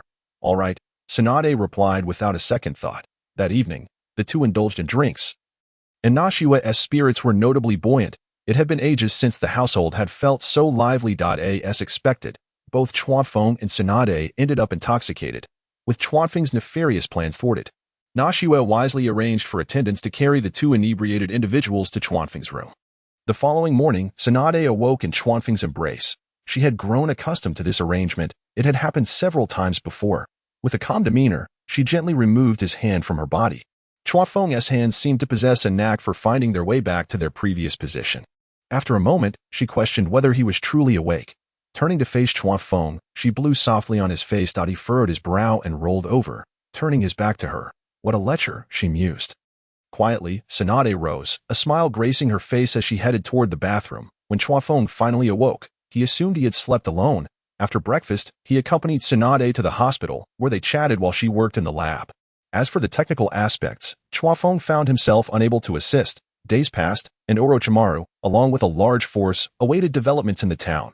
Chuanfeng spent his days in the laboratory with Tsunade, their affection for one another evident. This resulted in a significant delay in Tsunade's research progress. Meanwhile, Sherman had arrived in the Wind Country, seeking out Hanzo of the Salamander. Lord Hanzo. Lord Yimin has fallen in battle. We suffered a disastrous defeat while attempting to intercept Konoha's main force. Lord Yimin managed to regroup some remnants and led them with numerous explosive tags into the Konoha camp, aiming to destroy their supplies. Currently, Konoha's forces have yet to penetrate our territory, indicating that Lord Yimin's plan succeeded. What should our next course of action be? At this moment, Sherman had removed his gas mask, kneeling before Hanzo on one knee, recounting the events of the battlefield, tears staining his face. Yimin was a commendable individual. I have my ways to deal with Konoha. You may take your leave, Hanzo instructed, not assigning Sherman to return. With a slight wave of his hand, figures emerged from the shadows. Notify the intelligence agents in the Land of Fire. Whether through bribery or by acquiring incriminating evidence, secure the minister in charge of supplies for the Land of Fire. Ensure he stalls Konoha's supplies, and if it becomes untenable, report back to me. Though the Land of Rain was small, it excelled in assassination and intelligence. Konoha likely had no inkling that Hanzo had placed intelligence operatives within the daimyo's estate of the Land of Fire. Once the assigned ninja departed, Hanzo released the tightly clenched fist that had remained tense, his emotions far from the calm facade he had presented. The loss of one-third of his rain ninjas on the battlefield left him in agony. As if his heart were being cleaved in two. Was the notion of achieving peace through force merely a figment of his imagination? It seemed imperative to expedite the conflict with the Sand Ninjas. In a moment of self-reflection, Hanzo swiftly issued a series of new combat orders. The conflict between the Rain Shinobi and Sand Shinobi escalated dramatically, with numerous ninjas perishing in battle each day. Chiyo's disdain for Hanzo's poison grew ever more intense, compelling her to immerse herself tirelessly in her research for an antidote. In every encounter between Chiyo and Hanzo, no one could intercede. Hanzo's poison was solvable only by himself. While Chiyo's Chikamatsu Ten were untouchable, the fact that this formidable demigod of the ninja world found himself at a disadvantage against a woman was one of the many reasons for his mounting frustration. Even with the assistance of summoning beasts, Hanzo could only slightly gain the upper hand.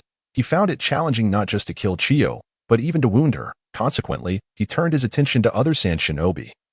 But at that moment, Chiyo was already targeting the ranged shinobi. In terms of numbers, Hanzo had to concede to an absolute disadvantage. Were it not for his widespread poison, the ranged shinobi would likely have been annihilated long ago.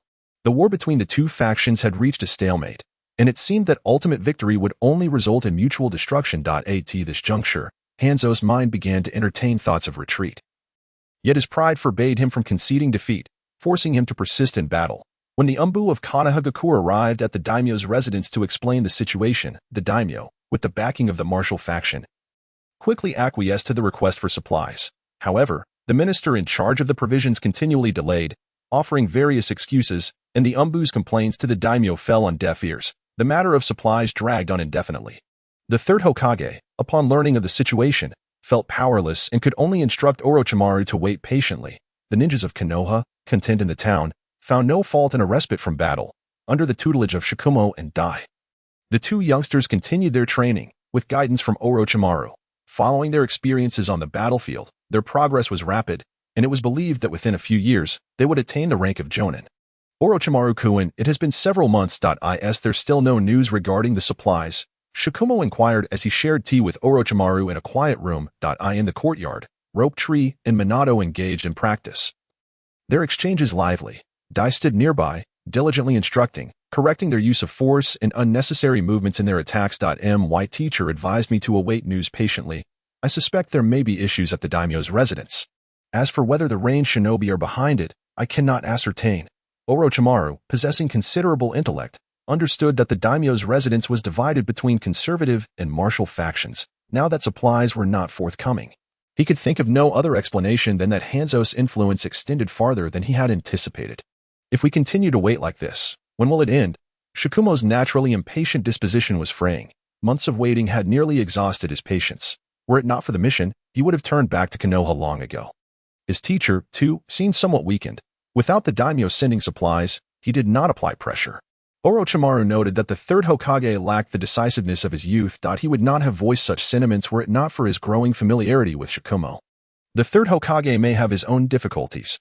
Perhaps you should confer with him again, Shikumo suggested diplomatically, his perception of the third Hokage beginning to wane, even contemplating how things might be different if Tsunade were in that position. The supplies may have already arrived. She certainly does not possess a gentle temperament. It seems we must proceed in this manner. I shall discuss it further with my teacher. As for Kawafin-kun, he had been quite comfortable during this visit. Orochimaru chuckled and shook his head, finishing his cup of tea before rising. Indeed, that rascal. In due time, Dai and I shall return home. My wife is nearing her due date. Upon hearing this news, Orochimaru congratulated him and agreed to the arrangement. Orochimaru and the third Hokage communicated through letters but failed to reach a firm decision to apply pressure. After numerous persuasions from Orochimaru, the third Hokage finally relented and dispatched someone to press the daimyo's residence. As the strongest military force in the Land of Fire, such action was long overdue. At this moment, Shikumo and Dai had already returned to Konoha. Their wives were nearing their due dates, and the two youngsters had been brought back as well. In the First People's Hospital of Konoha, in a private room, Naishiwa lay on the bed, her belly round and clad in a hospital gown. She held an apple that Shikumo had just peeled in her hand. With a gentle twist along the cut, she effortlessly separated a slice. Good knife skills indeed allow for such indulgence. The lazy Kiba lounged in the corner, occasionally glancing at Naishiwa. Tsunade, when will Naishiwa give birth? Shikumo placed the fruit knife back on the fruit plate, his face etched with concern as he asked Tsunade, who sat on the sofa with Kawafin. He observed the situation with urgency, having been in the hospital for several days without any sign of labor. The due date had long passed. Brother, do not fret. With Tsunade here, you need not worry, Kawafin reassured him. Tsunade had prepared a large number of blood bags, and she would personally oversee the delivery. It could be said that Naishiwa's labor was guaranteed to be without complications. Brother Shikumo, it is normal for labor to exceed the due date. Why not take Naishue for a stroll? Tsunade suggested with a smile, offering a small piece of advice. All right. Shikumo turned with a broad smile and stepped forward to assist Naishue in rising. My dear wife, let us take a walk. With you looking this way, where is the dignity of a father? Naishue laughed as she took Shikumo's hand, sitting up to put on her shoes. Haha. Is it not true that I have not yet given birth? Shikumo chuckled, supporting Naishue as they exited the room for a walk. I wonder how my brother will react when he sees Dai holding his son. Kawafing said with a mischievous grin, conversing with Tsunade. You only know how to watch the spectacle. I must attend to my duties, so you sit tight, Tsunade replied, dismissing the childish antics of Kawafing as she prepared to head to the research room. After all this time, she had yet to stabilize her grandfather's cells, and she began to doubt her own abilities. I shall go too. I shall go too. You are not allowed. My research has seen little progress of late. Would you clarify your position in your own mind? Tsunade rebuffed Kawafing without turning her head, leaving him to return to the hospital room, having been denied access to the research room for over a month. How dull it was. Listening to the sounds outside the room, he knew Dai was again showing off to Shikumo. Brother Shikumo, has your wife not yet given birth?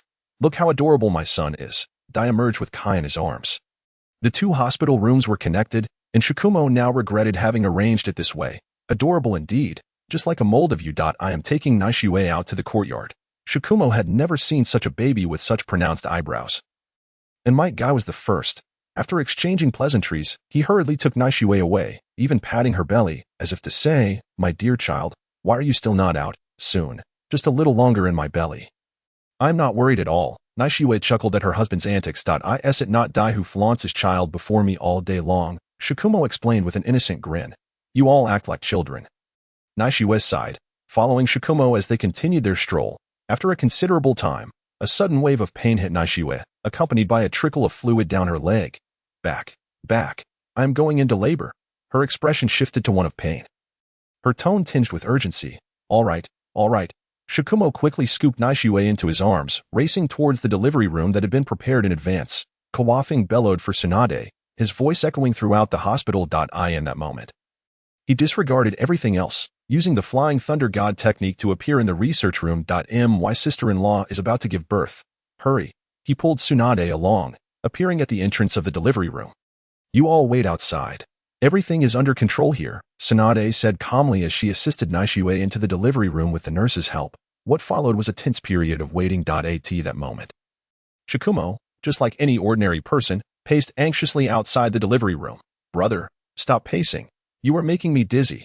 Chuanfeng sat in the nearby lounge, attempting to alleviate Shuangmao's tense demeanor. Why are you ignoring me? He inquired. Shuangmao paid no heed to his brother's words, continuing to pace restlessly. Have you decided on the names yet?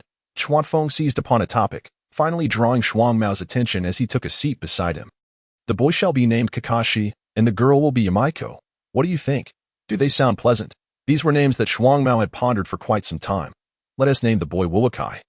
Chuanfeng quipped, indulging in his mischievous humor once more. Wuwakai, that sounds ominous, Shuangmao countered. In the Kiki family, we only know of victories, not draws. Without a moment's hesitation, he dismissed Chuanfeng's suggestion. Meanwhile, the dog Guaeo had been lying by the delivery room door for a while, as if recalling something significant, before darting off in a frenzy. Guaeo, where are you going? Shuangmao called out as a shadow zipped past, but Guaeo paid no mind. That foolish dog, off doing who knows what. Never mind him, Chuanfeng remarked, unfazed by the prospect of Guaeo being harmed. As long as it didn't hurt anyone, that was enough. The eldest sister is about to give birth. Dai, who had unexpectedly returned holding Kai, chimed in. Indeed, let me hold the child, Chuanfeng replied, reaching out to take Kai from Dai's arms. Gazing at the infant's dark brows and luxuriant black hair, he was convinced of their familial connection. He pinched Kai's little face, inadvertently rousing him from slumber. Kai blinked his round, dark eyes at Chuanfeng, the handsome uncle, surprisingly without a whimper. So adorable, he mused, relishing the moment before returning Kai to Dai, proudly claiming the title of one who had cradled the infant. Henceforth, Kai would have to call him uncle.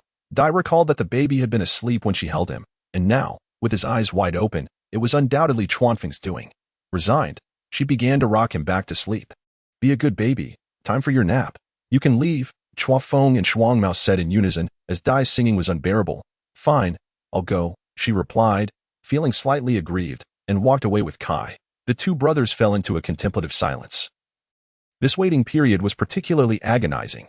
Chuanfeng couldn't help but wonder what state he would be in when Tsunade was in labor. The soundproofing of the delivery room was excellent, and they couldn't hear anything from within. After what felt like an eternity, the sound of Guao's frantic footsteps grew closer. Chuanfeng observed as Guao bounded toward him, a white puppy in its mouth. Upon closer inspection, it resembled a snow dog. Guao approached Chuanfeng and gently dropped the puppy into his arms. Arf, arf, it barked twice at Chuanfeng. What is it saying? Chuanfeng asked, gently stroking the puppy in confusion. Turning to Shuangmao for clarification. It says the task is complete. After all, it was his wife's dog, so Shuangmao could understand a few simple meanings. Chuanfeng suddenly recalled a conversation he had with Guao months prior. The dog had a good memory. Good boy. Very impressive, he said, scratching Guao's chin with satisfaction. Arf, arf, arf, arf. What does it mean? How am I supposed to know? Shuangmao admitted, equally baffled. Chuanfeng scrutinized Guao's eyes, which flickered between him and the puppy, clearly conveying a message. You've taken my offspring.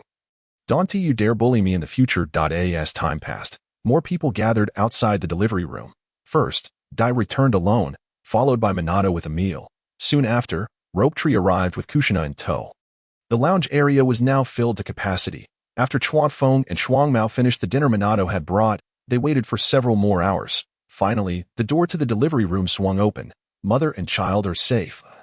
Congratulations, Shuangmao. Tsunade emerged, looking somewhat pale and sweating, clearly indicating that the process had not been as easy as her smile suggested. Congratulations, big brother, Shuangmao exclaimed, gripping Chuanfeng's arm tightly. I'm a dad now, haha. The ensuing moments were filled with congratulations from everyone.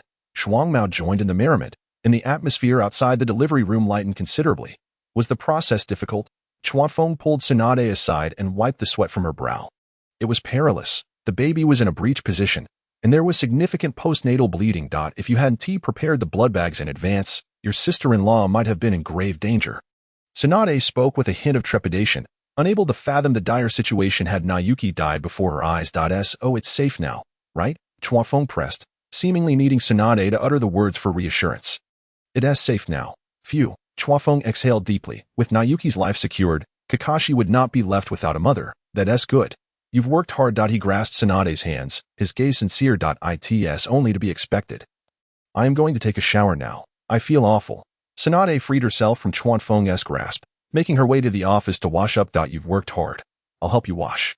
I possess an ancestral scrubbing technique. It's free of charge. If it's not good, you can chop me, Chuanfeng joked, following Tsunade toward the office. Spare me, she coldly said, locking Chuanfeng out.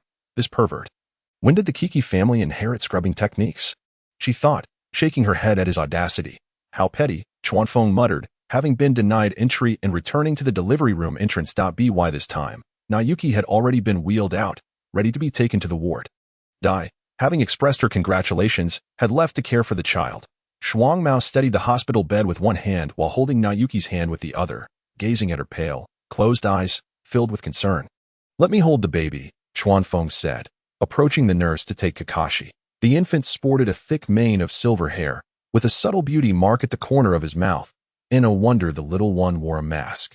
The mark was quite charming. The newborn appeared wrinkled, and Chuanfeng found it hard to genuinely declare Kakashi handsome at that moment. Were he not his own nephew, he would have been reluctant to hold him. He entered the ward with the hospital bed. Lady Naoki needs to rest now. Please keep your voices down. Understood, came the hushed replies. Most ninjas boasted robust constitutions, and with Tsunade having already treated Naoki, the nurses set the bed in place before stepping outside. Teacher, may I take a look? Minato quietly asked Chuanfeng. With Shuangmao occupied with Naoki, he had no intention of looking at his son. Otherwise, Minato would have had no opportunity. Sure. Chuanfeng thought it reasonable for Minato, who was Kakashi's teacher in the original story, to want a glance. He squatted down, allowing Minato to see Kakashi. Rope Tree and Kushina soon squeezed in as well. Having never seen a newborn before, they wisely refrained from commenting. Only Kushina, with her playful spirit, remarked, "Why is it so ugly? It looks like a half-formed monkey. What sort of child speaks like that?" While Chuanfeng shared her sentiment. He couldn't let such remarks slide about his nephew, as blood was thicker than water. He rose and shot a glare at Kushina, ruffling her red hair playfully. Annoyed, she stomped off to the side, insisting that she was only speaking the truth. Shuangmao, where's our child? Naoki suddenly awoke, her eyes fluttering open to see Shuangmao, inquiring about their baby. Right here, blood is thicker than water.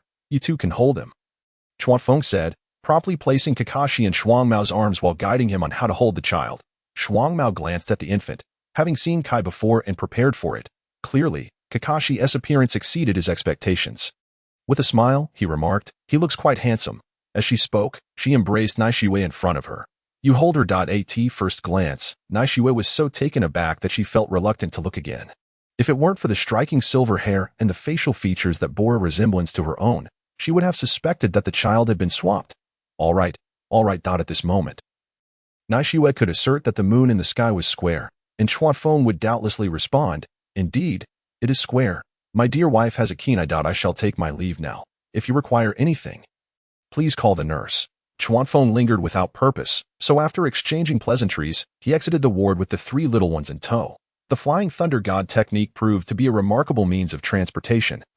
Ensuring that the three children arrived home safely, Chuanfeng estimated that Tsunade must have finished dressing by now, and upon returning to the hospital office, he knocked on the door. "Are you dressing?" Tsunade's voice emanated from within. She knew without opening the door who it was. 3.2. Haha. I knew you would come in. Chuanfeng utilized the Flying Thunder God technique to materialize onto the office sofa, only to discover Tsunade impeccably dressed right beside him. There was none of the imagined pale and delicate figure he had conjured. "Did you not say you were dressing?" Chuanfeng argued, his expression tinged with indignation. "Are you not ashamed? I had not even completed my count of 321. Tsunade looked at Chuanfeng, laughing to the point of discomfort in her abdomen, having finally played a trick on him. "No, you tricked me, and now you must face the consequences." A predatory grin appeared on Chuanfeng's face as he lunged towards Tsunade. After a prolonged moment, they finally separated, both gasping for breath. Tsunade swatted away the large hand resting on her chest, her face flushed. "All right, I must be going. Just a little longer." Chuanfeng persistently wrapped his arms around her. "Enough of your nonsense, let's go." Tsunade pried Chuanfeng's hands apart and swiftly opened the door, exiting. "Allow me to accompany you." Chuanfeng followed her out with a cheerful demeanor. A week later, Naishiwei had fully recovered, and Kakashi had shed his previously wrinkled appearance. His attractive little face increasingly endeared him to Naishiwei, who often found herself unable to resist stealing kisses, much to Shuangmao's chagrin. On the day of discharge, Chuanfeng also brought along the two little ones. The hospital room had been tidied up, and after Tsunade provided some reminders, they engaged in casual conversation. "Shortly, the wife of a jonin will be admitted here. Our hospital boasts excellent facilities, and those with means are invariably sent here." As she spoke, Tsunade could not suppress her pride. It was a symbol of wealth. "Who would dare call me, Tsunade, wasteful, just as you?" Chuanfeng's remark was interrupted by the voices of a couple outside the door. "Is this the right ward?" The man had striking red eyes, a gaunt face, and slightly curly hair. Beside him, his wife, with a noticeably round belly, was indeed a rare beauty. "Why, hi Kurenai, is it?" Tsunade inquired. "Yes, Lady Tsunade." The man replied, recognizing her, though she did not recognize him. "This is the correct ward. They will be discharged soon. Please, have a seat." Tsunade smiled as she welcomed the couple into the room. This single patient room with postnatal care did not come cheap. "Hello, I am Hatake Chuanfeng." Chuanfeng greeted them with a polite smile, recalling that this must be Wai-Hai Kurenai's father. How unfortunate that such a fine young woman would be paired with the third Hokage's son. "My Kakashi is truly a better match. Hello, I am Wai-Hai Kurenai." Kurenai responded with dignity, shaking Chuanfeng's hand. "You and your sister are quite the pair. Your child will surely be exceptionally beautiful." Chuanfeng began to flatter, hoping to establish a favorable connection for Kakashi's future. "Truly, the concerns for the next generation weigh heavily on my mind." "Haha, I appreciate your kind words." Speaking of children, a happy smile graced Kurenai's face. "This is my family's hospital. If you need any assistance, do not hesitate to ask." Chuanfeng disregarded any notions of rudeness. After all, he could not simply wait for Kurenai to give birth. "Well, I must thank you in advance." Kurenai appeared to be quite straightforward, and thus a connection was established between her and Chuanfeng. Tsunade could only wonder how Chuanfeng managed to befriend anyone he encountered. Could it be his inherent charm? "I shall not take up any more of your time. We will take our leave now." Chuanfeng took the luggage from Shuangmao's hands, and the group exited the ward. Kurenai and her husband officially moved into the room. Days later, they welcomed a daughter with red pupils, naming her Wai-Hai Kurenai. Chuanfeng frequently visited the hospital with Kakashi to see Tsunade, often stopping by to chat with Kurenai. Through Chuanfeng's deliberate efforts, the two families grew closer. The children in the world of Naruto not only possessed excellent physiques but also grew rapidly. The two newborns became acquainted, often engaging in playful gestures and sounds. Their childhood friendship was effectively sealed. Should Kakashi fail to win her over, Chuafeng would have to teach him a lesson. While peace reigned in Konoha, Hanzo was experiencing quite the opposite. After battling Chiyo for an extended period without gaining any advantage, he now found his own poison undone. Hanzo resolved to retreat, leaving behind a scene of bloodshed as the Rain Ninjas withdrew from the Wind Country. With the conflict in the Wind Country coming to a close, Tsunade required a period of recuperation. In the Tsunade encampment, the elderly man with a breathing apparatus finally departed. After a prolonged duration of combat and research, Chiyo had lost considerable weight. Mother, shall we return to the village now? Chiyo nodded, acknowledging her son's inquiry. Hiriko, convey the message. We are returning to the village. After speaking, Chiyo climbed onto the bed and fell into a deep slumber, utterly exhausted from the battle. Her dreams were haunted by the image of Hanzo wielding a chain sickle. Yet, how could Hanzo not harbor resentment toward her? This puppet master, he wished to dismember her utterly. As Hanzo led his troops back to the land of rain, he could not help but curse. He swung his chain sickle, severing the trees in his path. Lord Hanzo, Chiyo's ability to counteract poison is indeed formidable. We did our utmost. The man, with a large birthmark on the upper right side of his face, was none other than Hanzo's right hand, Manus. Manus, take the men back. I will make a trip to the land of iron. Hanzo remained unsatisfied, intending to journey alone to the land of iron. Should you not take more men with you? No need. The land of iron is merely populated by a group of sword-wielding samurai. Can they truly harm me? Hanzo's tone was quite arrogant, yet he undeniably had the means to back it up. Very well, Lord Hanzo, do take care. Manus nodded as Hanzo departed alone. Crossing the land of grass and traversing the land of waterfalls, Hanzo eventually entered the territory of the land of iron. Along the way, he met samurai, each of whom met their demise beneath his chain sickle. Before long, news of an intruder in the land of iron reached the ears of General Mitsuba. He gathered a large contingent of samurai to seek out Hanzo. At last, they found him standing before a grand waterfall, his upper body bare. Leading the charge was Mitsuba, and the samurai behind him drew their swords, ready for battle. My land of iron has always maintained neutrality. Why must you from the land of rain press us so? Upon noticing the rain ninja insignia on Hanzo's gas mask, Mitsuba quickly deduced his origin. Manus Hanzo, need not seek your permission to tread upon the land of iron. Hanzo's demeanor was haughty, showing utter disregard for the samurai before him. Mitsuba's expression darkened. He had heard of the legendary half-god of the ninja world. The gravity of the situation weighed heavily upon him, causing his hand to tremble slightly around the hilt of his sword. The samurai behind him fared even worse. As panic set in, those accompanying Mitsuba fled in a hasty retreat. Will you not flee? Hanzo regarded the leading samurai with a hint of amusement in his eyes. I cannot abandon them. If I leave, they will perish. Mitsuhara forcefully suppressed the terror swelling within him, gripping his blade firmly as he faced Hans. Very well, I shall take your life first, Hans declared, brandishing his scythe and charging forward. Mitsuharu's swordsmanship was swift. A lesser ninja might not even have time to perform hand seals. Yet Hans's strikes were even swifter. After an intense exchange, Mitsuhara found himself at a disadvantage. With a combination of sword techniques and a chain attack, Mitsuharu's blade was ensnared, and Hans's scythe struck him brutally across the right side of his face. Blood erupted from his mouth as he was sent hurtling to the ground. Hans, of course, would not let such an opportunity slip away. Raising his scythe high, he aimed to pin Mitsuhara to the earth. In a moment of desperation, Mitsuhara rolled away, narrowly evading the fatal blow. Rising to his feet, he gripped his sword with one hand, channeling chakra into the blade. Sword technique, Sky Splitter. A crescent arc of razor-sharp energy surged forth from his weapon. Hurtling towards Hans. In a flash, Hans performed a one-handed hand seal and transformed into a puddle of water, evading Mitsuhara's attack. Sword technique, Eye Slash. Hans, wielding his scythe with astonishing speed, pierced through Mitsuharu, cleaving his sword in twain. As he passed by, Mitsuhara braced himself against the ground, his knees buckling. Blood poured from his wounds, and he coughed up more crimson. You are now poisoned beyond remedy. Your days are numbered, Hans remarked, retracting his chain as he coldly informed Mitsuharu of his grim fate. Gradually, Mitsuhara succumbed to the excruciating poison coursing through his veins, collapsing forward onto the ground. The end of a man is not merely death, but the moment he loses faith. Even if you were to perish here, it would not be in vain. I shall proclaim to the world that you were a hero. Hans admired Mitsuharu's unwavering conviction, recognizing that few possess such courage to stand alone against their own demise. Before I die, might I implore you for a favor? Mitsuharu's faint voice reached Hans's ears. Speak your request, Hans replied, Intrigued by this remarkably tenacious warrior. In exchange for my life, grant me your promise not to harm my comrades. Hans erupted into laughter, delighted by such a noble samurai. Tossing a vial of antidote towards Mitsuharu, he turned away, departing. Tsunade was utterly elated. For 3 months of postpartum care, her husband had paid in full. She nearly shattered the threshold of his hospital room with her exuberance. A valued client, indeed. He was exceedingly attentive, checking in daily with kind words, yet unbeknownst to her, this was but a singular transaction for Tsunade.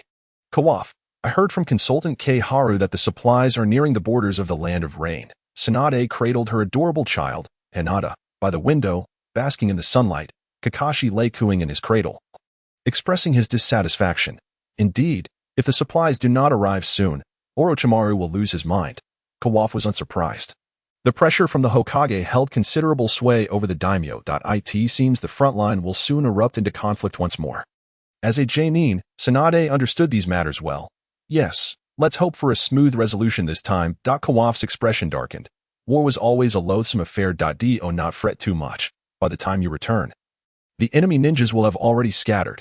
Tsunade reassured him. I fear Hans may have returned to the land of rain. If so, this war will prove challenging. Kawaf pondered his own resolve to match Hans's strength. Yet the lethal potency of Hans's poison on the battlefield was deeply unsettling. Moreover, his summon beast, the salamander, had matured to its peak. In the original narrative, aside from the legendary Sannin, all Konoha ninjas had been defeated. Had Hans not shown restraint, it was uncertain how many of the Sannin would have returned.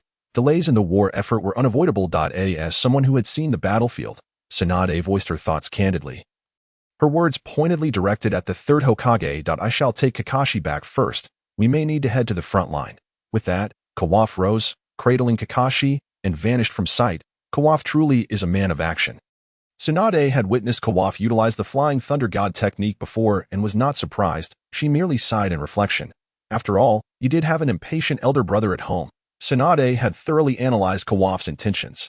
I too must attend to my duties. With Kawaf's departure, she felt no desire to linger, placing Hinata in her mother's care before bidding farewell to the couple. Upon returning home, Kawaf spotted SHBU chatting with Natsuki in the sun.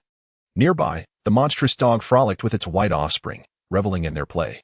Rope Tree and Minato were engaged in a spar, though their bouts had grown increasingly lackluster.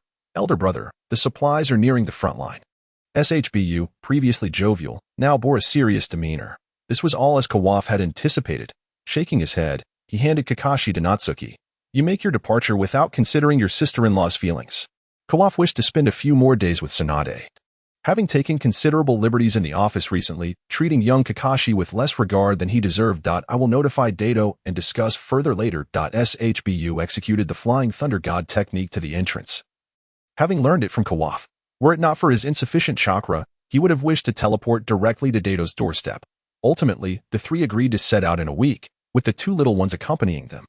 In a border town of the Land of Fire, Lord Orochimaru, the supplies have arrived. A Konoha ninja reported this crucial news to Orochimaru at his residence. Bang! Orochimaru slammed his teacup down onto the low table with force. At last, they have come. Send word down the line. Tonight we rest, and tomorrow we advance into the Land of Rain. Indeed, as Kawaf had predicted, Orochimaru was on the brink of madness without the supplies. After almost 8 months in this town, even the greatest patience had worn thin. Yes, Lord Orochimaru. The Konoha ninja accepted the command and withdrew. The following morning, Orochimaru led the Konoha forces, well-equipped with supplies, back into the territory of the Land of Rain. Without pausing at the border, they marched straight into the heart of the rain-soaked land. 2 days later, they detected the presence of rain ninjas, just as Orochimaru ordered the establishment of a camp and defensive structures. News of their arrival reached Hans. The Konoha ninjas had arrived swiftly, eager to deliver themselves to death as soon as the supplies reached their hands. Hans's demeanor betrayed that he was well aware of the supply situation. In terms of intelligence, Konoha was already at a disadvantage. If they wish to face me head-on, I shall not believe another puppet old woman will appear. With a commanding voice, Hans rallied all the ninjas of his village, asserting that the Land of Rain was not a place Konoha could enter and exit at will. Under Hans's command, nearly 2,000 rain ninjas surged forth towards Orochimaru's encampment. Lord Orochimaru, a large contingent of rain ninjas, led by Hans, is charging towards us from 10 miles away. The Konoha scouts were diligent, yet Hans had chosen not to conceal his presence. He required a decisive victory to restore his subordinates' confidence, especially after the lackluster display in the Land of Wind. Prepare for battle. We shall cut through them. Orochimaru's gaze was icy, his tone chilling, though he felt a twinge of unease at Hanzo's emergence. He refused to retreat. That would be an affront to the Konoha ninjas. As the Konoha forces readied themselves for combat, they gazed at the formidable wave of approaching rain ninjas, resolutely forming hand seals to unleash their jutsu. Fire release. Fire Dragon Bullet. Earth release. Earth Dragon Bullet. The Konoha ninjas, proficient in both fire and earth techniques, coordinated seamlessly, merging their powers into a composite jutsu, Earth Dragon Flame Flow. Several enormous earth dragons. Belching fire, charged toward the oncoming rain ninjas. Water release. Water Dragon Bullet technique. Lightning release. Once again, several massive water dragons crackling with electricity surged towards the rain ninjas. The combined ninjutsu. Lightning Water Dragon Bullet showcased the formidable strength of Konoha. The destructive power of their composite techniques transcended the simplicity of mere arithmetic. Summoning technique. Orochimaru unveiled his most potent form, summoning a myriad of serpents. However, the current manifestation of these serpents was far less imposing than their depiction in the original work. Adorned with purple stripes and crowned with 4 corners. Orochimaru, I shall graciously accept this challenge, he hissed, exuding a sense of arrogance. The potency of his voice mirrored the strength he commanded, even without opening its jaws. The mere presence of the myriad serpents instilled confidence akin to that of 100 sacrifices. If only one could withstand the onslaught. Orochimaru's gaze remained fixed on the leading figure, Hanzo, neglecting even a fleeting glance at the serpents beneath him. Very well. The myriad serpents writhed, propelling themselves forward alongside the combined ninjutsu. The Konoha ninjas followed suit, launching their offensive. Hanzo regarded the advancing Orochimaru with a contemptuous smirk hidden beneath his mask. Is it merely you who possesses a summoning beast? Summoning technique. A giant salamander, twice the size of the myriad serpents, materialized at Hanzo's feet, its body covered in brown warts. Salamander, shatter their ninjutsu. Hanzo commanded the salamander, with a resounding croak. The salamander deftly swung its tail, obliterating Konoha's combined ninjutsu into nothingness. It croaked again, a clear signal of its triumph to Hanzo. Hanzo crouched down, affectionately patting its head in encouragement, upon seeing the salamander. Orochimaru's expression shifted. This formidable creature posed a significant challenge.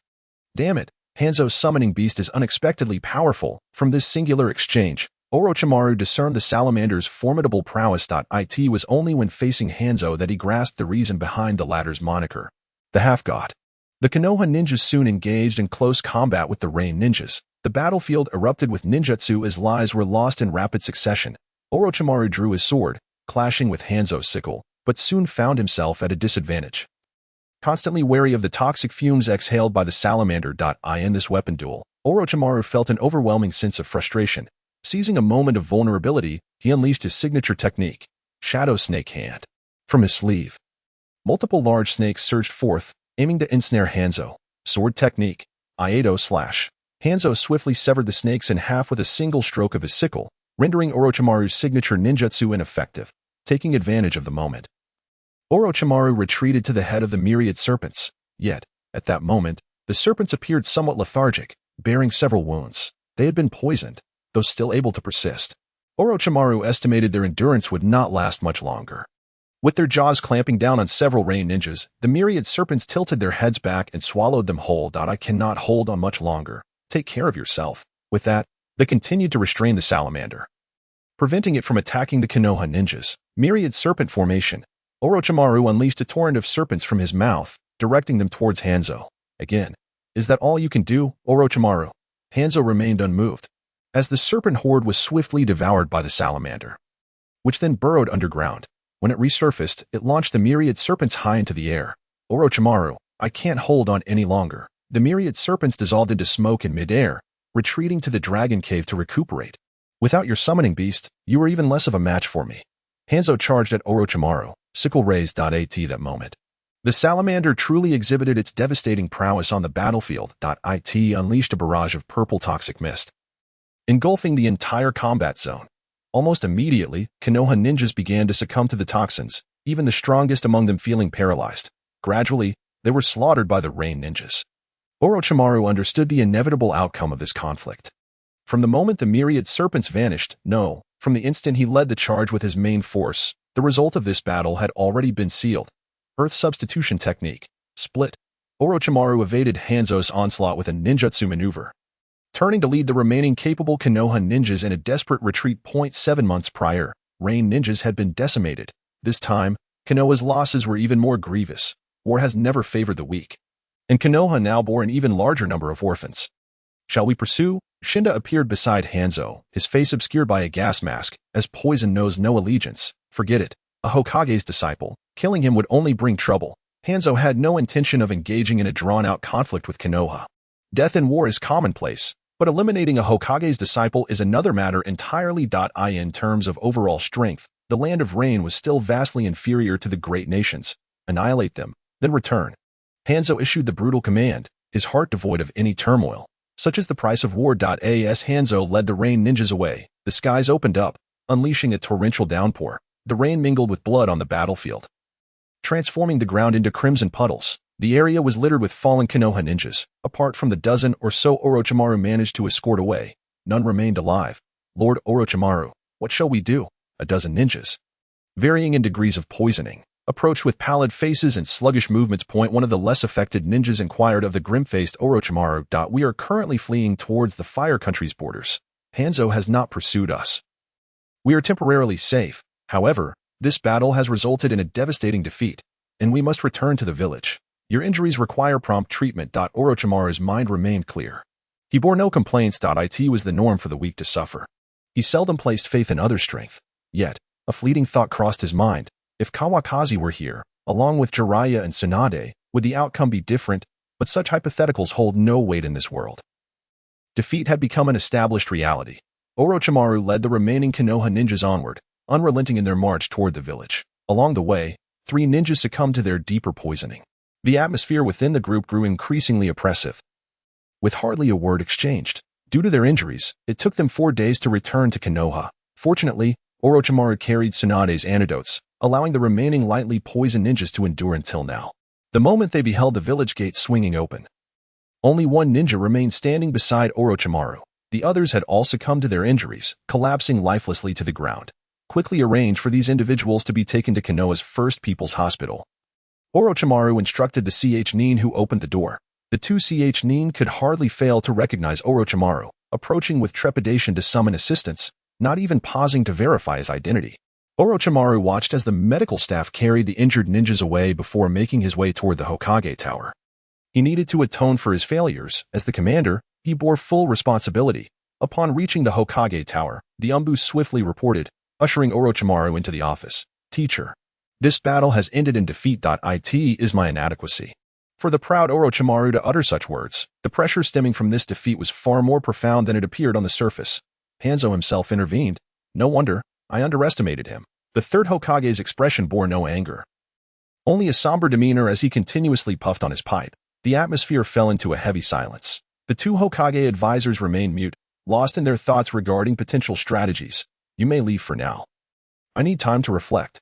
After a lengthy pause, the third Hokage set down his pipe with a deep sigh and dismissed Orochimaru. Koharu, Hamura, what are your thoughts? Once Orochimaru departed, the third Hokage inquired of his advisors. Reinforcements, continue the fight. My Konoha ninjas must not die in vain. Their opinions diverged, yet their objectives remained aligned. Very well. I shall request supplies from the daimyo. The gaze of the third Hokage was piercingly cold. This time, he would not be so amenable to providing assistance. Orochimaru exited the Hokage building, his expression somewhat dazed, with tears unconsciously streaming from the corners of his eyes.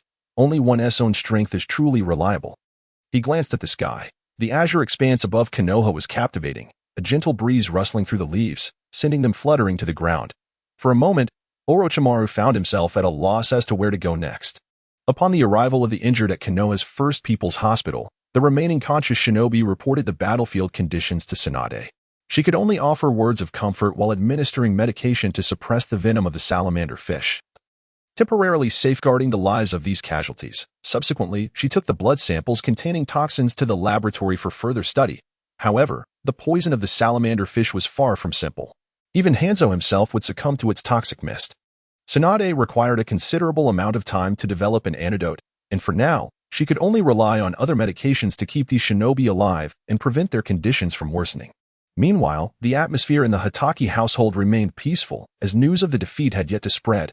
Kawakaze, Shikumo, and Dai were enjoying tea together, Nesuke cradled Kakashi, listening attentively. Jiri was still a devoted father, beginning to teach his young cub how to interact with humans. Shju and Minato were also enjoying a rare moment of leisure, playing happily with their two dogs, regardless of their strength.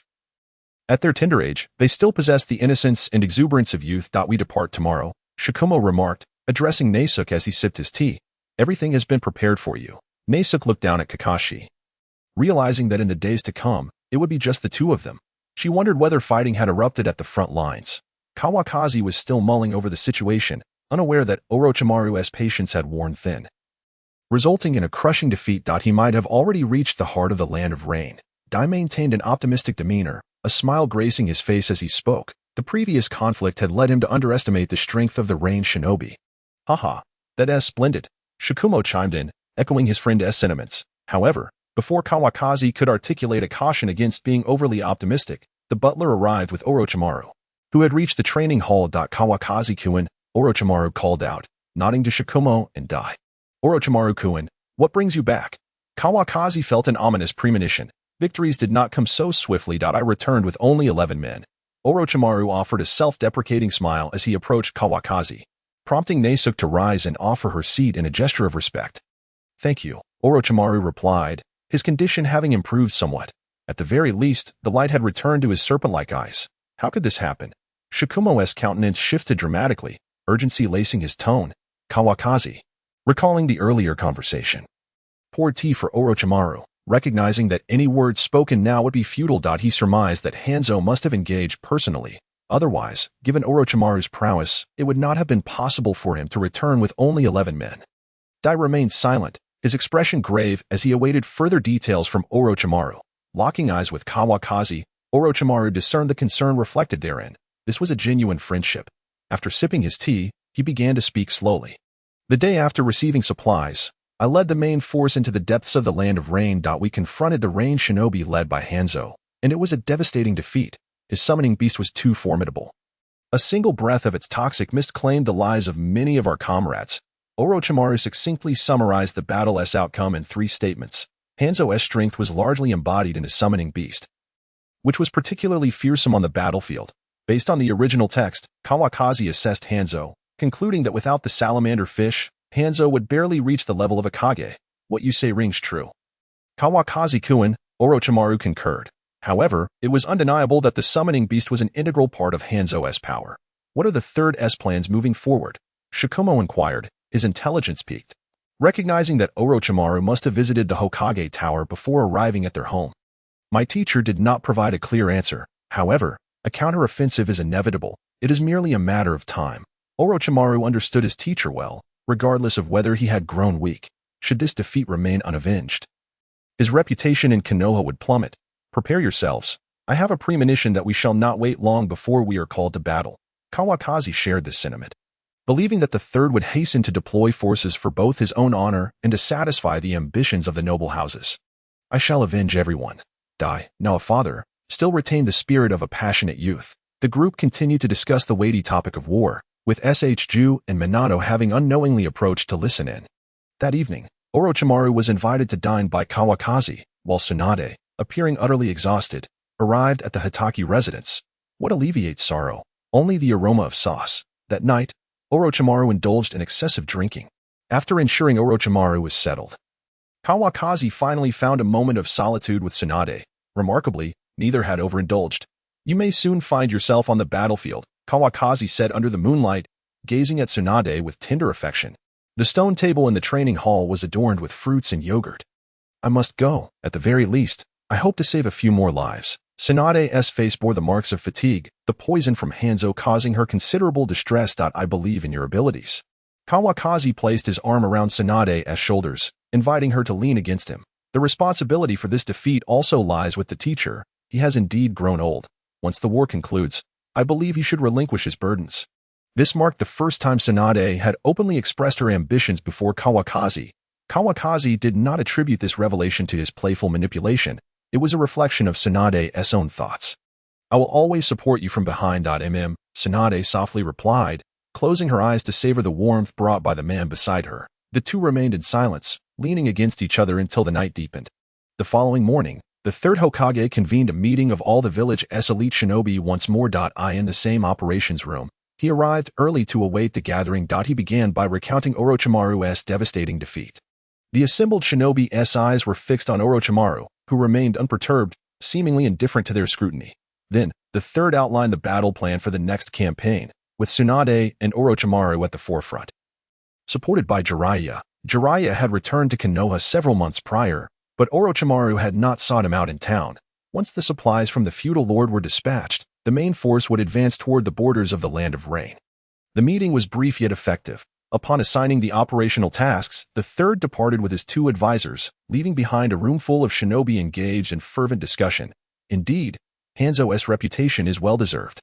Orochimaru is but a shadow of what he once was. This time, I shall make a name for myself. Numerous murmurs reached Kawakaze and his companions' ears. Exchanging knowing smiles with Orochimaru, the group exited the conference room.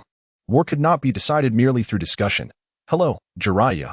I am Kawakaze Hatake. Kawakaze greeted the departing Jiraiya warmly, harboring a favorable impression of the lecherous sage. After all, aside from his roguish tendencies, he possessed no shortcomings. Reliable and immensely capable. Without Tsunade, he could certainly assist Jiraiya in finding another iron hand, aluminum hand, or even a titanium alloy hand. Dressed for the meeting in a green ninja vest and sporting his Konoha forehead protector, Jiraiya's long white hair was casually tied back, and the red markings beneath his eyes had yet to reach his mouth. Hello, Kawakaze-kun. Jiraiya flashed a charming smile. In his youth, he was indeed quite the handsome man. He exuded a carefree spirit, willing to offer his heartfelt blessings as long as Tsunade found happiness. Why bother with formalities? They had only just met. Tsunade, with her characteristic boldness, led the group towards the Hatake household. If one were to inquire why, it was because the food at the Hatake residence was exceptional. They were about to intrude, as Jiraiya was also curious to discern what kind of person Kawakaze was. The individual who managed to win over his goddess. Not wishing to interrupt, they were soon to embark on a joint mission, so a bit of familiarity wouldn't hurt. As the six of them journeyed, Kawakaze and the others gradually grew more acquainted, although most of the conversation was dominated by Kawakaze, Tsunade, and Jiraiya, with Orochimaru, Shumo, and Dai occasionally chiming in, vividly showcasing their diverse personalities. The culinary delights and beverages of the Hatake household received Jiraiya's commendation, as he had a particular fondness for good wine. During the feast, discussions inevitably turned to matters of war. With unwavering confidence, Kawakaze asserted that if the six of them could not defeat Hanzo the Salamander, they might as well return home to farm. Through the exchanges over drinks, Jiraiya did not develop a significant fondness for Kawakaze, but his impression was still quite favorable. At the very least, he seemed like a person one could get along with. Orochimaru, on the other hand, engaged in a serious discussion with Tsunade regarding the issue of medical ninjas.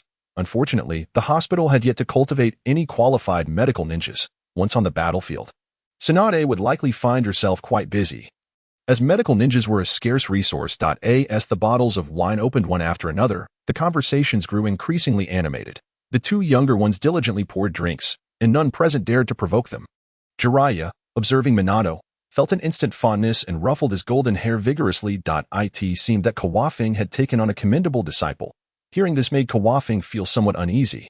Tsunade's intentions weren't exactly undermining, but Minato was indeed an unexpected acquisition. Haha, no way, just an unremarkable kid, he replied, dismissing the compliment while not truly taking it to heart. He had likely figured out what to heed and what to disregard from his teacher's remarks. Shinju, I have something for you. Jiraiya summoned Shinju over and discreetly slipped a magazine featuring beautiful women in bikinis into his hands. This isn't quite appropriate, is it? Shinju hesitated, sensing the piercing gazes behind him. Jiraiya, Tsunade bellowed, charging over to deliver a heavy blow to Jiraiya's head. Instantly, a noticeable bump began to swell. It's just a magazine, he muttered, rubbing his head with a nonchalant expression. It's not my idea. It was Jiraiya and I who insisted on giving it to me. Terrified, Shinju tossed the magazine back at Jiraiya and fled without looking back. Better to flee than to die with a friend, he thought. Dreading the consequences, forget about the collector's edition. Jiraiya silently retrieved the magazine, completely ignoring Tsunade still standing nearby. Kawakaze was astounded. How many times must one endure such blows to remain so composed? Following this minor incident, Jiraiya became even more uninhibited in his drinking. Tsunade found herself powerless against his antics and could only turn around and sit back down, casting a fierce glare at Shinju. who was also not the most virtuous of individuals. Getting to know him sooner rather than later might not be a bad thing. Kawakaze, perhaps a bit tipsy, spoke without thinking that a sharp pinch from Tsunade at his waist made him gasp, snapping him halfway back to sobriety. 3 hours later, after a hearty feast, the group staggered about, swaying against the walls, just as Tsunade had predicted, gathering like this naturally fostered familiarity. Kawakaze and Jiraiya, both boisterous, leaned against each other for support, vehemently arguing whether the wall was moving. Orochimaru, having always been a firm believer in science, could hardly endorse such absurd claims, which contradicted his worldview entirely, just as this childish dispute was on the verge of escalating. Naesuk hurriedly arranged for servants to escort everyone to their respective rooms for a much-needed rest. The others dispersed to various corners of the Hatake household to recover from their inebriation. In the following days, the group often gathered, swiftly strengthening their bonds. 3 days later, they learned that supplies from the daimyo's residence had reached the borders of the Rain Country. That evening, the expedition members prepared themselves. The next day, they assembled at the gates of Konoha. This time, Konoha was deploying a substantial contingent of elite ninjas, even including the renowned Genjutsu master, Azuma. You're here too, Azuma. Kawakaze greeted him while standing beside Tsunade. Indeed, I am also a part of Konoha, Azuma replied with genuine warmth, affirming that he would unhesitatingly stand up when the village was in need, much like how he had charged towards the formidable Nine Tails in the original tale. It has time to depart, Tsunade announced, noting that the team was fully assembled. Let us set forth. With Tsunade's commanding shout, the grand contingent began its march towards the Rain Country, perhaps due to the previous crushing defeat. Orochimaru had chosen to keep a low profile, entrusting the operational details to Tsunade. The vanguard consisted primarily of Kawakaze and his group, while the ninjas trailing behind were of progressively lesser strength. The two younger ones could only mingle within the larger ensemble this time, with no need to take the lead. The intelligence personnel had long since arrived in the Rain Country. Orochimaru, do you have any strategies in mind for this operation? Kawakaze inquired, having not conjured up any brilliant ideas himself. Tsunade, lacking expertise in this area, also leaned in to listen intently. As for the others, they were too far away to hear. Let us establish a camp first, focusing on eliminating the Rain Country ninjas without engaging in large-scale combat. If we encounter Hanzo, we should retreat if possible. Once he hesitates to send out more men, we will have our ways to deal with him. Orochimaru, having learned from past experiences, acknowledged Hanzo's terrifying lethality on a grand battlefield. This time, he planned to adopt a flanking strategy, saving the final confrontation with the major antagonist for last. It was a commendable idea, though how Hanzo would respond remained uncertain.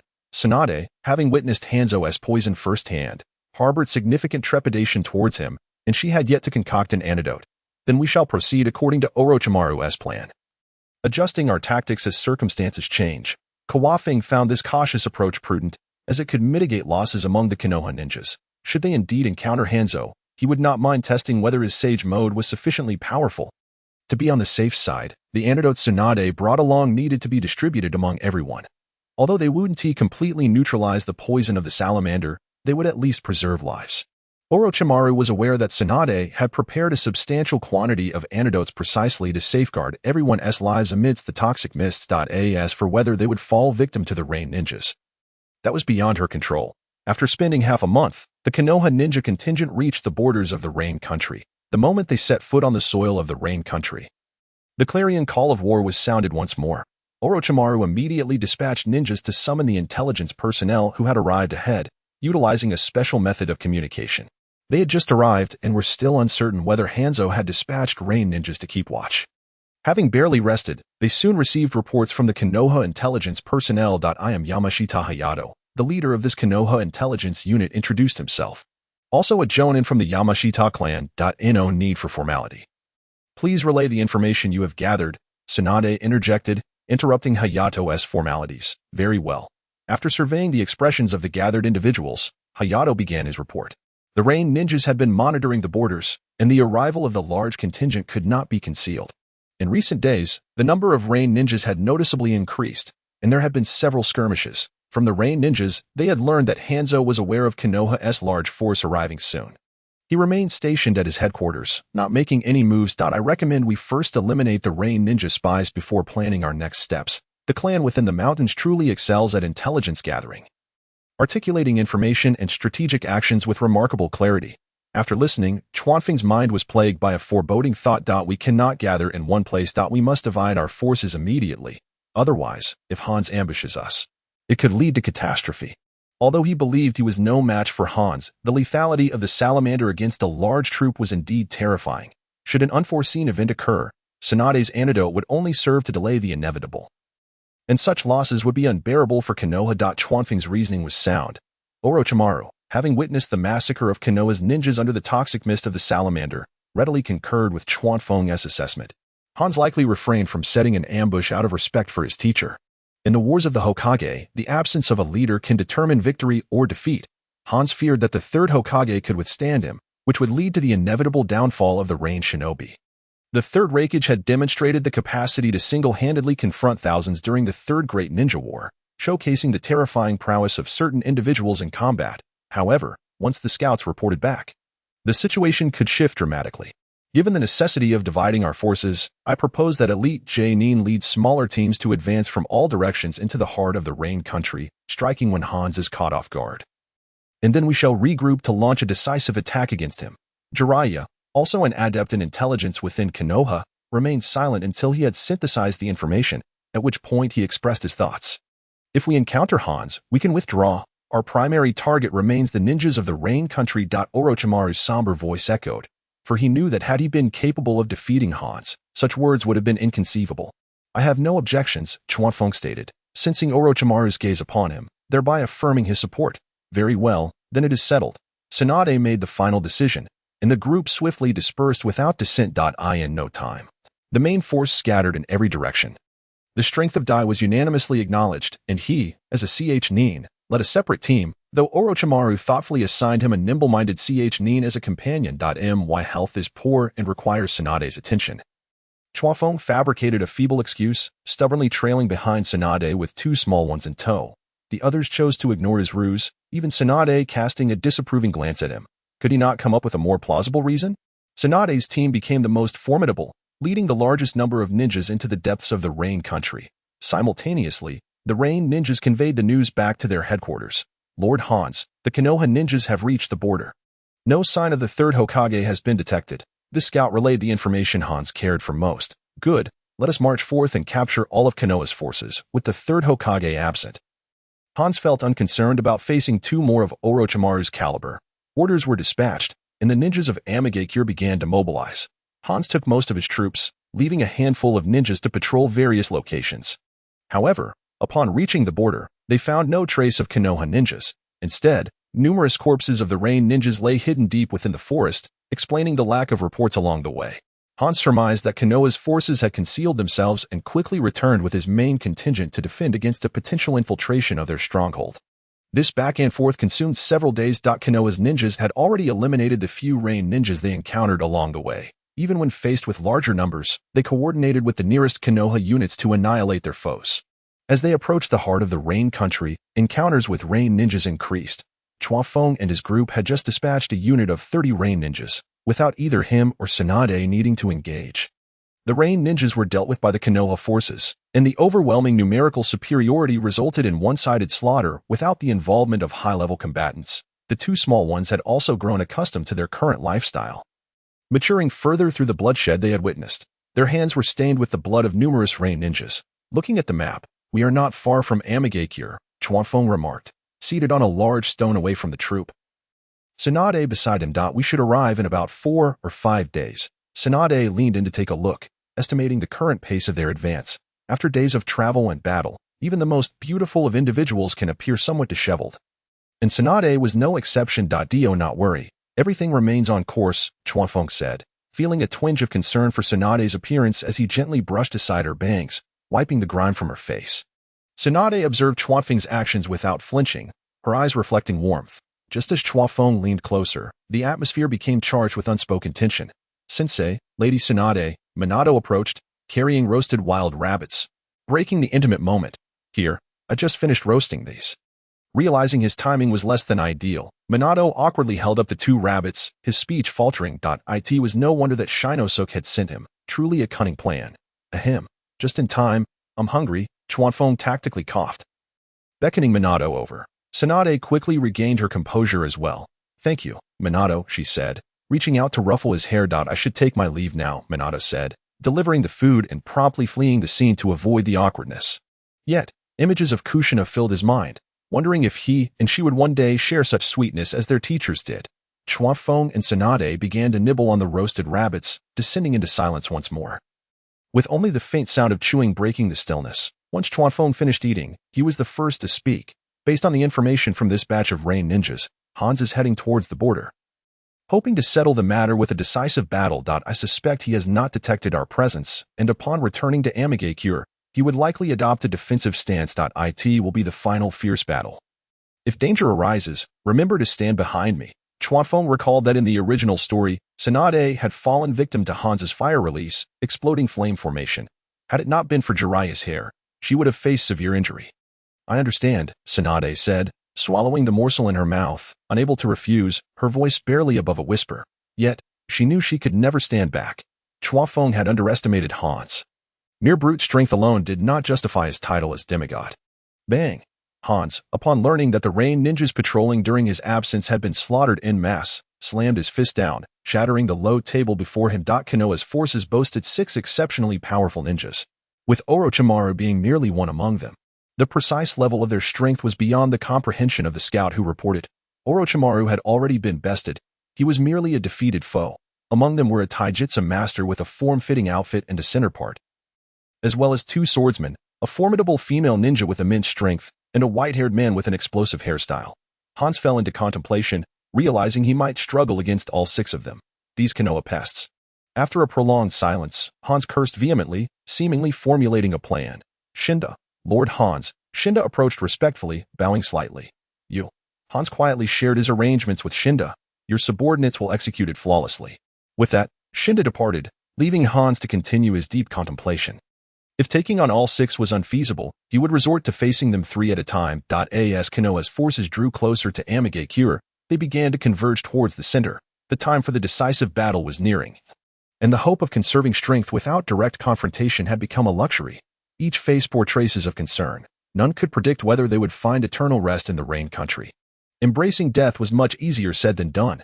Chuanfeng had reunited with Orochimaru and others, while a small contingent of Genin remained en route to join them. As long as we can hold off the salamander, there is no possibility of defeat in this battle. Orochimaru's gaze was fixed on the salamander. While Hans was stronger, he was not insurmountable. Comparatively, Hans posed less of a threat to the Konoha ninjas than his summoned beast. The salamander's toxic mist required 5 minutes to gather before it could be unleashed. As the situation reached a critical point, Chuanfeng ceased to conceal the information he had gleaned from the original work, divulging it to the gathered crowd. Was the information credible? Tsunade's spirits lifted. This was indeed a vital piece of intelligence, albeit one she had never encountered before. Wasn't my elder brother assigned a mission in the Land of Rain? He had learned it from a rain ninja. In a moment of desperation, Chuanfeng hastily placed the blame squarely on Shuaomao's shoulders. He could only lament the fact that he had never undertaken a mission in the Land of Rain, which would have made explanations far simpler. All eyes subsequently turned toward Shuaomao, who, moments ago, had been a mere observer, now found himself thrust into the spotlight, utterly bewildered. When did I learn this? I have no recollection. Ahem. Chuanfeng cleared his throat a couple of times, confident that he and his elder brother shared a tacit understanding. After all, they were brothers bonded by blood. It's true. I was almost about to forget if Chuanfeng hadn't mentioned it. Shuaomao forced a laugh, accepting the blame with a playful demeanor, as if placing a lid on the pot of accusation. If that's the case, we now possess a greater assurance in dealing with the mountain pepper fish. The group still held faith in Shuaomao's words, and Orochimaru too felt a surge of confidence. This time, we shall avenge the humiliation of our last encounter. I shall hold Hanzo at bay while you swiftly deal with the mountain pepper fish. Chuanfeng was eager to test his mettle against Hanzo. It had been quite some time since he had faced a ninja of such caliber. Do you feel confident? Jiraiya inquired, a hint of concern evident in his voice. For Orochimaru had explicitly admitted his inferiority to Hanzo. No problem. I shall utilize my wet bone forest technique to confront Hanzo. Chuanfeng's assertion nearly left Jiraiya in shock. His current sage technique was not yet battle-ready. The preparation time required was far too lengthy for the urgency of the battlefield.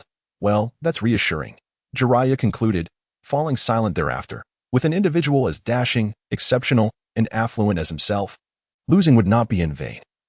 As long as Tsunade found happiness, that was sufficient. Let us swiftly deal with the mountain pepperfish and then assist you. Die.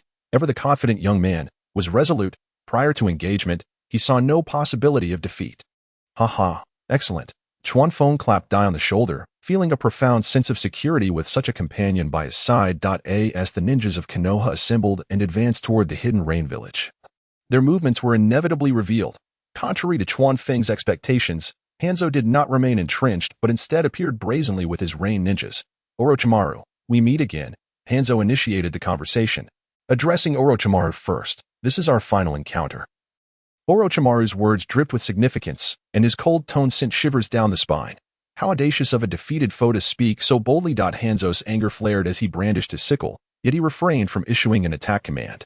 Both sides' ninjas were poised for combat, awaiting their commander's signal. Since he has emerged, let us engage. Tsunade was equally displeased by Hanzo's words. Regardless of circumstances, Orochimaru remained her comrade, and furthermore, he was currently a friend of Chuanfeng.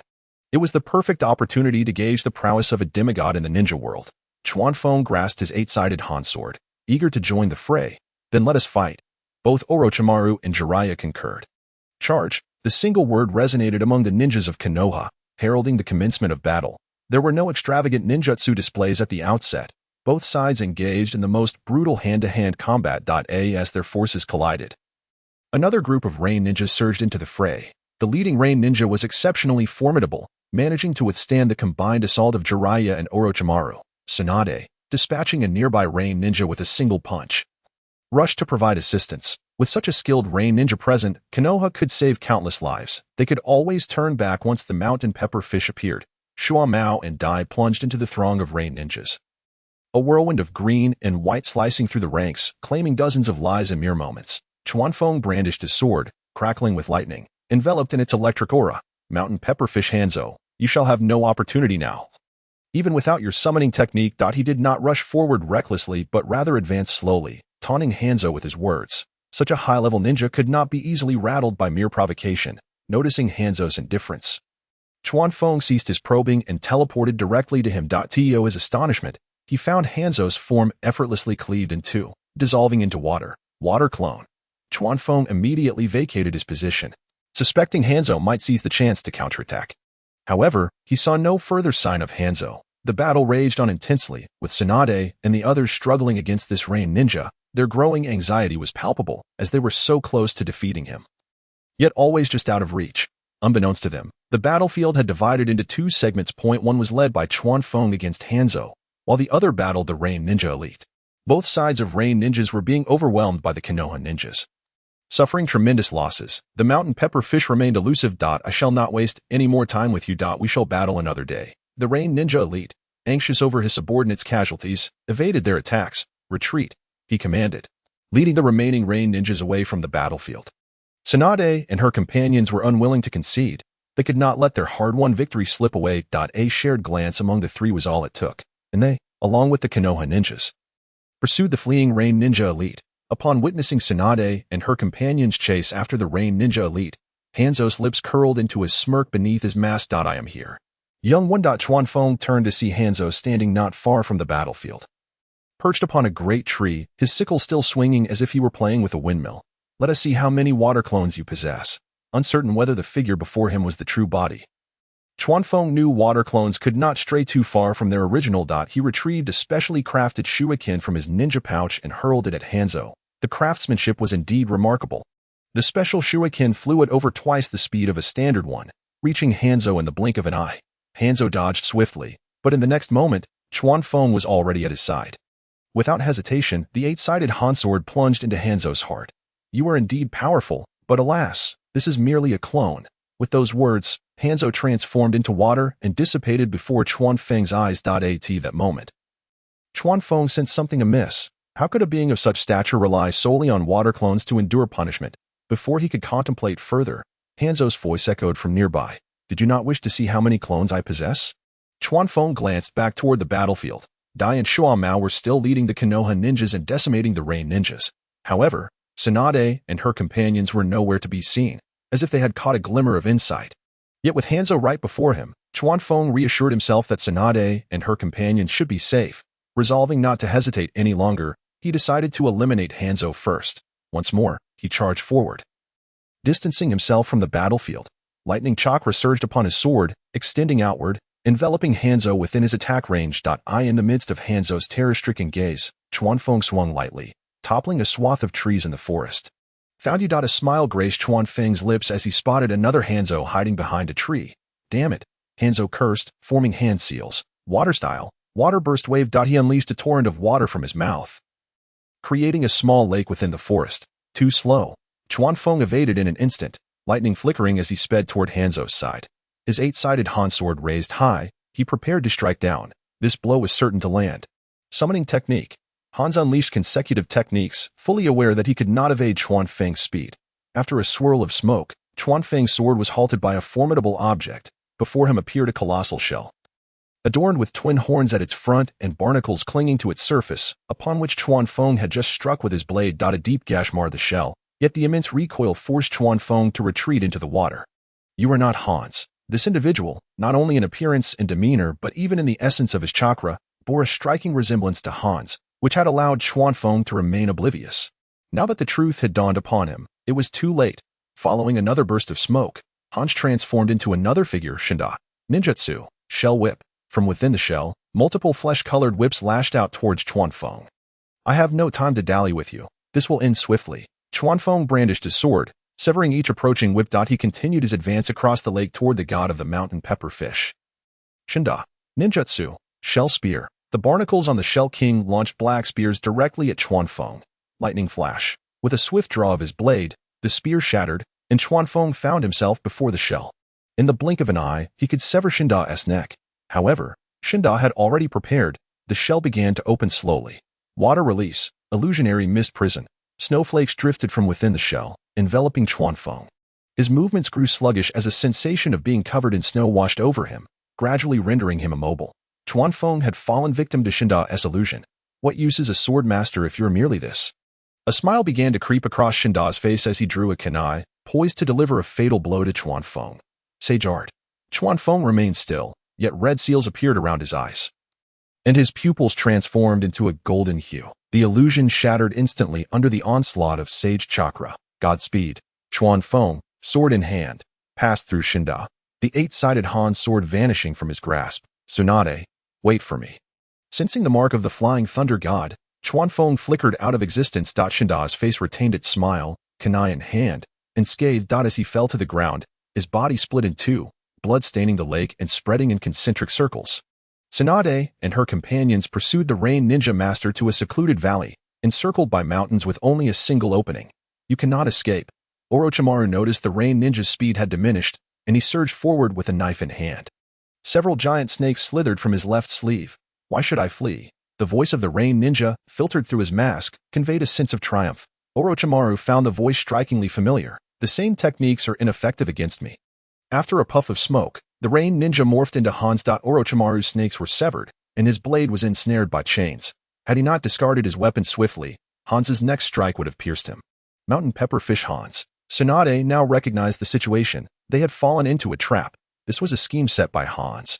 Orochimaru retreated to join Tsunade and Jiraiya as the Leaf Ninjas clashed with the Rain Shinobi once more in the valley. Mountain Pepperfish, Hans bellowed. Yua, the mountain pepperfish, having lain in ambush beneath the earth, erupted forth, unleashing a plume of toxic mist upon the battlefield. Although the Leaf Ninjas hastily consumed Tsunade's antidote pills, they were still significantly affected. Their movements began to slow, and the flow of chakra became erratic. The scales of victory gradually tipped in favor of the Rain Ninjas, a sight that left Tsunade and her companions powerless. You shall remain here today. Hans positioned himself atop the mountain pepperfish's head, his scythe aimed directly at Tsunade and her allies. We will fight until the end. Chuanfeng will come. Summoning technique. Tsunade was the first to summon the Sage of Slugs. Sage of Slugs, please assist my Leaf Ninjas. Of course, little Tsunade. The Sage of Slugs began to divide, scattering to aid the Leaf Ninjas. At last, they managed to temporarily stabilize the Leaf Ninjas' faltering momentum. Summoning technique. X2 Jiraiya and Orochimaru also summoned the 10,000 snakes and Winta, not the salamander again. The 10,000 snakes felt a headache coming on. It truly could not handle this. Jiraiya, did you summon me just to deal with this fish? Winta, despite his smaller stature compared to the mountain pepperfish, showed no fear, pipe in mouth, and unsheathed his short blade. Yes, do not underestimate. The opponent is formidable. Jiraiya's expression grew serious. Having witnessed the exchange between Hans and Orochimaru, he understood this battle would be hard-fought. Charge. Tsunade activated the 100 Healings technique, seals creeping up her cheeks. She surged toward the mountain pepperfish, shattering the rocks in her wake. It seems Chuanfeng values his possessions quite highly. Painful heaven kick. Tsunade leapt high, delivering a powerful stomp onto the mountain pepperfish's head. A great crater formed upon impact, disrupting the accumulation of toxic mist. In pain, the fish needed no command from Hans. It whipped its tail towards Tsunade. Fire release. Toad oil fireball. Jiraiya expelled fierce flames. With Winta augmenting the fire with toad oil, engulfing both the mountain pepperfish and Hans, the fish had no choice but to abandon its attack on Tsunade and leaped away from the spot. The toad oil fireball blazed fiercely where it had been. Orochimaru and the 10,000 snakes followed up with their assault just as the mountain pepperfish landed. It was struck hard by the 10,000 snakes' powerful tail. And Orochimaru engaged Hans once more. Both sides retreated a few meters. Tsunade and her companions had gained a slight advantage during their initial wave of attacks, forming a triangular formation that encircled the mountain pepperfish. Their cooperation was commendable. Sarutobi Hiruzen was fortunate. Hans looked on with genuine envy. How wonderful it would be to have 3 such disciples. The high-end combat strength of the Rain Village was far too scarce. Enough with the chatter. Tsunade, incensed, raised her fist high, the ground beginning to fracture as it extended toward the mountain pepperfish. Such meager skills cannot possibly harm me. Hans leaped off the mountain pepperfish and charged at Tsunade. Ninjutsu, Wild Lion's main technique. Jiraiya leapt down from Winta, aiming to hinder Hans's advance. Orochimaru, seizing the opportunity, closed in for another assault, producing a sword from seemingly nowhere. Tsunade pressed forward rather than retreat, she roared. Launching a punch toward Hans's visage, Hans evaded with a water substitution, dodging the attacks from Orochimaru and Jiraiya. The scythe was already closing in on Tsunade. Swordsmanship. Hans's voice was indifferent. He intended to dispose of Tsunade first. Tsunade's extended punch could not be retracted in time, narrowly avoiding a fatal blow. A deep gash was carved into her waist, yet her fist struck Hans's shoulder. Hans was sent careening backward from the sheer force. While Tsunade's wounds began to heal under the effects of the 100 Healings technique, the 3 summoned beasts battled fiercely nearby. When a short blade carved numerous wounds into the mountain pepperfish. But they proved ineffective. The 10,000 snakes, lacking in size, was struck and injured by the mountain pepperfish's assault.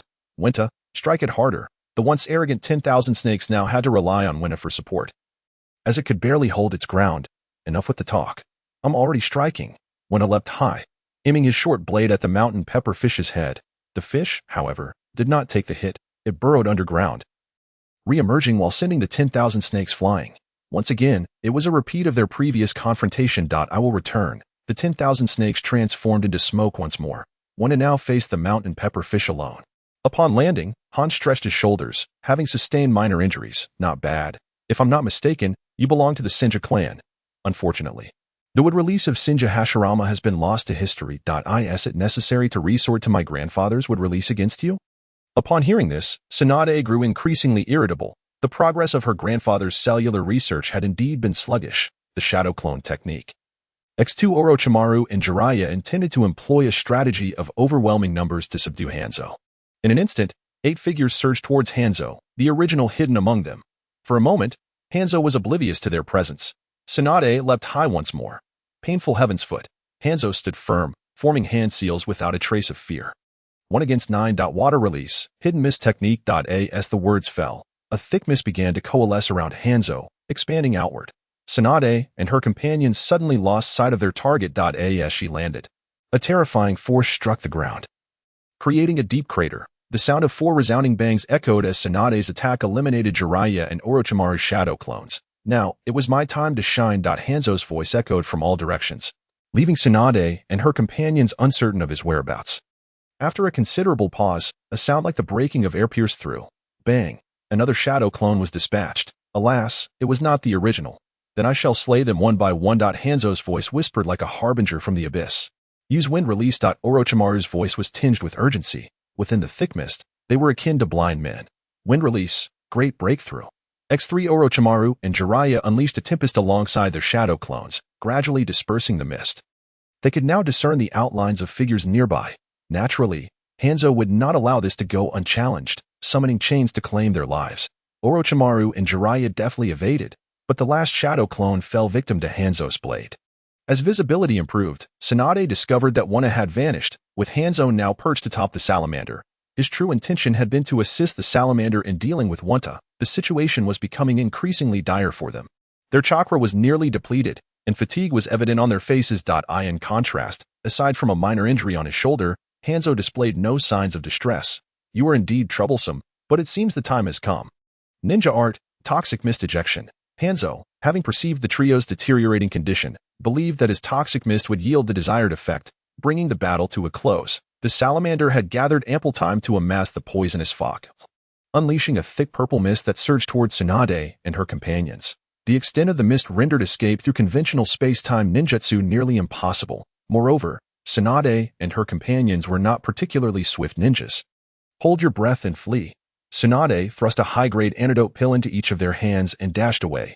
Holding their breath and the antidote were merely stopgap measures. Remaining within the toxic fog would lead to certain death. Orochimaru and Jiraiya swallowed their antidote pills and followed Tsunade in a desperate bid for safety. However, Hanzo was not one to relent easily, a smile creeping onto his lips. During the duration of the hidden mist technique, he had not been idle. Fire release, exploding flame array. As Tsunade ran, she suddenly realized that her right foot had been plastered with numerous explosive tags, her expression shifting to one of horror. Her mind went blank, and she could only recall Chuanfeng's visage and his words. In danger, remember to stand behind me. But where are you now, Chuanfeng? Tsunade. Jiraiya also noticed the explosive tags on her right foot and shouted urgently. Immediately forming hand seals, ninja art, needle earth shelter technique. His white hair swept forth, enveloping Tsunade in an attempt to shield her from the blast. Orochimaru also hurled kunai, hoping to thwart Hanzo's detonation. Yet such tactics were far too rudimentary for Hanzo. Tsunade. Just then, Chuanfeng appeared beside Tsunade, immediately spotting the explosive tags on her leg. Just like in the original narrative, although he knew that under Jiraiya's protection, Tsunade would only sustain minor injuries.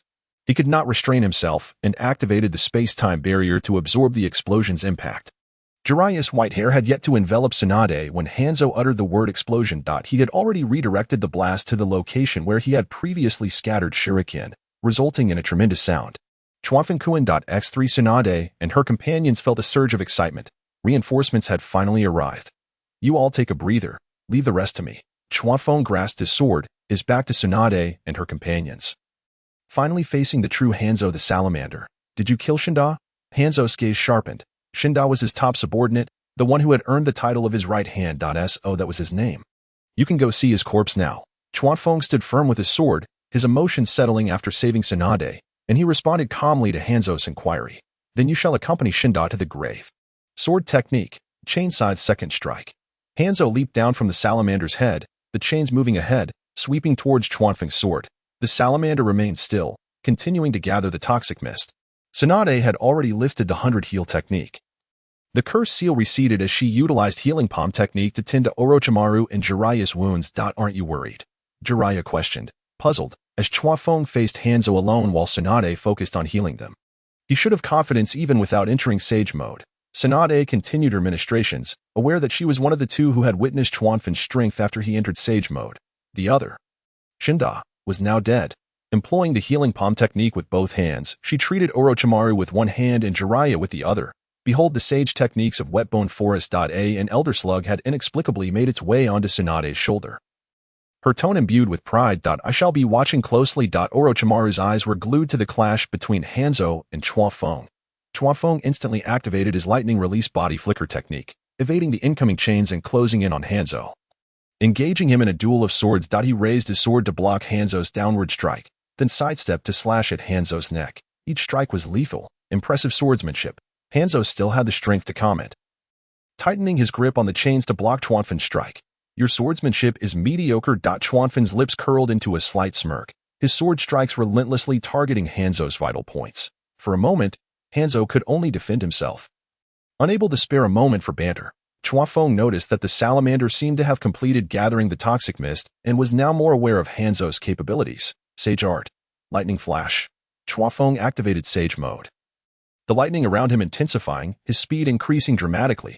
Hanzo, sensing the danger, swiftly employed the water body flicker technique, narrowly avoiding a lethal strike to his chest. When he reappeared, he had distanced himself from Chuanfeng. Unbeknownst to Hanzo, Chuanfeng's target was never him. He had no intention of pursuing. Sage Art, Heavenly Gate of Enlightenment. 6 red torii gates descended from the sky, aimed squarely at the poised salamander. The 6 gates pinned the salamander's limbs and head to the ground with precision. Wah! A cloud of dust erupted, accompanied by the salamander's cries of agony. As the smoke cleared, the 6 gates had firmly restrained the salamander, sealing its chakra, though it still emitted toxic mist from its mouth. It lacked the strength to unleash another attack. Sword technique, Fire Thunder God. Chuanfeng dashed toward the salamander at breakneck speed, generating flames due to the friction with the air. From a distance, it appeared as if a fiery thunder dragon was slicing through the air. In an instant, he pierced through the salamander's neck. The creature had no chance to transform into smoke. Its head was severed cleanly. The massive head rolled aside, blood gushing forth in torrents. Everything transpired too swiftly for Hanzo to intervene. Jingfu. Hanzo let out a pained cry, for this was not merely his spirit beast, but a companion who had fought alongside him for the better part of his life. To witness such a demise before his very eyes sent his emotions spiraling out of control. In a frenzy, he charged at Kawafeng. In a flash of lightning, a series of 9 strikes ensued. Kawafeng transformed once more into a bolt of lightning, leaving scorched earth in his wake. Hanzo was utterly unable to keep pace with his speed and could only resort to the water body flicker technique in a desperate attempt to save his own life. Yet, Kawafeng was already prepared, slicing through the water spray with a single blow, cleaving both Hanzo and his scythe in two. Hanzo's eyes widened in disbelief. His death was even more tragic than Shinda's. The wounds on his severed body were charred black, with not a single drop of blood escaping. Thus, the demigod of the ninja world met his bitter end in the northwest. As he dispelled Sage Mode and sheathed the 8-faced Han sword. Kawafeng approached Tsunade and the others. It is over. Indeed, it was finally over. Jiraiya's words carried a hint of relief from the brink of disaster. However, it was merely the conclusion of one chapter.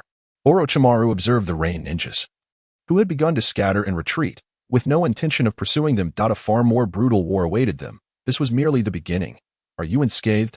Tsunade released her hands from Jiraiya and Orochimaru, standing to place her arm upon Kawafeng's. After a thorough examination, she discovered that he had merely expended some chakra, which allowed her to breathe a sigh of relief. Isn't my wet-bone forest sage technique quite formidable? The slug sage beamed with pride, basking in the glory. It appears I should pay a visit to the dragon cave as well. At this moment, Orochimaru had yet to delve into the secrets of immortality. But having witnessed the power of Sage Mode, he naturally felt drawn to it. Be careful. The slug sage had initially intended to belittle him, but upon gazing into Orochimaru's serpentine eyes, he reconsidered. This fellow was unlikely to mind the serpentine features that accompanied Sage Mode.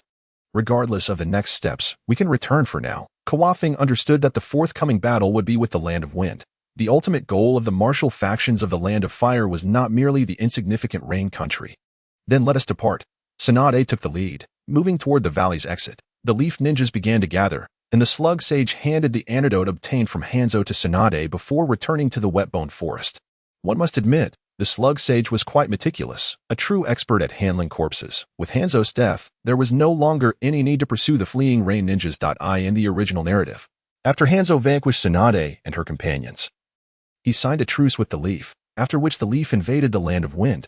However, such a truce was now impossible. The path of the Rain Country had been cleared. The imminent civil war within the Rain Country would undoubtedly plunge it into chaos. A nation without a leader could only either give birth to a new leader amidst conflict or be swallowed by another nation. Yet, the Rain Country's location, at the junction of 3 major nations, meant that no great power would foolishly send troops to occupy it directly. Such an act would only invite the other 2 nations to encircle and attack. The Rain Country had indeed served as a buffer against the conflicts of the 3 nations. But with Hanzo's demise, this function would likely vanish. A freely accessible Rain Country could do little to impede the clashes of the great powers. Kawafeng and his companions led the remnants of their forces out of the valley, encountering Shaw Mao and Dai, who were also leading victorious leaf ninjas to provide support. As Hanzo truly perished, Shaw Mao, after the battle, realized that the one Kawafeng had slain was indeed Hanzo and suspected it to be a trap. He immediately rallied his men to assist. He is as dead as can be, Kawafeng confirmed. Kawafeng alone defeated the salamander Hanzo. His power is unfathomable. Orochimaru, rarely one to offer compliments, acknowledged the existence of a force worthy of his trust. A cool smile graced his lips, exuding an enchanting charm. Well done. Dai had no further words. His white teeth and thumbs up expressed all his respect. Many of us are poisoned. We must hasten back to the leaf. I have the antidote. I can quickly prepare it in bulk, Tsunade stated, showcasing the antidote she had procured from the slug sage. How long can your antidote last? Jiraiya furrowed his brow, observing the pale faces of some leaf ninjas behind them. Fearing that if they collapse now, they might never rise again. If we refrain from fighting, it should suffice to see us back to the village. Tsunade was well aware of her own medicine. Should another battle arise, the fate of the leaf ninjas would be dire. Then let us set off immediately. Shuan Mao, I must trouble you to assist us further. We are still injured. Orochimaru politely addressed Shuan Mao and the others. All right. Shuan Mao nodded in agreement. Dai, and the remaining surviving Jonin, including Asaki, all nodded in affirmation. Let us go. Kawafeng looked at Tsunade and spoke, prompting the group to follow the main force. Shuan Mao and the others took the lead. Along the way, they encountered ruined houses, the corpses of civilians, and pitiable orphans. As the victorious leaf, there was no sense of pride. This was all their doing. After a night of rest, the leaf forces set forth once more. The condition of the poison ninjas had not worsened. As Tsunade had stated, the antidote was performing its intended function. On the second day, Kawafeng and his 3 companions ambled along behind the main force. Consuming their rations, the sky began to rain, soon pouring down in torrents. The 4 sought refuge beneath a bridge to escape the downpour. The weather in the rain country truly changed on a whim. Kawafeng rummaged through his ninja tool pouch and retrieved a sealing scroll, from which he produced Shuan Mao's specialized cooking utensils. Amidst the astonishment of Tsunade and the others, he ignited a torch and set a pot over the fire. Jiraiya, contribute the rabbits you caught, unless you intend to feast alone. Having finished his preparations, he immediately turned to Jiraiya for ingredients, having watched him catch 2 plump wild rabbits the day before. You have keen eyes. Do you have any alcohol? Jiraiya retorted, pulling out 2 cleaned rabbits from seemingly nowhere. Now that's more like it. We'll eat our fill before moving on. The dry rations were quite unappetizing, and the rain showed no signs of abating. Surely you don't bring such items for every mission? Tsunade asked curiously. Is this the work of a proper ninja? Not always. Sometimes I forget to bring them, Kawafeng admitted, scratching his head sheepishly. Haha. Orochimaru couldn't help but laugh. Kawafeng was truly amusing. Orochimaru, do you have any non-venomous snakes to eat?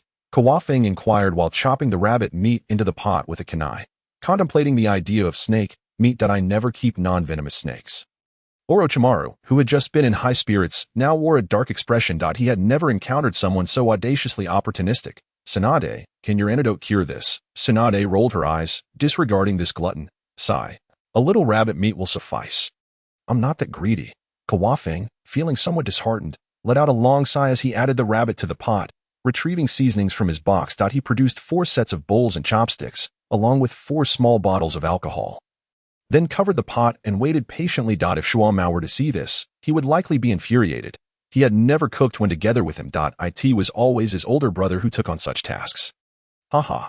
As long as there's alcohol, that's good enough. Jiraiya sat cross-legged across from Kawafeng, and the 2 gathered around the pot. Tsunade was not shy either, joining Kawafeng's side. Orochimaru subsequently joined the group, and the 4 of them formed a circle around the pot. After a while, Kawafeng lifted the pot lid, and a rich aroma wafted through the air, causing everyone's appetites to awaken.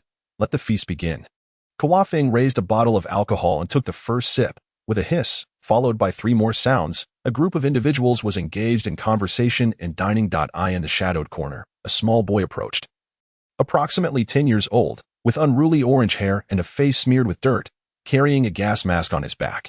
Suddenly, Chuanfeng recalled the infamous Nagato, the bearer of the Rinnegan, and pondered how the fluttering of his butterfly wings seemed to signify that certain matters remained unchanged. Mihiko walked slowly, a nervous expression etched upon his face, discerning the identities of the others from their headbands. They were all invaders from Konoha, having invaded the land of rain, and among them was one who had slain Hanzo of the Salamander. A fact he recognized with clarity. However, hunger gnawed at him. All his companions, younger than he, were equally famished, and the food these individuals consumed wafted an irresistible aroma. Who are you? Tsunade inquired first, her bowl still in hand, while the others had already taken note of the boy, though they paid little mind. Could you spare some food for us? Mihiko timidly extended his hand, seeking sustenance to quell his hunger. Where are your parents? Jiraiya asked, furrowing his brow as he scrutinized the boy. He had long harbored a premonition of encountering the prophesied child of the Sage of Toads, though he remained uncertain if this boy was indeed that fabled figure. They were killed in this war, Mihiko replied, his face devoid of sorrow, clearly accustomed to the harsh realities of life. You have 2 companions, right? Call them over, Chuanfeng said, producing a large bowl and placing half a rabbit inside. Soaking it in provisions nearby. Chuanfeng-kun, even if they are children, they are still from Amigakure, Orochimaru interjected, his vigilance evident. Fear not, I shall exercise my discretion, Chuanfeng responded, exchanging a knowing glance with Orochimaru, who chose not to press further and continued eating. Observing the unfolding situation, Mihiko's gaze fell upon the large bowl of meat beside Chuanfeng, his throat dry with anticipation. With newfound courage, he called out behind him, they don't seem like bad people. Chuanfeng, intrigued, followed Mihiko's line of sight to see a boy with red hair obscuring his eyes and a girl with pale blue-purple hair running towards them. They skidded to a halt beside Mihiko. Who will take it? Chuanfeng smiled, lifting the large bowl. Without a word, Mihiko, embodying the role of a big brother, stepped forward to accept the food. Do not leave. The bowl must be returned to me. Chuanfeng called out as the three little ones attempted to dash away. Tsunade cast a skeptical glance at him, questioning the necessity of such caution over a mere bowl, as Chuanfeng engaged in yet another enigmatic action, reminiscent of his earlier encounter with Might Guy. All right. Mihiko, recalling the terrifying scene of Chuanfeng slaying Hanzo, gritted his teeth and sat on the ground a short distance away from the four. The three little ones ravenously devoured their meal with their bare hands. Having been driven to the brink of starvation, I find these children rather pitiable, Chuanfeng mused, chewing his meat, knowing that the old man's calculations might keep him awake at night. And then, Tsunade inquired, taking a sip of her drink and seeking to know more. I plan to take them back, to be my disciples. It would also provide Minato with a few more companions, Chuanfeng declared, calculating his own benefits while using Minato as a shield. At that moment, Minato and Shinosuke were huddled with Shikamaru elsewhere, seeking refuge from the rain, feebly nibbling on their rations, seemingly content in their conversation. Had they known that their teacher was feasting while using them as a shield, they might not have been so cheerful. That is not advisable. They harbor a blood feud with Konoha, Jiraiya opposed, having taken a swig of his drink. In the original narrative, he bore guilt for having mentored the three children for several years without bringing them back to Konoha. I share your sentiments, Orochimaru added, his tone unhurried as he expressed his disagreement. You must decide for yourself, Tsunade stated, gazing at Chuanfeng, who, despite her reservations, ultimately chose to support his final decision. Do not worry. They are merely three children and pose little threat to us. Chuanfeng certainly would not divulge that Nagato possessed the Rinnegan, lest Orochimaru target him as well. The potential within the boy, coupled with the enmity towards Konoha, posed an exceedingly high risk. He would not allow such a liability to linger. After this, silence enveloped them as they continued their meal, each lost in their own thoughts. The atmosphere grew heavy with contemplation. Could you spare us some more? Mihiko approached the four, holding his empty bowl. Realizing that one bowl was insufficient for three. All eyes turned to him, and Mihiko felt a wave of anxiety wash over him, his hands trembling slightly as he held the bowl. Of course. Chuanfeng replied, a smile gracing his lips as he took Mihiko's bowl, filling it anew with provisions. Thank you, sir. Mihiko expressed his gratitude, returning to Nagato and Konan's side. Both children wore expressions of surprise, as this formidable ninja from Konoha appeared to be a kind-hearted individual. As Chuanfeng and his companions sipped their drinks and savored their meal at a leisurely pace, the rain continued to fall outside. After finishing their meal, Mihiko took his empty bowl and washed it in the rainwater. Under such conditions, cleanliness was of little consequence. It was the thought that mattered. Sir, your bowl. Mihiko prepared to return it, feeling content after the meal. Furthermore, the memory of Chuanfeng slaying Hanzo lingered vividly in his mind, instilling a sense of trepidation within him. For the moment, he had not yet conceived the desire to learn ninjutsu from these individuals. What will you do for your next meal? Chuanfeng did not take the bowl. Instead, locking eyes with young Mihiko, who was the heart of the trio. We will find food when we are hungry again, Mihiko replied, lacking the energy to ponder what their next meal might be. For three orphans, mere survival was a stroke of divine fortune. Do you wish to eat meat every day? Do you wish to learn skills? I do, Mihiko's eyes sparkled. This was the life he had always yearned for. And what of the little girl? Do you wish to wear beautiful dresses and have many friends? Chuanfeng gently probed, directing his inquiry towards Konan. Konan hesitated, glancing at Mihiko before softly affirming, I do. Red-haired boy. Do you wish to master your own power? Chuanfeng's words were veiled, yet Nagato felt a chill run down his spine, even with his eyes concealed. This Konoha ninja had seen through him. Mihiko and Konan's expression shifted to one of wariness. Only by mastering your own strength can you better protect your brother and sister, Chuanfeng remarked, unfazed by the children's apprehension. Knowing he had them firmly in his grasp, he aspired to be a master in the world of Naruto. There are no useless ninjutsu, only useless ninjas, but I will not accept those without talent. I wish to, Nagato declared firmly after a moment of contemplation. My name is Hatake Kawakaze. My family has some wealth, and I am in need of disciples. I wonder if you would be willing to accompany me. Upon receiving a positive response, Kawakaze finally revealed his true intentions, a predatory smile gracing his face. Reminiscent of a cunning old fox, can you guarantee our safety? Will we be fed and taught skills? Mihiko summoned his courage to voice his concerns, aware that with Kawakaze's abilities, they would stand no chance should he harbor ill intentions. All meals provided, no deception, Kawakaze assured without hesitation. After all, these children were the founding members of Akatsuki. Investing in them now would yield tremendous returns. Mihiko glanced back at Nagato and Konan, who nodded in silent agreement. Kawakaze-sama, we will follow you. Do not call me Sama, call me teacher.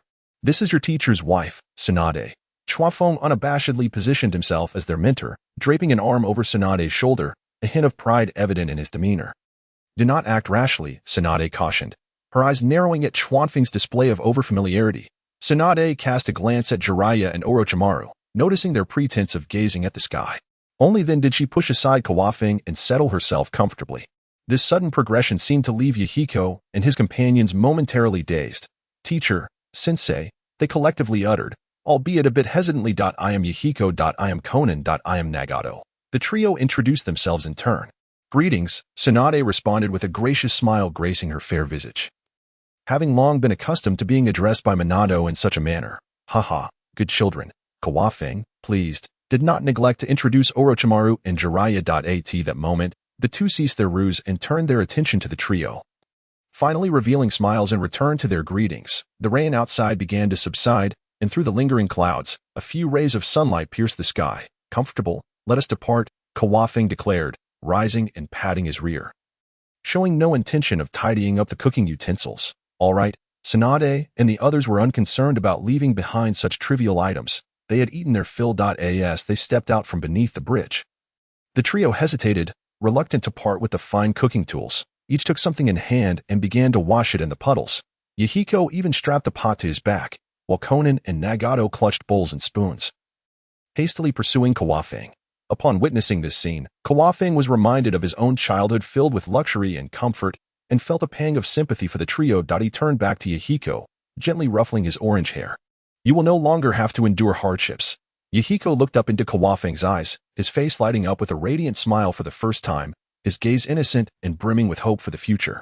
In him, Kawakaze sensed a kindred spirit akin to that of Suk and Minato. Surely, these children would become good friends. Come, you have an older brother to meet, Kawakaze said, playfully nudging Yahiko from behind.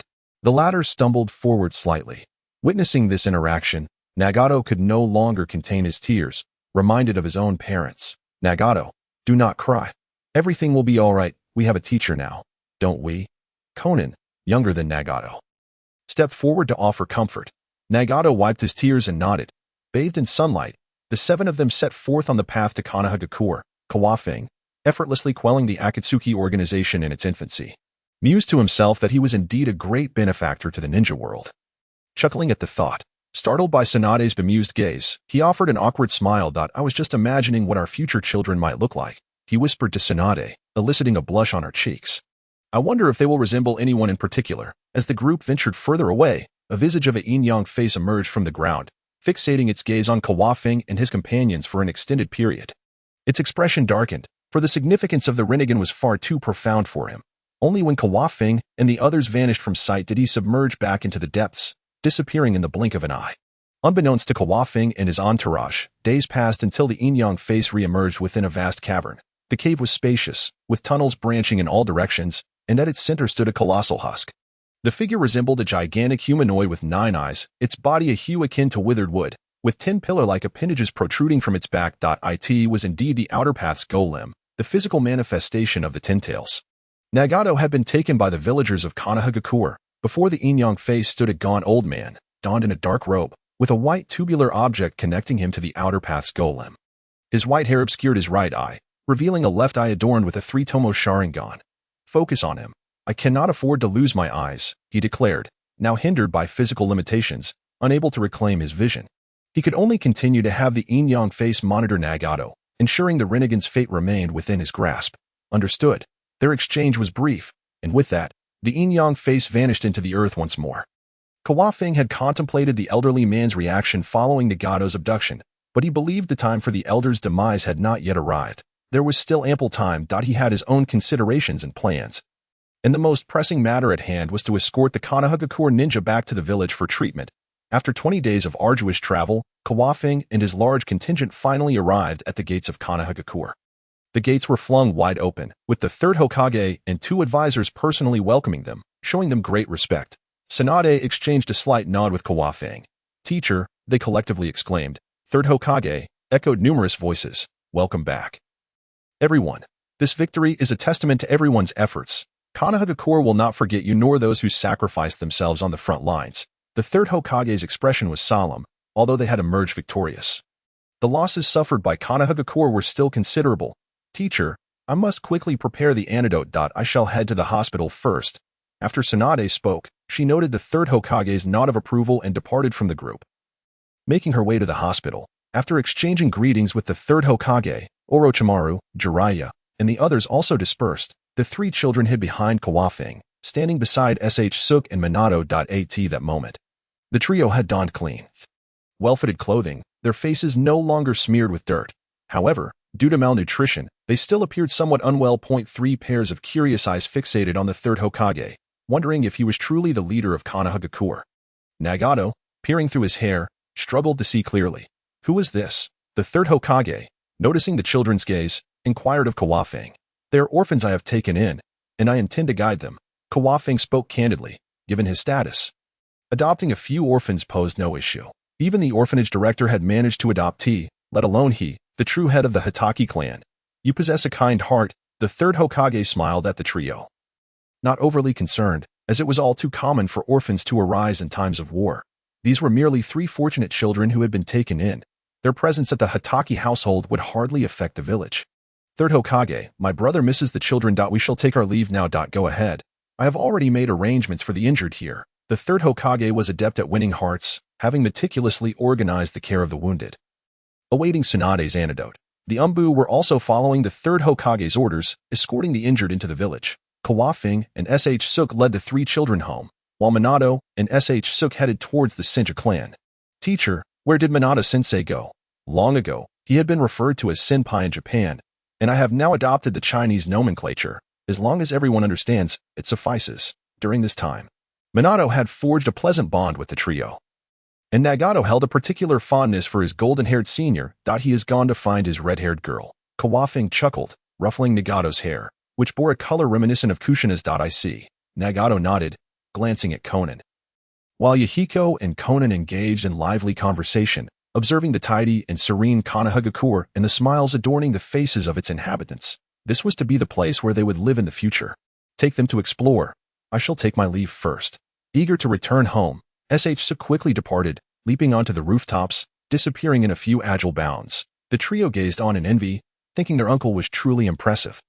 They were, after all, children who had yet to see much of the world. "He is merely a defeated foe of mine. He is nothing of note." Regardless, since Suk had departed without hearing, Kawafing felt a sense of satisfaction in his pretense. "Teacher is amazing," Konan remarked perceptively, promptly showering praise. Yahiko looked at Kawafing, remaining silent, as if challenging him to say it to his face. "Haha, I will ensure you all become exceptionally strong." Chuafeng let out a hearty laugh, expressing his delight, but he couldn't help but worry that this girl might drive the Hatake family to bankruptcy. Even a 600 billion explosive talisman would be too much for him to bear. He took the 3 little ones on a leisurely stroll home, indulging their curiosity along the way. Upon returning, each of the little ones held an assortment of snacks, their faces beaming with joy. This was the life that every child should lead. In the original story, the burdens they carried were far too heavy. The butler approached with a fawning smile, clearly knowing the hierarchy within the household. "Second young master, you're back. And these must be your newly accepted disciples, truly exceptional individuals. Excellent eye for talent. Who doesn't enjoy flattery?" Chuafeng was no exception, especially coming from a loyal servant of the family. "This is the butler. When I'm away, you may rely on him for anything." He led the 3 little ones inside. Coming from humble backgrounds, they had never seen such a grand estate. It was as if Lulala had entered the Grandview garden. Their eyes wide with wonder. After exchanging glances, their eyes sparkled with astonishment. I asked this what the teacher meant by modest wealth. "What do you think? Is the teacher's home impressive?" Chuanfeng was not a strict teacher, and he was able to converse freely with the three little ones. I like it. Xiaonan spoke first, unsurprisingly drawn to the wealthy teacher. It's acceptable. Yahiko was a bit rebellious, while Nagato remained obedient. That cheeky boy thought to himself, this is quite acceptable. I'll take you to meet my nephew and introduce you to the family. Chuanfeng playfully flicked Yahiko on the forehead, causing him to wince and cover his head in pain. The weather was splendid that day as they arrived at the training hall, where Shuo Mao was indeed seated at a stone table with Nashi. Amusing Kakashi, the ghostly hound played with the now larger white pup, who was growing quickly. At this rate, it seemed likely he would outgrow the ghostly hound. Big sister-in-law. Chuanfeng walked directly to their side and took a seat. You're back. As soon as Kakashi saw Chuanfeng, he lunged toward him. Having been frequently held by Chuanfeng while searching for Yuhi Kurenai, he had grown comfortable with him. Oh, uncle, hold me. Chuanfeng took Kakashi into his arms. While Shuo Mao looked displeased, thinking, why doesn't my son want to be held by me? And he even cried upon being held. Uncle, Aunt. The three little ones eagerly greeted without needing Chuanfeng to prompt them. Hello, everyone. Please feel at home. Consider this your own. The once sparsely populated Hatake household began to buzz with life as Nashi's maternal affection overflowed, her eyes filled with tenderness. The three little ones gazed at the beautiful and gentle Nashi, feeling a stir within their hearts as tears shimmered in their eyes. Butler, please arrange for them to stay by Minato's side. Chuanfeng didn't even look up, as Kakashi squirmed in his arms, laughing joyfully. If he knew how formidable his four senior brothers and sisters would become, he would surely leap for joy. Without exaggeration, they would all possess elite-level prowess, allowing him to navigate the ninja world with ease. Brother Minato, Brother Nagato. The butler always appeared when the family had needs. Very well, second young master. You three little adults, come with me. The rather unseemly butler donned a friendly smile as he led the three little ones to their accommodations. I heard from your older brother that there will be a war. Nashi, though trusting Shuo Mao, felt a sense of reassurance in asking Chuanfeng. The ultimate goal of the military faction from the Land of Fire was not merely the small rain country. The real spectacle lay ahead with the impending clashes between the great nations. Chuanfeng nodded, speculating that the third Hokage might already be discussing the forthcoming war matters with the feudal lords. Sigh, I wonder how long it will last. Nashi sighed, realizing that Kakashi might find it difficult to have his father around. But at least he still had Chuanfeng's disciples for company, ensuring the home wouldn't feel too desolate. Once it's over, I'll return. Shuo Mao took a sip of tea, undoubtedly preparing to head to the front lines. Let's not dwell on that. Let's just enjoy our reunion. Look how happy Kakashi is. Chuanfeng pinched Kakashi's cheek, eliciting delightful giggles from him. Nashi and Shuo Mao were drawn to their son's laughter, and the family basked in a harmonious atmosphere, steering clear of heavy topics. That evening, Chuanfeng invited numerous friends over, gathering everyone at the residence. Tsunade had completed her analysis of the antidote's composition and delegated much of the preparation work to the hospital staff. The Poison Leaf Village ninjas would soon receive the antidote, and the third Hokage had certainly incurred significant expenses for this. With Tsunade receiving ample funding, her mood shifted from worry to joy. This time, many guests came to the Hatake family banquet, the Yui family, the Dai family, Jiraiya, Orochimaru, and even Shinsuke brought Kushina along. With adults and children combined, nearly 20 people filled the space. As the host, Shuo Mao took the prime seat, a smile adorning his face. Welcome, everyone. Please make yourselves at home. The food is plentiful, and the drinks are abundant. He declared before raising a toast with everyone. It was Yuhi Kurenai's first experience with such strong liquor, and she felt a bit unaccustomed. The three women gathered together with their children, chattering away about parenting insights. Kakashi and Hong clapped their hands, while Guy was left somewhat neglected, anxiously wishing to join in. I plan to visit the Dragon Cave. After a few rounds of drinks, Orochimaru revealed his upcoming plans. I'm also preparing to head to Miyaboka Mountain. Jiraiya, having failed to locate the Child of Prophecy, intended to return and probe the words of the Toad Sage. Both were motivated by the inspiration they had drawn from Chuanfeng's sage techniques. So, you won't be involved in the upcoming events. Chuanfeng was surprised that the plot was still adhering closely to the original story. After Shinsuke's death, Orochimaru had refrained from participating in battles, while Jiraiya had remained in the Rain Village. I've already spoken with the teacher, and besides, you and Tsunade will be here. A cool smile adorned Orochimaru's lips. The third Hokage could hardly control him. Chuanfeng, it seems you'll need to take extra care of Shinsuke going forward. That is to be expected. As his sister-in-law, Chuanfeng certainly intended to guide him well. I've also spoken with the teacher. My sage techniques will require a bit more time, but I'm nearly there. Jiraiya had not squandered his 3 years Mastery of sage techniques should be within reach, with only proficiency remaining to be achieved. I wish you both all the best. Tsunade would not obstruct the two. Strength was fundamental for a ninja's survival. And she herself yearned to grow stronger, though she lacked direction. Let's drink together. Chuafeng raised his cup, and the four of them tipped their heads back to down their drinks. The team responsible for pouring drinks had expanded from 2 to 4. Scurrying about the table, making it difficult to eat in peace. Nagato's hair often obscured his eyes, and at times, he wished to brush it aside. Though he remembered the teacher's words about the importance of concealing oneself until sufficient strength was attained. Wherever the drinks ran low, the group would refill them, with Yahiko, being a sincere child, pouring especially full cups for Chuanfeng, earning him several fierce glares. Xiaonan and Kushina laughed and chatted as they enjoyed their food.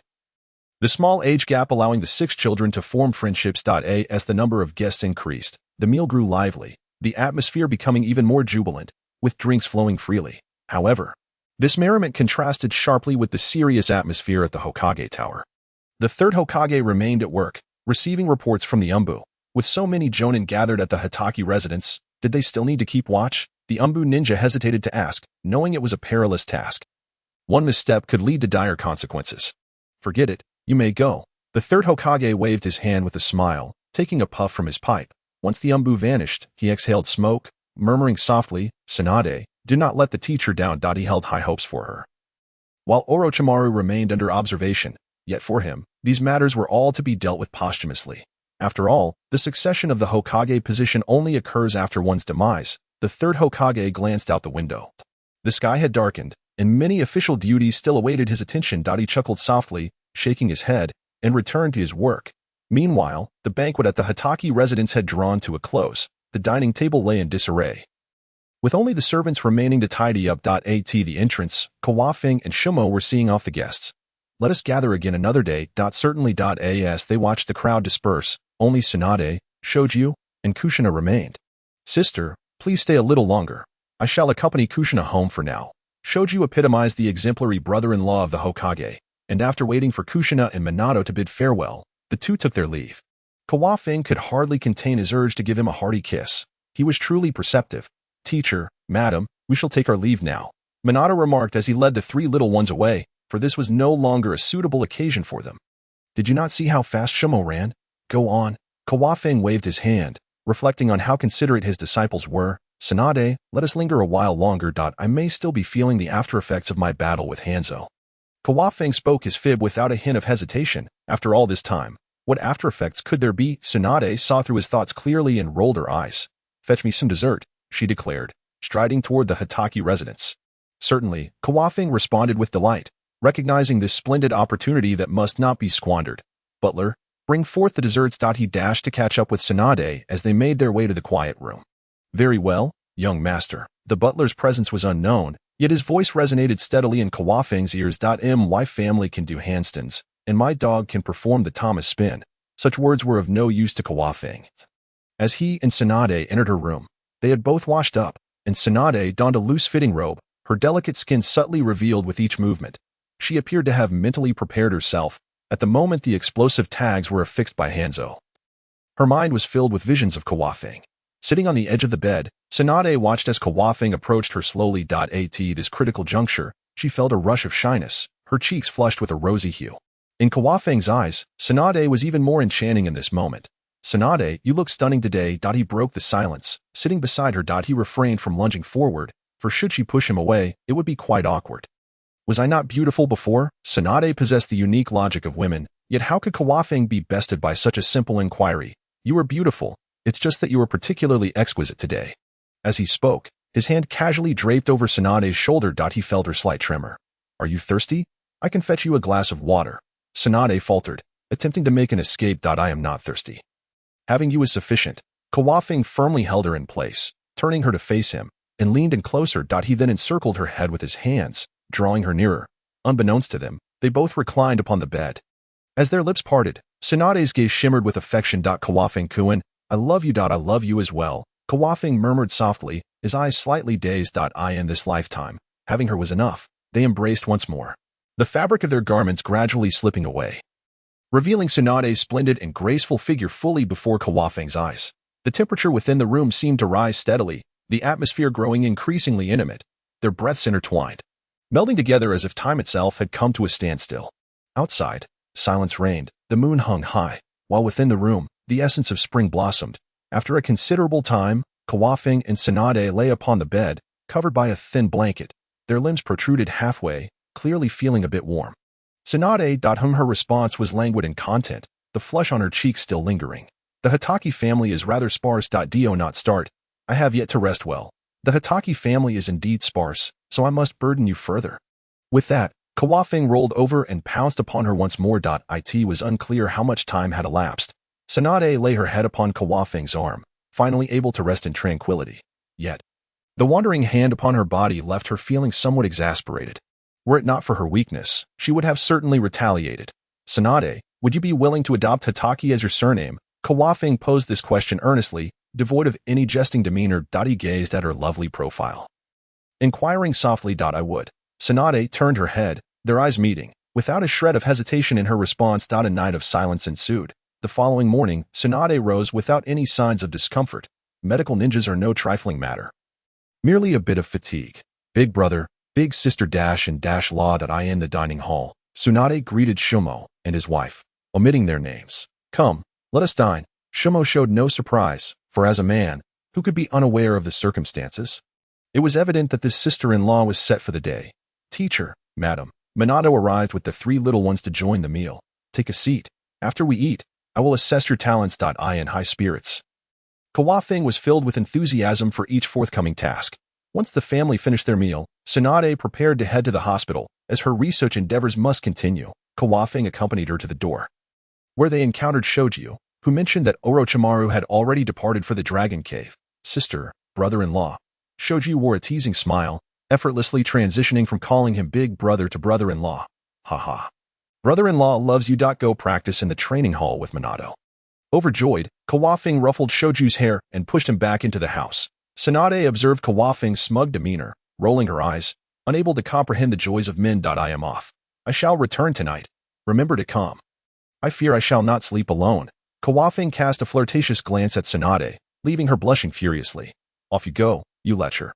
Unable to withstand his ardent gaze, Tsunade departed without looking back. We, the common folk, are truly joyous today. Kawakaze hummed a tune incomprehensible to his servants as he made his way to the training hall. Shoji was already engaged in sparring with Minato, their exchanges lively and spirited. The 3 little ones watched with keen interest. It was evident that Minato's strength was gradually overshadowing that of the elder Shoji. Were Shoji to rely solely on his considerable chakra reserves without other opportunities, catching up to Minato in this lifetime would prove quite challenging. He lacked his grandfather's wood release and his second grandfather's water release, making matters quite complex. You 3, come over here. After watching for a while without any specific moves to critique, Kawakaze summoned the 3 little ones to the side. I will first teach you how to convert chakra. Chakra is innate, yet it requires your diligent effort to master. The 3 listened attentively, their desire for power intertwined with the ambition to safeguard those they cherished.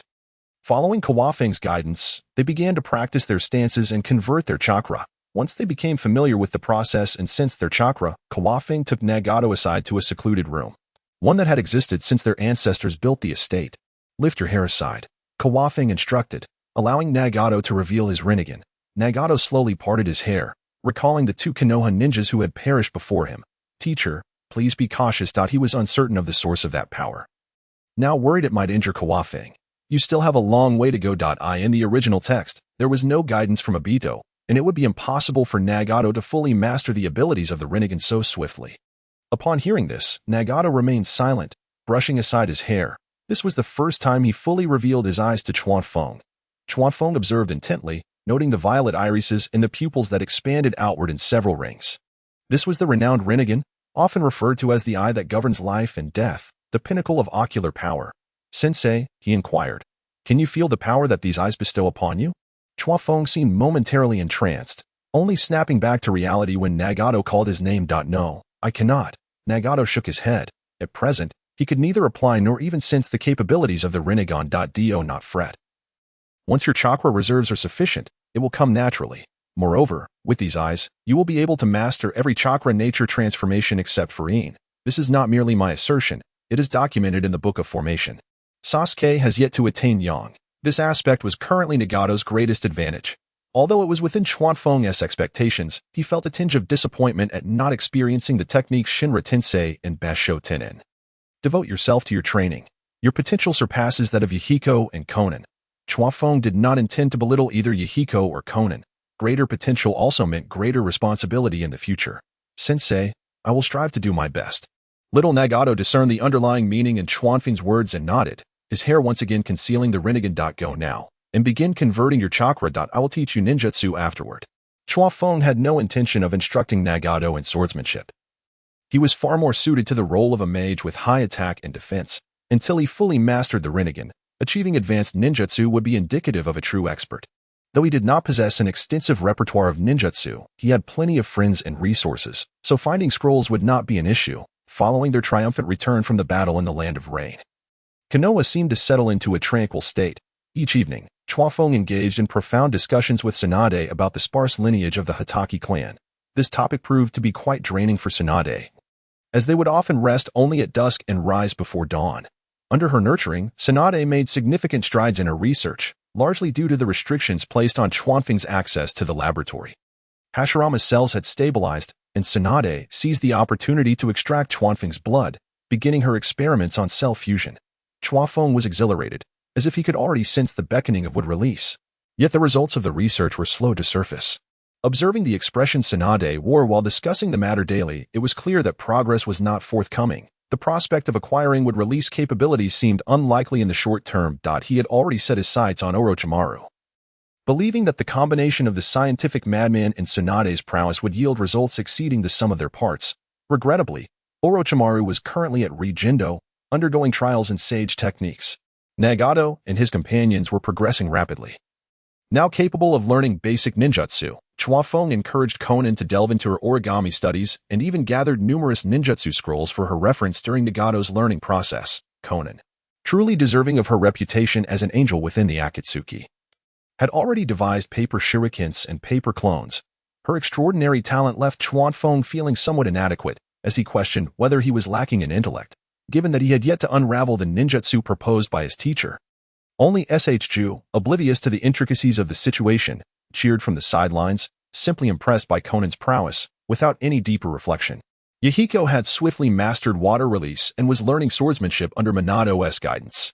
Nagato exhibited unparalleled talent, now capable of utilizing 5 elemental ninjutsu, and even expressed an interest in medical ninjutsu. Tsunade, charmed by this bashful young boy, occasionally took Nagato to the hospital, perhaps considering nurturing an assistant. Additionally, Nagato being Chuanfeng's disciple eased Tsunade's reservations. One morning, well before mealtime, Tsunade hurriedly returned to the Hatake residence. Chuanfeng and SHU were playing with Kakashi and Kurenai, while Nasik and Akane engaged in conversation. Kurenai, accustomed to her role as a teacher, was instructing Nagato and his friends on theoretical knowledge and the application of ninjutsu. Tsunade, what brings you back so early? Chuanfeng inquired, surprised to see her. She typically returned from the hospital only at dinner time and had few interruptions in her research. The Sand Village is stirring. The intelligence department has discovered traces of the Sand Shinobi in the Land of Rain. My teacher summoned me. He has reached an agreement with the feudal lord. Soon, we will invade the Land of Wind. Tsunade immediately divulged the news upon taking a seat. War among the great nations was imminent. Although prepared mentally, she still felt a sense of weariness as the moment approached. Chuanfeng stood to return Kurenai to her mother, while SHU remained reluctant to let go of Kakashi. This was his biological son. Had it not been for Kurenai, he would not have been able to hold him. Are you leading the team this time? SHU inquired, glancing at Tsunade, as Kakashi squirmed in his arms, displeased at the absence of Kurenai. Even at such a young age, he bore a resemblance to his uncle. Yes, a battle meeting should be convened in a few days. Tsunade nodded. The Land of Wind boasted formidable opponents, such as Chiyo, who could rival Hanzo, as well as the third Kazekage and another Jinchuriki. This battle would be far more challenging than the one in the Land of Rain. Preparations were in order. Chuanfeng's mind whirled with thoughts, though he did not voice any particular ideas. Are hostilities reigniting? Kurenai approached, joining the discussion among the trio. Indeed. Who knows how many lives will be lost this time. I will head to the hospital to prepare some antidotes. The puppeteers of the sand are notoriously difficult to deal with. Tsunade remarked, bidding farewell to the others as she departed. Having never led such a mission before, the pressure was palpable, but thankfully, Chuanfeng would stand by her side. Go ahead. This evening, we shall discuss intriguing matters. Upon hearing this, Tsunade's thoughts wandered, recalling the fervent battle of the previous night, causing her cheeks to flush.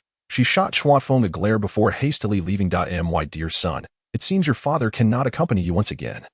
Ju leaned down to plant a kiss on Kakashi's cheek. Gugu Gaa. Kakashi reached out to grasp Ju's face, finding it amusing. Brother, to bring along the family's samurai this time. A warrior who has never seen blood finds it difficult to grow. They will not be of much use in the future. Chuanfeng was no longer worried about the elite fighting force of the Hatake clan. However, he felt a deficiency in the mid-tier and lower ranks, as he could not handle every situation personally. Otherwise, what was the point of raising these warriors? Understood. How many can return depends solely on them. Ju sighed, acknowledging that the battlefield was ruthless, and he could not afford to expend energy caring for the warriors, such as the chaos of war. Overthinking is futile. Ju Kuin. Kurenai offered words of comfort. Recognizing Ju's cool exterior belied a warm heart. As night fell, Tsunade returned, visibly fatigued. She had practically taken up residence in the Hatake household. With her granddaughter grown, Uzumaki Mito had high hopes for Chuanfeng. Choosing to leave Tsunade to her own devices, perhaps in her lifetime, she would even witness the next generation, and that would be a source of great fulfillment. However, Ju remained oblivious, even with Kushina living under the same roof. He exhibited no signs of awareness. Mito could only lament that comparisons breed discontent, while Chuanfeng's eldest disciple reaped the benefits. After some exertion, Tsunade leaned against Chuanfeng's chest, the flush on her face still evident. Chuanfeng's hand wandered beneath the covers. Tsunade had grown accustomed to this, though she often wondered why he took such delight in it. Do you recall the interesting matter I mentioned this morning? Isn't that what we just accomplished? Tsunade replied, perplexed. Am I not interesting enough? Coughing, Chuanfeng belatedly realized the misunderstanding. I was contemplating a simple yet effective method to enhance your strength. Do tell. Tsunade's interest peaked. Unable to cultivate sage techniques, she found herself at a loss in this regard. Her only option was to store chakra into the In Seal daily. Do you remember Takigakure? Isn't that the hidden village that sent assassins after my grandfather? Tsunade vaguely recalled an incident where an assassin, after sustaining injuries under her grandfather's wooden clone, fled in panic. Indeed, unbeknownst to her, Kawafeng's inquiry about the Eight Tails took Tsunade by surprise. She grasped his implication. He intended for her to become the Jinchuriki of the Eight Tails. The thought of failing to capture it never crossed her mind. With Kawafeng's Mingshin Min and her proficiency in sealing techniques, capturing the Eight Tails was merely a matter of time. It seemed reasonable for Tsunade to possess sealing techniques, especially considering her lineage. Other ninja villages would certainly not welcome the addition of another tailed beast to Konoha. Once they succeeded, who would dare demand it back from Konoha? After all, the Wagakure already had two. Tailed beasts were indeed weapons of mass destruction on the battlefield, yet they were also akin to ticking time bombs. Kawafeng did not believe that the presence of a single-tailed beast would provoke a joint assault from all nations against Konoha. Is there certainty in that? Tsunade pondered, finding some merit in the notion that as long as their capture remained discreet during wartime, the risks were indeed minimal. The only uncertainty lay in whether the Seven Tails was sealed within an object or host. Kawafeng had contemplated this matter. If it were a Jinchuriki, they would first have to unseal it to unleash the Seven Tails. Conversely, if it were contained within a sealing object, it was likely that Takigakure would utilize it against formidable foes, which would simplify their task. When shall we go? Tsunade, having made her decision, no longer hesitated and resolved to cooperate with Kawafeng's plan. Should she become the Jinchuriki, the augmentation of her strength through the tailed beast chakra combined with her monstrous strength would yield a significant enhancement in her capabilities. Moreover, the Seven Tails was the only tailed beast capable of flight, captured by her grandfather and his team. Tsunade was well aware of the beast's attributes. We shall proceed with the main force, maintaining a low profile. After reflecting, Kawafeng decided that once they left the village, they could devise a plausible excuse for their actions. They would capture the Seven Tails and rendezvous with the main force at the border. Flawlessly executed. Very well, it is settled. I shall return tomorrow to consult grandmother about sealing techniques. I have become rather rusty due to infrequent use. To ensure absolute success. Tsunade considered every detail meticulously. 3 days later, the third Hokage summoned the elite shinobi to announce the plan for an incursion into the Land of Wind. Tsunade was appointed as the commander, with Kawafeng as her deputy. The supplies from the feudal lord had already departed, and considerable funds were en route to Konoha. Sarutobi Hiruzen had once again provided the citizens of Konoha with a more stable foundation for their livelihoods. The following day, after the assembly of Konoha's main forces, Tsunade and Kawafeng set forth towards the Land of Rain. Intending to infiltrate the Land of Wind from their dot on the second day of their journey, Kawakaze greeted Shikumo and several elite shinobi. Using an excuse to lead Tsunade and Shinaru ahead, with Minato taking the lead towards the Land of Waterfalls, Shikumo suspected his brother was up to something again, gazing thoughtfully at his retreating figure. Unfortunately, Kawakaze remained tight-lipped this time, divulging no information beyond Tsunade. Departing from the main force, Kawakaze and Tsunade led the way, with the two youngsters following behind. Their enhanced skills allowed them to traverse the terrain at a much quicker pace. Sister, brother-in-law, where are we headed? Shinaru, equally unaware of the mission's purpose, inquired out of curiosity. Minato, maintaining his composure, observed both his teacher and mother-in-law intently. There is no need for so many questions. You'll understand when we arrive. Consider this an opportunity to broaden your horizons. Initially, Tsunade opposed bringing the two youngsters along. One reason was their inability to keep pace, and the other was her concern for their safety should a conflict arise. However, Kawakaze insisted on allowing them to witness the might of the tailed beast, believing that such experiences would contribute to their growth. He held high hopes for Shinaru and Minato, confident in their safety due to his flying thunder god technique. This time, you'll witness a grand spectacle. Who knows, perhaps one day it will be your turn to step into the fray. Kawakaze's words were not unfounded. Every fledgling eventually faced the world on their own. He wished to prevent Minato from meeting the same tragic fate as before due to a tailed beast. To say that Minato's demise was solely due to the nine tails was somewhat reductive. There was much more to be said, but that was common knowledge among those aware. Understood. Teacher. Got it. Both Minato and Shinaru suppressed their curiosity, eager to learn the destination. After another 4 days, the quartet finally entered the territory of the Land of Waterfalls. Having crossed the border of the Land of Fire, the Land of Waterfalls lay nestled between the Land of Fire and the Land of Earth, characterized by numerous waterfalls and a land area comparable to the Land of Rain. Regrettably, it lacked a formidable expert like Hanzo of the Salamander. Even its sole renowned ninja, Kaku, had been ruthlessly abandoned and turned rogue. Takigakure was concealed behind the colossal waterfalls, thus evading many conflicts. However, it was unfortunate that Konoha was aware of Takigakure's location. Currently, it was likely that Takigakure held only a handful of minor ninjas. Whether they possessed a Jinchuriki remained to be seen. Kawakaze recalled that in the original narrative, the most intriguing aspect of Takigakure was the hero's water, which could amplify a ninja's chakra exponentially, albeit at the cost of the user's life. He pondered whether they might encounter a valiant warrior who had consumed the hero's water to protect the village, and now stood against them. How do we proceed? Tsunade had perused the map, leaving Kawakaze unaware of Takigakure's location. Just follow my lead. Tsunade took the helm, and the group's pace quickened further. Another day passed, and the four arrived at a tremendous waterfall. What a magnificent waterfall! Is there truly a village hidden behind it? Shinaru, witnessing such a grand waterfall for the first time, found it hard to fathom that a village lay concealed behind it. Otherwise, how could the diminutive Takigakure have evaded so many wars? Her grandfather, generous in gifting them a tailed beast, had even sent high-ranking officials to assassinate him. Tsunade harbored no fondness for Takigakure. Although Kaku had taken the blame for the incident, it had cost Takigakure dearly, resulting in bloodshed at Kaku's hands. Even now, elite ninjas remained sparse, rendering the village's strength lamentably feeble. Yet, Tsunade deemed it merely a case of self-inflicted retribution. Such things happen. Minato found it hard to believe. In his warm worldview, how could such ingratitude exist? Indeed, it is true. I heard this tale from grandmother. The assassin had not even been able to defeat her grandfather's wooden clone, and her grandfather had been too disinterested to pursue the matter.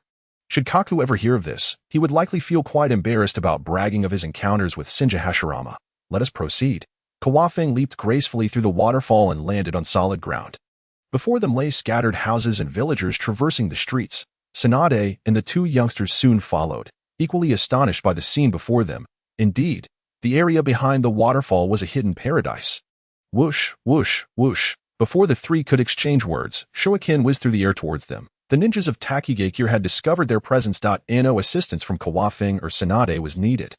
Shinaru and Minato swiftly deflected the incoming shuriken. The four remained motionless. Konoha ninjas. What brings you to Takigakure? A group of 10 ninjas, armed with shuriken, assumed a defensive posture a few meters away, with what seemed to be their leader speaking first. Ever since Kaku's failed assassination of Sensei Hashirama, while Konoha had not pursued Takigakure for responsibility, the relationship between the two villages had undoubtedly soured. One could only conclude that Hashirama had not taken the small village seriously enough to retaliate. I am here to seek the 7 tails. It must still be within your village. Kawakaze, unperturbed, wore a faint smile. The ninjas before him were pitifully weak. A cursory assessment revealed that not a single one could match Shinaru's strength. The two youngsters were already awestruck.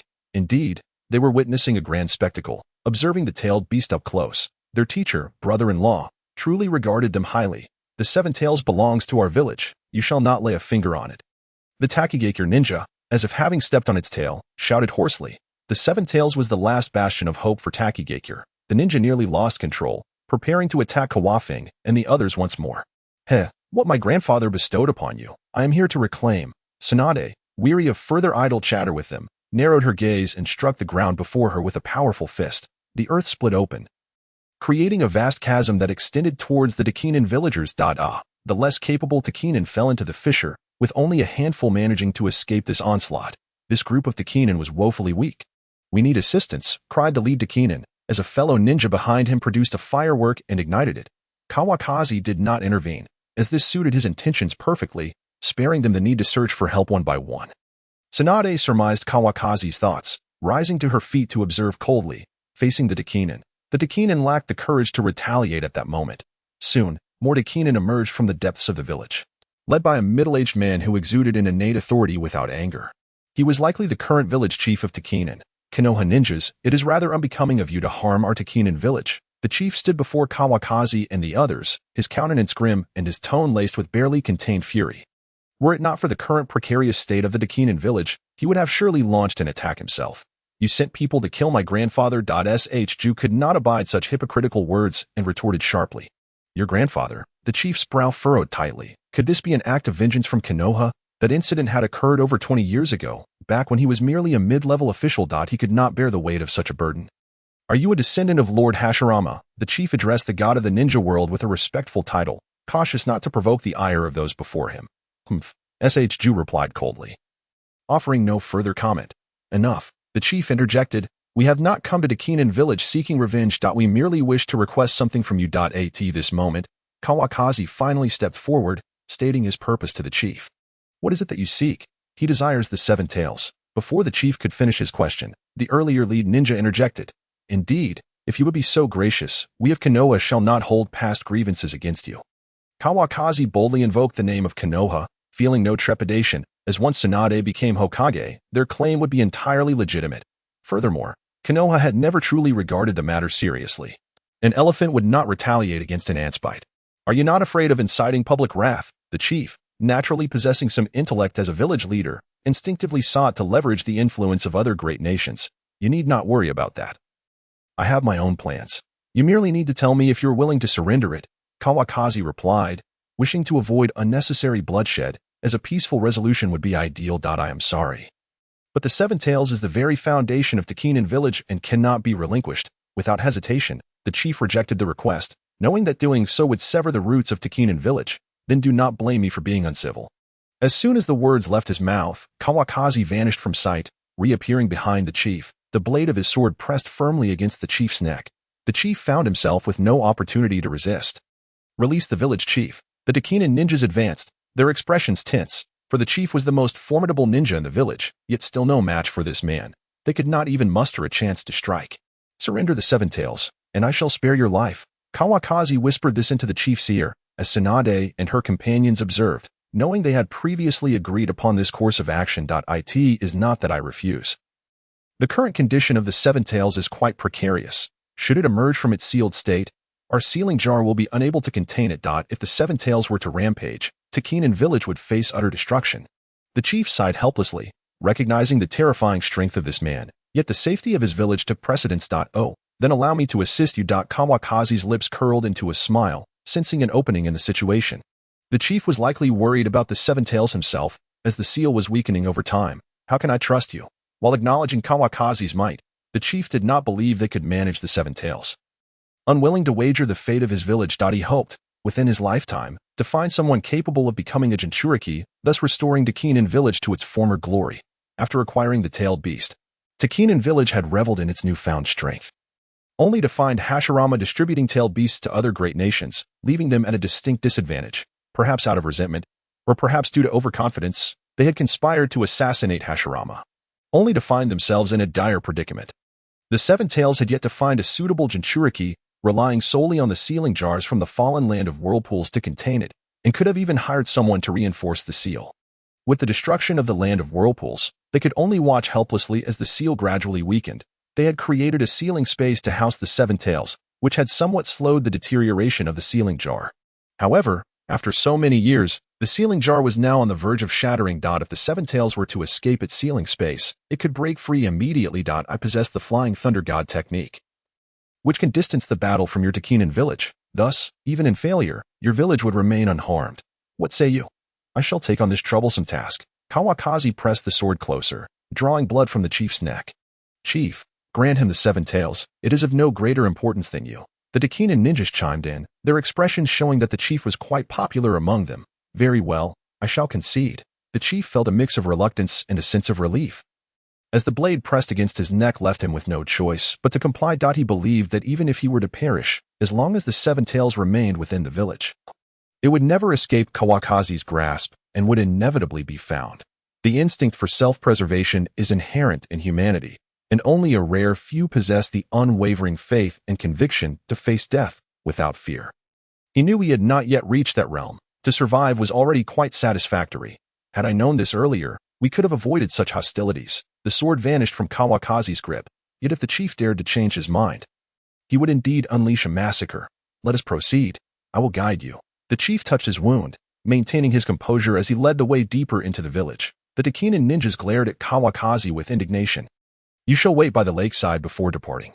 Kawakaze paid no heed to the Takinan's glares, instructing Tsunade and the others to wait outside. He had left several kunai embedded with the Flying Thunder God technique along the way to facilitate the transfer of the tailed beast orb. Now, he could shift the battlefield without harming innocents. Otherwise, a great battle would likely spell the end for the small Takinan village. Understood. Tsunade nodded, taking the two younger ones and leaping out of the waterfall, showing no concern for Kawakaze's safety. Does your village still possess the hero water? As Tsunade departed, Kawakaze caught up with the chief, inquiring about something that piqued his interest. He had completely forgotten that he had just held a sword to the man's neck. We do not. It is no longer available. The chief turned to glance at Kawakaze, hastily responding, shaking his head like a rattle. Was this Konoha ninja here to unearth the secrets of Takinan village? Why did he desire all the valuable items? Look at your miserly demeanor. I merely asked. That substance is lethal. I have no desire for it. Why do you not use it? Kawakaze discerned the chief's thoughts. He was genuinely just curious. I have already stated that it is gone. How could I use it? The chief was on high alert, adamantly denying its existence. Moreover, you did not afford me the time to use it. He silently grumbled. Moving so quickly is quite impressive. Very well, I shall not inquire further. Noticing the chief becoming increasingly anxious, Kawakaze decided to cease his questioning, content to secure the seven tails. The remainder of the journey was devoid of conversation, as the chief led Kawakaze deeper into the village, venturing into more secluded areas. There were no villagers along the way, just the chief, Kawakaze, and the trailing Takinan ninjas. After traversing a dense forest, they emerged into a clearing, revealing a quaint, ancient dwelling before Kawakaze. This is it, the sealing place of our Takinan village. The village chief halted his steps, gazing at the dwelling before him, pride gleaming in his eyes. This was the fruit of the collective wisdom of Takuyan village. There was nothing particularly remarkable about it. However, Chuafeng observed the structure, faintly sensing a violent chakra emanating from within.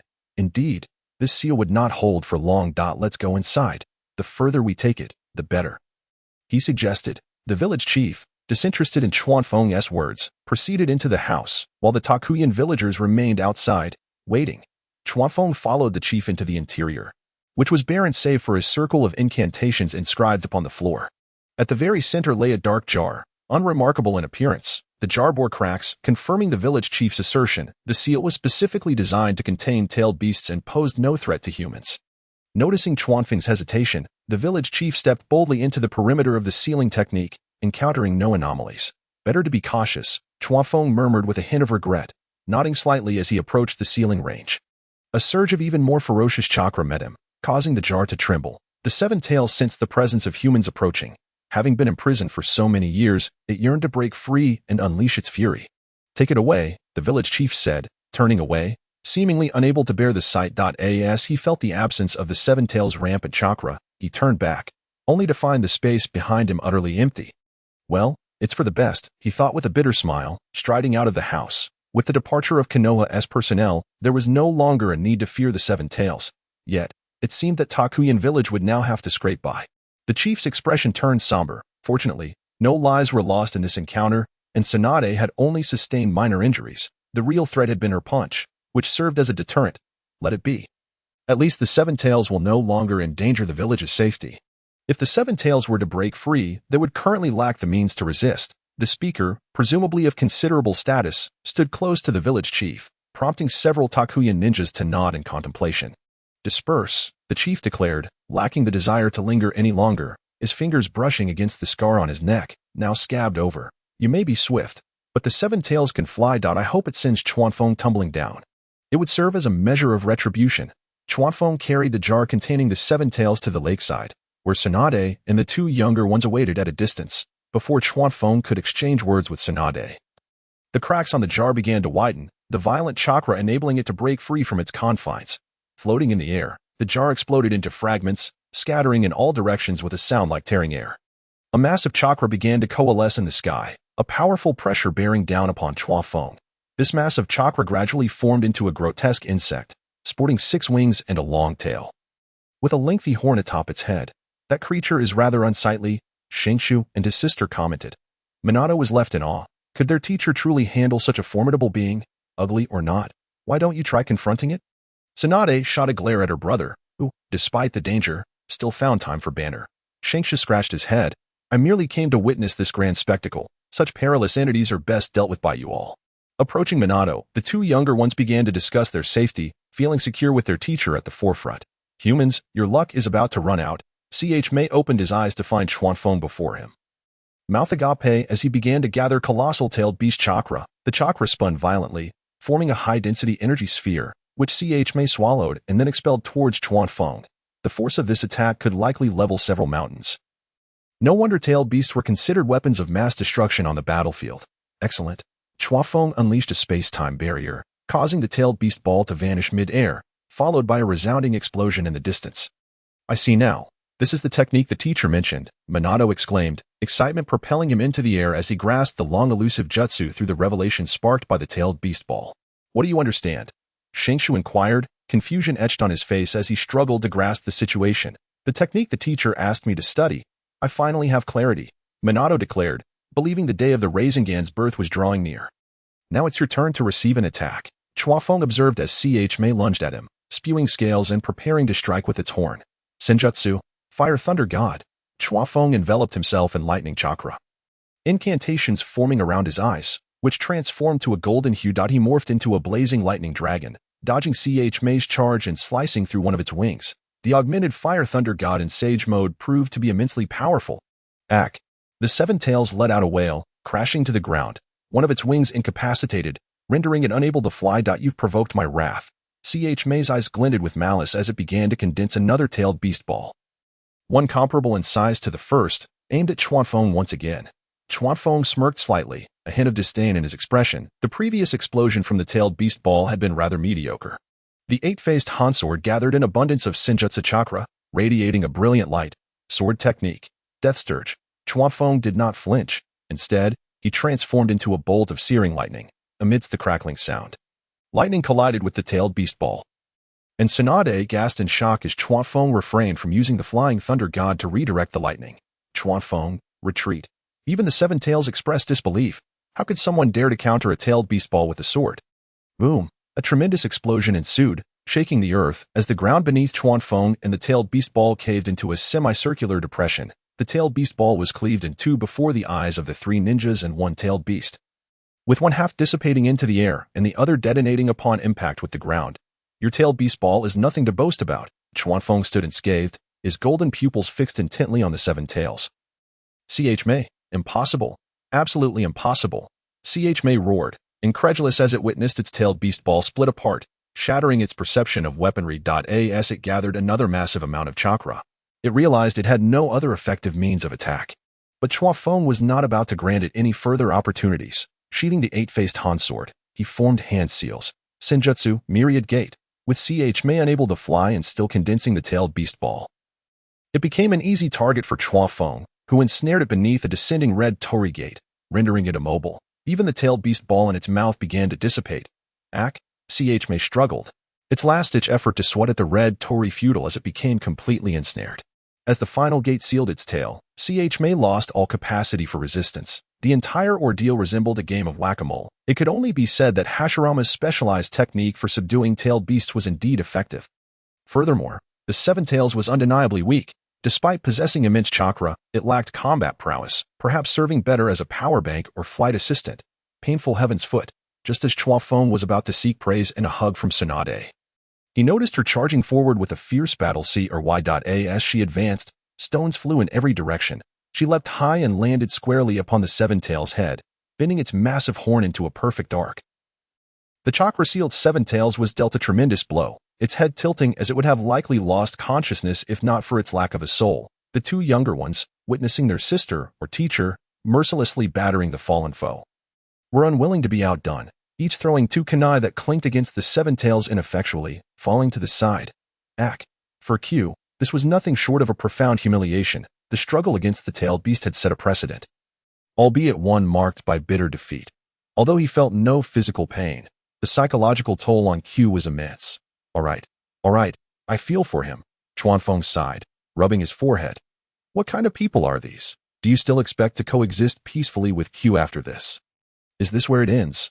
Shuntai stared in shock at the furious Chou Ming, sprawled on the ground, hesitant to approach. What do you think? Do you want your brother-in-law to either survive or perish? Tsunade shot him a glare, her annoyance palpable. Had they been closer, a playful punch would have landed squarely on his head. The chill from her gaze sent a shiver down Shintai's spine, rendering him speechless. Haha, Minato chuckled at Shintai's submissive demeanor. He wouldn't have laughed if he could help it. Their simple joys were what bonded them. Let us not waste any more time. Let us begin. Chuafeng urged Tsunade to initiate the sealing process. Very well, Tsunade replied, her expression turning serious. Sealing a tailed beast was no trivial matter. Finally, Q grasped their intentions. Taking a beating was one thing, but he had only just emerged from confinement. I've just been released. Why is my luck so abysmal? Are you done yet? Can we come to some sort of agreement? Could you spare me?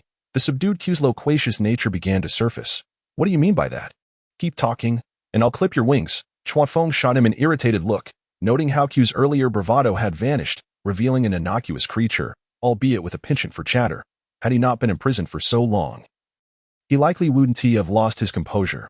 Rest assured, I will treat you well. Tsunade offered a kind smile, biting her finger and smearing the blood across her palm, after swiftly forming hand seals. Her fingers curled, and to ensure sufficient chakra, she activated the 100 Healings technique, the seal manifesting on her cheek in an instant. 0.8 trigram seal. No. Q's final wail echoed as he transformed into a dense mass of chakra, which Tsunade gradually absorbed, culminating in a sealing inscription appearing on her forearm. Is it done? Chuafeng inquired, observing Tsunade dissipating the 100 Healings technique. The chakra she possessed was now significantly more potent than before. It seemed she had successfully converted Q's external chakra into her own with the aid of the 8 trigram seal. Well, this creature seems relatively tame. It has resigned to its fate, though it truly talks far too much. Tsunade's brow furrowed as she spoke, clearly perturbed by Q's incessant chatter within her. You can take your time with him. Now that the task is complete, we should regroup with the main force. Chuafeng realized he couldn't silence Q, and thus he joined Tsunade as they approached the two small ones. Sensei, I have some leads on the technique you mentioned. It's akin to condensing tailed beast balls. I will develop it as soon as possible. Minato excitedly relayed the news to Chuanfeng, pleasantly surprised by the unexpected opportunity in capturing the tailed beast. Is that so? Excellent. I await your good news. Chuanfeng beamed, ruffling Minato's hair. You should also strive to keep pace. Don't let Minato outshine you. Tsunade rolled her eyes at Shitai, who was grinning foolishly. Your partner has materialized, and you have a lead on developing ninjutsu. What do you have to show for it? You're just tagging along without any ambition. Her tone carried a hint of disappointment. I know. Sis. I'm learning the ninjutsu from my second grandfather, Shitai replied, instantly deflating. Feeling increasingly scrutinized by his sister, who had once been more lenient. Now, with his chakra rapidly increasing, he had access to a compilation of water release techniques from both his grandmother and Tobirama. Even without the sea release, mastering Tobirama's water release would still signify a substantial leap in power. At least you're showing some intellect, Tsunade remarked, playfully poking Shitai's forehead, her eyes filled with affection. After all, he was her dear younger brother. Blood is thicker than water. Let us set forth. Chuanfeng led the way toward the land of grass. Their current position would allow them to traverse the land of grass more swiftly to the borders of the land of fire and the land of rain. Tsunade followed closely beside Chuanfeng, with the two smaller ones trailing behind. Along the journey, there was little conversation. Chuanfeng recognized that Tsunade still needed time to communicate with Q.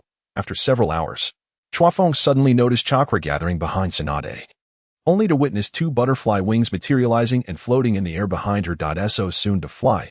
He mused, surprised by how accommodating Q had proven to be. Aside from his verbosity, he seemed quite agreeable. Tsunade herself was taken aback. She had merely expressed a desire to witness Q's abilities, and Choming had granted her wings. "You look quite lovely like this," Chuanfeng remarked with a mischievous glint in his eyes. His thoughts strayed to inappropriate realms. "Don't even think about it. I want to sprout wings at night." Tsunade shot him a glare. Her cheeks flushed as she fluttered ahead, whether from inexperience or some lingering concern. She nearly collided with the tree, slowed down. Chuanfeng observed Tsunade's retreating figure, his fingers itching with excitement. This was far more exhilarating than any cosplay. "Wow, my sister has grown wings," Shintai exclaimed in awe, nudging Minato. "Did you see? It must be Q's power." Minato remained composed. It seemed unlikely that Kushina would ever get the chance to grow wings. What a pity. After several days, Chuanfeng and his companions entered the land of grass. The landscape here differed greatly from that of the land of waterfalls, lacking the numerous waterfalls, yet the vast grasslands truly lived up to the name of the land of grass. Chuanfeng recalled that the land of grass boasted no formidable ninjas, surviving primarily by trading intelligence to larger nations and frequently capturing foreign ninjas to pilfer their techniques, actions that severely undermine the interests of other nations. This very behavior had nearly led to the annihilation of the clan of Kaguya in the original narrative, with the mother of Karen being utilized as a medical tool and ultimately meeting a gruesome end due to the ravages of war. The Kaguya clan's Shikatsumiaka bloodline could evolve into the formidable SH-10, a technique so powerful that Orochimaru had chosen Kimimaro as his preferred vessel for reincarnation, tragically cut short by the bloodline disease. Chuanfeng speculated that the combination of the power of the Sage of Six Paths and the Shikatsumiaka bloodline could lead to the evolution into SH-10. Yet he currently lacked the time to seek out the Kaguya clan. However, he would not miss the opportunity to acquire such a capability if it presented itself, for SH-10 was renowned as a lethal technique. Anyone struck would inevitably be reduced to ash along with their bones, their bodies collapsing from the wound and gradually succumbing to the devastation. It seems we have arrived, but the main force has yet to catch up. Chuanfeng estimated the timing, knowing the main force would likely take another 2 or 3 days to arrive. Their time was still ample.